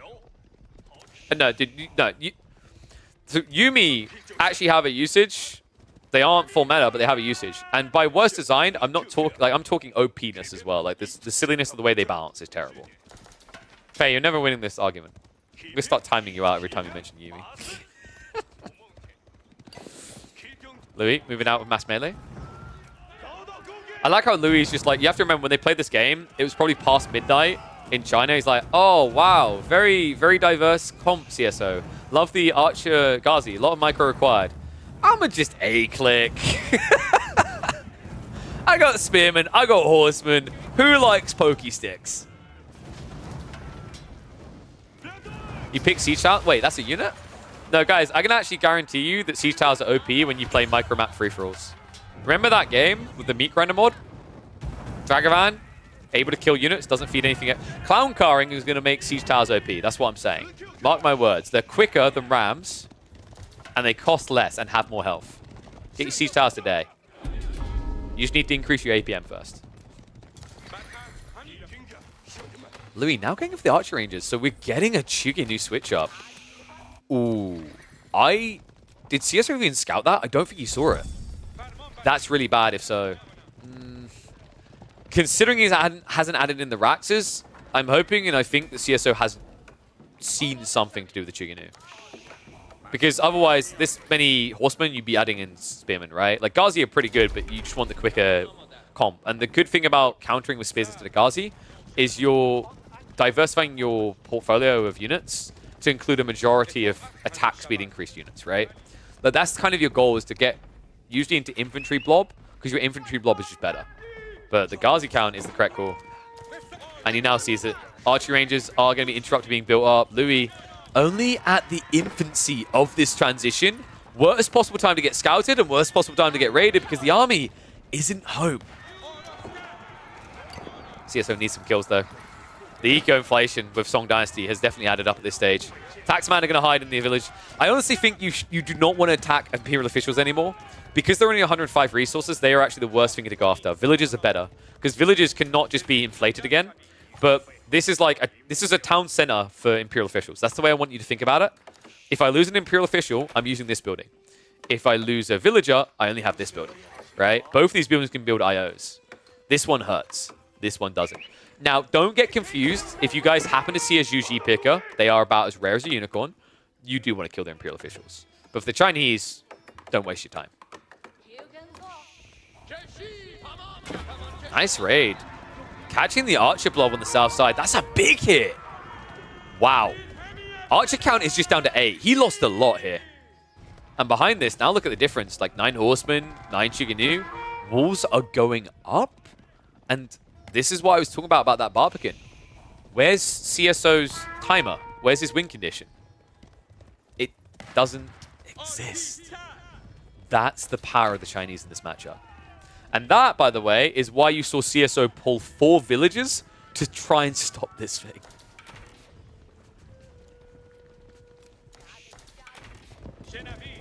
So, what's the win condition now for CSO? I actually think he needs castle ASAP. The longer he hangs in feudal, the worse this now gets, because with the walls up, you can't stop the Chiganu blob. So relying on Ghazi to win your game is not a great idea. I think you need to get into castle ASAP. It's going to be an attempt to burst through the wall. Louis should be able to pull villagers to repair this, though. Yeah, this should be going down. And that should give enough time for the Spearman Chiganu to come around the back. And the front. It's so frustrating how easily they can do this. And this is why I wanted to go to castle, because breaking through these walls is going to feel next to impossible unless you force Louis to come out on the map first. And he's China. Why would he come out on the map? You don't have the sacred sites. You don't have the win condition. Good hit. Wow. Oh my god. CSO, the missed micro there. Several Ghazi going down. Expensive losses, and now Horsemen cutting the reinforcements. This is just a lot cleaner from Louis. It's getting a bit scrappy from CSO. I think what you can see is CSO sensing that his timing is going. He's losing it. The longer this now goes on, the worse it gets. But unless he can do some eco damage, the idea of just blind teching up feels like a disadvantage against Chinese. We mentioned already that if you race them, China will do it first. But this longer feudal, like, I'm not seeing the value play for him. He's not getting anything. And the Horseman with the body blocks, this could be huge. If the Spearman get in range, it's going to be a massacre. Chuginu now reaching the archers, and it means he has to pull the Ghazi away! That is it. Complete control of this game is now being forfeited over in favor of Louis MT. We are on our way firmly towards a 2-0, and Louis is showing you exactly why his China is to be feared. CSO, this is going to kill him. There's plenty of resources behind the walls, but the re-escalation is the problem. The eco lead now is up to 10. Military lead is double. And this should be game. At this stage, if both of them are just left with their ranged units, there's no doubt in my mind that Chiganu are uncontestable. Sick game, sick series. Louis MT, finger on the pulse, just a step ahead of his teammate. Woo! Cool game. Really cool game. Little bit of a player difference this game. Yeah, CSO, like I said, I feel like they've been scrimming, and it's almost like he was using some sort of old build that they came up with. You know what I mean? Because they do scrim together a lot. Like, they're contractually required to, from what I've heard. So, it almost feels like Louis MT's been putting in some extra hours somewhere else, which kind of fits, actually, because I know that CSO likes to play team games a lot. And CSO is, like, one of the biggest grinders in AoE 4. There's no, like, the amount of pub games he does and scrims, there's not many names that eclipse that right now. So, yeah, I think you've just seen him finding more iterations. What's with Voldemar? Okay, do I leave this up? He still hasn't seen it. Where's Voldemar, guys? So we had this thing the other day. We'd watched like 10 losses for Voldemar in a row, and he finally won. And then we done like, you know, the like accidents in a workplace in a number of days. We done that. with the day since. I'm waiting for a sale this game, unfortunately, soon. Hey, FreeFS. There's usually sales going on. I think, like, I might look to do a giveaway maybe next month if there's not another sale. I feel like there's been one sale already. There was one last year at the launch of the expansion. There'll probably be another one May, June, or July, I would expect. Because I feel like there's usually one of those kind of Steam-type sales on there. But alternatively, get yourself an Xbox Game Pass subscription. Like, they have the $1 free trial, right? Give it a spin and see if it's worth the time.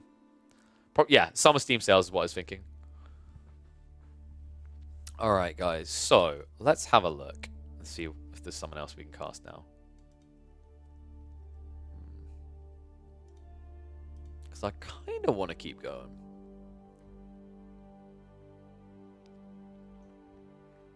Bro, was that 50 quid for the sake of 50 quid, or was I meant to order pizza? You never responded to that.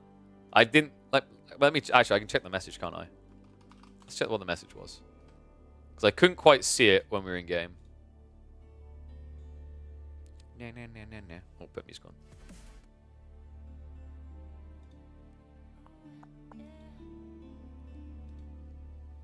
Oh. Thank you, Brocktree. Appreciate you, buddy. Wasn't sure if it was the pizza dealio again. I was like, do I need to go order one?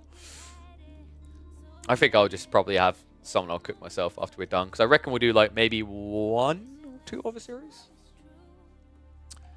And then maybe we call it. So let's have a look. What other series were there towards the tail end? We could probably watch. Oh, let me have a look.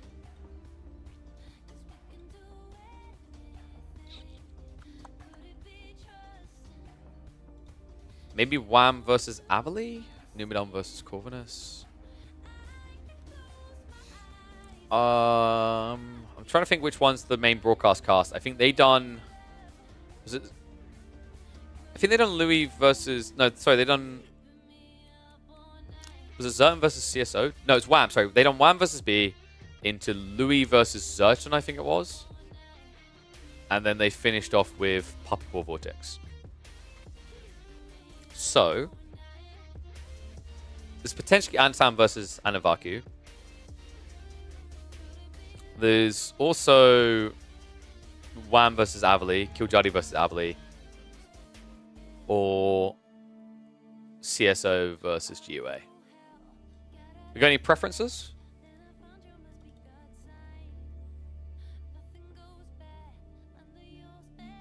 Anno for Anno who advances. That's true. Let me have a look. Anatan's data. Because I don't think any... Has the draft been recorded for that one yet? Okay, it has.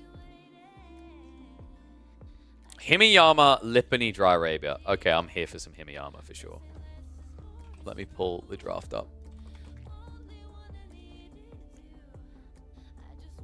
Let me update the title. I bet Anno... Yeah, I think Anno's got this. Ignore that score. I need to reset the score. No spoilers here. So let me pull this series up.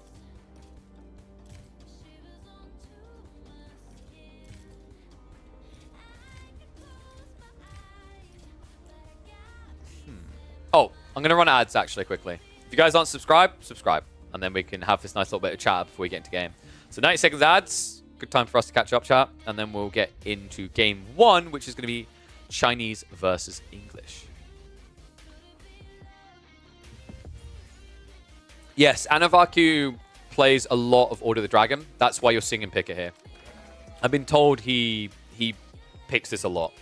Like, on the ladder, this is, I think, his most played Civ right now. Actually, it paid off. In the last tournament, the War Chief Club, we cast Anavaku versus Dumu. And Anavaku beat him in an Order of the Dragon H3 matchup. Now, that does favor Order of the Dragon, but he played it really well. He took the 5 relics away from Dimmu, right? Like, he stripped him dry.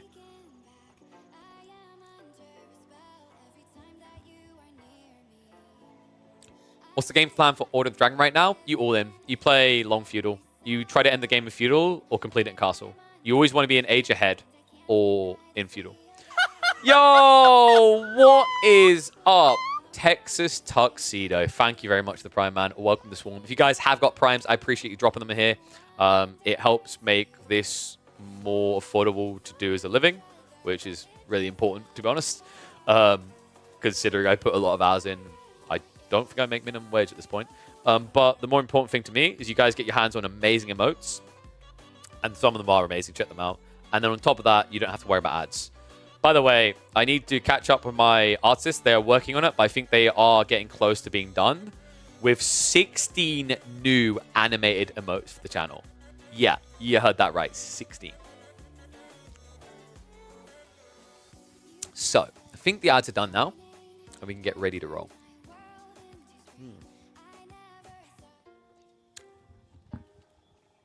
God, I love that song so much. Am I the only one that's a really, really big fan of Laura Brem?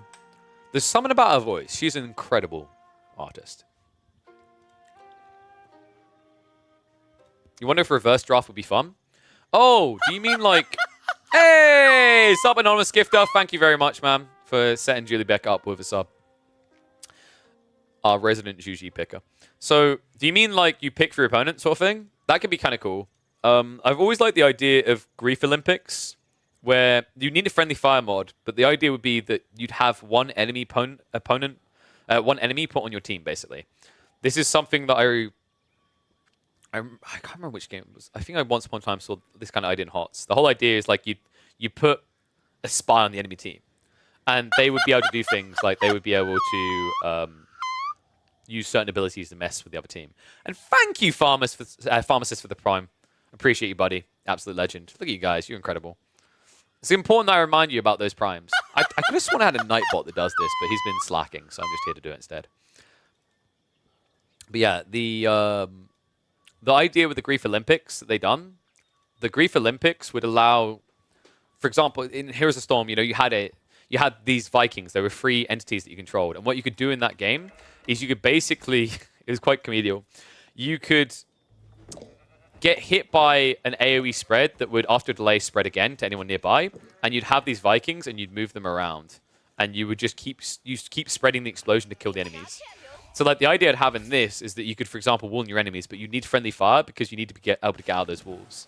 So Grief Olympics like that in team games would be quite funny to see how people screw the enemy team. Did Blade do that in one of his tournaments? How would he have done that though? That's what I mean. Without a friendly fire mod, there's like you can't do much, or it becomes too silly. You need outs, right? Oh, actually, I can't put predictions up, right? This game's already played. I'm sure you all wouldn't go and look at the results so that you could get all those points to spam redeems.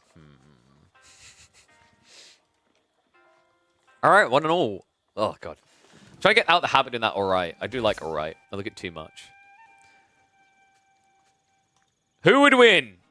Anno or Anno? Because it's time for Anova, one of these. I hate myself for that. Anyway, one and all, welcome back to the Age of Empires 4 Action. It's time for the Energy Slapfest number 2 recap. This is the group stage. The group that included Marine Lord Dumu, Anatan, and Anavaku. Anatan looking in a good position to get into those playoffs. But it's going to be important that he wins this series up against Anavaku. And we open up with Chinese versus English. This is a really good matchup for the Chinese these days. Very hard for the English to dent the base. Something that may have changed it, though, is the fact that the English, with this new Abbey of Kings build, have incredible power behind them. The diversification of builds we've seen from the Abbey of Kings has been fantastic to witness. We've seen 2 TC builds, we've seen fast castle builds, we've seen all in feudals, we've seen fast imperial builds out of the English even. So I'm curious to see what Anavaku's got in mind here. And yes, I can almost guarantee you, I haven't checked the rest of the draft, I'm this confident of it. We will be seeing Order of the Dragon in this series because Anavaku is possibly the biggest lover of Order of the Dented in the entire game. This is the guy that was able to beat Dumu in a BO1 by playing Order of the Dragon.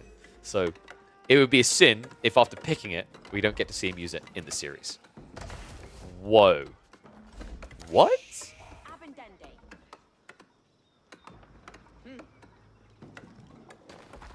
This is now very heavily Chinese favored, right? Depending on the spawn. I feel like this English longbow build is only good if your opponent gets a bad spawn.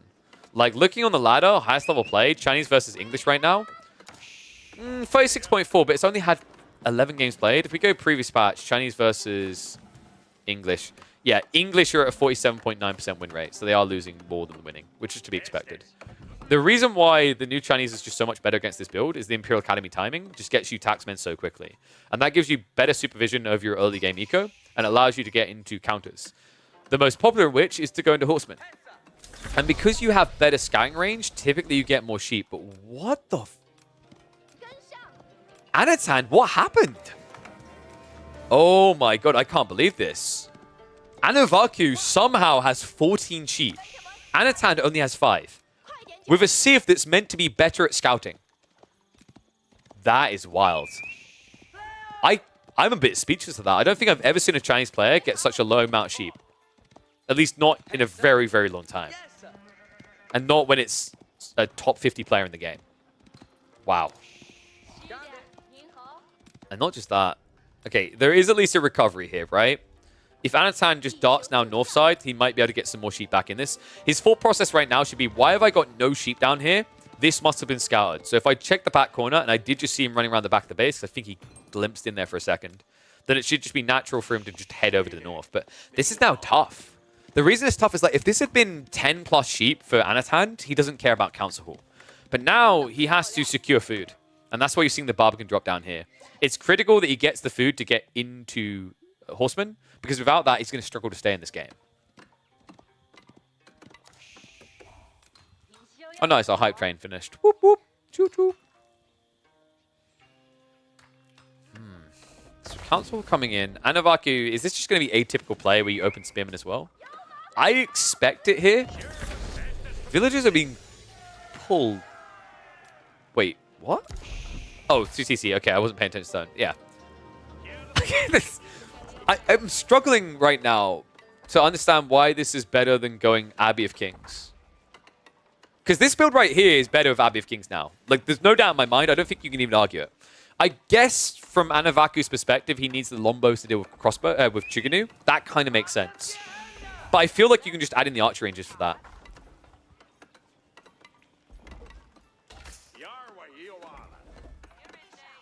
So I feel like Horseman into Mass Chiganu is really good. The problem that you're in, I think Faye just hit it straight away. Lombos beat Chiganu really easily. The only way that Chiganu can feel good is if they can get close enough. And on maps like Dry Arabia, you're seeing coming, right? But the logic I'm having here is like the Council Hall is to stop Chiganu happening, right? I feel like you just go Abbey of Kings, you interrupt Anatan's eco, you slow him down, and then you can add into archer ranges anyway, and you get the same effect, right? This is a bit of an odd take at the moment. Most players have just conceded that when you go to TC now, Abbey of Kings is better because it guarantees you get a good TC, and it also blocks your opponent from doing something greedy. And also, the other problem is by going for the Council Hall, this is always going to happen, Horseman, right? If this had been the Abbey of Kings, I actually think that Anavaku could have played Horseman as well. And that's really strong because what you do is you poke at the enemy horses and back away, heal, come back in, and they eventually die, right? They're decaying and you're always rejuvenating. It's a very powerful combo right now. And at that point, Anatan's only strategy is to go into multi-TC fast castle. Because he can't play long feudal at that point. Anatan did at least push all the deer in, so he's got food to work with. He has also got back berry spawns, a lot at that. If he short walls towards the TC here, and then walls from the wood to the gold and the edge, he's got a lot of food in the corner to work with. So this isn't a game where Anatan is just going to GG out and die at 15 minutes. My concern is, Anavaku, when you go Council Hall, you want to try to provide some level of pressure onto your opponent. He hasn't done that at all. He saw the initial Horseman and then decided he was only going to greed. And because your opponent's now playing deer, and because he can see you're not building anything, he'll probably go out and play the other deer and boar. It means you're making a farm transition that is admittedly cheap for the English, but I still like to see English players trying to get pocket resources. For example, Anavaku could bring his scout right now and try to shove deer in here. If he could start doing that, that's a lot of runway. We've seen very fast castle builds out of the English if they secure their deer. It used to be the meta actually on outside that you would shove your deer in or build a mill over on them and then just rush Castle Age. Because it was that good. Dry Arabia shouldn't be so easily wallable. You know what, guys? I know what we're missing. We're missing a true high view. What if there was no fat wood lines and it was just stealth forest all across the map? Why is that not a map? It's kind of like a prairie with stealth forest. I can't believe I want that badly, but I kind of do. Nice pull here, Anatan. We had to get the ball. No villagers vulnerable. Notice he doesn't pull an Imperial Official out. You could, really, with the fact you have Imperial Academy, it's quite optimal. And I think he would have benefited from it, considering the deers over there as well. But behind this, we have got the 2 TCs from Anatan now, which is a reaction to Anavaku's build. I don't think you just blind 2 TC here. You can lose the game if you don't have the Horseman. But now that you know your opponent's being greedy, there's no rush. In fact, at this stage, I'm going to hit the 2 times up. And I agree, high view is awful because the wood, there's too much. A full map of Stealth Forest would equal less wood overall. On top of that, the trade posts make high view really dumb. So I tend to do the 2 times speed when I just see that no one's doing anything. This is not going to end up with any action until Castle Age. Unless Anno does something unnecessary like diving the TC. You can see he's already now pulling ahead on eco count. Remember, this number's a bit deceptive because the Imperial Officials get added in. But they're worth being added in. They are giving so much additional income at this stage that they're worth a single villager. Some might say they're even worth 3. That's no clock down on the way. Anachad's ahead. Anavaku, if this is not King's Palace, I'm a bit worried. I feel like it has to be King's Palace. I hate that I'm saying that because it's so greedy. But you're now 2 TC versus 2 TC, but it's Song Dynasty, right? Like, you're just going to fall behind, and oh my god, it's going to be White Tower. White Tower as opposed to just adding in spears? I mean, I've said that most players have moved away from the free TC build because it is just really easy to punish, but this feels just dead as a doorknob at this stage. You're dead on arrival because Anatan is just already ahead. He beat you in the tech up. He's beating you now towards the relics, and he's beating you in raw mass. Nice snipe here, though. Finds a few villager kills. And funnily enough, actually, Anatan is immediately going to return fire. So Anavaku has claimed more lives, at least. And he has at least forced his opponent off the deer, but we mentioned this already. You've got back berries. So playing these deer, losing control of them this early isn't a bad thing. And the fact that there's 1 Lancer here means all of these Lombos are now dead. 2, dead even quicker.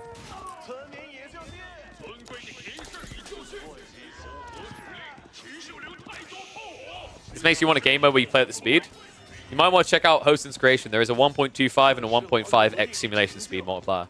It doesn't speed up everything because sadly the devs have hidden certain features behind State Tree, like for example projectile speed, but it does speed up a lot of things.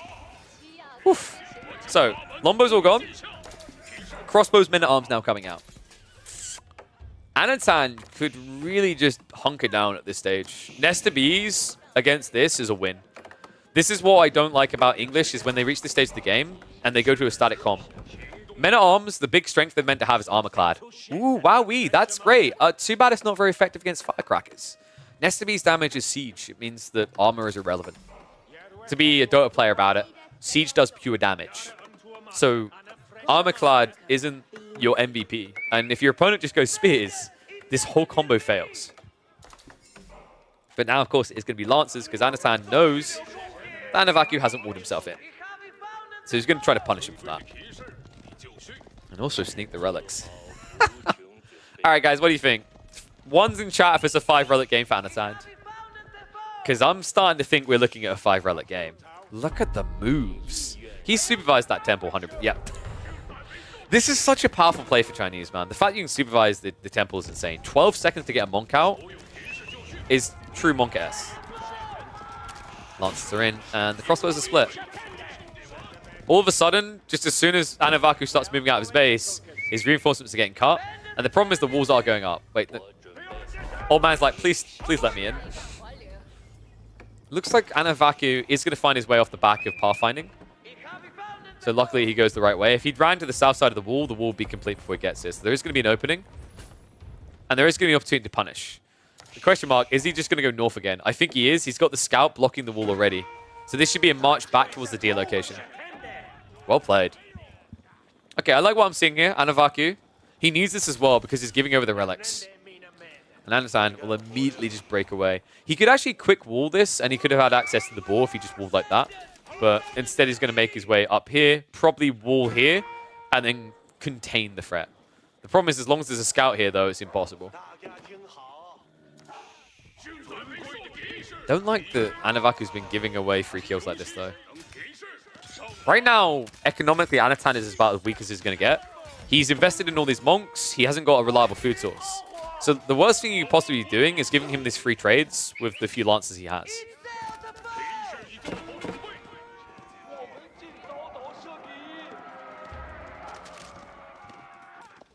What word jokes? What word?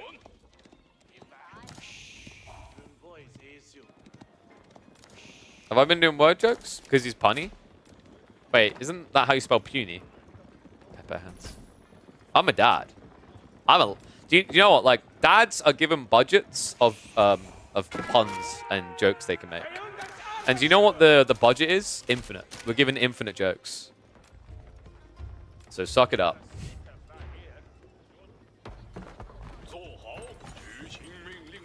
Ball's now up. Anavaku is being slowed down quite a bit. Men-at-Arms count's going up, but now we see those Nesta Bees we talked about. Okay, so this punning without even knowing. I'm going to just be fully, like, real here. A lot of the times when I make comments that people respond, I see what you did there. My brain is like, huh? I'm on autopilot mode at this point. I think it's just a matter of years before I say something accidentally that I don't mean to on a broadcast that gets me banned. It's going to happen. Nesta Bees. Only one of them. Anatan needs a lot more bees right now. He has at least got a lot of relics to kind of churn in that gold. The problem is he needs to spend it. Crossbow mass is on the way. Walls are going up. Farms are coming in. That's why Anatan's so weak, by the way. He chose to not wait. This is probably the best time in the game for Anavaku to try and win. If he lets this go later, the game gets away from him. And the reason Anavaku's production seems crazy is he's got the double production of the Council Hall and then 3 racks is here. Compared to, on the other side of this, double racks, quadruple archer range, but those archer ranges are now only operational. Look at the difference it makes, though. If Anavaku refuses to go right now, he's going to lose this game over time. I don't like that he's chilling. He needs to be in. Because here's the thing. If your opponent isn't fighting for the deer, the obvious answer is he's building farms. You should know this as well. Anavaku has played many games, and I imagine he's had to play against Chinese many times. They have got the berry patch on the backside, which is going to make this more comfortable. And it means that because he's not just spamming all these farms, Anatan can get the Nesta Bees. And it reveals. I think Anavaku needs to leave. It's too late to go in here. The crossbows will look to stand their ground here, just long enough to try and keep the crews alive. Repairs come in from the villagers, and that is it. Even if he somehow killed them, the price is going to be too high here. Crossbows all getting low. Good micro by Anatan. Notice the men-at-arms just don't attack quick enough without an attack speed aura. And the crossbow count is getting pretty low. This is just brutal, man. I can't believe that this is always the optimal strategy for Chinese. Oh, you're trying to attack my siege? Let me just increase my APM by 300%. Click, click, click, click, click, click, click, click, click, click, click, click, click, click, click, click. All of a sudden, Anavaku went from a 30 military lead to this.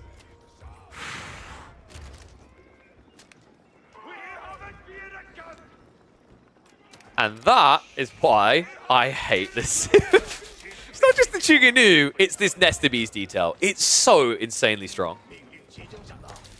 And, you know, you want to know what would make Zhuji a competent Civ again? If they had the clock tower? This thing is absurd. If you think about how low the HP bars got there, normal Nesta Bees would have died. 50% more health is the only reason they're alive. It's insane how much difference that makes. Whew. Crackety here in the chat, ladies and gentlemen, just trying to ensure that his Chinese remains #1. Archery range is now being added in. I think we are going to have to go into the Imperial Age, aren't we? Because if Anavaku tries to now dive this again, the full game control flips. The upside for him right now is the Chinese player is camping in a corner. The downside is he just tried to get him out of the corner and failed. If he chooses to all in again and this doesn't work, then this is just autopilot for the Chinese.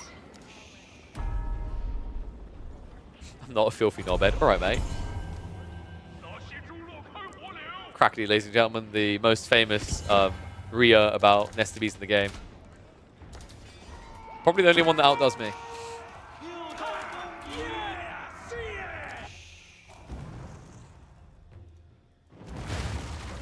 All's trying to be burnt through. Not going to be quick though, so easily repairable, and then 1-2 crossbows can react. Anavaku behind this, the best thing you probably do is just secure the sacred sites. Because then you force the Chinese player to come out. This is like an underrated play to do on these maps. Unfortunately, no one is camping these, let alone capping the rest. So that is not going to be his win condition.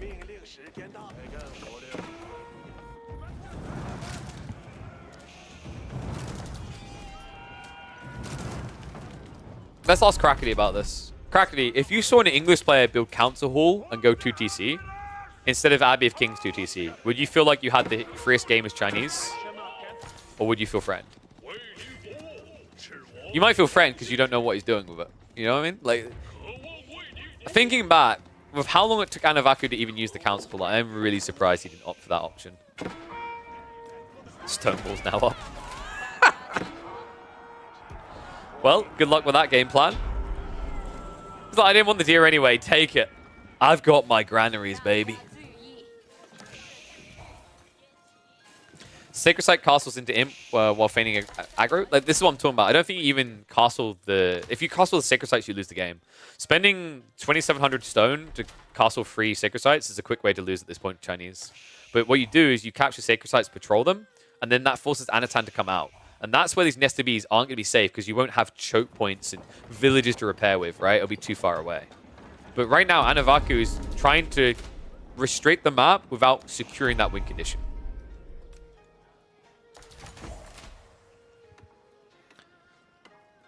So, Crackly, you still think Council works a bit better? I guess it maybe depends on the spawn if there's like stuff you can snipe.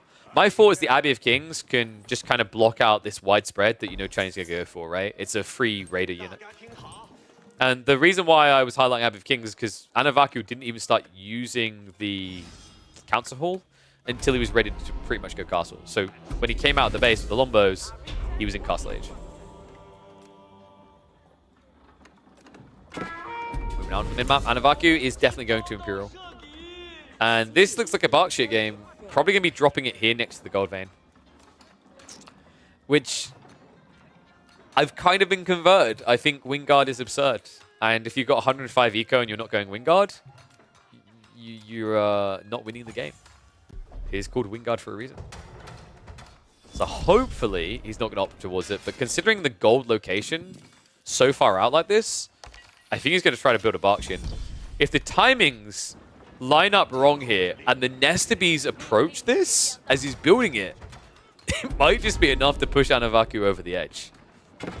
He's going to have to retreat, though. Like, luckily for him, he's not going to have enough to start building the Berkshire. Please don't. Please don't. Okay, yeah. It's a get out of dodge. I think you count your lucky stripes here, because if you start the tech up in this area, and you lose some of the health to a Nesta Beast Flurry, you just lost all your investment. So, that actually worked out for it. Oh my god, he's still building it. Berkshire going up. Aura is at least here, so difficult for Anatan to take. But wait, there's Nesta Beast. These knobs are not going to stop. The armor clad is irrelevant in the face of the siege. Pure damage, eat your heart out. Anatan doesn't see the Berkshire. So in fairness, I think Anavaku, even with the nerf range, the gold should get blocked out here. But now, like if you're Anatan, just grab some more stone and then go for the south side instead. This Berkshire is now stuck here. It's defending a sacred site, but that's no longer a win condition. And Anatan behind this is already now on his way up as well.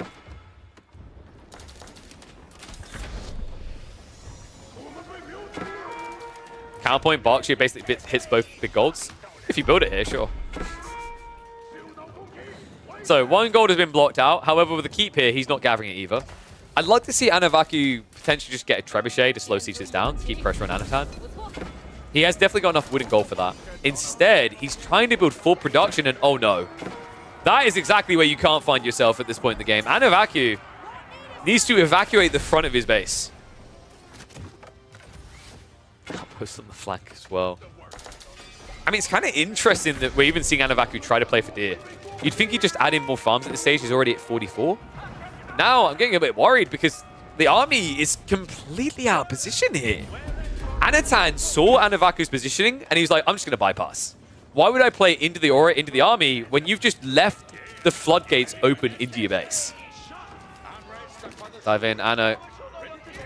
Anno Tant, that is. Now switching into Pass Guard. And guys, Yuan Dynasty is not going to be far behind this. His food income is a little bit stunted, but that's going to be fixed. Ancient techniques plus the precision cross-reading into Yuan will give you plenty of food to boo. And there's that third granary we've also been waiting. Oh, crossbows. Wait, did Anno forget? Did Anavaku forget about these? He's at least going to shift away now, but guys, this is now a 30 villager lead. Elite Army Tactics is at least on the way quicker for Anavaku, right? But this annoying thing with the Pass Guard, the Battle Hardened kind of offsets that a little bit. It gives you a similar tankiness. Keep is at least going to be disrupted temporarily, but there's just not enough men-at-arms to hang around here. So it looks like the secondary big gold is also going to be blocked out. Anavaku is at a stage in the game where enclosures will not save you. He needs to find gold sources. So this right now is his lifeline. The backside one has only got 1.5k left. If you want to know how annoying this is right now, I just switched over to Anansan because it's easy to track. The amount of pings going off in Anavaku's base is very easy to miss things. And it's costing him the game. We're now approaching a 50 villager lead. Don't worry, guys. He has a Berkshire. Yep. Look at it go.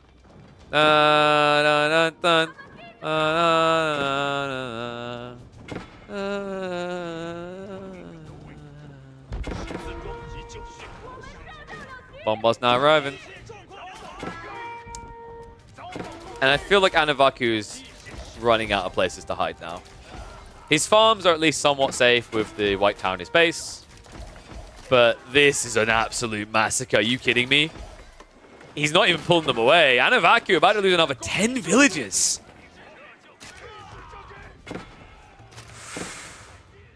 Oh boy. Hang in there, champ. There's always hope at 2 hours. God, I don't think he's going to get that deep. Nest of Bees. Wait. No, please. Please. Oh. All right. It's now longbows to defend. Palace Guard are about to get elite army tactics, and that's where this game is, I think, out of Anavaku's hands. The hand cannoneers were a nice idea. I think, actually, if he could have walled himself in, that would have been the difference. Like, looking back at this game, Anavaku had way too much confidence that he'd be able to hold the fort of his base. He was wrong. The moment he played for the Berkshire, way too egregious of a move.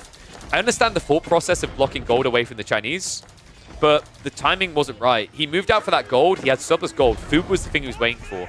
If food had been fixed first, the Berkshire might go up in a desirable position, but this detail, the moment you drop a Berkshire like this, if it doesn't secure both golds, what you've said to your opponent is, have at my base.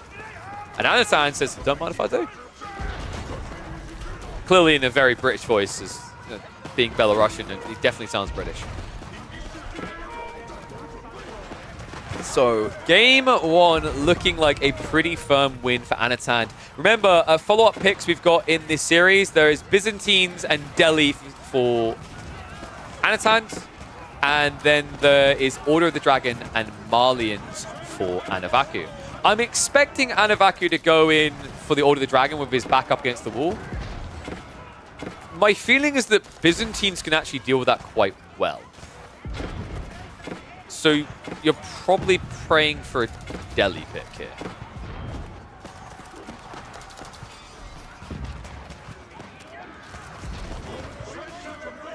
Actually, I don't know. We don't really see Delhi Order the Dragon. I feel like Gilded Archers and Men-at-Arms could be pretty good, right? Especially with the new Archon Chapel. So maybe? But Byzantines does to me feel a little bit more flexible in their approach. Yes, Anavaku has Repel for the time being, but at this stage, he still doesn't have stone walls up. And that's what I'm taking a really big issue with, is like, if you're not stone walling at this stage, you should be counting your Lucky Stripes as not Yuan Dynasty yet. Because then it would truly be over. But we're reaching that point, and if you don't respect the Yuan Dynasty that's coming, you're never going to be able to defend. Delhi really good versus both? Yeah. Well, because his other choice was Malians. Delhi destroy Malians. And Order of the Dented. Yeah, Delhi versus Order of the Dented, I don't see much. Byzantines versus Malians. Still think you just rush Castle Age as Byzantines. So it probably is going to be Delhi versus Order of the Dented. Well, Anavaku has more Order of the Dragon games than I think anyone else in like the top 500. So we'll have to see if it pays off. Because this game is approaching its end, I think. It's 30 plus Palace Guard. At this stage in the game, everything is being researched. He's got additional barrels coming in. Smart read considering he's up against mass men-at-arms.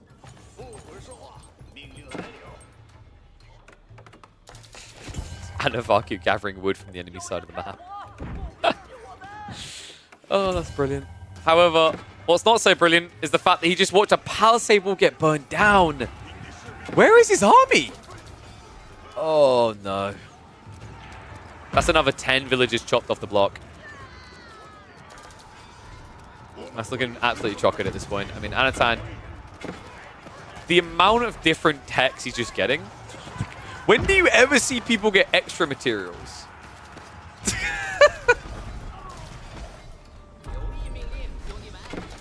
Maybe I've just not been paying enough attention. I feel like I never see this tech taken. Why not? Everything. All of the techs. I mean, this far ahead, you can pretty much do whatever you want. In fact, I think Anatan is in the middle of a challenge to finish the game with every tech researched.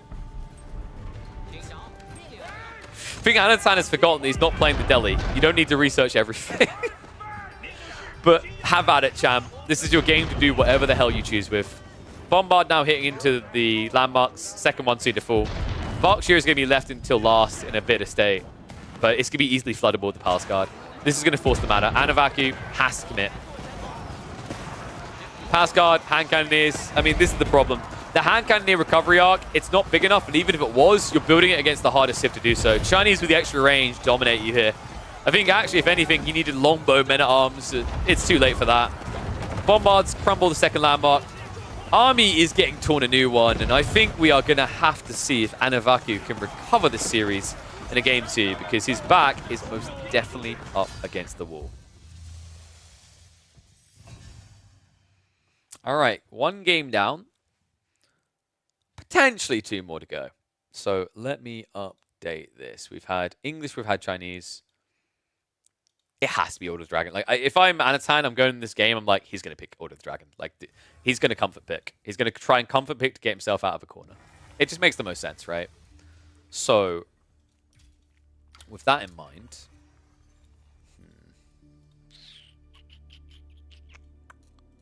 it's probably Delhi. I think they had... Did they have... Well, they had Himeyama. Himeyama can make it interesting because I think actually Order of the Dragon can fare a bit better on Himeyama against those 2 civs.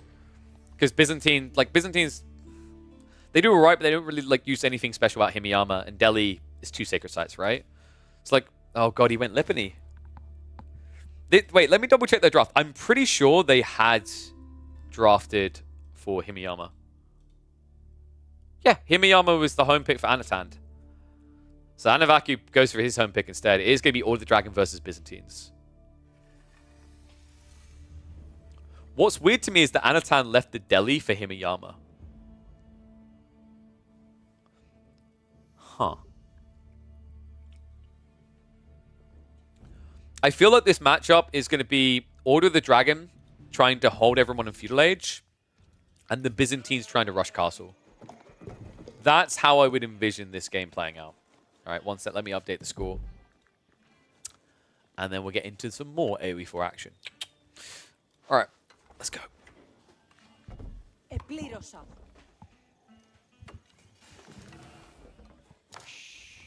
So we've been trying to dissect how this one's going to play out because we don't see it very often right now. Byzantines present in any game they can be picked in at the stage. Anavaku has picked the civ that never appears, even though it's available to be picked at any point. He's possibly the only player that will pick Order of the Dragon before the Grand Finals. And even in the Grand Finals, I feel like people have alternative picks. But this is his comfort zone. For those that are unfamiliar with Anavaku, this is the guy that was able to actually be a very talented player, Dumu, on this civ. This is his cozy zone. Anavaku is actually a respectable rank on the ladder, by the way. He's sitting in 88th place with 56 games played. Season 6 was a 529th finish. Season 5 was a 268th finish. He has been playing a little bit other than Order of the Dragon recently, but historically on the patch, like if you had to give him a go-to, so you have a comfort zone, this is that. And this is what most players will do. When their back is up against the wall, they will rely on the comfort.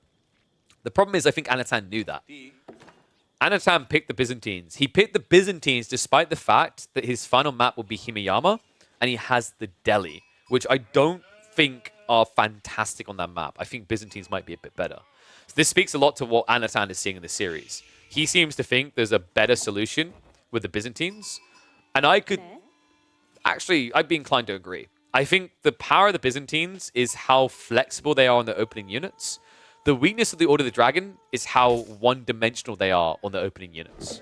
An Order of the Dragon player can't build a Rax and an archery range and afford it straight away. Can't build a stables and a Rax and go to both. You have to make your choices one by one to get the comp together. Your choices are naturally stronger, but the problem there is it requires that you're countering or not getting countered by what you're up against. What I really like about the Byzantines is that they will go for their Mercs plus, say, Limitane. They tick 2 boxes at the same time. And I gotta say, I actually think the more that I'm sitting here, kind of reviewing it in my brain, I'm not sure how an Order of the Dragon player solves for Javelin throws. If this is a Silk Road contract into Limitane, you can't go Horseman, Limitane kill you. You can't go Gilded Archers because Gilded Archers are outranged and outpaced by Javs. And you sure as hell don't want to go Men-at-Arms because you will once again get kited. So this is going to be a tricky one. And the reason why it's important that Anavaku does do something aggressive is if he sits back, Anatan is just going to rush Castle Age. And Castle Age is the strongest point in Byzantine play right now.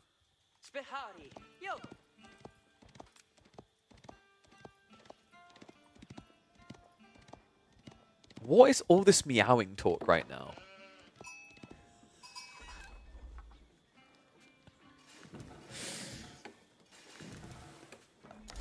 Anyway. There's no cows here. The Marlins didn't get picked. Well, I think the meowing is appropriate because Anavaku cannot pussy away from this one. He needs to be all in, and the mine work is going to give that to us. This suggests we're going to be looking at Golden Cuirass. I actually don't think there's any value in Minework Palace if you don't go for Golden Cuirass anymore. The Arkan Chapel buff made it good enough that it's better than Minework. So this is 100% going to be Men-at-Arms, possibly even as an opener, which I don't like. Because I think the issue with Men-at-Arms as an opener, it's very slow. And I think with the system buff as it is, the olive oil position as it is, I think Anavaku is going to be pressured to dive with the first 1 or 2 Men-at-Arms. And although they'll last a long time, they're not going to touch anything, right? Another kind of interesting thought here is Akratoy to defend with. These Men-at-Arms don't do very well when they have their damage reduced and stabs come out. It does require a lot of micro, but realistically, I feel like Byzantines arming the peasantry is a good way of repelling the initial Men-at-Arms. If it was at least Gilded Archers, it'd be more difficult. Wait, what?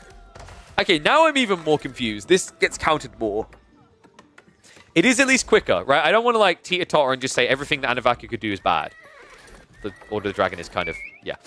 But the point is, by going Horseman against a Civ that naturally is going to build Limitane anyway, you're already expected to be countered upon arrival. And Anatan isn't spreading his base at all, right? He's got berries on the backside. He's already adding in 1 or 2 olive groves. And sheep-wise, he's still trying to garner what he can, but if he doesn't have the ability to find more, this is a very defendable area. He got a deer stack on a cliffside. You could just push these in and wall yourself in. Now remember, Anavaku has got a lot of eco-inflation right now compared to the Byzantines because he's got a 28% increased base rate on his gathering. So he's better than the Byzantine economy right now. But the problem is, we already highlighted that if you take this approach to Order of the Dragon, you're building 1 unit type, 1 unit type. You can't just immediately build both. So the problem with that is it gives time for your opponent to counter. So these Spearmen are going to be able to react to the Horsemen. He's queued up a lot of them. The Gilded Archers are going to come in much slower, and because he went Gilded Archers second, by the time he arrives, you're going to see the first Javelins. That's what I was worried about. If you at least went Men-at-Arms, Javs have decent damage, Limitane don't really count you, like you're very tanky, right? Men-at-Arms plus Gilded Archers feels a little bit better to me.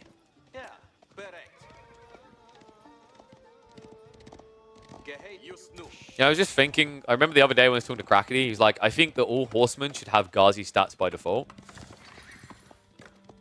I know how, this is a slippery slope, guys. If we ever make that change, I guarantee the next time I cast with Crackety, he was saying, I think all horsemen should have Gilded Horseman stats by default. It's kind of wild to think this unit has 250 health, but like it has no shot against these Limitane.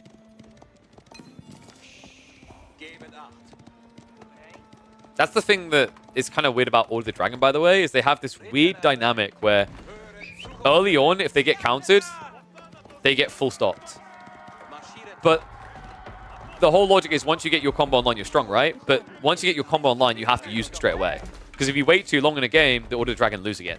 The early game and the late game feel weirdly weak.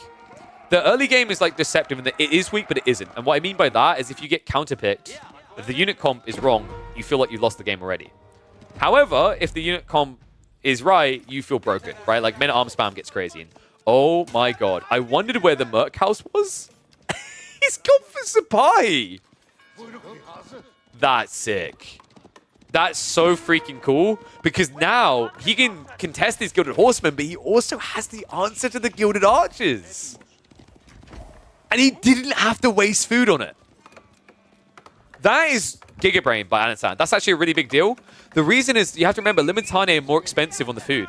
So spamming them is difficult. It strains your income. You can't now build Horsemen if you have to build Limitane. But now you don't have to. Courtesy of the Merc House. And remember that Merc House also in range for the Conscriptio effect. By default, when you get this Diplomatic Ties effect from neutral trade posts, you produce 50% quicker. You're already down to 53 seconds. If he turns Conscriptio on, the boost point is insane on this building. That's so cool, man. I'm so happy we get to see that. We rarely see games where the neutral trade post looks good. This is smart. Good archers. All right, let's get a fun Limitane out here. And it looks like, actually, Anatan isn't going to try to contest this directly yet. He was trying to hunt. I think you have to come back, though. If you lose the Merc House, you can't scale this.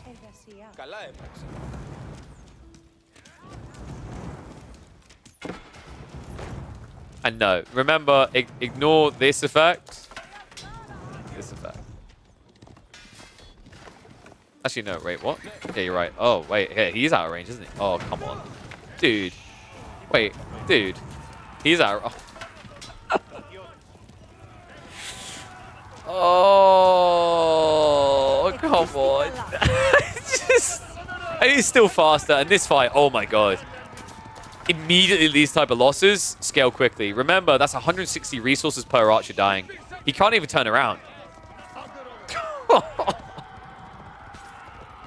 He's even adding in horsemen now. Sapai, you're going to turn around and clear that one up. That's a heavy loss for Anavaku. That's crazy. If you think about the destroyed value there, he lost, was that 4 archers? That's 640 resources. That's a third of a castle age timing. Just gone. Like that. Evaporated. And you killed what in response? Maybe 3 Limitane? Not a good position to be in. And now, an even worse one. Look at the military situation. Like, you are far eclipsed by the quality of this army. Second group of Sipahi is on the way, and this is the backbreaker. They come out so damn fast. Oh my god. And now the blacksmith's coming through. Guys, that was a fight with blacksmith advantage. That's the whole point of Minework. He built this Minework to get the tech edge. That's the only edge he's getting because he's not going to play Golden Cuirass Men at Arms. Now he has to react with Spearmen. This will at least buy him some time, but in return, you're going to have to give over map control to get that online. Spy Horsemen and Spearmen also arrived. And they are just piling on. Wow. Anavaku, no wheelbarrow. Having to retreat like this is also expensive on the income. Especially when you're only at the beginning of getting spears out. In fact, at this stage, if he dives in, these spears die. There's just too many Limitane.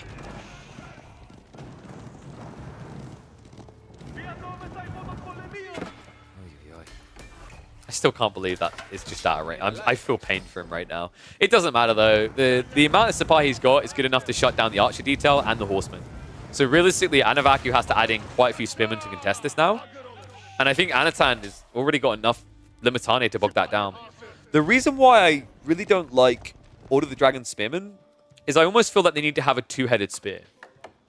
Can you guys get where I'm going with this?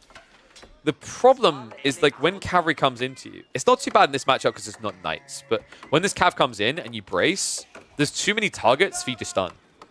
Having your Gilded Spearmen brace, remember when braces happen, they stun themselves as well.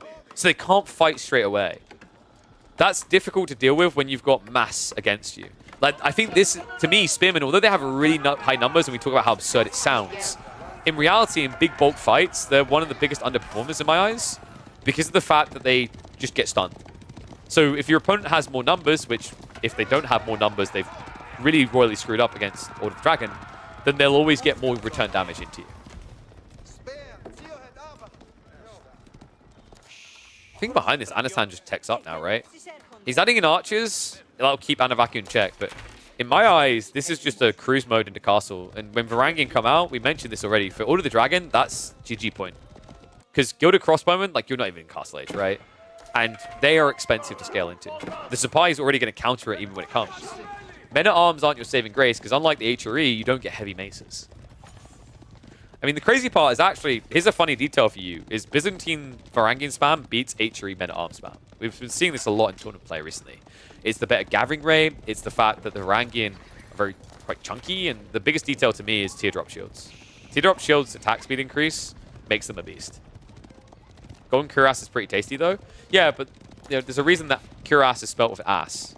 It really is ass. I think the only way you use Golden Cuirass here is in Feudal Age. And oh god, he's getting it. At this point, it would be very fair to speculate that Anavaku is never leaving Feudal Age. God. He has 13 spearmen.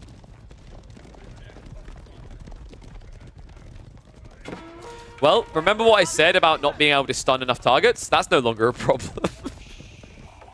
And the spears are charging in. The problem is archers are there. Oh my, oh my. I would love to see no shield war here right now. Actually, I think like Anatan is itching for a fight, having the archers here. How does Anavaku recover? I think he needs castle. He's got enough spears to keep Anatan out of his base, so he could realistically get it. I think he's just a little bit too freaked out by the archer counter coming in now. So if he doubles down at this stage, going in Men-at-Arms, the Maya Limitane here, they'll just chunk away at the boys. Sipahi as well. Like, Sipahi are actually really good against Gilded Men-at-Arms. Because you can send the Spearmen in first. Like, this is the thing. If you get in a mosh pit, the Sipahi can stand behind the Spearmen and attack. So your Gilded Spearmen don't counter the unit. Because they're busy attacking Spearmen in front of them. It's actually a really spicy combo if Anatan uses it in the main fight. Because there's no way you're going to clear enough Limitane to reach them.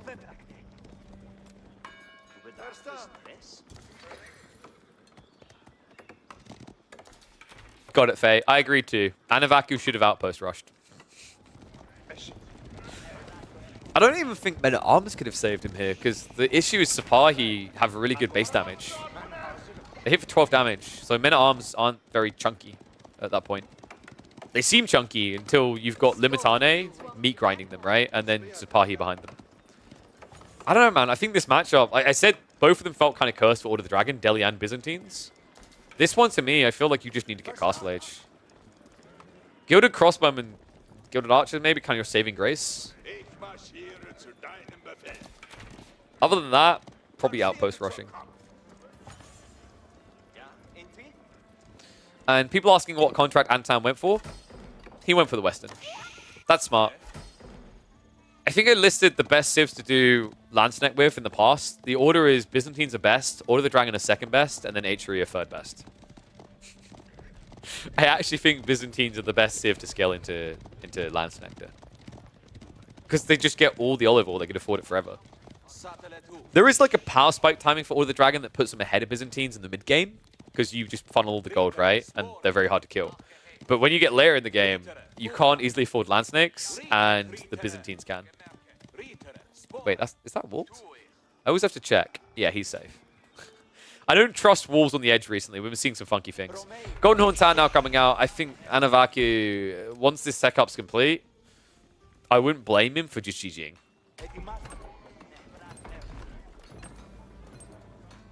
At this stage, for you to tech up, it would take you about 2 minutes. And the problem with that is like the army of the Byzantines will be upgraded well before that because of Dialecticus.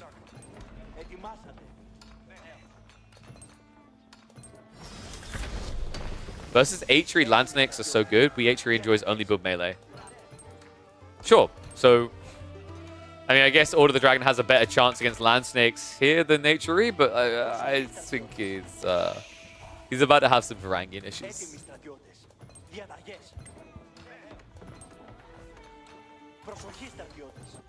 Yeah, actually, this is the thing. Gully should know that it's a range shift now.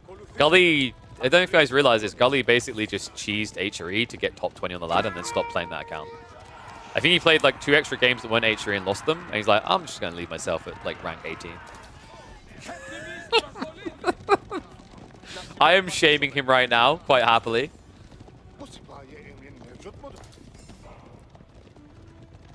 So army now on the move. Anathan, this is a very powerful timing. Varangian count is very small at the moment, but Anavaku is going to try to rush an age up. The problem as well is like typically when you're the second player to tech up, you need to punish your opponent for doing it. These wolves were smart by Anatan, and the comp he has would have been hard to contest anyway. So in some ways it's good for Anavaku that he didn't try to dive the base, but the negative side is now Anatan is going to punch you for it because he realizes you must be weak. Otherwise, why would you not attack him? Namthane Spy, everything upgraded. Feudal versus Castle Age army. I don't care how big you Dragon Boys are. That is a one-sided affair. Anatan's even queuing up on the tree. In fairness? Wait, is that in the... No, he's legitimately queuing up Arbitrary. Oh, I freaking love this guy. Clash comes in. No Land Snakey boys to save his day. This is going to be GG. Army is getting wiped so quickly you wouldn't think it's made of dragons. What a cool game, though. We got Sipahi. We got Arbitrary. If this game had lasted long enough for them to get here, the Arbitrary would have been Giga Brain, but this is over before their arrival. That Sipahi detail, though, was sick from Anatan. Made it so easy to repel this assault and guarantee himself king of the Annos. Oh, well played, Mr. Anachad. Well played indeed. This is just experience diff. Anno is playing super timid in both games. Wait a second. Are you saying Anatan was timid? I think it was the right was already on the wall from game 1. I think game 1, like some whoopsie daisies have happened, and then you go into game 2, and it's not just timid. He's gone for a comfort pick that is kind of feels out of place the way it was executed. I agree. It's definitely experience, but this is the classic issue. Like part of that lack of comfort is these players will always default to the comfort civ, not just comfort playstyle, comfort civ, and that makes you very, very, very predictable. That was why I think it was so easy for Anatan to just completely dismantle him. So, I'm trying to think, what have we got up? Maybe we save some of the other series for Monday. I haven't eaten yet, and we're now 8.5 hours into a broadcast, so we probably should get ready to round up, right? Round up, round out.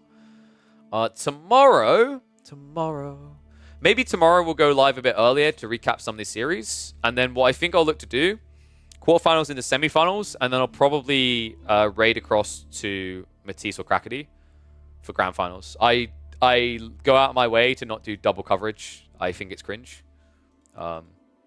It would be different if I was just doing a watch party and be like, oh, whoa, and having a combo. But if I'm just going to like sweat cast, then I don't want to do that to them. Pigeons don't eat? I got to eat, man. Got to stream enough hours to be able to afford to eat, though. So, Krakady, are you here in the chat? Do we know the schedule for tomorrow on what games the main channel is going to be casting? Oh, a sec. So, well, we know the brackets. The brackets are going to be Louis versus Kiljadi, Marine Lord versus Vortex, Wham versus Zertan, and Puppy versus Anatan. So I'm guessing that the Krakady and Matisse channel will probably cover Marine Lord versus Vortex.